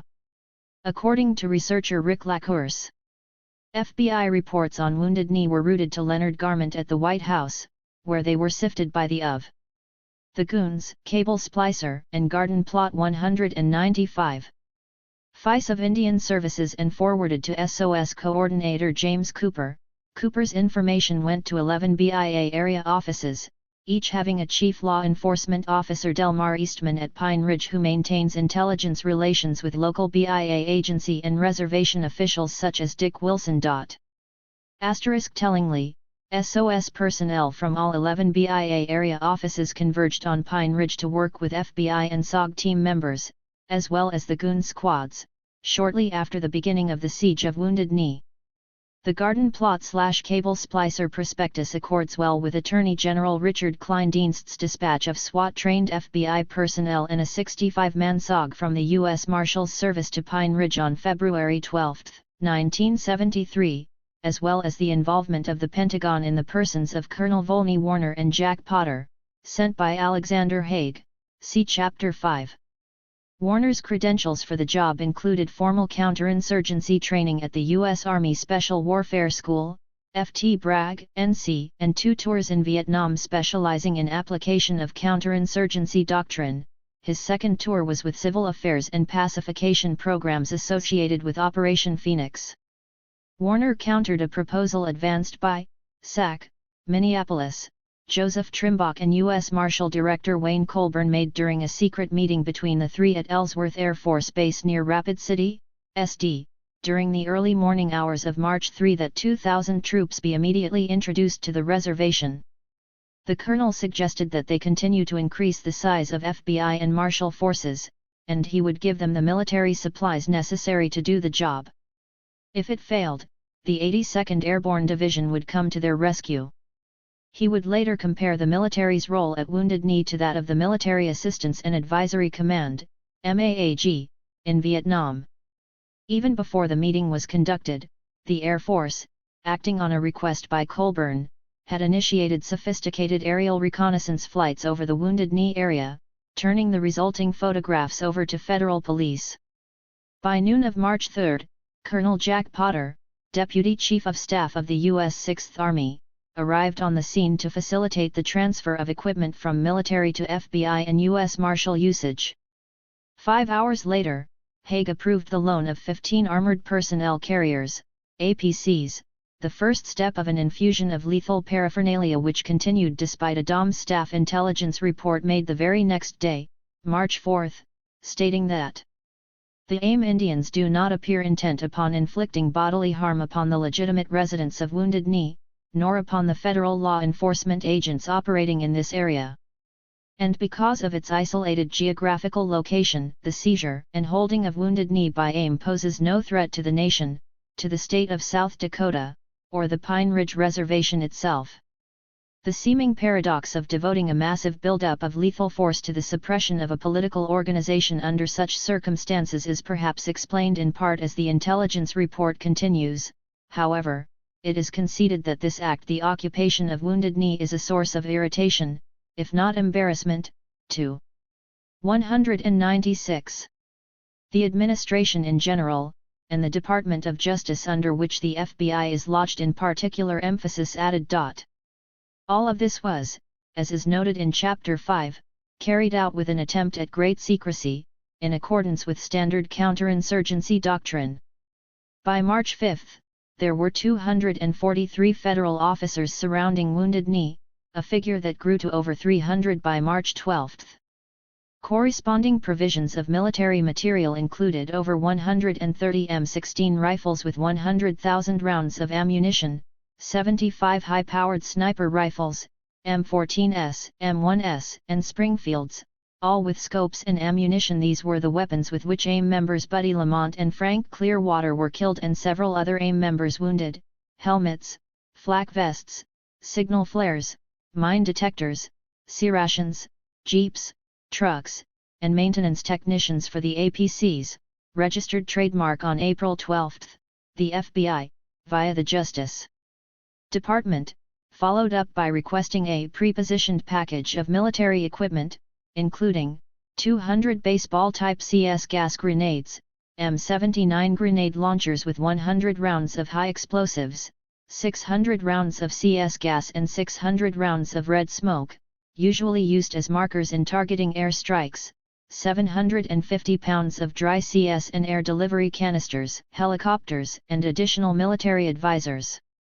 The request was approved by the Defense Department on April 17, 1973 and prepositioned at Ft. Carson, Colorado rather than at Ellsworth Air Force Base as the Bureau had requested. It was this military logistics support which allowed federal forces to pour more than 500,000 bullets into Wounded Knee in 71 days. Simultaneously, Fred Buzzhart, General Counsel for the Defense Department, had prepared, according to a 1975 letter from former presidential advisor John Ehrlichman to actor Marlon Brando, a memo to Nixon recommending the full-scale invasion of Pine Ridge, utilizing tanks and a minimum of a division of troops 15,000 to 17,000 men. It must be remembered that all this military might was focused upon less than 300 AIM members and supporters inside Wounded Knee. It must also be recalled that all this accumulated military hardware, once in the hands of the FBI, remained there for the duration of its exercise on Pine Ridge, a matter readily evinced by the APCs and the Bell A-1B Huey helicopters consistently utilized by the Bureau on the reservation during the summer and fall of 1975. Given this profligate mass of largely unaccounted for military weaponry, the question of how the goons came to be so well armed can be readily answered. The situation on Pine Ridge closely resembled the conditions of death squad repression prevailing in Latin America. The FBI's fostering and use of pseudo-gangs or private armies, especially in the context of its secret cooperation with the military, in pursuit of its covert political agenda, truly seems to approximate the situation in such countries as Uruguay or Guatemala. Copyright in a domestic sense. The role of the FBI on Pine Ridge corresponds precisely with that of the Special Forces in Southeast Asia and that of the goons to the Montagnard and other indigs the Green Berets equipped and led there.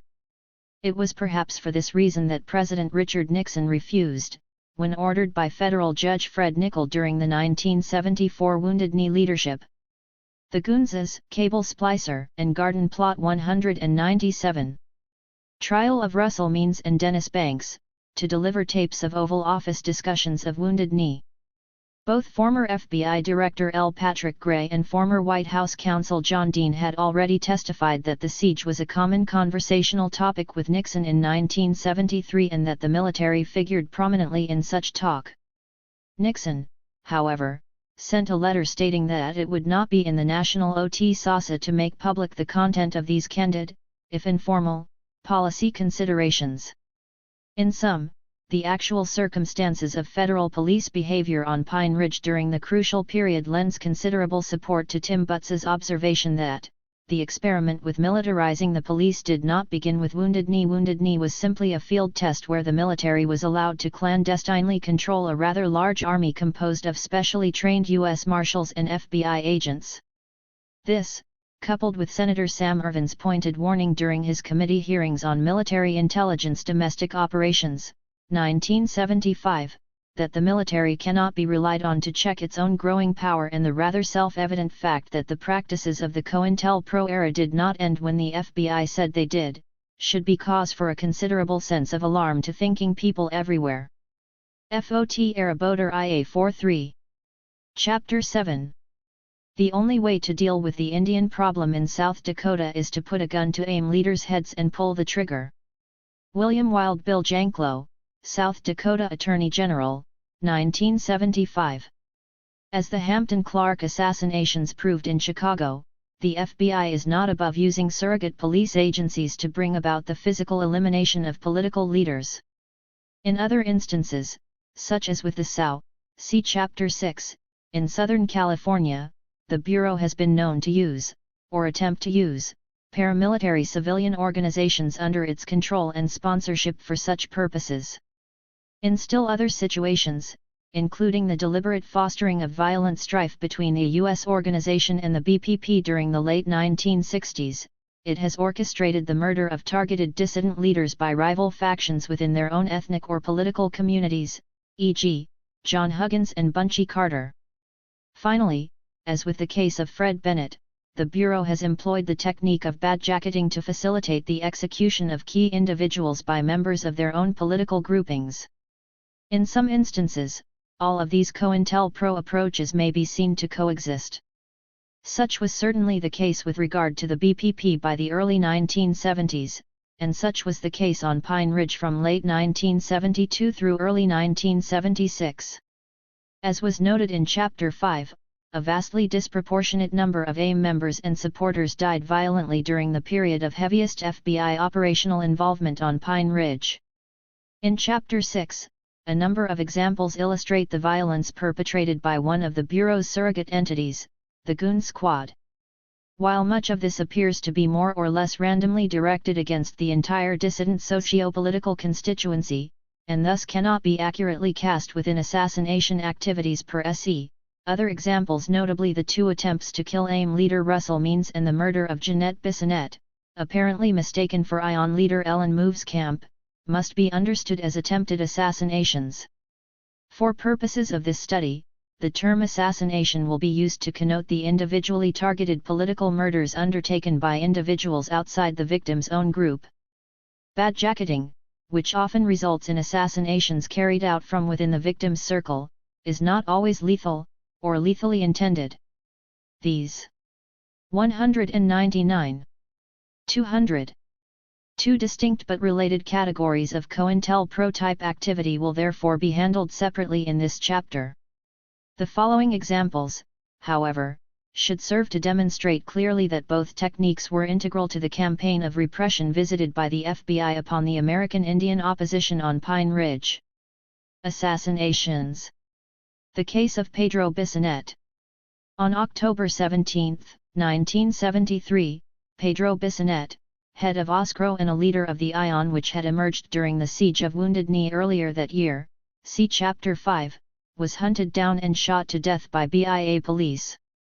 Bissonnette had been arrested on April 27, 1973, near the end of the events at Wounded Knee, and charged with interfering with a federal officer in performance of his duties. The FBI had then come forth with an offer of probation in lieu of the possible 90-year sentence the OSCRO/ION leader was facing in exchange for his cooperative testimony against AIM leaders to be tried for Wounded Knee-related offenses. His response was offered publicly. "I will stand with my brothers and sisters. I will tell the truth about them and about why we went to Wounded Knee. I will fight for my people. I will live for them, and if it is necessary to stop the terrible things that happen to Indians on the Pine Ridge Reservation, I am ready to die for them. I will never lie against my people, crawl for a better deal for myself. I stand with Russell Means, Gladys Bissonnette, Ellen Movescamp, Clyde Belcourt." Bissonnette's posture and utterances were an unmitigated disaster for the Bureau's campaign to divide the AIM outsiders from their traditionalist ION supporters on the reservation. Worse, Duckledock attorney Ramon Rubido was able to demonstrate sufficient governmental misconduct in his case that Bissonnette was able to obtain a low bail release from jail. As the prosecution's position began to erode, he announced that he intended not only to serve as a defense witness in the forthcoming Wounded Knee trials, but to base his testimony upon documented evidence proving the criminal culpability of Dick Wilson, the Goons, and the FBI in the events which had transpired on Pine Ridge up to that point, insofar as neither Wilson nor his federal colleagues was sure that Bissonnette didn't have such evidence. This was taken as a very serious threat. On the morning of October 17, a man, believed to be a goon named Cliff Richards, confronted Pedro Bissonnette on a sidewalk in the tiny unincorporated hamlet of White Clay, Nebraska. In the ensuing scuffle, Richards was knocked to the ground and Bissonnette walked away. Although White Clay is across the reservation boundary, beyond the jurisdiction of the BIA police chief/goon. 201. C. Oscro/Ion leader Pedro Bissonnette at a press conference shortly before his death. On the night of October 17, 1973, Bissonnette was shot at a BIA roadblock on Pine Ridge by goon Joe Clifford and allowed to bleed to death before being taken to a nearby hospital. Photo, Aquasasni notes. Leader Delmar Eastman immediately ordered an intensive effort to track down the Oscro/Ion leader. All day, there was an extensive manhunt for Pedro. The search involved about 20 police cars and several airplanes. They hunted Pedro down like an animal and murdered him in cold blood. We have not yet determined who did the actual shooting but are quite certain that the murder was engineered by BIA Special Officer Del Eastman. According to Pine Ridge BIA Superintendent Kendall Cummings, in a statement to an AP reporter made the following morning. Pine Ridge police began looking for Bissonnette on a warrant Wednesday afternoon, October 17. 2 officers spotted him and tried to stop him, but Bissonnette fired a shot at them and they gave pursuit. Later in the evening, 2 officers were making a routine check of a car, and found Bissonnette inside. Pedro attempted to shoot one of the officers and was shot at fairly close range. The official report of BIA police officer Joe Clifford, a known goon, is somewhat at odds with Cummings' version, contending that Bissonnette's car was stopped at a roadblock erected specifically for the purpose of apprehending the fugitive. In Clifford's account, Bissonnette resisted arrest and it became necessary to subdue him with a 12-gauge shotgun blast at point-blank range. The time of this shooting is listed as being 9:48 p.m. Clifford does not mention that Bissonnette attempted to shoot anyone, although the notion of resisting arrest might conceivably be stretched to cover such an act. In any event, no weapon was ever produced by the police. 202. Pedro Bissonnette was pronounced dead on arrival at Pine Ridge Hospital at 10:10 p.m., a time which, when taken together with Clifford's report, suggests everything possible was done to rush the wounded man to medical attention to save his life. Several witnesses who happened upon the scene reported, however, that Bissonnette's car was already stopped at the roadblock as early as 9 p.m., and that a pool of blood was observable at that time, approximately 45 feet from the automobile. If the time of the shooting was 9 p.m., this means it took over an hour to get to the hospital a few minutes away, an interval which allowed ample time for Bissonnette to die of shock and loss of blood. Oakledock attorney Mark Lane rushed from Rapid City to the hospital, over an hour's drive, in order to view the remains. He was admitted to the morgue at some point just before midnight, and discovered a pattern of 7 bullet holes, apparently from a .38 caliber pistol in a remarkably small pattern 3 by 5 inches, any shot of which would have killed him in Bissonnette's chest. Lane also reported a grazing wound to the neck of the body, 3 bullet holes in the hand, various body bruises indicating that a beating had been administered at some point prior to death, and what he took to be tear gas burns. He immediately called Pedro's mother, an Ion leader, Gladys Bissonnette, to initiate a family demand for an independent autopsy. However, at 3 a.m. on October 18, that is, before anyone else could view the corpse and before any sort of legal action could be taken on the matter of the independent autopsy, Bissonnette's body was removed from the morgue in Pine Ridge Hospital and shipped to Scottsbluff, Nebraska, on orders from Delmar Eastman. When queried 2 days later by a reporter, Eastman responded that he'd ordered the hasty removal under direct orders from U.S. Attorney Bill Clayton. 203. Clayton, who was to play a very prominent and cooperative role in the FBI's handling of the Angie Long visitor case, see Chapter 9, had, as it turned out, offered assurances by phone to Washington, D.C. Attorney Leonard Cavis, an associate of Mark Lane, that the body would not be moved. This promise was made immediately prior to his issuance of instructions to Eastman to whisk the remains across the state line. As a consequence, the independent autopsy sought by the Bissonnette family and Oakledock was never performed. The body was examined by BIA-retained pathologist W.O. Brown on October 20, with the finding of a cause of death conforming precisely with that posited in Clifford's police report, and then placed in a sealed coffin.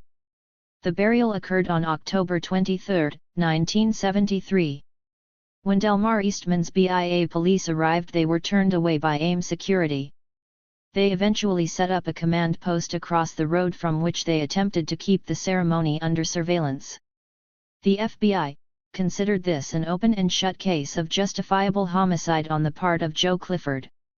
No investigation of Bissonnette's death was ever undertaken by the Bureau, perhaps because, as Dennis Banks later put it, "We lost a great man there."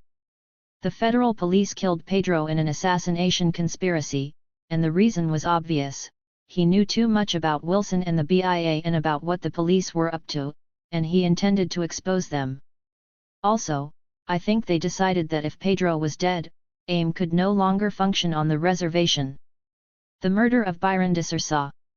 On January 30, 1976, Oglala Sioux tribal attorney Byron DeSouza was killed by goons during a chase on the reservation. As the situation has been described elsewhere. In the dark winter of 1975–76, the lawlessness on Pine Ridge intensified, despite the replacement of Dick Wilson as tribal council president by Al Trimble, a former BIA superintendent.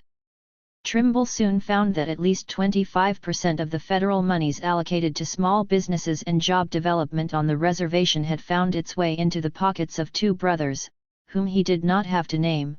Wilson was outraged by the 3-1 vote against him, and since he did not actually relinquish office until April 1976, he made the most of the time left. After the election on January 17, the chairman of the Pine Ridge District, Wilson's stronghold, let it be known that Trimble's hometown of Wanblee in the far northeast corner of the reservation, which had worked hard against Wilson, needed straightening out. In the early evening of January 30, 3 cars containing 15 goons appeared on the streets of Wanblee. Each of Wilson's minions was attired in a government-issue flak vest and carried an M16 rifle. After driving around the tiny village, making sure local residents were aware of their presence, the goons stopped to shoot up the house of Guy Dull Knife, an elderly but vehement Cheyenne opponent of the Wilson regime. They then spotted a car driven by DeSouza and 3 companions and gave chase. 204. Byron DeSouza was a visible and vocal anti-Wilson activist, a contributor to the outspoken newspaper edited by his uncle, whose home was firebombed by goons in 1973, see Chapter 6, a known OSCRO member and AIM supporter, and a major organizer in Al Trimble's 1975 election campaign. He had also recently announced that he intended to use his legal expertise to bring the Wilsonites to justice once the new tribal government was consolidated. It was probably for all of these reasons that the DeSouza car became the focal point of goon attention. Although the culprits had already been identified by witnesses, the BIA police made no arrests and, later, in a high-speed 4-mile chase, these same goons overtook a car driven by tribal attorney Byron DeSouza, a grandson of Black Elk, and shot it full of holes. "Oh Christ, I'm hit bad!" DeSouza cried. He could not control the car, which rolled into a ditch.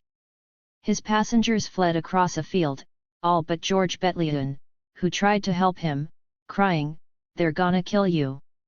DeSouza crawled across the seat and dragged himself out of the car, but was unable to climb the road bank. He told his passenger to save himself, which he did. DeSouza, leg nearly severed by 3 bullets which had splayed when they came through the car door, would have survived if he had received help. Instead, he bled to death while the goons pursued his passengers through the woods. The next afternoon, 2 FBI agents arrived in Wanblee to investigate the disturbance. Although George Betleun identified DeSouza's killers to the agents, they did nothing to apprehend or even interfere with the goonses, who were still present and had meanwhile engaged in several fire bombings. To the contrary, the agents busied themselves questioning everyone except those involved, and arrested Guy Dull Knife, victim of the first shooting attack, for disorderly conduct. The FBI agents told those who protested that they lacked probable cause to make arrests of the goons, and anyway, they were only in Wanblee in an investigative capacity. The outraged Wanblee residents finally organized their own law and gave the goonses until sunset to get out of town. The goons received a BIA police escort back to Pine Ridge Village. Called in to investigate the situation by Trimble, Shirley Hill Witt, director of the Rocky Mountain Regional Office of the U.S. Commission on Civil Rights, and William Muldrow, an equal opportunity specialist with that office, officially reported that on Friday evening and Saturday morning, January 30 and 31, several carloads of heavily armed persons reported by eyewitnesses to be Wilson supporters arrived in Wanblee.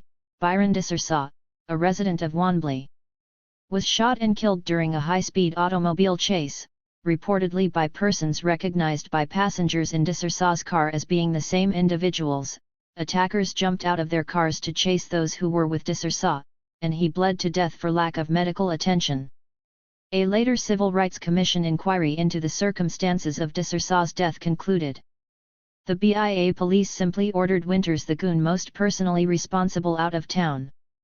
The FBI was notified, but the Bureau did nothing but drive around the area.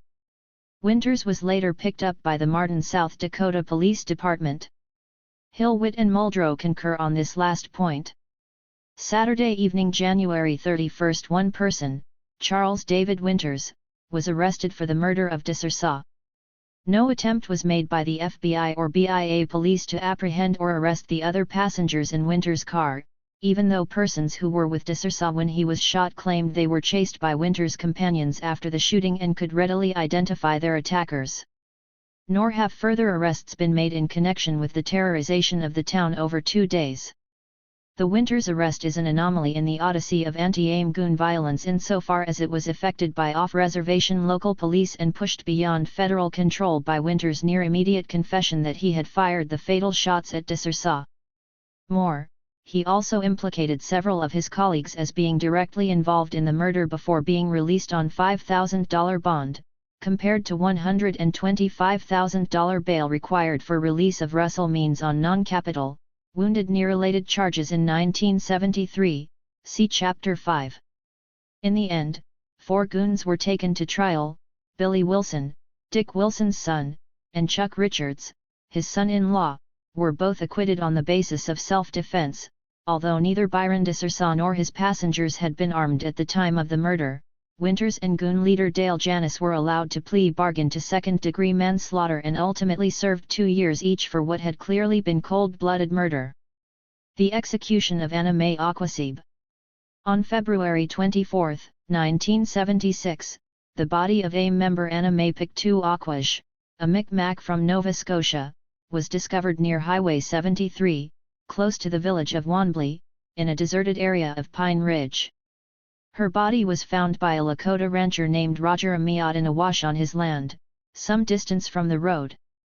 Atypically, FBI representation was provided to the BIA police contingent, and area sheriff's deputies, who assembled at the scene shortly after Amiot phoned the authorities. According to BIA investigators Doug Parisian and Nate Merrick, one of the 4 agents immediately dispatched by the Bureau to view what it would normally have chalked off as a stray body report was David Price. S.A. Price knew Aquaj well, having arrested her during the September 5, 1975 FBI air assault on Crow Dog's Paradise on the Rosebud Reservation, see Chapter 9. At the time, less than 6 months before, Price had run up to Aquaj shouting, You! I'm so glad I found you. I've been looking for you everywhere."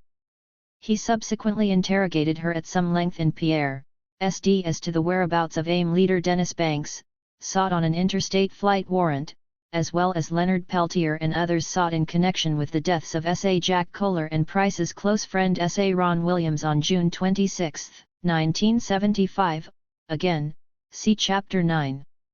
Unable to convince Price otherwise, Aquaj, according to the FBI's summary of the interview, finally laid her head upon a table and wearily announced that they could either lock me up or shoot me. "That's what you're going to do anyway, and that's the 2 choices I'm taking." According to statements made by Aquaj to friends afterward, Price responded that she was correct, she wouldn't live out the year unless she cooperated with the Bureau. Upon her release from Price's custody, Aquaj wrote in a letter to her sister, "My efforts to raise the consciousness of whites who are so against Indians in the States are bound to be stopped by the FBI sooner or later." Not long after, she was arrested near Vail, Oregon in a motor home believed by the Bureau to have been vacated by both Banks and Peltier only moments earlier, See Chapter 12. S.A. Price is believed to have been one of the agents who appeared in Vail to hustle Aquash back to South Dakota on a federal fugitive warrant. As she left, she commented to a reporter that, "If they take me back to South Dakota, I'll be murdered." At about the same time, she confided to friends, "They'll execute me. That's what they do to Indians who fight for their people." Despite the fact that Price was obviously acquainted with Aquash's physical appearance, he professed to be unable to identify the body lying in the wash on February 24. The remains were taken to the Pine Ridge Hospital morgue, some 100 miles distant. The following day, in accordance with normal procedures followed when an unidentified body is found on the reservation, an autopsy was requested by the BIA. No agents of the FBI were present when the autopsy was performed, but S.A. Donald Dealing, S.A. William B. Wood Price's partner, and S.A. David F. Price viewed the body at the PHS Public Health Service Hospital, Pine Ridge, South Dakota, prior to the autopsy, and S.A. John Robert Muniz viewed the body after the autopsy. The autopsy was performed by W.O. 208. Brown, Scottsbluff, Nebraska, who stated in his initial report that the probable cause of death was due to exposure. Dr. Brown was the same pathologist to whom Delmar Eastman had rushed the body of Pedro Bissonette in the middle of the night some 2.5 years previously and to whom the FBI had turned when an autopsy was needed on the body of Joe Stuntz Kills-Wright on June 25, 1975, see Chapter 9. On both occasions, Brown had reached findings confirming police reports subject to serious debate. The body was then tabbed as Jane Doe for interment in a common grave. According to the FBI, no identification could be made locally through normal procedures. As is standard in such cases, a decision was made by S.A. Thomas H. Green to have Dr. Brown sever the hands of the unidentified body in order to send them to the FBI Identification Division for positive identification purposes. As Oakland attorney Bruce Ellison points out, such practice is hardly standard because in order to make this kind of identification, you've got to have a pretty good idea of who you're looking for. In any event, as is noted in a congressional report, the BIA buried the body on March 2, 1976, prior to the identification. On March 3, 1976, the FBI Identification Division, Washington, D.C., identified the body to be that of Anna Mae Aquash. On March 5, the Bureau notified Aquash's family in Canada that she had died by natural causes. The family immediately contacted Oakland attorneys in Rapid City and inquired as to whether it would be possible to obtain a second autopsy. Ellison went to work to gain authorization to exhume the body. According to the Bureau's version of events, prior to receiving any information that Ms. Aquash's relatives desired a second autopsy, on March 4, S.A. Wood contacted Assistant U.S. Attorney Bruce W. Boyd, Rapid City, South Dakota, in order to institute proceedings to obtain a federal court order for exhumation and re-examination of the body. An affidavit requesting exhumation was completed on March 8, 1976, and U.S. District Court Judge Andrew Bogue, Rapid City, issued the exhumation order. However, exhumation was delayed after an attorney for Ms. Aquash's family Ellison contacted the Rapid City FBI office that day and requested a pathologist of the family's choosing be present during the second autopsy. The U.S. Commission on Civil Rights, after investigating the affair, concurs with some of the Bureau's statement, but notes that the affidavit submitted by Wood indicated that the FBI sought exhumation for purposes of obtaining complete X-rays and further medical examination. X-rays had not been considered necessary during the first examination. This is noted as a remarkable oversight, given that the initial FBI 302 report filed by one of the 4 agents on the scene states that, because of the distance of the body from the road, name deleted also noted that the cause of death may be manslaughter. Under the circumstances, murder would have 209 been a more logical suspicion and, in either event, any suspicion of foul play should have triggered an exceedingly thorough autopsy which would have included complete X-rays. Ellison arranged for a Minnesota pathologist, Dr. Gary Peterson, to represent the family and, in an about-face, the Bureau decided that he should run the second examination absent an official, governmentally retained coroner.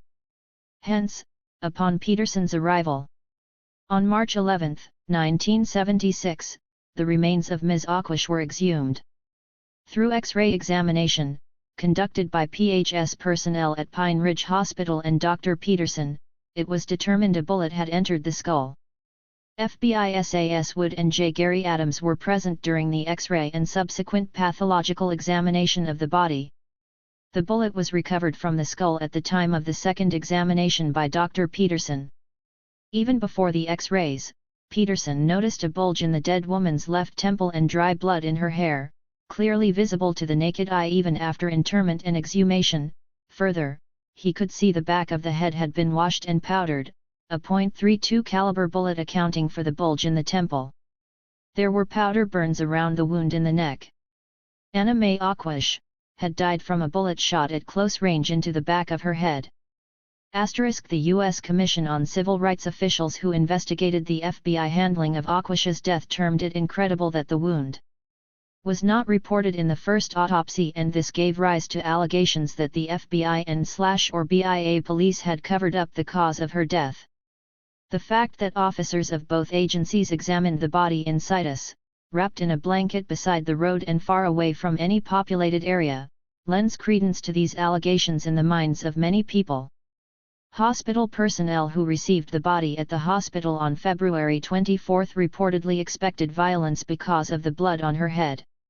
The Commission report goes on to observe that many people are of the opinion that Anna Mae Aquash had been singled out for special attention by the FBI because of her association with AIM leader Dennis Banks and the knowledge she may have had about the shooting of 2 FBI agents in the Oglala firefight, see Chapter 9, on the Pine Ridge Reservation last summer. The report concludes that what was at the very least an extremely indifferent and careless investigation of the Aquash murder, has helped to create a situation many residents feel reveals an attitude of racism and antagonism on the part of the FBI toward Indian people. The question was also taken up in Congress, where a truly amazing interchange occurred between James Fryer of the FBI's Criminal Investigation Division and 2 congressional committee members, clearly demonstrating that Indian interpretations of FBI sentiments were hardly ill-founded. 210. Mr. Dujevuk, well, has the FBI made any effort to investigate why a person performing an autopsy could not distinguish between a gunshot wound and exposure as a cause of death? Mr. Fryer, well, it's very difficult to say why a doctor misidentifies a cause of death. No, we did not do an investigation as to why he misread the cause of death. Mr. Dujevuk, do you have any plans to do so, to initiate such an investigation? Mr. Fryer, no sir.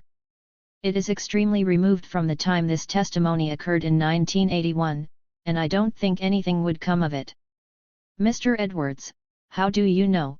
If you just asked him, he wouldn't say somebody, and I'm not saying who talked him into it or bribed him or something. Mr. Fryer, sir, I can't say. I really don't know what his excuses or reasons for missing the identification were. And I really don't know what follow-up was done as to why he did it so poorly. However, we the FBI had no involvement at all, and our investigation has been as aggressive as possible in this case. Mr. Edwards, well, I'm sure it has been a pain in the neck to you, and it has been to this committee, because we get a lot of mail on it. So we wish somebody would question the doctor. Was he drunk, or what happened? It would be very interesting to know. In the same hearing, the Bureau itself neatly contradicted Fryer's testimony that the FBI had no plans to pursue the Aquash investigation further, by fending off queries as follows: because the investigation into Ms. Aquash's death is still active and pending, information which would interfere with that investigation has not been disclosed. While researching a book on the life and death of Anna Mae Aquash, Johanna Brand did pose a few of the relevant questions to Dr. W.O. Brown, the pathologist, who acknowledged performing 30-35 autopsies per year on the reservation, as contracted by the FBI and BIA police, netting him earnings of about $20,000 annually during the critical period, wanted to know, why all the interest in this case? So they found an Indian body, so a body was found. As to the magnitude of errors in the matter, the good doctor merely replied rhetorically, "Everybody makes mistakes. Haven't you made mistakes?" And finally, despite the clearly and immediately fatal nature of the gunshot wound at issue, he continued to insist that the bullet may have initiated the mechanism of death, the proximate cause of which was frostbite. Trademark. All of this lends considerable substance to the observation of Linda Huber of the Washington, D.C. law firm Tigar, Buffoni and Doyle, offered in a letter to the Congressional Committee before which Fryer testified. The Aquash matter raises an abundance of troublesome questions. It seems that what is going on is, at the very least, a studied attempt on the part of officials at FBI headquarters to avoid No. 211. What happened in the field? The answer to Hubert's implicit why may well have been touched upon by the committee itself when it came full circle back to the issue of S.A. David Price's knowledge of Aquash. S.A. Price had had personal contact with Ms. Aquash in the past and assisted in photographing the body at the PHS morgue on February 25, 1976. S.A. Price's previous contacts with Ms. Aquash occurred when he interviewed her in connection with an FBI investigation in the early spring of 1975 and again in September 1975. On the latter occasion she was arrested, by agents of the FBI, one of whom was S.A. Price. The committee report offers S.A. Price a feeble retort to the obvious by accepting at face value his assertion that he was unable to recognize the body as that of Anna Mae Aquash due to its decomposition. Such a conclusion is virtually untenable. The morgue photos pictures that Price himself helped take reveal a face easily recognizable. David Price, it seems, missed recognizing Aquash in precisely the same fashion that W.O. Brown missed a .32 caliber hole in the back of her head and the blood that was leaking out upon his morgue table. As Uckeldock attorney Lou Gerwitz put it at the time, there is a strong possibility of complicity by the FBI in the death of Anna Mae Aquash. Bad jacketing. Although charges and counter-charges of being a cop are inherent among members of any organization targeted for police infiltration and disruption, the terms bad jacketing or snitch jacketing apply only to instances in which a bona fide organizational member is deliberately cast in such a light by those who have infiltrated. Such false portrayals are often consciously facilitated at the above-ground level by the police agencies from which the real infiltrators emanate. The general purposes of such activity are clear enough. This bad jacketing technique, well known in prisons where guards are adept at turning members of a group against each other, also creates a pressure point. When a man is abandoned by his comrades because of a rumor slipped into the prison grapevine, when suspicion and rancor suddenly replace old loyalties, it is easier to turn him into a stoolie, the cooperative, compliant informer the guards tend to see as the ideal prisoner. The man feels cheated and threatened. His loyalties come to reflect the new status thrust upon him by the word put out about him. He abandons those who have abandoned him, becomes the enemy of those who have assumed him or her to be one. And, armed with the promise of early parole, given, perhaps, a short stretch in the hole to reinstate him in his or her comrades' eyes as no friend of the guards, he is returned to the prison population as the informer he never was before scuttlebutt made him one. The actual participation in police operations of those targeted is, of course, an optimal result from the counterintelligence point of view. More typically, the simple abandonment of key activists by their associates, the political neutralizations by which COINTELPRO operatives measured their success is deemed quite sufficient. At the juncture in which the bad jacketing process takes hold within an organization, the police can be reasonably certain that it will begin to unravel, to eat itself alive. Its membership will become increasingly factionalized and isolated from one another. In cases where extreme physical jeopardy has also been imposed by the police, e.g., the BPP, members may also begin literally to liquidate one another as a desperate expedient to perceived self-defense. Each of these outcomes, including the internal assassination of police-targeted individuals, are consciously calculated COINTELPRO objectives. In order to employ such a technique on the street, as opposed to the insular and artificial environment of a prison, it is an absolute requirement that the police place infiltrators within targeted organizations. The higher within the organizational hierarchy, the better. In the case of AIM, as the next chapter will demonstrate, this was accomplished by the FBI with an astonishing degree of effectiveness. It should come as no surprise, then, that the process of badjacketing was implemented in various ways and, given the nature and extent of physical repression being visited upon AIM by the Bureau, with particularly grisly results. The first tangible examples of badjacketing being used against AIM occurred in the wake of Wounded Knee, at the organization's national convention held near White Oak, Oklahoma from July 25 through August 5, 1973. The initial focus of suspicion was upon John Two Birds Arbuckle, an Anishinaabe and former Green Beret who had won the Silver Star in Vietnam and who had recently established an AIM chapter in Lincoln, Nebraska. As a former chapter member remembers, "We were a new chapter, formed during Wounded Knee, and we were really excited about going to our first national meeting. Arbuckle was our director, had us rolling in high gear, and so about a dozen of us showed up at White Oak. Just about the first thing that happened was that a bunch of heavy security guys came around and just interrogated the hell out of John. It seems that some of the national leadership had been put on notice that Arbuckle was working for the police, and they wanted to deal with that. Well, John was pretty cool about it. He dealt with the questions and everything, but it was really humiliating, you could tell, and from that moment on, there was a lot of mistrust and bad feeling between Lincoln AIM and some of the national leadership circles. They were never really able to rely on us, cut us out of what was going on time after time, and we never really forgave them for the accusations that were made." Aaron Two Elk, an Oglala who was at the time a member of the Des Moines, Iowa AIM chapter, recalls that, "During and right after Wounded Knee, we had what you might call a rush on membership, a whole lot of new people coming in to sign up. One of them was a guy named Doug Durham, who'd been inside the Knee as a reporter or something, and supposedly came out all gung-ho. Durham had used to work for the Des Moines police, but he admitted that right up front, so we didn't think much about it at the 215 time. In fact, we started off sort of justifying this, that Durham's background sort of gave us a special insight about the way the police worked, and Durham was a pretty good writer, was able to raise money and all sorts of stuff, so we looked at him as a real asset in those early days." Right off, he started telling Ron Petit, AIM's Midwest field coordinator, at the time working out of Des Moines, and a close confidant of Dennis Banks, that John Arbuckle, who was starting up a chapter over in Lincoln, was a pig, an undercover cop. Now, a couple of us knew Arbuckle, and had our doubts about this, but, still, the story got around pretty fast, and I guess a lot of people believed it.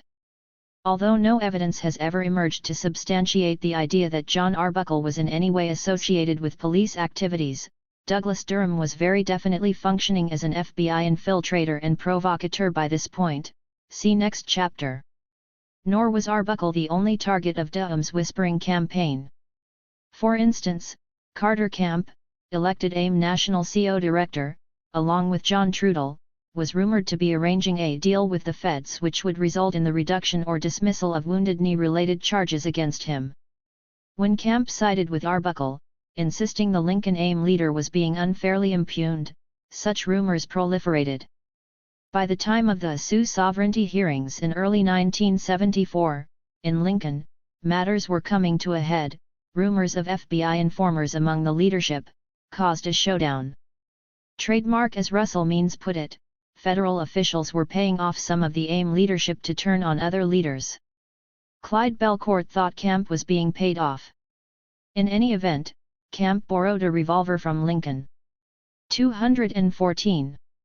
AIM member Frank Black Elk and set off to straighten things out. During a violent argument, Camp shot Belcourt in the stomach at close range.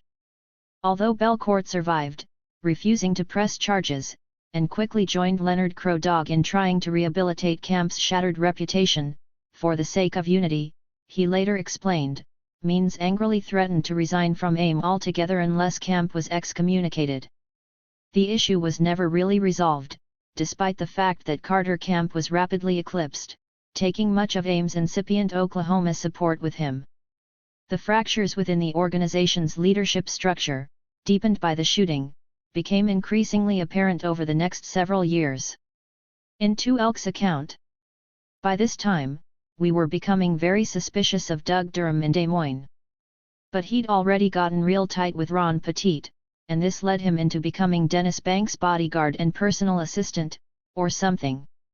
He'd already moved up from our chapter level to work directly with the national leadership, so there wasn't a lot we could do. When he bad-rapped people, other people listened. I'm not saying that Durham was responsible all by himself for what happened between Carter Camp and Clyde Belcourt, but he sure helped things along. And, after that, the unity of the movement really began to come apart. Over the next year and a half, Durham appears to have been involved in successful efforts to discredit several other AIM members, notably at the outset of the Skyhorse/Mohawk case in California, see Chapter 10. The most serious instance of this FBI-directed disruption is, however, the case of Anna Mae Aquash. Matthias. 215. Sen refers to the spreading of rumors that Aquash was an informer as being part of the damage done by Douglas Durham during 1975, and mentions how Leonard Peltier as an AIM security officer was assigned by the organization's leaders to confront Aquash with these allegations. Registered trademark. He goes on to note that Anna Mae herself took the charges seriously. Upset and disheartened, she considered going home to Nova Scotia. Instead, she stuck it out on Pine Ridge, returning to her work with the Oglala women. By this time, Durham had been exposed as an infiltrator, and was thus in no position to further pursue the matter of Aquash's bad-jacketing. It appears that the effort was therefore turned over to a second FBI provocateur named John Stewart.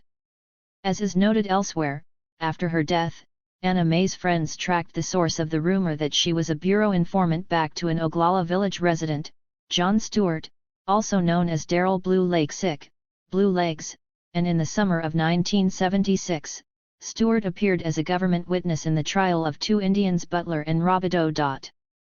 As Peter Matheson observed, Stewart, whose extensive jail record included a conviction for first-degree manslaughter, was one of those who spread the story that Anna Mae Aquash was an informer.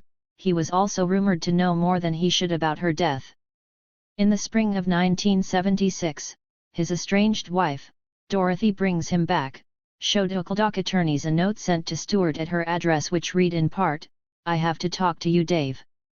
Because the handwriting looked familiar, Bruce Ellison compared it to initialed FBI 302 forms, and in his opinion, the D is identical to those made by David Price. In a letter to Dorothy in this period, Stewart said he was in jail in Rapid City, doing time for one of his AIM brothers.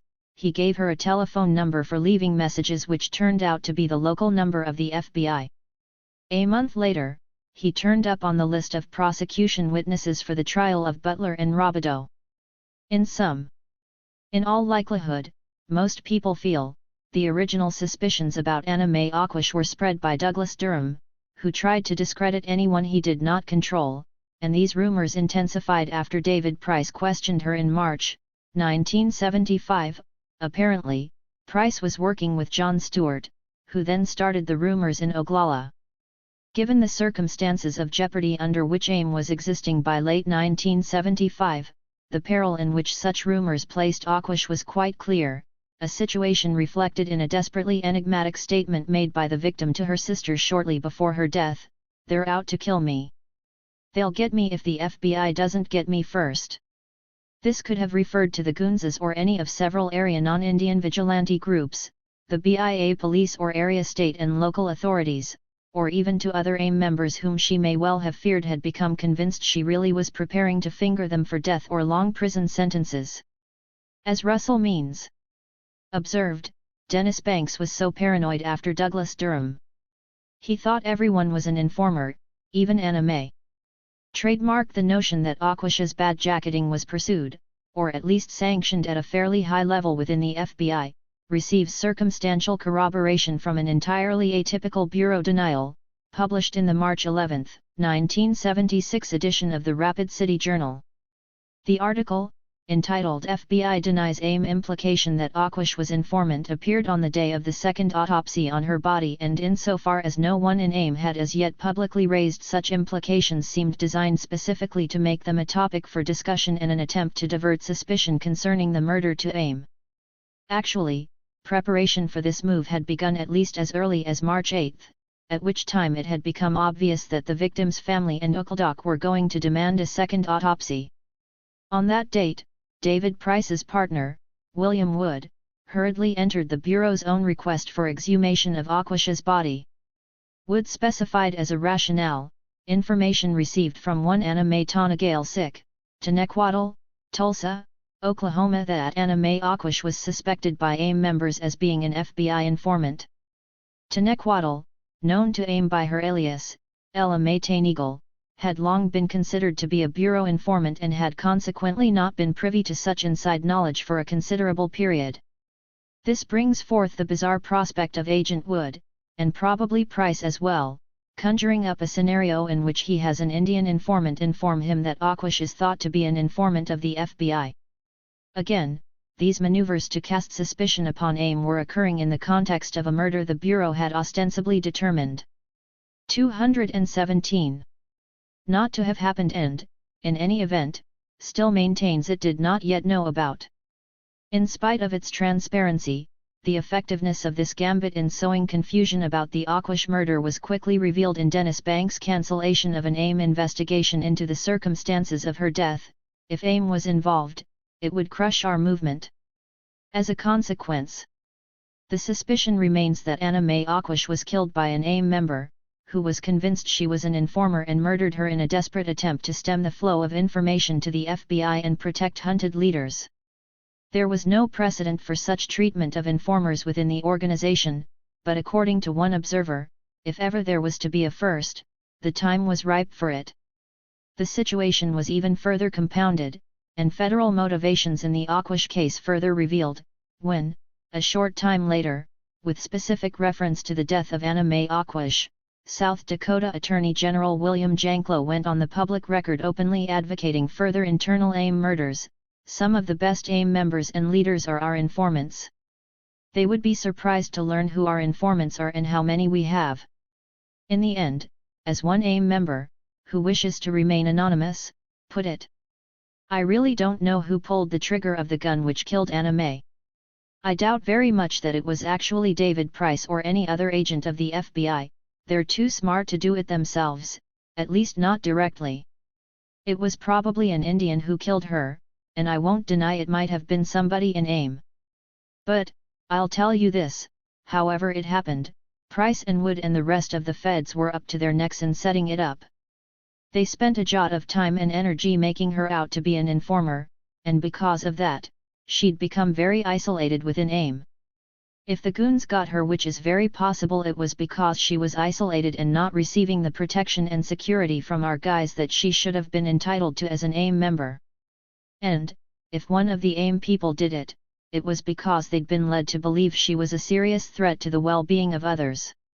According to Bob Robideau, Anna Mae was never isolated from nor suspected of being an FBI informant by the Northwest AIM group to which she, Robideau, the Butlers, and Leonard Peltier belonged.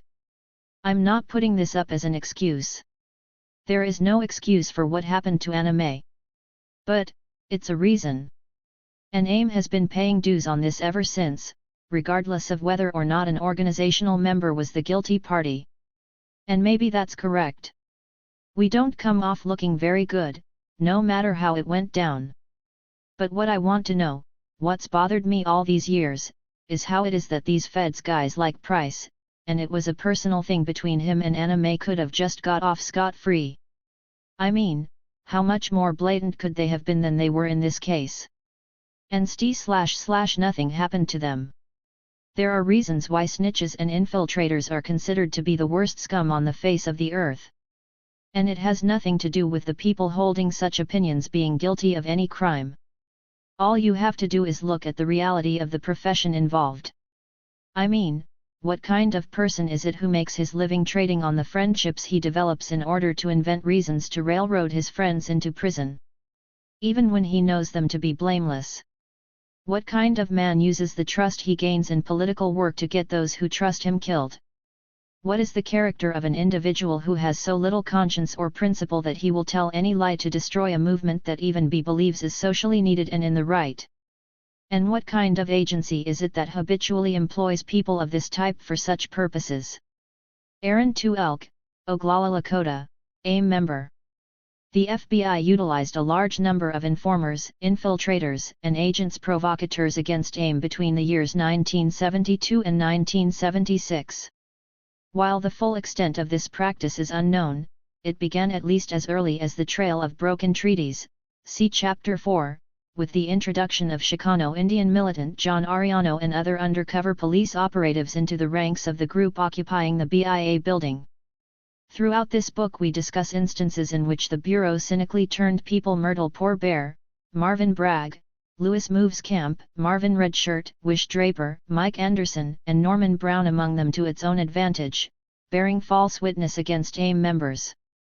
Outright infiltrators include Virginia Blue Dove DeLuz, an aging non-Indian Hollywood bit player who helped orchestrate the ugly Skyhorse/Mohawk case in California, Chapter 10, John Darrell Blue Legs Stewart, an Oglala who participated in bad-jacketing Anime Aquash, Chapter 9, and Harry, G.I., and Jill Schaefer, non-Indians who had been inside Wounded Knee and volunteered help with the ensuing legal work.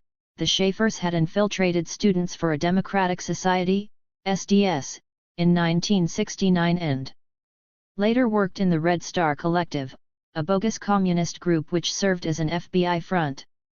The most striking example, however, is that of Secret Agent Douglas Durham. 219. 220.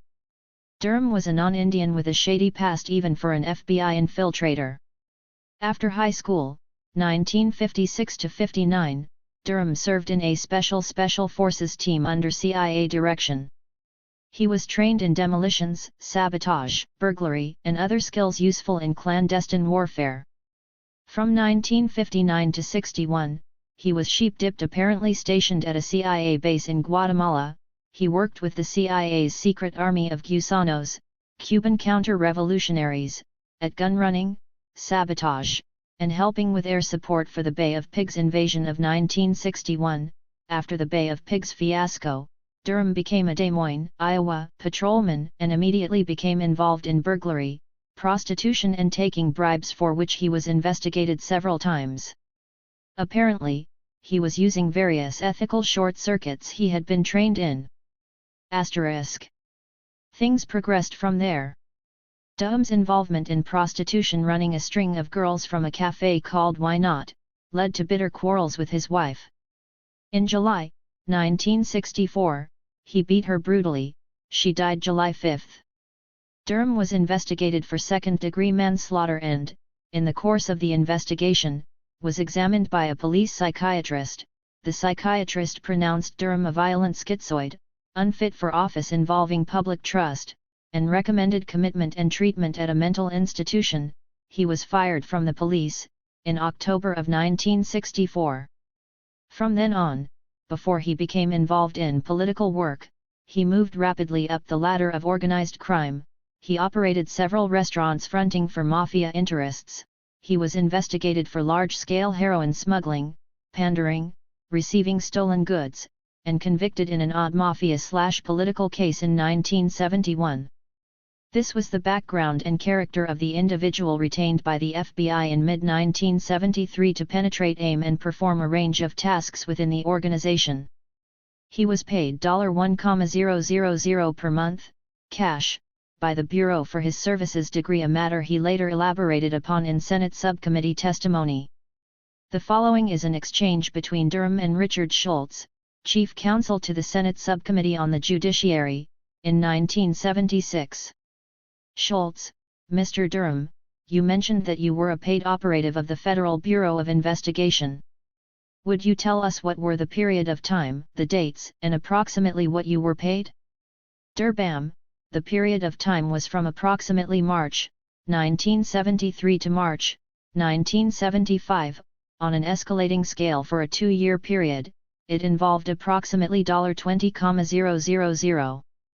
In his capacity as a highly paid infiltrator, Durham, who had been inside Wounded Knee, ostensibly as a reporter/photographer for the radical Midwest tabloid, Pax Today, joined the Des Moines, Iowa AIM chapter headed by Harvey Major. He quickly became close to AIM Midwest Regional Coordinator Ron Petit, who was working out of the Des Moines office, and because of Petit's closeness to AIM leader Dennis Banks, was able to rapidly work his way into Banks' inner circle. In short order, he had assumed a role as Banks' personal bodyguard and informers, infiltrators, agents provocateurs 221. Pilot, and was designated as AIM National Security Director, a position he himself had created.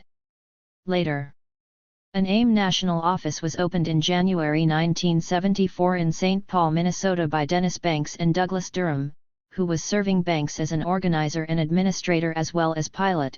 Durham was also a cameraman, self-trained, he said, in psychology, and he was now very close to Banks, and was allowed to become AIM's first director of security, at Banks' suggestion, undermining the judicial process.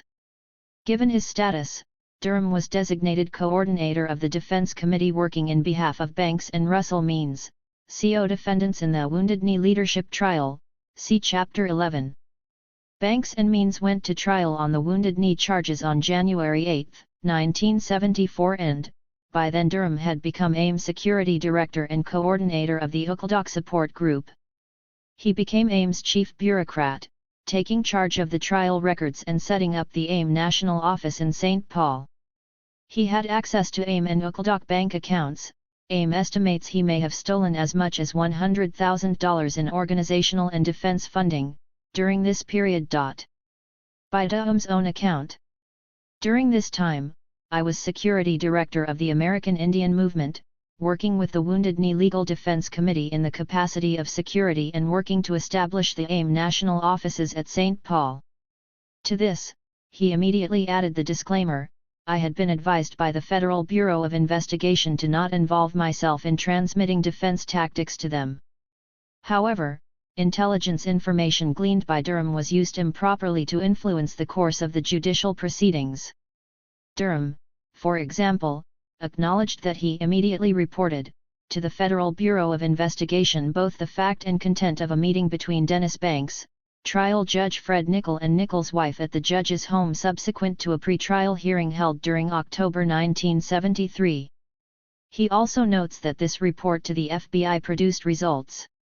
On Monday, March 3, 1974, during the trial in federal court in St. Paul, Minnesota of Dennis Banks and Russell Means, the U.S. Attorney's Office in Sioux Falls filed a very strongly worded motion of prejudice against Judge Nickel, asking him to disqualify himself for the remainder of the Wounded Knee leadership trial.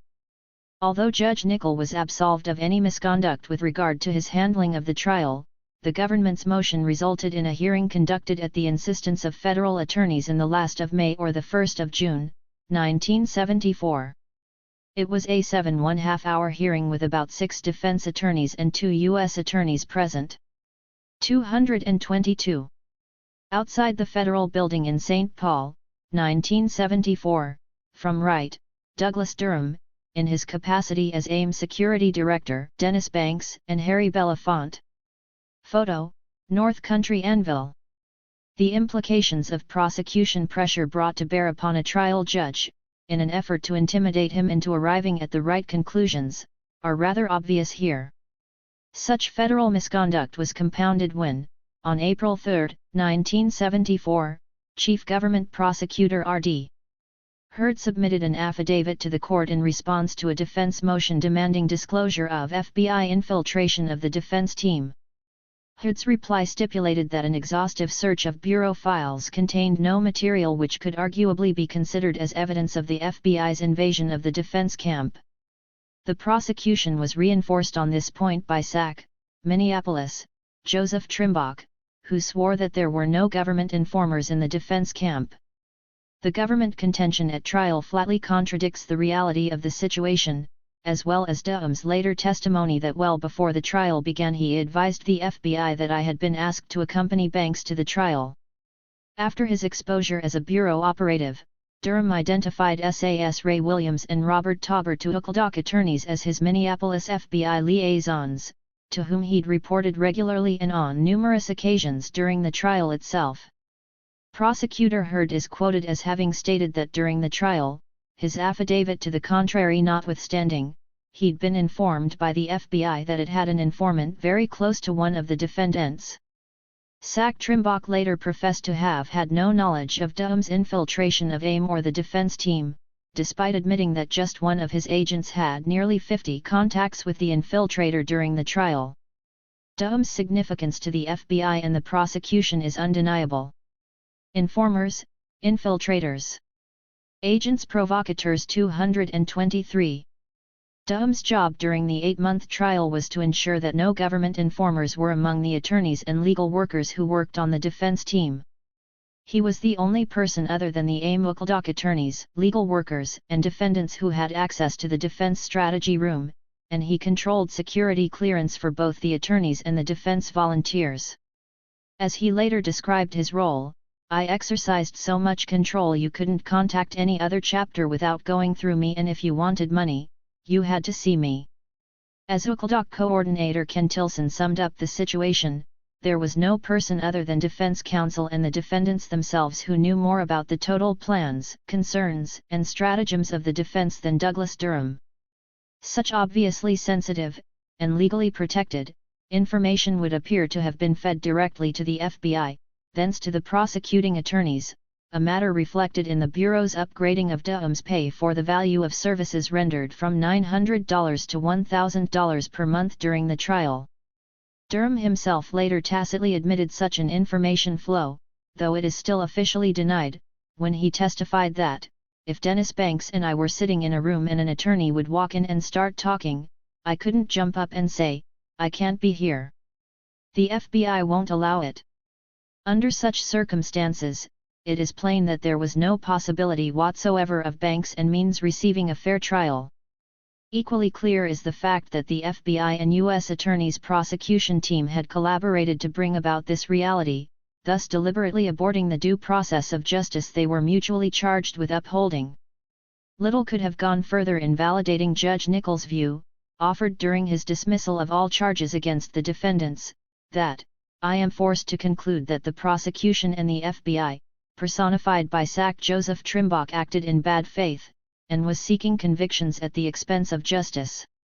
What is far less evident, given that these facts became known shortly after the conclusion of the trial, is why none of the principal culprits Heard, Trimbock, Williams, Taubert, and Durham was ever charged, or in any way penalized, for obstructing justice, perjury, malicious prosecution, or other crimes. The violence-prone American Indian movement. While consolidating his wide range of organizational duties in St. Paul, Durham began to indulge his propensity for visible displays of armed resistance, openly and persistently advocating guerrilla warfare despite the efforts of numerous AIM members to dissuade him.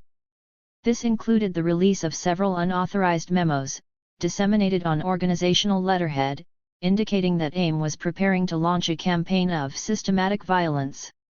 Also, as Matheson observes, while subverting the AIM national office, Durham remained active in Iowa.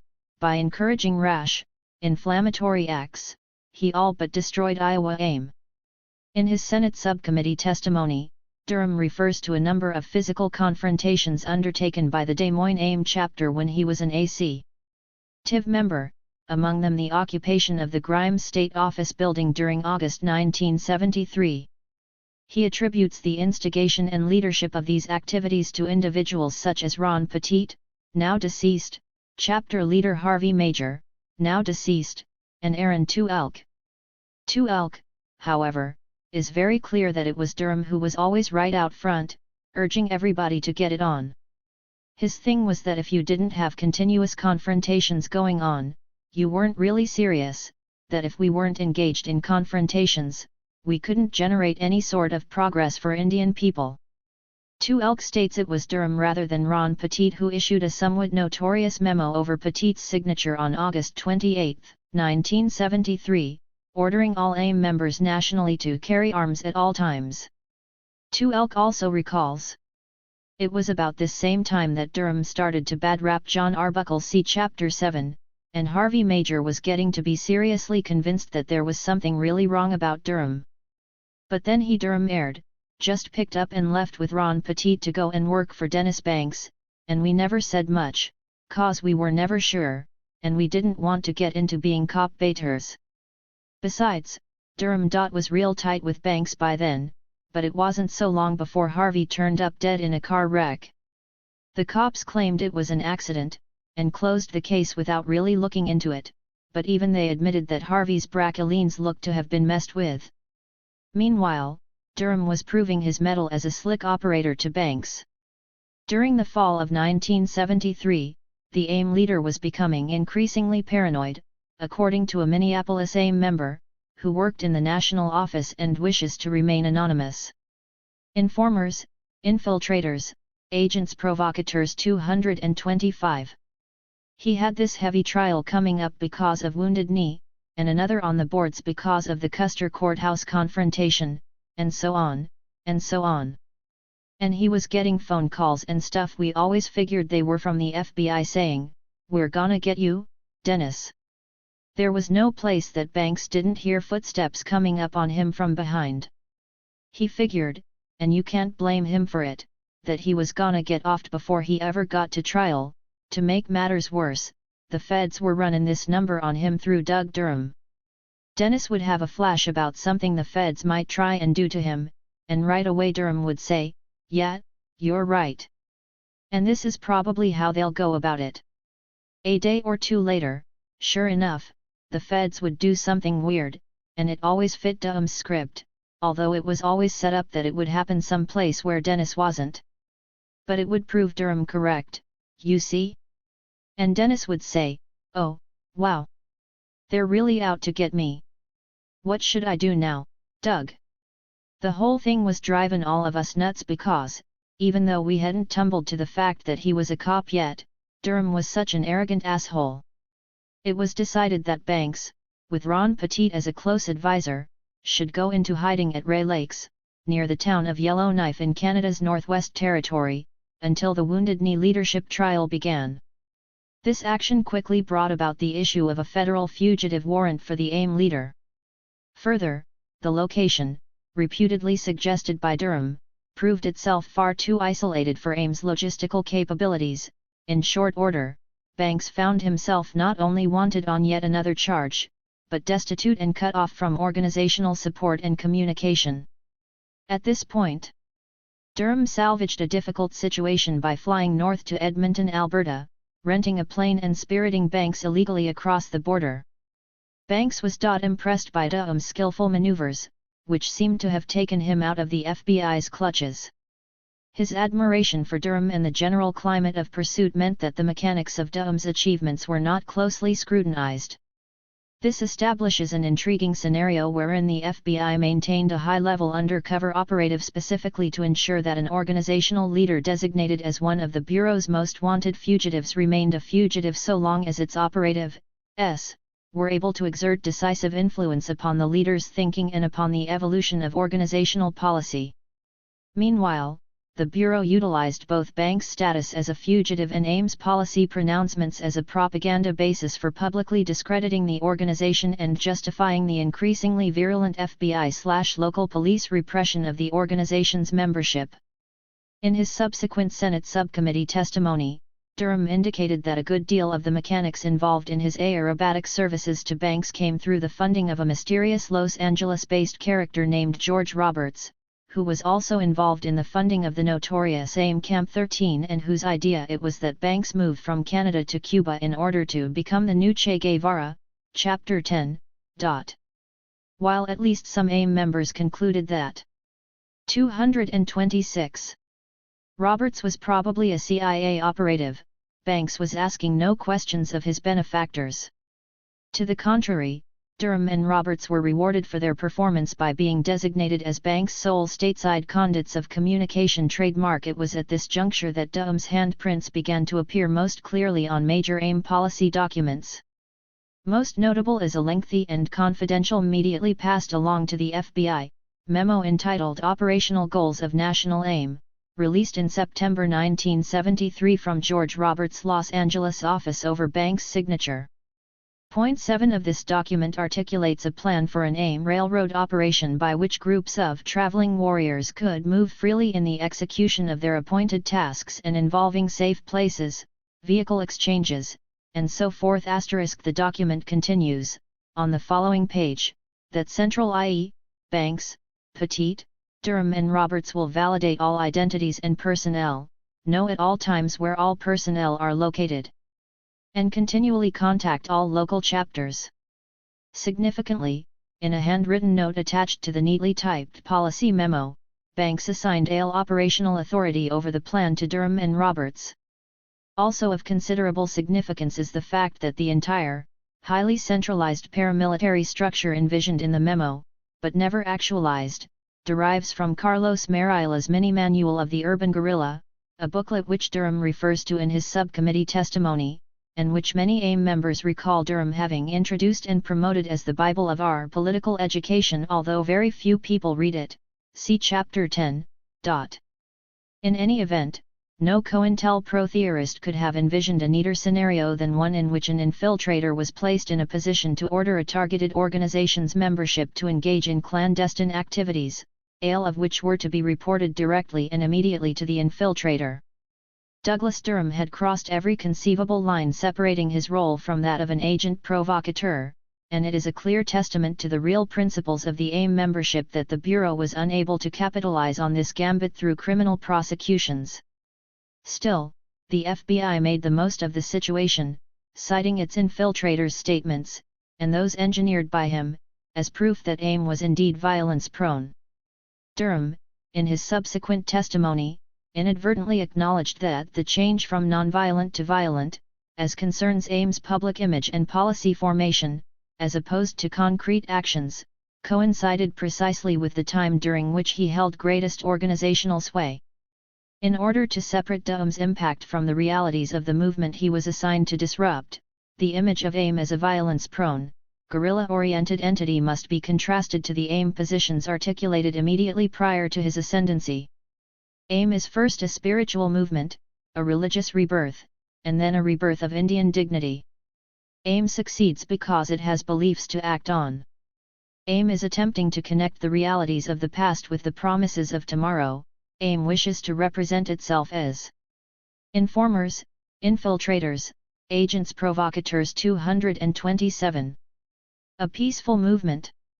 And as such AIM represents the only true revolutionary group. Emphasis added.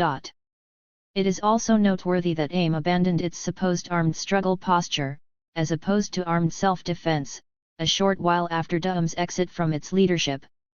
This again suggests that the whole notion of AIM as an organization actively pursuing violent confrontation was a fabrication of the FBI in general and Douglas Durham in particular. Although this mythology was developed to a much greater extent by the Bureau disinformation specialists after Durham's exposure, see Chapter 10, it is fair to say that he laid a solid groundwork for their endeavors. William Janklow as rapist. In his subcommittee testimony, Durham describes an August 1973 plot which he attributes to AIM Midwest coordinator Ron Pettit, in which Pettit advocated kidnapping the governor of the state of Iowa, Robert D. Day, to create sympathy for his demands. According to Durham, Pettit wanted the kidnapping to be carried out by the Des Moines AIM chapter. This was offered as proof of the violent, or potentially violent nature of AIM, its members and its supporters. Surviving chapter member Aaron 2 Elk, however, remembers that it was Durham who advanced the idea and that the infiltrator/provocateur really pushed it for a while. In 2 Elk's account, Pettit joined with Des Moines chapter leader Harvey Major in nixing the plan, dismissing it as stupid and adventuristic. Registered trademark. Exactly 1 year later, in August 1974, Durham came forth with a second such proposal, this time focusing upon South Dakota Deputy Attorney General William Janklow, who was campaigning for the Attorney Generalship on an explicitly anti-AIM platform. Durham tried in vain to persuade AIM to kidnap Janklow as a protest, just before a pre-election day rally in Pierre. Russell Means recalls that, when he got wind of the idea, he first thought it was a bad joke, and then reacted in a fury, seeing to it that Durham was told that AIM was an Indian rights organization.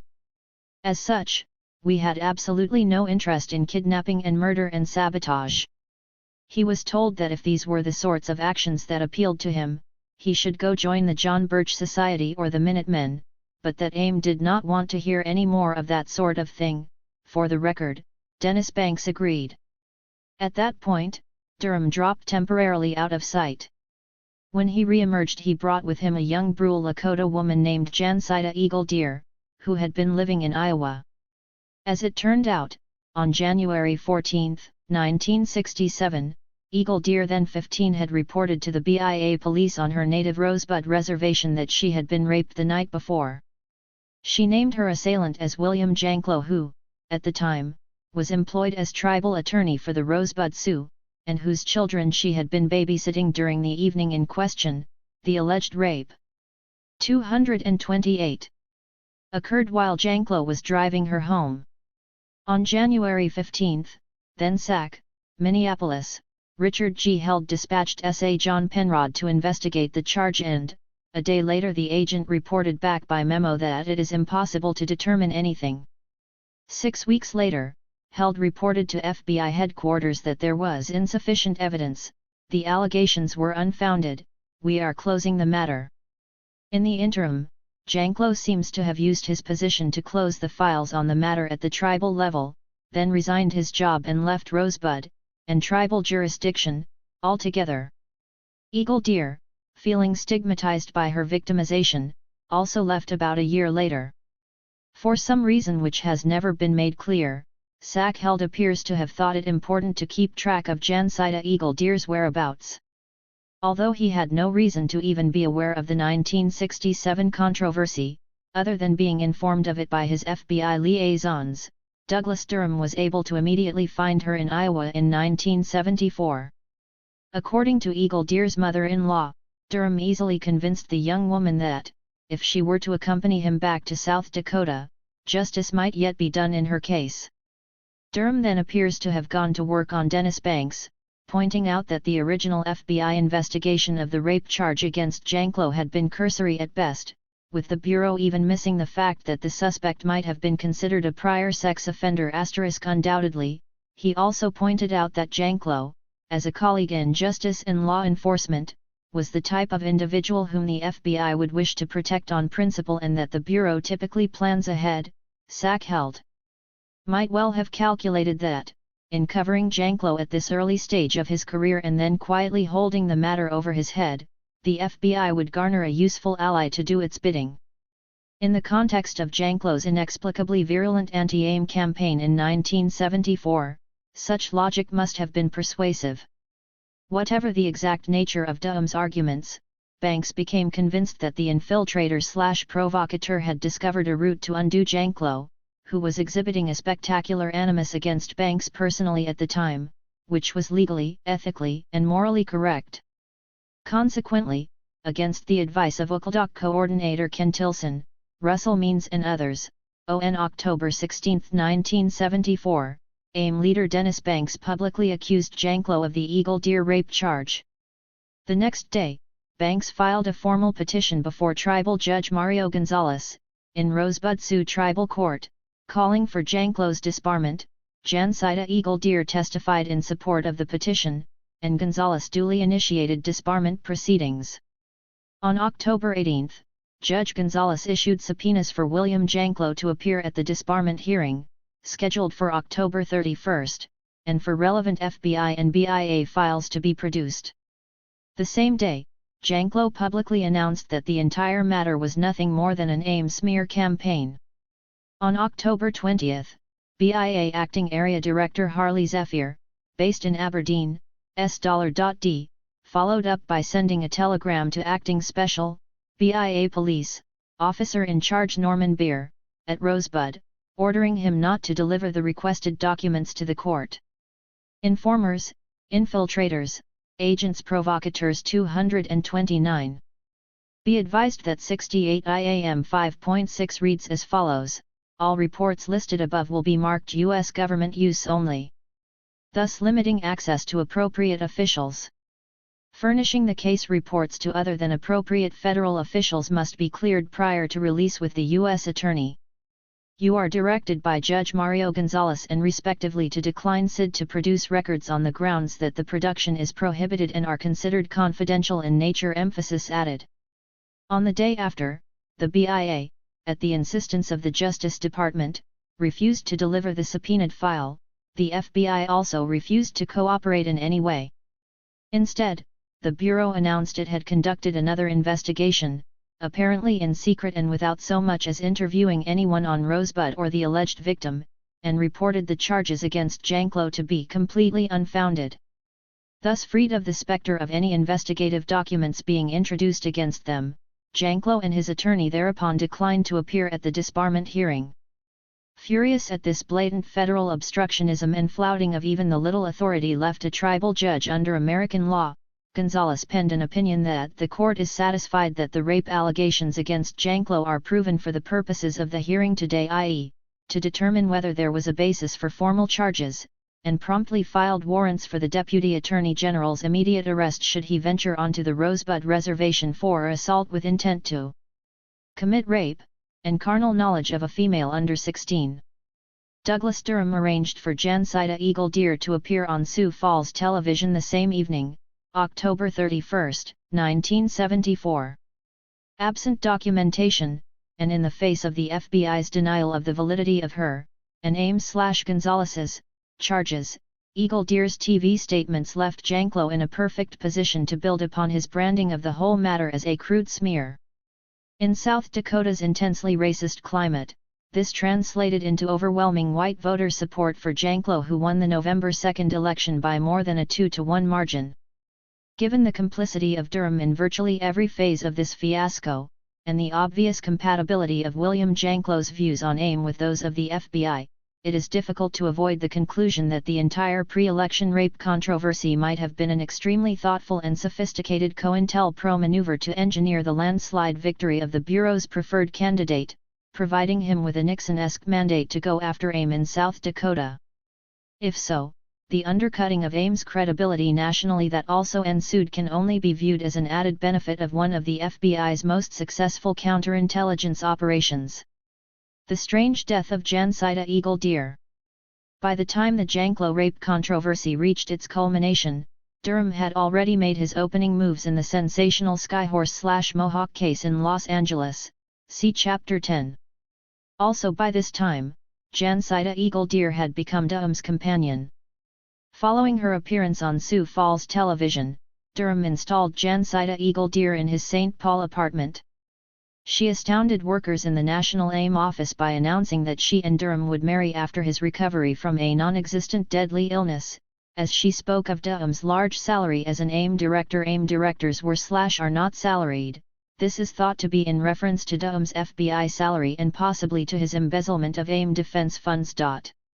Although Durham occasionally beat Eagle Deer, the young woman became so infatuated and psychologically dependent upon him that she stayed on. Durham's exposure finally began. In March 1975, AIM-SIC, Duckledock lawyers obtained FBI papers released through court order in one of the Wounded Knee trials. Among the papers was a report signed by Doug Durham. On March 7, Durham was confronted in St. Paul by AIM leaders and lawyers with copies of the incriminating documents. He quickly admitted the nature of his sordid criminal past and that in 1971 he began to work as an agent for the Law Enforcement Intelligence Unit of the National Law Enforcement Assistance Administration (LEAA) of the Department of Justice.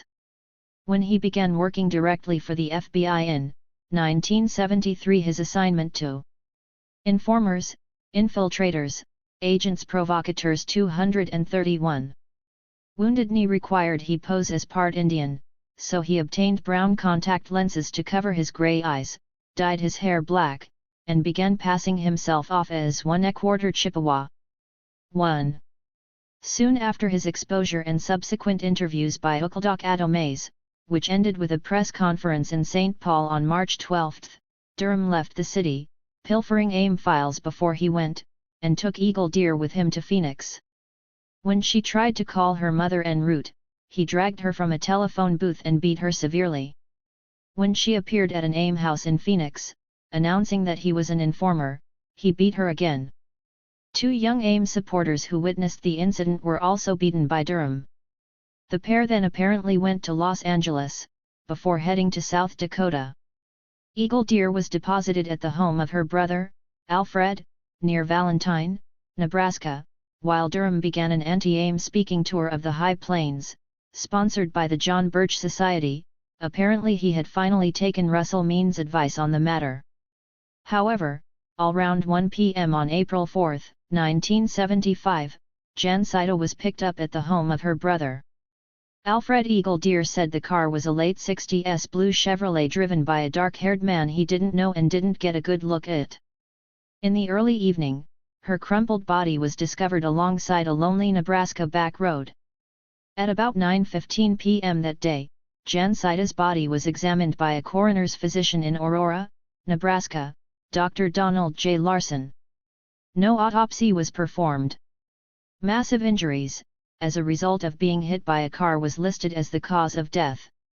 In a later interview, Dr. Larson told Oakledock researcher Paula Gies he thought it possible that she had been beaten, hit over the head or injured when she fell or jumped out of a moving car. He examined Jan Saida's body grossly, as he explained it to Gies, at the Higbee Mortuary, where Hamilton, Nebraska County Sheriff W.G. Schultz had had her body taken. Emphasis added. The case was quickly closed by local authorities, despite their failure to conduct anything resembling a proper investigation into the matter, a common enough occurrence when stray bodies of Indians turn up south of the Pine Ridge and Rosebud reservations on the basis of a hit-and-run finding. Some 3 months later, however, Gies received an anonymous phone call. In mid-July, I received a call at the AIM office in St. Paul. The voice sounded like a lawman, but the person wouldn't identify himself. I understand you are interested in Doug Durham and the death of a young Indian girl, Jan Saida Eagle Deer. You might like to know that the license of the car that picked her up the afternoon of April 4 was checked. The car belongs to Durham's father. The caller would give no more information, and hung up. In October of 1975 I accidentally learned a few more facts. Missing from Jan Saida's things, and not found in AIM's very careful roadside search conducted by Yankton AIM coordinator Greg Zephyr, was Jan Saida's small black address book. She always carried it. 232. And was very careful about it, since she had it with her when she left her brother's house. It may be assumed that the dark-haired driver of the blue Chevy had it. Here was a break-in at Jan Saida's in-laws' house in rural Iowa a week after her death. Nothing of value was taken, but Jan Saida's papers appeared to have been gone through. Missing from these papers is a letter of introduction Durham originally brought with him in 1974, ostensibly from Jan Saida's foster father, saying, "Trust this man, do what he tells you." In retrospect, the in-laws believe Douglas Durham, an accomplished burglar, performed the break-in. But, as one of them put it, what can we do? These people have so much power. Oakledock researcher Candy Hamilton sums up the situation as being one of the most horrible episodes of the whole FBI repression of AIM. I don't know what happened to Jan Saida Eagle Deer in 1967, but whatever it was really scarred her. She was just lost, a waif, you know? Durham and his handlers in the FBI used her really brutally, never mind the fact that Durham abused her physically, which was awful, but the fact that they dragged out all that personal pain of hers, totally misled her for their own purposes. They just used her up, destroyed her. When she was no longer of any use, they tossed her aside like a used Kleenex or something. Do you see how cold this was? She wasn't even AIM, she'd offended nobody, had done nothing to anybody, and the FBI knew it, and still they just used her as a pawn, ruined her. And then, when she was killed, whether Doug Durham actually had a hand in it or not, they just turned their backs. No investigation, no comment, no nothing. It was really sick, from the start to finish. One AIM member concludes that, "I can't think of any one person who did more damage to AIM than Doug Durham." The kind of pressure the feds were putting on the leadership after Wounded Knee was already causing problems. Some people were beginning to unwrap, Russ and Dennis were continuously tied up in trials, so there wasn't a lot they could do about it. Durham just absolutely destroyed trust inside the organization when he turned out to be a pig, especially when it turned out that there were others as well. Nobody could be sure how far it went.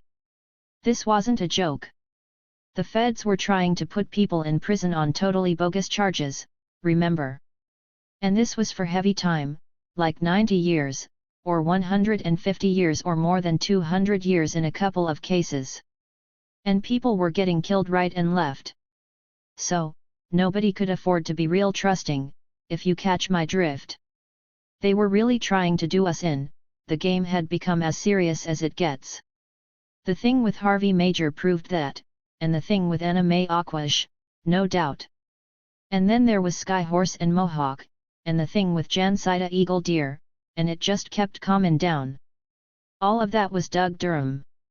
And that's not even to mention all the lies and misrepresentations he put out as an official AIM spokesman, or the speeches he made for the Birchers, or that bullshit he said to Congress, which got AIM labeled as a terrorist organization.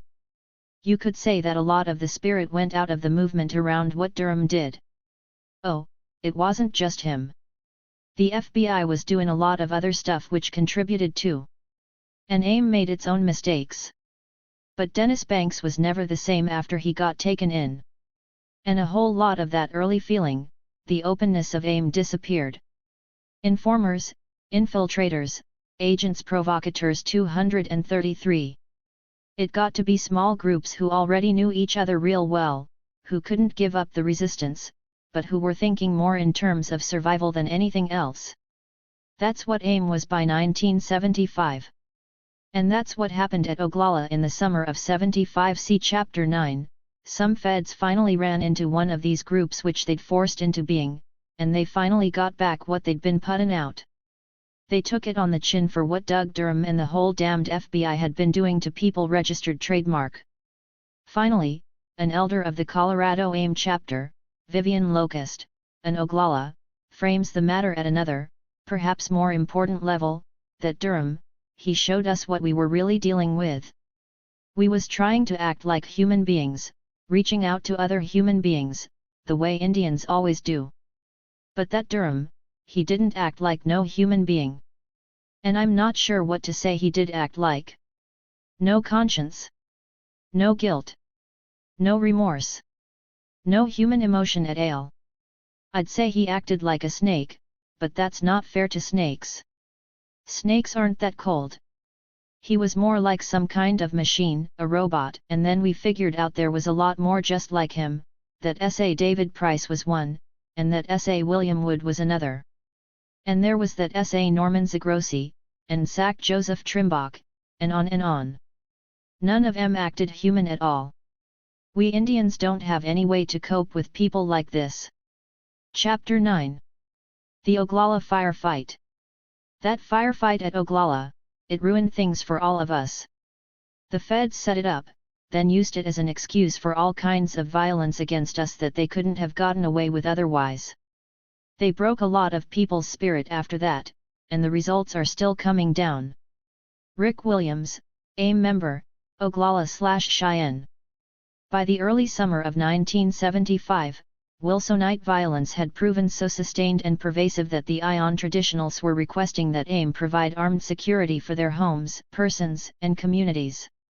The FBI, in a memo prepared during the first week of June, noted this trend and pointed out that, as a result, there are pockets of Indian population which consist almost exclusively of American Indian Movement members and their supporters on the reservation. The accuracy of this observation is corroborated by AIM member Nilak Butler, at the time a resident of the Tent City, near the village of Oglala, one of AIM's more important defensive centers.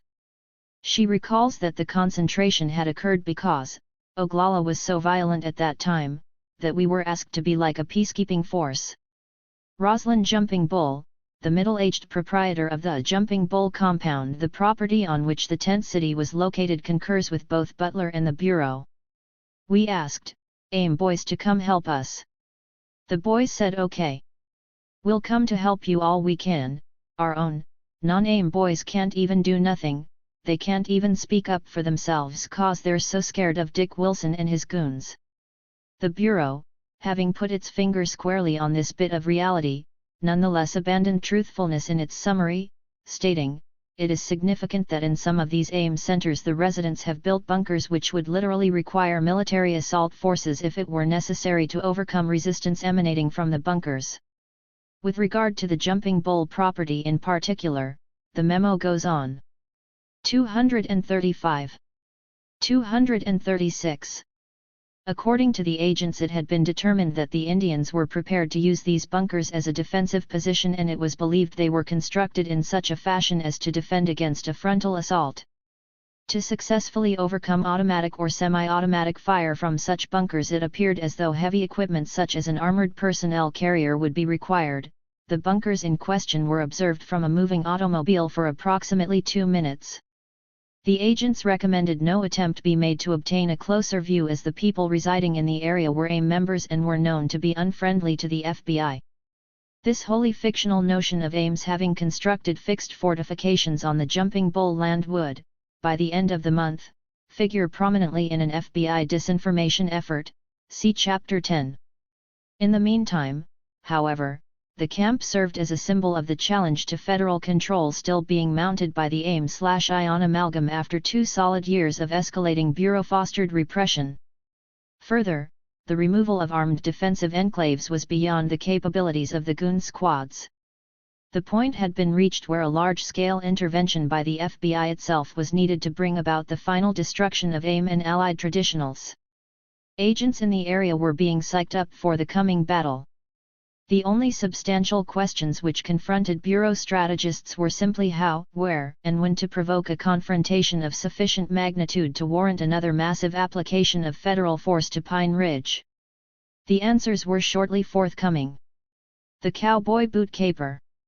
On June 25, 1975, sometime after 4 p.m., SAS Ronald Williams and Jack Kohler, accompanied by BIA police officers Robert E. Coffey, an Oglala goon, and Glenn Littlebird, Nez Perce and a suspected goon, drove into the Jumping Bull compound. They claimed to have a warrant for the arrest of a young Oglala AIM supporter named Jimmy Eagle, age 19, a grandson of ION leader Gladys Bissonnette, who, along with 3 other reservation youths, was being sought on charges of kidnapping, aggravated assault and aggravated robbery.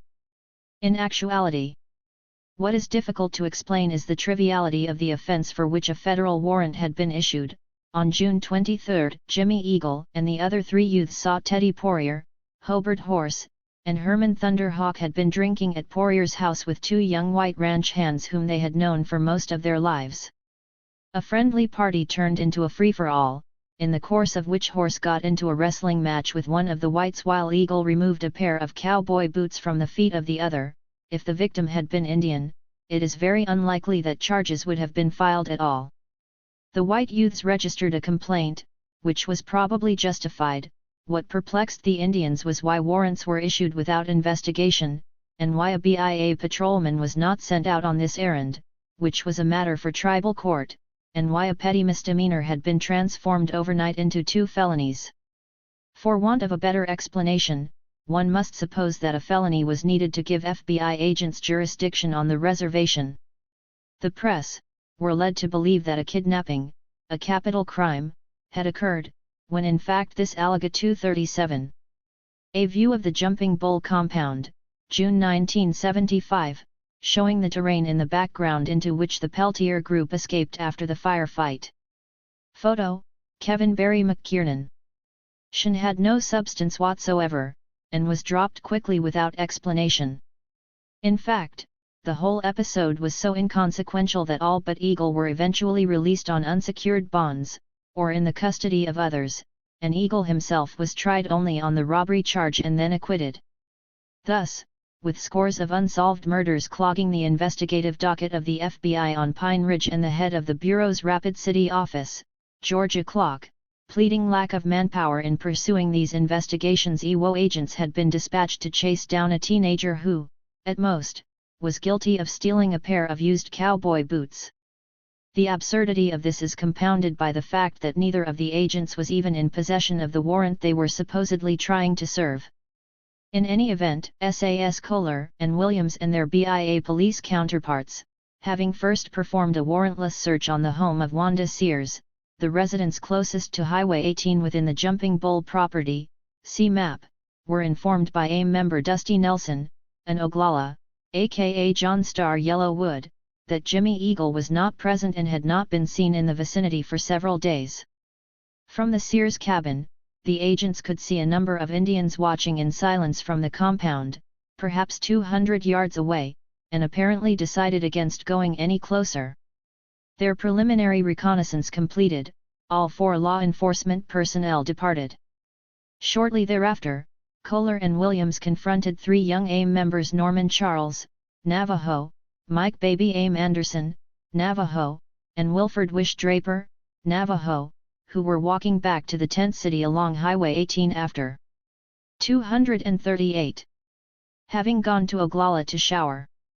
Arbitrarily, as none of the 3 was accused of criminal activity or remotely resembled fugitive Jimmy Eagle, all 3 boys were ordered into the FBI car and taken to BIA police headquarters in Pine Ridge Village.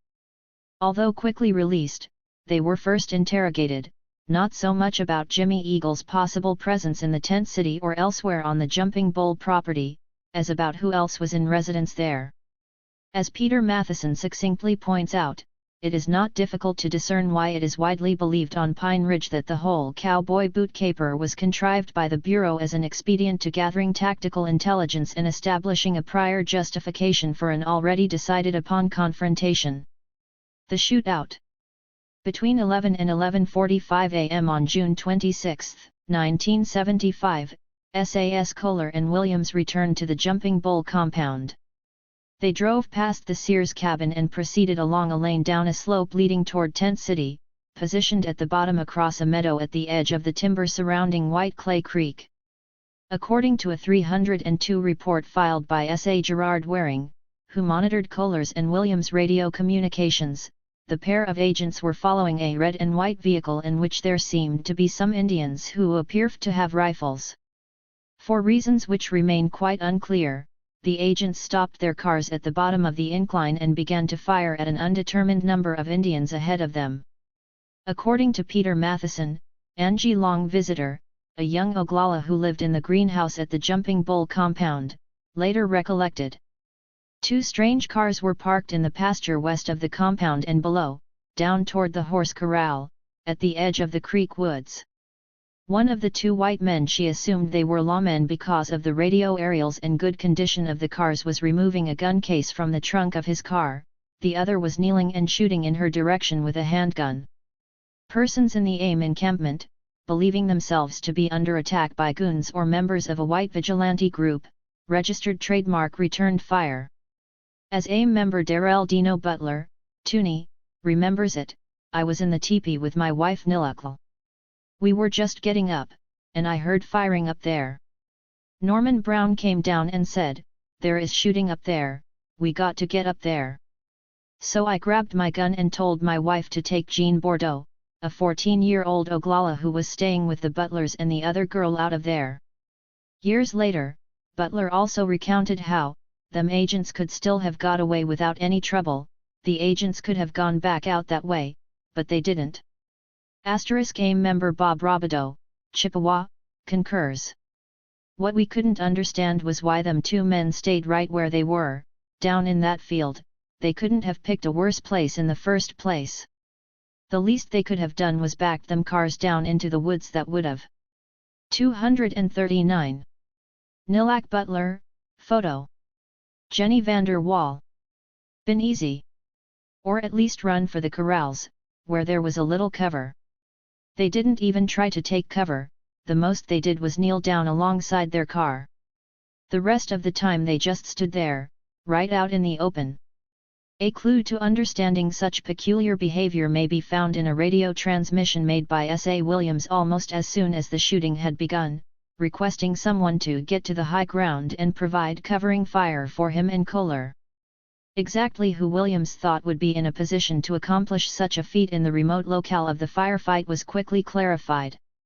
Almost immediately, someone yelled that 2 more cars were coming in off Highway 18, one of them a green and white BIA patrol car manned by Fred Two Bulls, an Oglala, and a known goon, and Norman Brown ran across to the log cabin to divert the attention of these cars with his .22. Apparently, Mike Anderson and AIM member Norman Charles were also firing at those cars.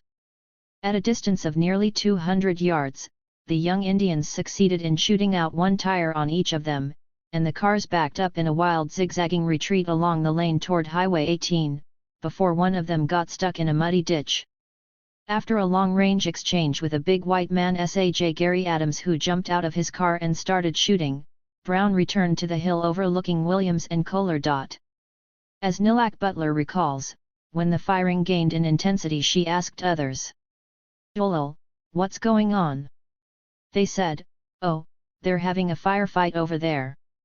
And they said it might be police officials as opposed to goons, and they said they were taking off. All this happened really fast, it probably takes longer to tell about it than it actually happened. So she, Jean Bordeaux and several children took off, we were run. The prosecution's map of the Jumping Bull compound, Pine Ridge Sioux Reservation, SD, scene of the Oglala firefight. Prepared by Mary Lee for the trial of Leonard Peltier. Ning into this one area where we knew there was a bridge to get to the main road and try to get the kids out of there, and by the time we hit the main road, there was already a roadblock on it, and a lot of people there. And I was so surprised because it seemed like the shooting had just barely started and already they had roadblocks up. And at this time we saw helicopters, and I remember thinking, what the hell is this? Meanwhile, AIM member Edgar Bear Runner, Oglala, who lived near Oglala, observed that paramilitary forces had been surrounding the Oglala region all that morning, and had set out on foot to warn the residents of the tent city that something ominous was taking place prior to the beginning of the firefight. At about the same time that the shooting began around the Jumping Bull compound, Bear Runner was about 3/4 of a mile away. Here, he encountered Dick Wilson and about 20 goons and BIA police setting up a roadblock. Teetering through a field to get around this obstacle, he came upon a force of 150 white men state troopers, U.S. Marshals, SWAT teams at a distance of approximately 1/4 mile from the scene of what the police were already calling the shootout.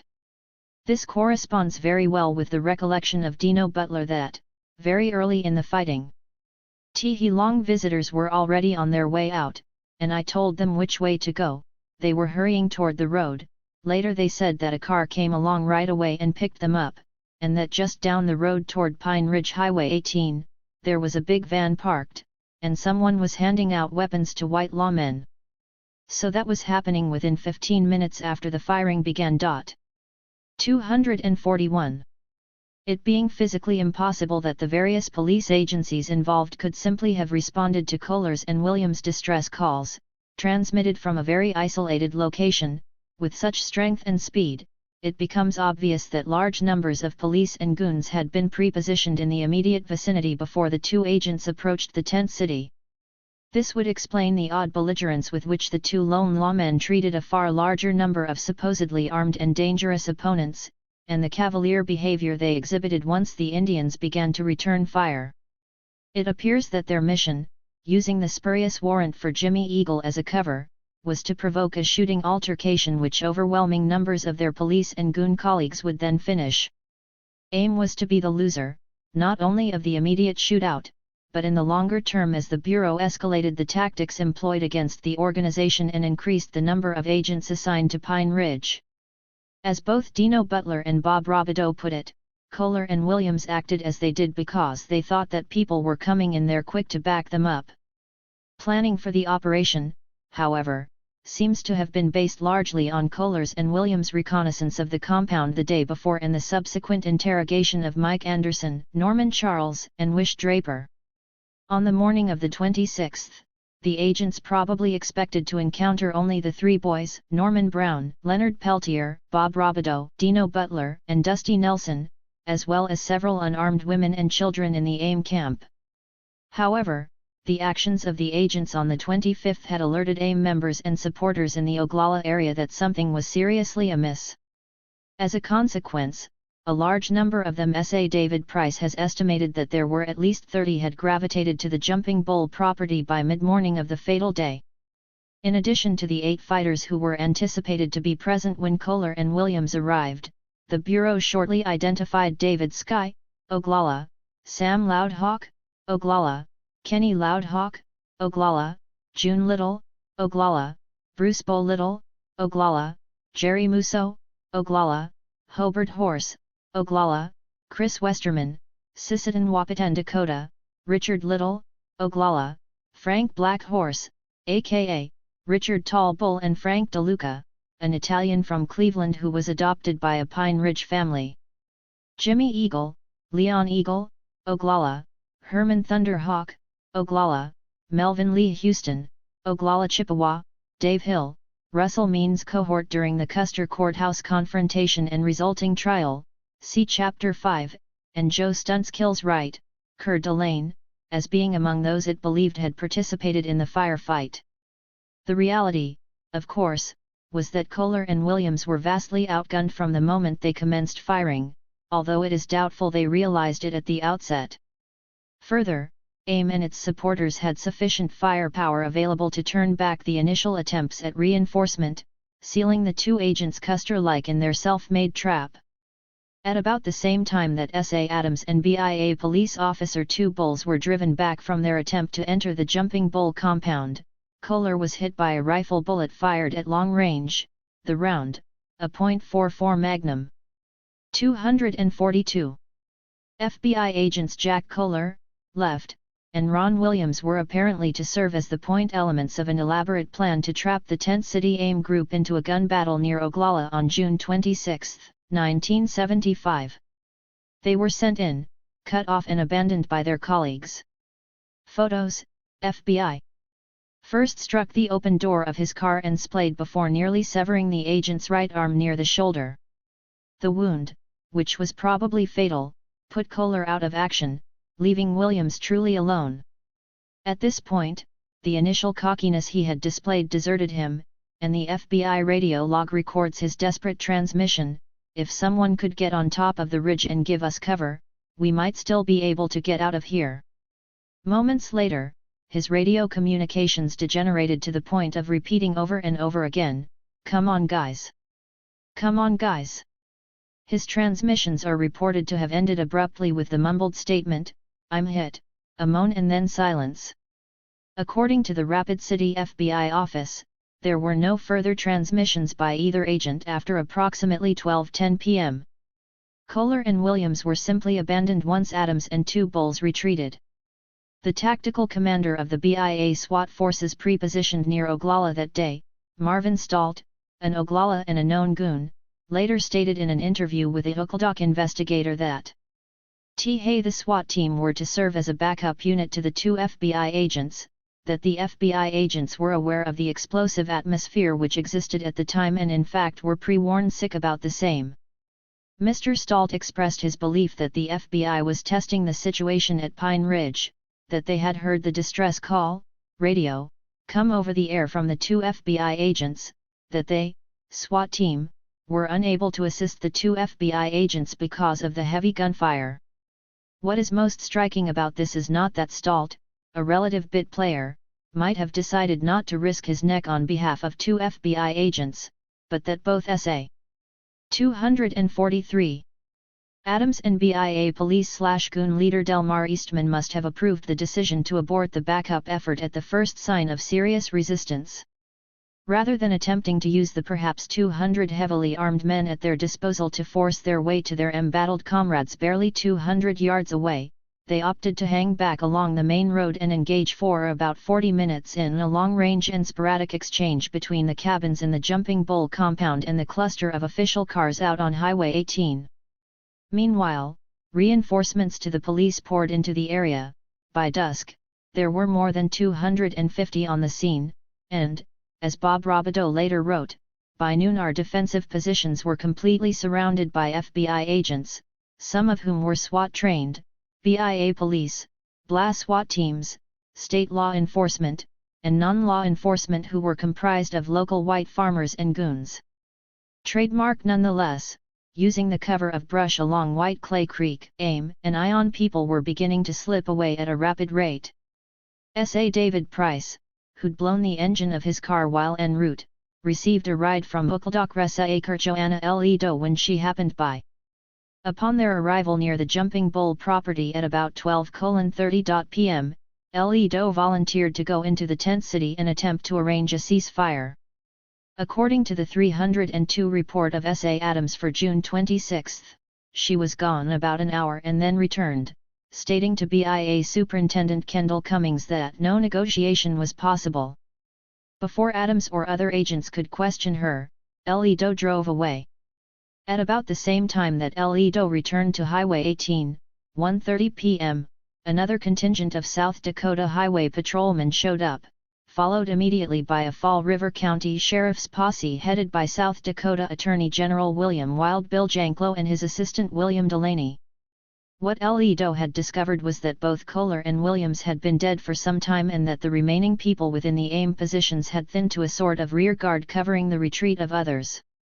By 2 p.m., even this much reduced group had divided itself, leaving 2 or 3 people to pin down the huge police force with random pot shots while the others evacuated along the creek.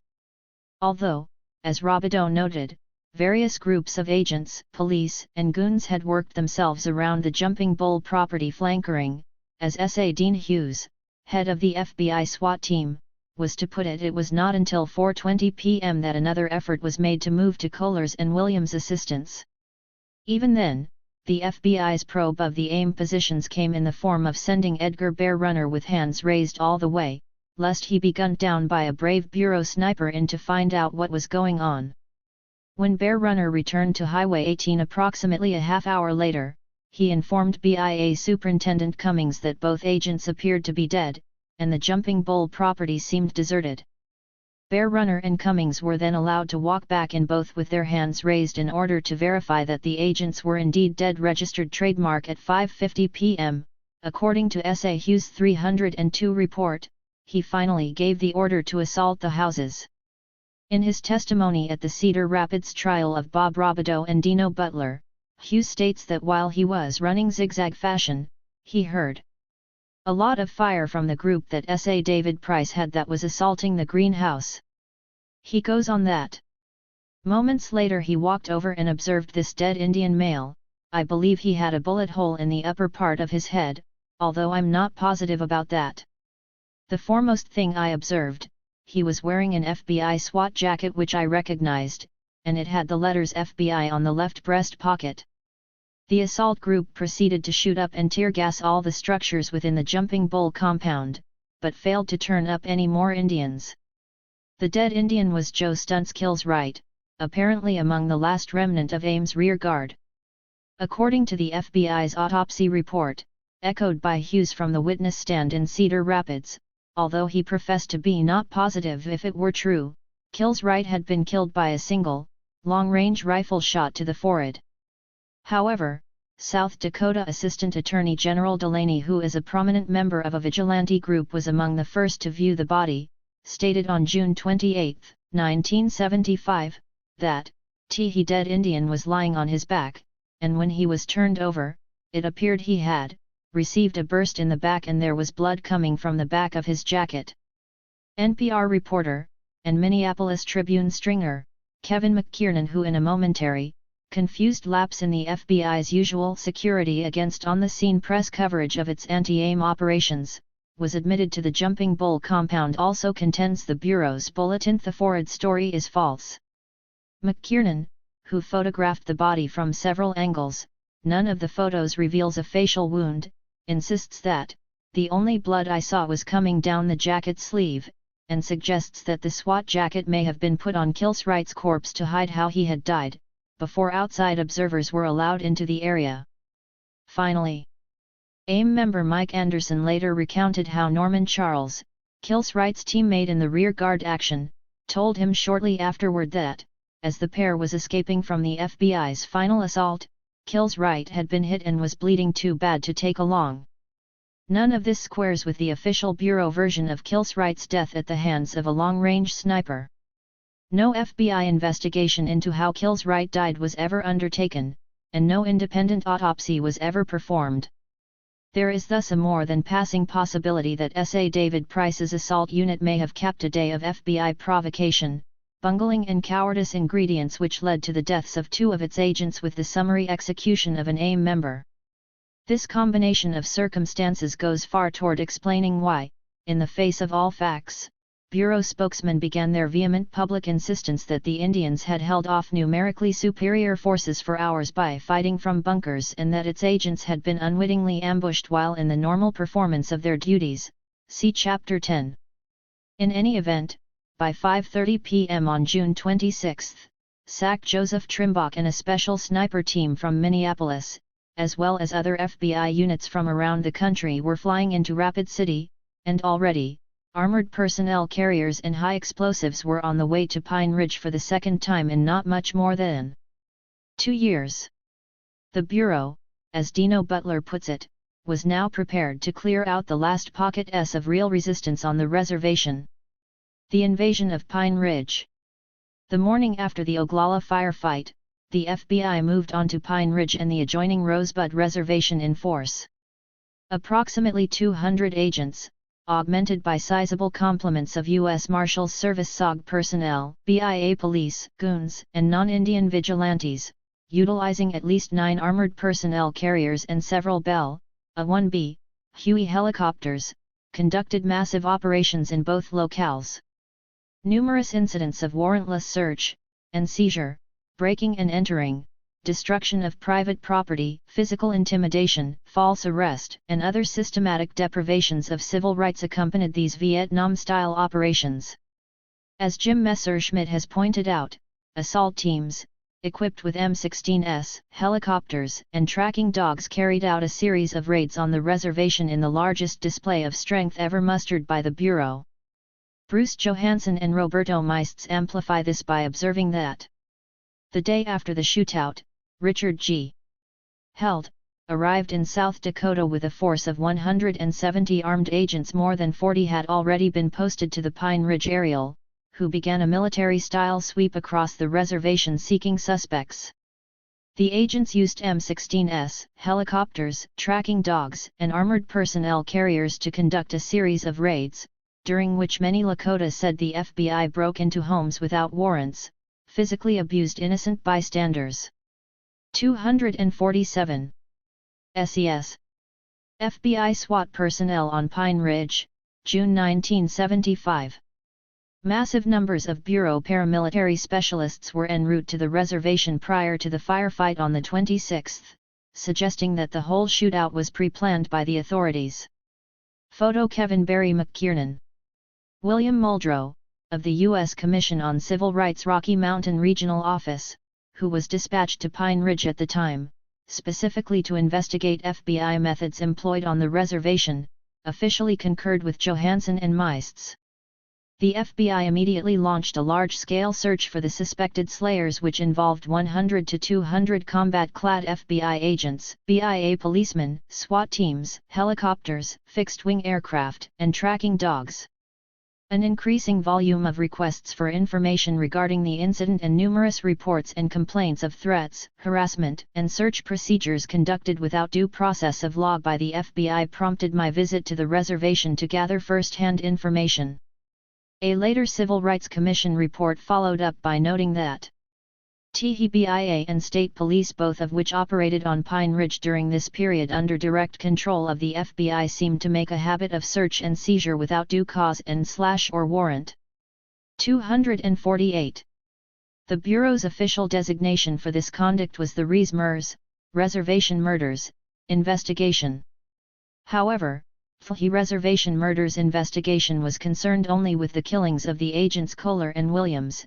It did not concern itself with the dozens of murders committed in the past 3 years on the reservation, almost none of which had been investigated, much less solved. Trademark not unnaturally, the FBI's tactics caused a great deal of resentment among many traditional Indians, who had watched their friends and relatives killed without a hint of investigation by the FBI. Indicative of what was going on was the plight of the elderly Jumping Bulls, Harry and Cecilia, parents of Roslyn, who had returned from a trip to sell yearling calves in Gordon, Nebraska, at about 7 p.m. on the evening of June 26, to find their property literally crawling with FBI, police, and goons. A feisty woman in her mid-70s, Cecilia immediately confronted a white officer lawman, presumably from the FBI, wanting to know what they were doing on her property. "Law officer, don't you know 2 men were killed?" "Cecilia, is this one of them?" Pointing to somebody laying there, in front of the green long visitor house. "Law officer, no, down there." Pointing towards the west, towards the corrals. "Cecilia, what is that lying there?" "Law officer, that's just an Indian." "Cecilia, can I see it?" "Law officer, yes." Calls to another officer to uncover his Killsright's face. Cecilia walks over to the body and mourns. The elder Jumping Bulls, whose home had been tear-gassed and shot full of holes, family photos had also been shot at point-blank range, even after it became obvious that the building was harboring no-aim snipers, were summarily evicted. 79-year-old Harry spent the next several days unsuccessfully attempting to obtain permission even to visit his home, while Cecilia began to show signs of a nervous breakdown. Finally, all outraged that their respected elders should be forbidden access to their property, the traditional people of the White Clay District, more than 200 strong, marched on the BIA roadblocks, which rapidly dissolved. With that, the Bureau grudgingly authorized the Jumping Bulls to return. On July 2, 75-year-old Wallace Little, Sr.'s residence near the Jumping Bull property was surrounded by a dozen federal cars and SWAT vans containing approximately 50 battle-clad agents. Although Little protested that they had 249 no right to be on his property and demanded to see a warrant, he was detained at gunpoint while 2 agents ransacked his house.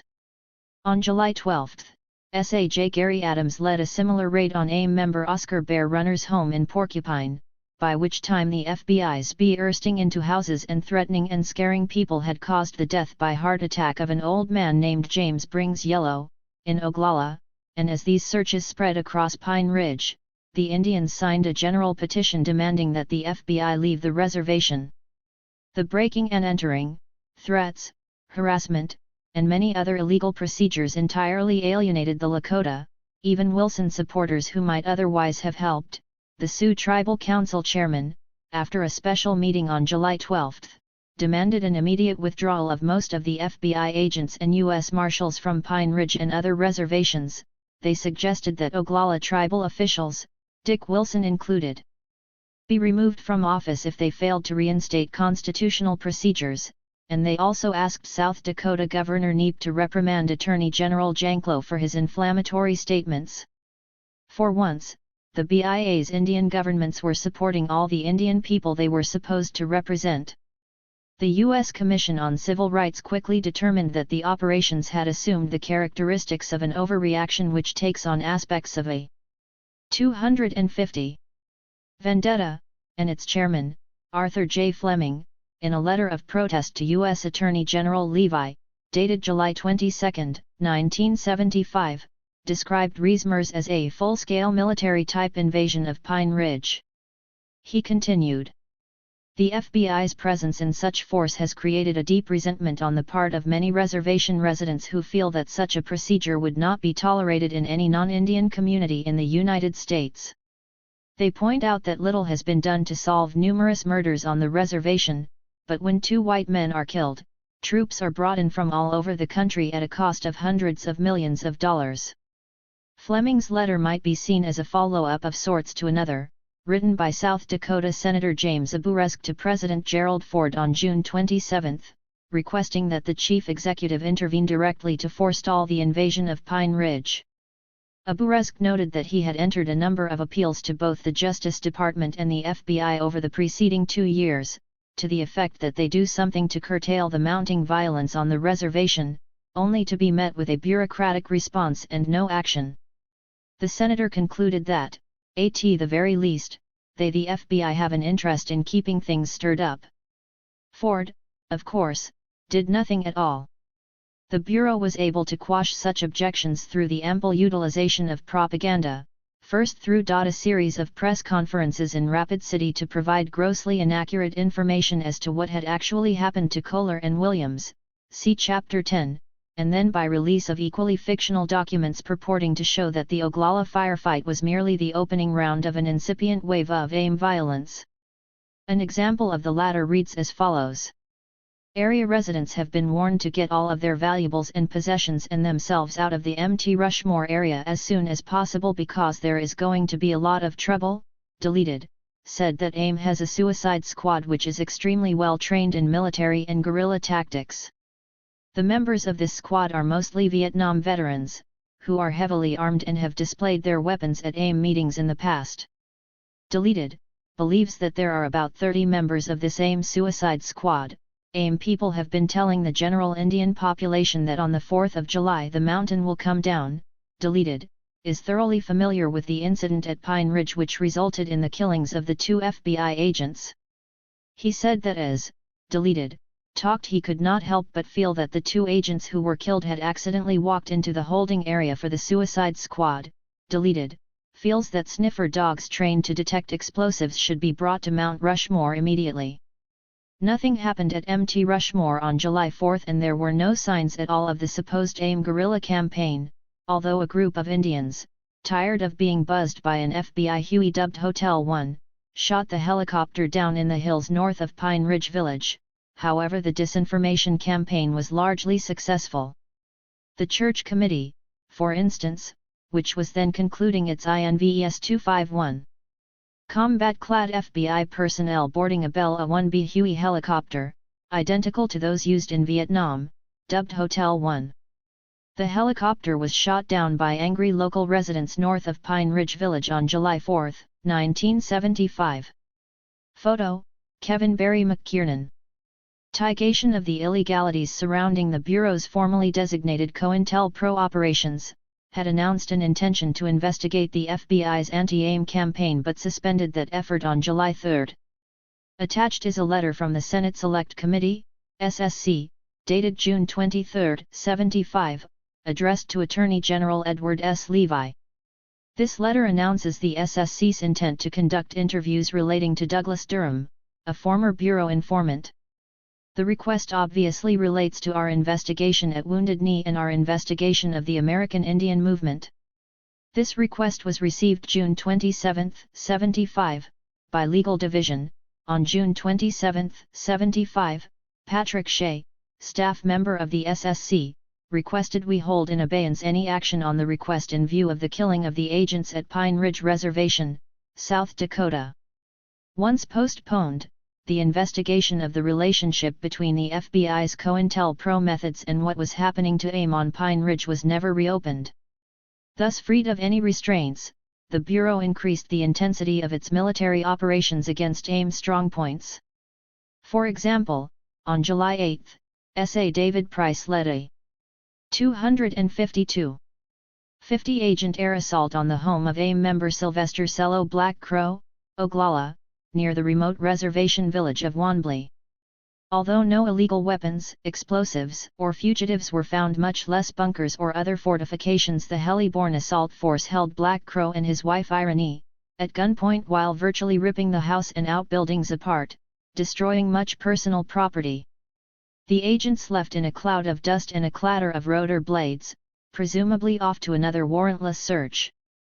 All told, more than 500 such interviews were conducted across Pine Ridge during the months of July and August 1975. All of this appears to have been a warm-up for the main event, when a huge force of agents descended in yet another air assault, this time against the adjoining Crow Dog and Running properties on the Rosebud Reservation. As the matter is officially chronicled by Congress. As part of the search for suspects in the killings of 2 agents, on February 6, September 5, 1975, in the early morning, nearly 100 FBI agents descended by helicopter and military vehicles upon the property of Al Running and Leonard Crow Dog on the Rosebud Reservation in South Dakota. The ostensible occasion for this raid, accompanied by this massive show of force, were search and arrest warrants arising from a fist fight between 2 young people. The FBI, however, was also looking for evidence in connection with the June 26, 1975 incident at Oglala regarding the deaths of the agents. Left out of this dry summary is the fact that the Bureau had been planning the action for weeks, evidenced in a heavily deleted memo prepared by the Rapid City FBI office sometime during the first week of August, when Crow Dog held his annual Sun Dance. Determining that since approximately 300 to 350 people were then camping at Crow Dog's Paradise, and since there is a good chance a gunfight will break out with this large group if the Sun Dance is interrupted, the Bureau postponed its visit. Another greatly excised memo from the same source and week provides a rationale for the raid.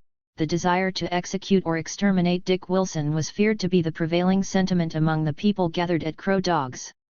In view of these plans, the notion that the September 5 air assault had any relationship whatsoever to the alleged fist fight between young people, actually the eviction of 3 goons who'd come to the Crow Dog residence to pick fights, after being seen in the company of FBI agents, see Chapter 12, is ludicrous. Also missed in the congressional account is the fact that Crow Dog himself, at that time considered AIM's spiritual leader, an acknowledged Brule Lakota holy man, was marched out of his house, where he had been sleeping naked, and even the small frightened children were lined up against the walls as the agents ransacked and all but wrecked every house, tent, cabin, and car on both properties. As AIM member Norman Brown remembers, these FBI agents came in like they were in Vietnam or something. The one grabbed my hair, he said, "All right, motherfucker, lay down." So I laid down and they searched me and then put an M16 to my head. They said, "Who killed those?" 253. AIM spiritual leader Leonard Crow Dog. In 1975, shortly before the FBI launched a massive air assault upon his home. Upon his arrest, agents humiliated him, ridiculed his religious beliefs, and threatened him with murder. Photo, Michael Vignes. FBI agents told him I didn't know who, so they picked me up, they pushed me with the M16 in my back, they pushed me. They said, "All right, walk to where the crowd were," and as we were standing there, these women who weren't even dressed yet, people crying and everything, they brought Leonard Crow Dog out and he had nothing on. They wouldn't let him put on his clothes, and we tried to give him his pipe but they would not let us. Shep Gurwitz, brother of Oakledock attorney Lou Gurwitz, who was staying there at the time, shares Brown's assessment, "I had been to Vietnam airborne, I'd seen all this before." Having devastated his property for reasons other than specified on their warrants, the agents finally tired of humiliating Crow Dog by forcing him to squat naked in the dust amidst a throng of women and children, gave him his clothing and arrested him. As the car in which he was being transported traveled along the blacktop to Pierre, the agents inside began to ridicule his religion. Finally, the agents pulled to the side of the road, and the following interchange occurred. Agent, believed to be J. Gary Adams: "So you're a spiritual man? So you think you've got special powers?" Crow Dog, "I believe in the sacred pipe." Agent, "And this pipe gives you special powers?" Crow Dog, "The pipe has power." Agent, "And you carry the pipe, so you have special powers." 254. Crow Dog, silent. Agent, "So you could use these powers to outrun the bullet from my M16, couldn't you, Crow Dog?" Crow Dog, silent. Agent, more harshly now, "Can you outrun my M16, Crow Dog?" Crow Dog, "No." Agent, "What was that?" Crow Dog, "No, I can't outrun the M16. Agent, "Come on, go for it. I'll give you a head start. All you have to do is run. Give it a try, if you really believe in that pipe. Just run." I.e. Fun over, the agents drove Crow Dog onto the lockup in Pierre, where, according to Dino Butler, also arrested in the operation, they said Leonard Crow Dog was a scumbag. They said all Indians were scumbags. I was just a little bitty nobody, a scumbag that didn't deserve to live. The last thing they told me as they walked out was, "Dino Butler, you're nothing but a worthless scumbag, and I promise you that someday I am going to shoot you. I am going to blow your fucking head off." Such methods seem, by all accounts, to have been entirely characteristic of FBI conduct throughout the Rees-Mers invasion. Rick Williams, an AIM member whose family includes the Yellow Woods and Nelsons around Ogallala, described what was going on. The FBI's weren't really going after the so-called hardcore AIM people after that firefight. Oh, they were out to get some of them, and they did. But the way they did was to go after all these grassroots people. They wanted to terrify a lot of grandmothers and little kids, and they did a good job of it, too. They figured if they put enough pressure on these kinds of people, somebody would crack, somebody would give somebody else up, and then the whole sense of community would just unravel on Pine Ridge. Well, I don't think that worked. I don't think any of those grassroots folks cooperated, but the cost was just incredible, and that was the real objective of the whole thing. The FBI came in with the idea of beating people down so far that they'd never be able to resist again. And I mean everybody. What the FBI did was intentional, and every bit as ugly as anything the Army did during the 1800s. It was really criminal, what they did here on Pine Ridge.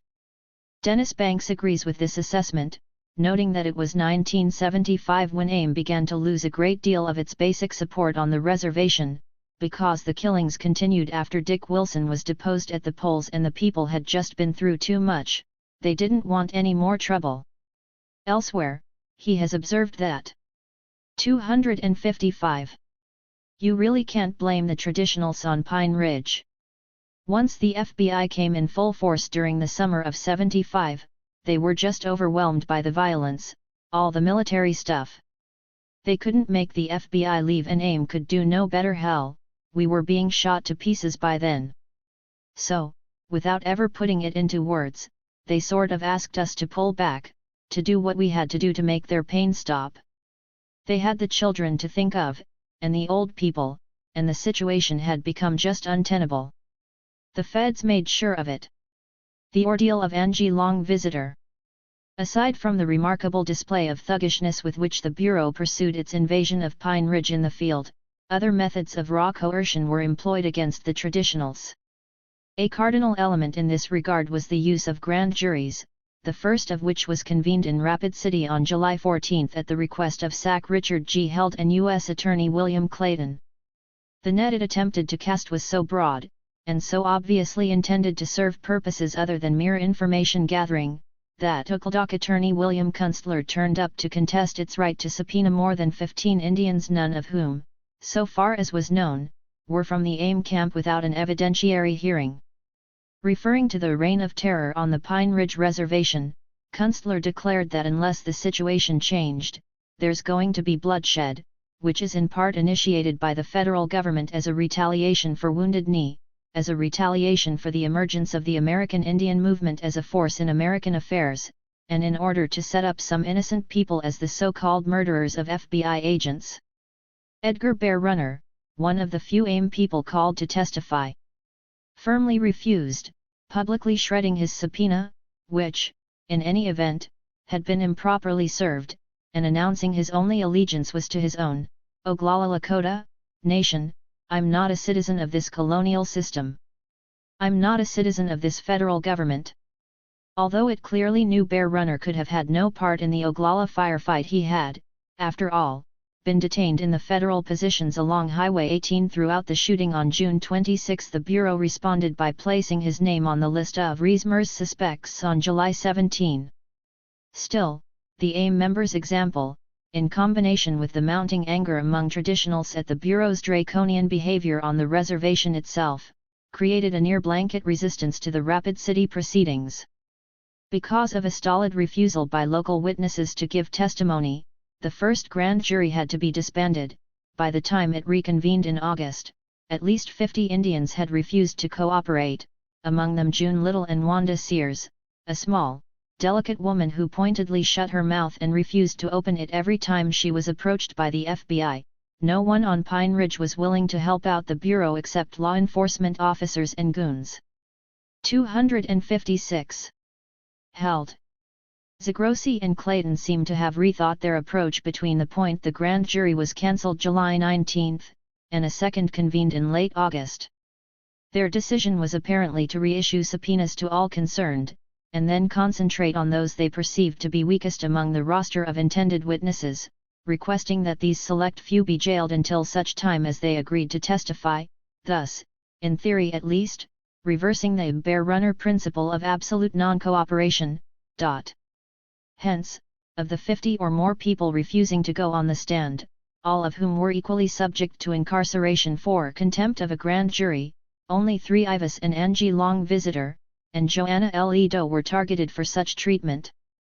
L. E. Doe, the young Oakledock researcher who had attempted to intervene with aim to halt the firefight upon her arrival at the Jumping Bull property on June 26, was probably chosen because the Bureau construed her desperate action as signifying some sort of latent sympathy for the FBI. More importantly, she was known by federal officials to be pregnant, and it was undoubtedly assumed that she would ultimately cooperate rather than undergo delivery of her child in prison.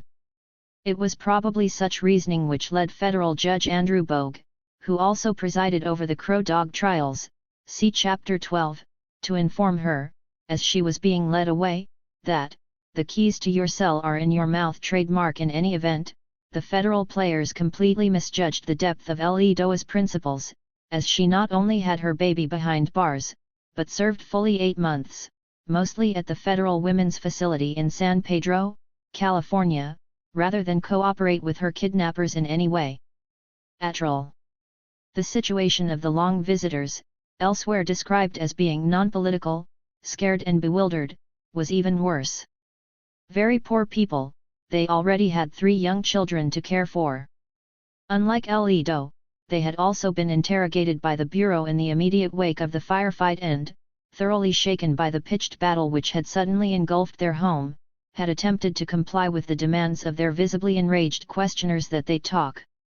Although it was obvious that the couple had gathered up their children and begun their trek to flee the area with the firing of the first shots on June 26, and that neither was therefore in any position to identify the individual, who actually killed Agents Kohler and Williams, it was from Angie Long Visitor's early interviews that Held's COINTELPRO specialists began to assemble the list of those against whom they wished to pursue prosecution, or target as key witnesses, in the Rees-Mers case.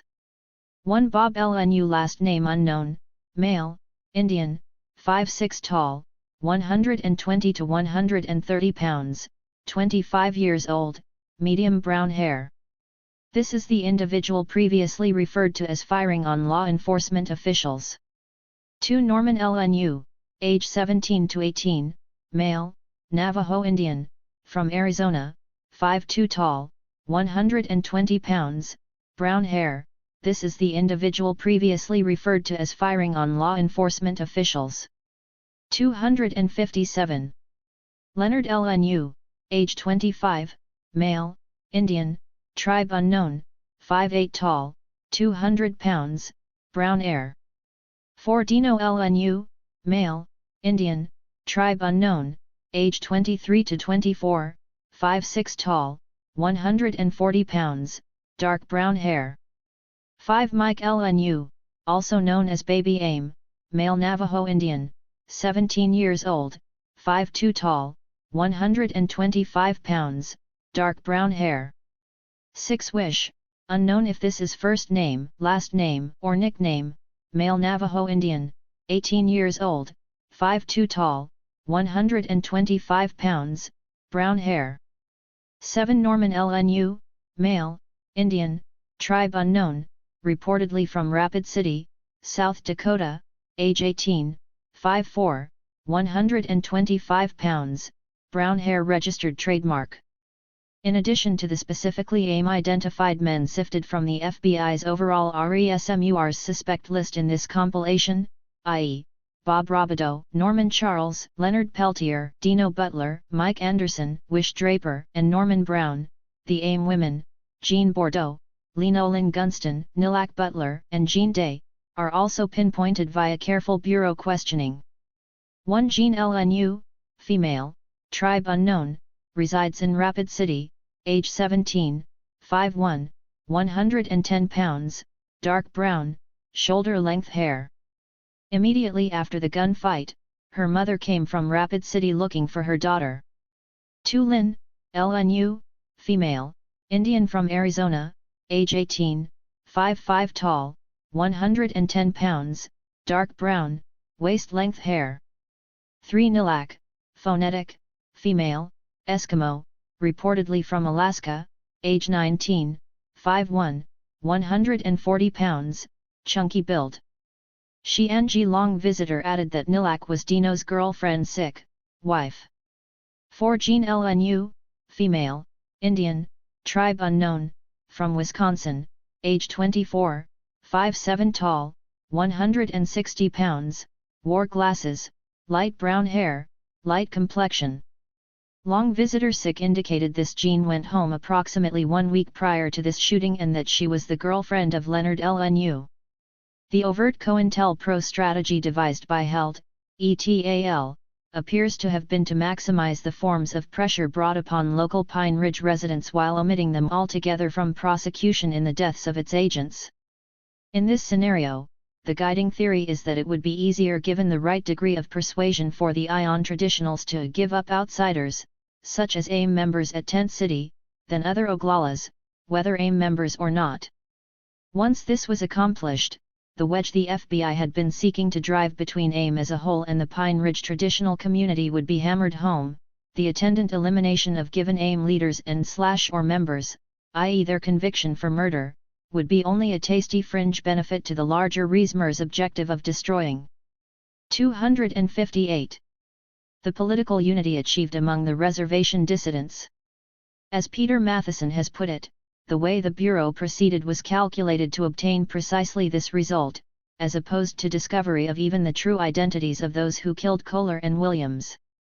A considerable range of local people could have come forward and provided testimony against the outside Indians in return, perhaps, for immunity for local families, and almost certainly one or more did, to judge from the details which were provided to Myrtle Poor-Bear in constructing her utterly fabricated contributions, see Chapter 11, and other potential witnesses. In getting the ball rolling on this, as well as beginning to consolidate the circumstantial case it was constructing against the Tent City AIM people, cracking the Long visitors was of utmost importance to the Bureau. Consequently, Joanna L. Edo, Ivis and Ng Long visitor were all jailed on September 16, 1975.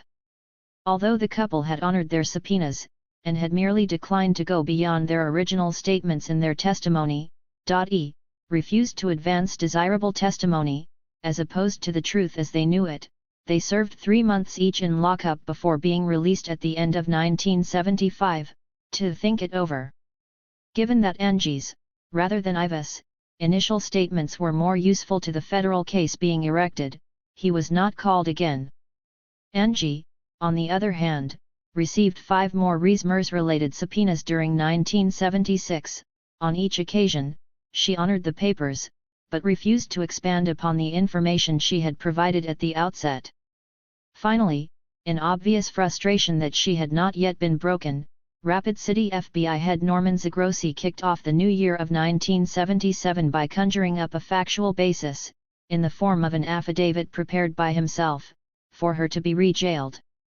The document reads in part: "It will be impractical to obtain the appearance of Ng Long visitor for the trial of Leonard Peltier solely by means of a subpoena because she has demonstrated reluctance to appear, and because she has avoided contact with government agents.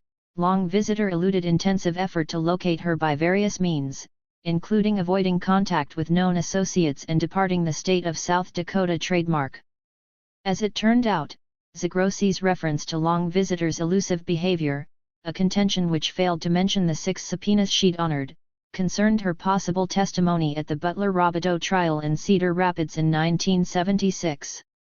No evidence was ever submitted to substantiate the notion that Ng Long visitor had at any time actually avoided contact with known associates, to avoid agents, or for any other reason, much less that she'd fled the state in order to avoid subpoena service.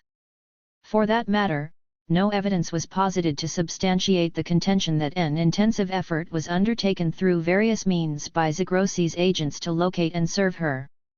To the contrary, the recollection of local Pine Ridge residents is that no such effort was made by the Bureau, a matter which suggests the 259 Whole issue was invented by Zagrosi simply to bring additional pressure to bear upon this unfriendly witness. Nonetheless, on January 17, U.S. Attorney Clayton presented Zagrosi's affidavit to federal judge Paul Benson, obtaining a warrant for arrest of a material witness. As a result, at about 7:30 a.m. on January 18, 3 carloads of agents headed by a red-headed individual believed to have been S.A.J. Gary Adams drove up to the Deanna He Crow residence, near Oglala, the location at which Angie Long visitor was staying. The agents surrounded the house, kicked in the door and, brandishing shotguns and automatic weapons, thoroughly terrified the occupants, who were accused of no crime, and who included a number of small children. Their intended victim was arrested, handcuffed, and whisked away.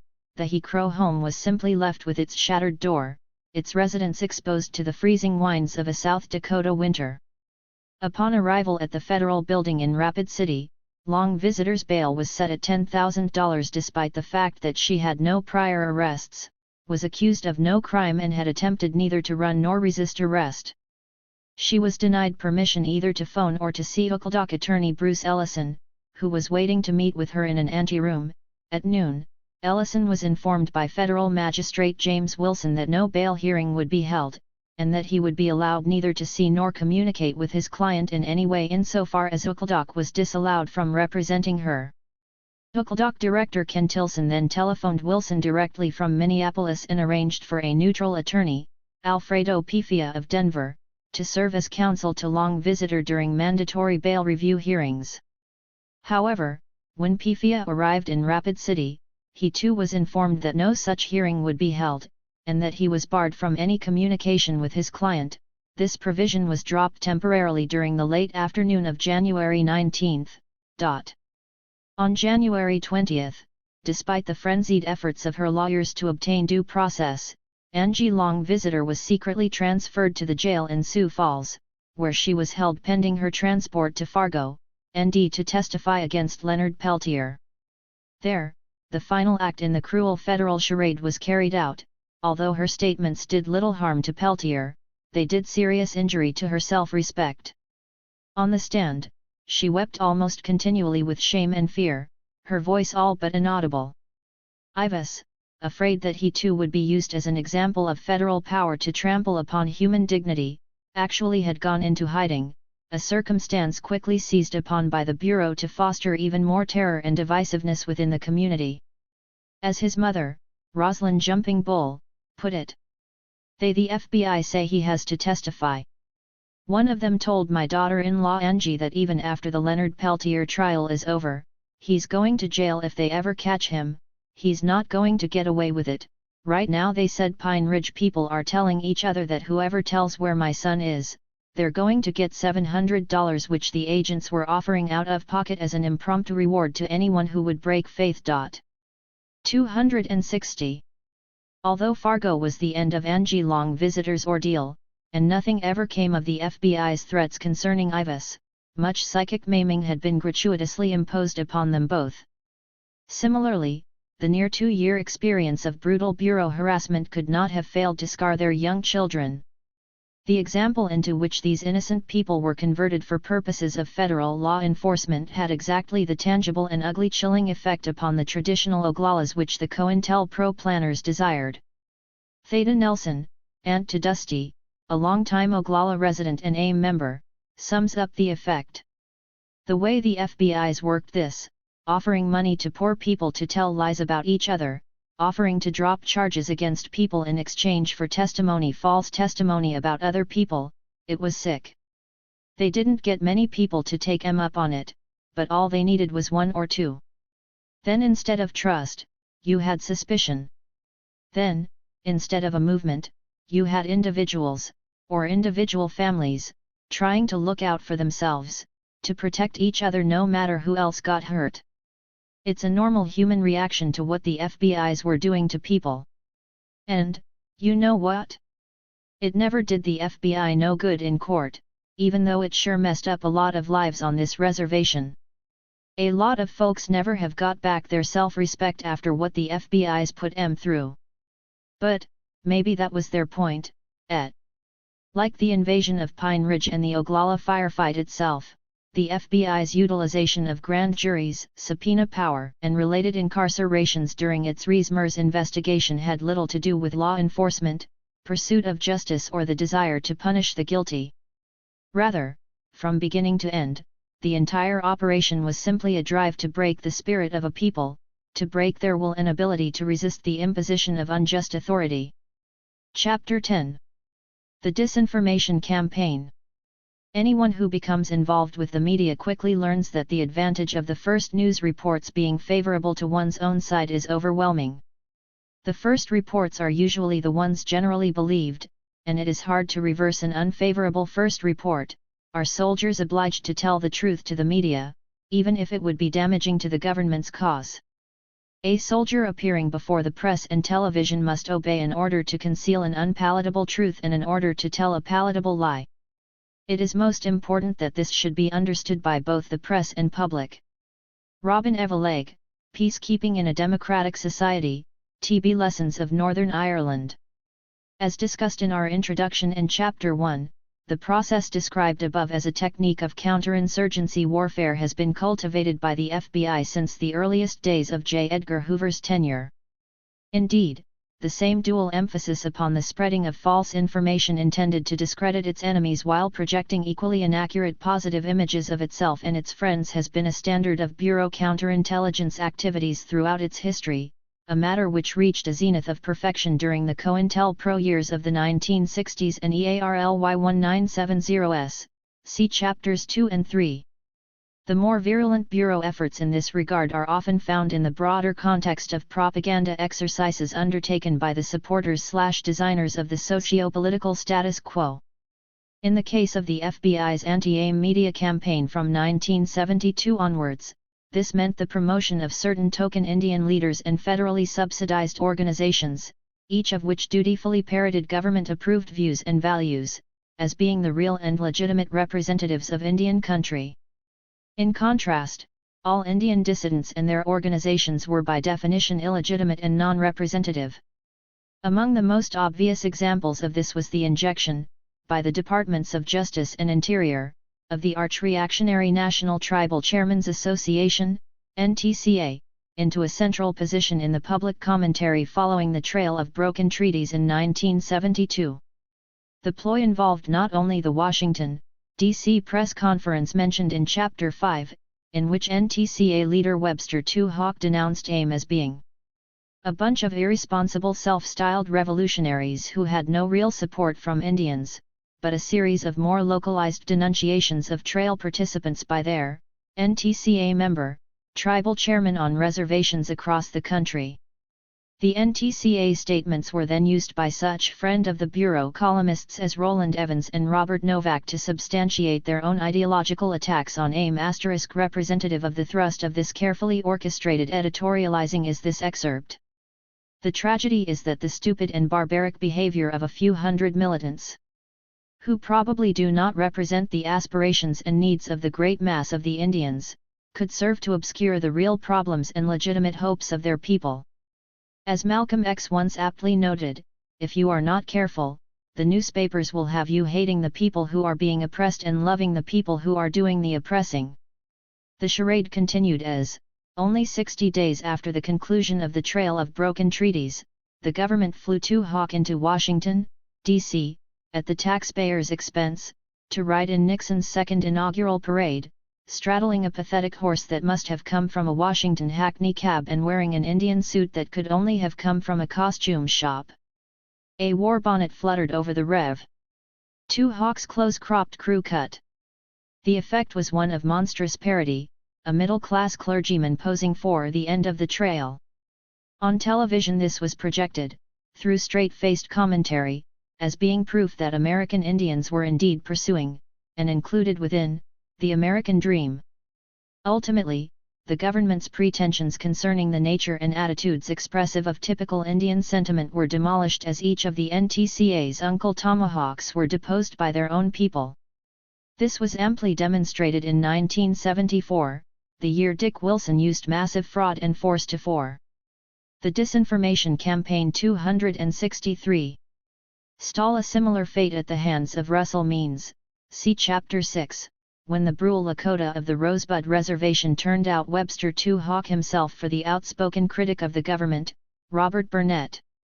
Two Hawk's administration had proven as venal, if not as vicious, as that of Wilson on adjoining Pine Ridge and, as Burnett recounts, I filed against him for the office of tribal chairman of the Rosebud Reservation. When some of the people heard I was running, they told Two Hawk to his face that they didn't even want to sign his nominating petition. The August primary, which winnowed 7 preliminary candidates down to 2 finalists, showed Two Hawk lagging behind me as we both qualified for the final election. On October 23 I beat Two Hawk by close to 300 votes, a landslide. The incumbent might have delighted conservative commentators by his attacks on AIM, and on any Indian who dared question the status quo, but he couldn't win an election on his own reservation, despite his access to almost unlimited federal funds. There wasn't enough money in the mint to bribe the people of Rosebud into accepting another term of Two Hawk, or to second his endorsements of the status quo with their votes. Such rejection of the federal government's chosen Indian figureheads was not well received by the Bureau. The FBI responded by conscientiously supporting the Pine Ridge's duly elected tribal government of Dick Wilson, defending it against both the outside agitators of AIM and the unrepresentative reservation rabble of Oscrow and the Ion. FBI behavior became all the more noble on March 26, 1973, when the Bureau used the pretext of being unable to ensure the safety of reporters as a rationale to seal off Wounded Knee from the press. Media coverage of the conflict on Pine Ridge was constrained largely to information provided by the FBI itself in the daily press briefings, a situation which immediately led to wide reportage of such facts as the non-Indian identity of Frank Clearwater and Russell Means' award of an eagle feather to Frank Blackhorse as a result of the latter's wounding of a federal agent. Although such inaccurate stories were occasionally corrected well after the fact, usually in a small box on the back pages, the results of such even-handedness were, as Evelegg correctly points out, quite irrelevant in terms of shaping public opinion. With this in mind, the FBI maintained a veritable drumbeat of publicity through the end of 1976 which, despite the facts, persistently qualified the use of the acronym AIM with the words violence-prone. AIM tactics were inevitably violent. Meanwhile, the actions of Wilson and the goons were systematically downplayed, omitted from mention in FBI accounts, or, when they cropped up on their own, qualified with such words as alleged and unproven. In short order, the consistent distortions had their desired effect, ever. Among the smallish journals which had originally been sympathetic to AIM and which had attempted to report its struggle in equitable fashion. By mid-1973, even the race relations reporter was paying heed to the suggestion by a UPI stringer that AIM wasn't worth covering anymore. 264. Increasingly isolated from public support or even anything resembling accurate depiction of their circumstances on Pine Ridge, AIM members and supporters were cast adrift to be picked off one by goon hit squads and FBI technicians. Their casualties were popularly construed as being what they deserved. Their only alternatives were to give up the fight altogether or to protect themselves through armed self-defense. The latter recourse, while it allowed for the survival of many who might otherwise have been killed, was used to maximum effectiveness by Bureau spokesmen, who contended that it validated their earlier assertions as to AIM's violent character. Clearly, the organization had been placed in a no-win situation by the FBI's cynical propagandists. While the Bureau's misrepresentation of both AIM and the situation on Pine Ridge was effectively seamless by virtue of being both steady and relatively low-key, more sensational strokes were sometimes needed, usually to divert attention from some particularly gruesome goon atrocity or to establish a plausible rationale for the next escalation of FBI force. With regard to goon crimes, the usual gambit seems to have been for agents to deliberately confuse the issue by suggesting for the record that AIM itself might be responsible. Notable instances of this occurred in the case of Anna Mae Aquash, see Chapter 7, in the murders of Jeanette Bissonnette and Clarence Cross, see Chapter 6, and Dick Wilson's ludicrous contention that it was not he, but Russell Means, who headed the gang of thugs who assaulted Roger Finzel and Oakledock personnel at the Pine Ridge Airport in February 1975. This lie was solemnly repeated to the press by FBI spokesman. There are also a number of instances in which the Bureau appears to have fabricated incidents out of whole cloth in order to prepare the public to accept intensifications of anti-AIM violence. Among the more striking examples are the following. The Skybers/Mohawk case. On the night of October 10, 1974, Los Angeles cab driver George Aird was bludgeoned into unconsciousness, abducted in his taxi, dragged by a rope behind the car, stabbed at least 17 times, and disposed of in a large drainpipe. 2 days later, an unknown informant called the Ventura County, California, Sheriff's Department, reporting the location of the body as being in a place called AIM Camp 13, located in Box Canyon near the infamous Span Movie Ranch, once headquarters to mass murderer Charles Manson's lethal family. By nightfall, police had arrested a 30-year-old Oglala named Marvin Redshirt and his non-Indian companion, Holly Broussard, in possession of a knife believed to be the murder weapon, and their personal property smeared with what proved to be Aird's blood. A short time later, an associate of the duo named Marcella Makes Noise Eaglestaff McNoise, another non-Indian, was also arrested. As it turned out, the 3 non-AIM members who had been hanging out at the former AIM rest facility for some weeks had visited the home of actor David Carradine, a substantial AIM contributor, on the evening of October 10, and had become highly intoxicated. At about 10 p.m., they phoned a cab to transport them back to Camp 13. Aird, unfortunately for him, responded to their call. Somewhere along the way, the meter was pulled out, stopping at $6, and Redshirt took over driving. Despite the strong evidence against the suspects, representatives of the Los Angeles office of the FBI intervened shortly after the arrests of Redshirt, Broussard, and McNoise. Wasn't it interesting, the agents suggested, that the location of the murder was something called an AIM camp. They then revealed they had information from a confidential source that the actual murderers of George Aird were not the 3 persons in custody in Ventura, but 2 other individuals named Paul Skyhorse Durant, a Chippewa from Minnesota, and Richard Mohawk Billings, a Tuscarora/Mohawk from upstate New York, whom the Bureau was ready and willing to assist Ventura County authorities in apprehending. Registered trademark. The 2 men thus targeted were members of the Southern California AIM chapter, a matter which dovetailed neatly with the murder scene being a reputed AIM facility. An odd note and apparent scalp had already been recovered by the police, conveniently tacked together on a signpost near Aird's body. The note took credit for the murder in the name of the American Indian Movement. The sign on the post, freshly painted, spelled out the organizational acronym in bold lettering. As Skyhorse and Mohawk were attending the National Indian Education Association conference at Arizona State University on October 17, they were arrested and held for extradition to California on the basis of a pair of first-degree murder warrants issued in the killing of George Aird. Once safely locked in Ventura County Jail, they were held without bail. Press coverage of the matter, previously lurid, now became truly sensational. Dennis Banks, also in attendance at the conference, remembers that AIM Security Director Douglas Durham showed up and met with Skyhorse and Mohawk shortly before their arrest, a coincidence which leaves the impression that he had facilitated their apprehension. AIM had formally disassociated itself from Camp 13 due to its habitual use by non-AIM people who engaged in chronic alcohol and drug abuse several months before the Aird murder. This fact never managed to find its way into press and television accounts of the matter, largely because rent on the site had continued to be paid by a Los Angeles area AIM coordinator named Blue Dove, and because it had continued to bear the organizational acronym in its title. The name had been bestowed by Durham in late 1974. Further, it was Durham who had troubled himself to paint and erect the large, boldly lettered sign captioned AIM Camp 13. Which figured so prominently in media coverage, only a week before the murder. As detailed in Chapter 8, Douglas Durham was functioning at this time as an FBI super provocateur within AIM. There is a high degree of probability that he was the anonymous caller who tipped Ventura County deputies to the location of Aird's body at the very foot of the AIM sign, the mysterious party who penned the note linking AIM to the murder and tacked it and the bogus scalp to the signpost, and the reliable source posited by the FBI as falsely identifying Skyhorse and Mohawk as Aird's killers.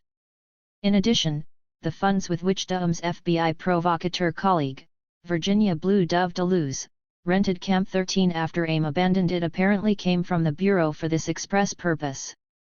Not content to rest on his laurels in the midst of such a promising COINTELPRO, Durham informed AIM leadership that Skyhorse and Mohawk were probably guilty of the sordid crime and recommended that the organization distance itself from them as rapidly as possible. Dennis Banks, in particular, heeded the advice of his trusted lieutenant, and consequently the defendants were thoroughly isolated from such outside support as bail money, the raising of legal defense funds, and even legal expertise. This is reminiscent of the tactics employed by the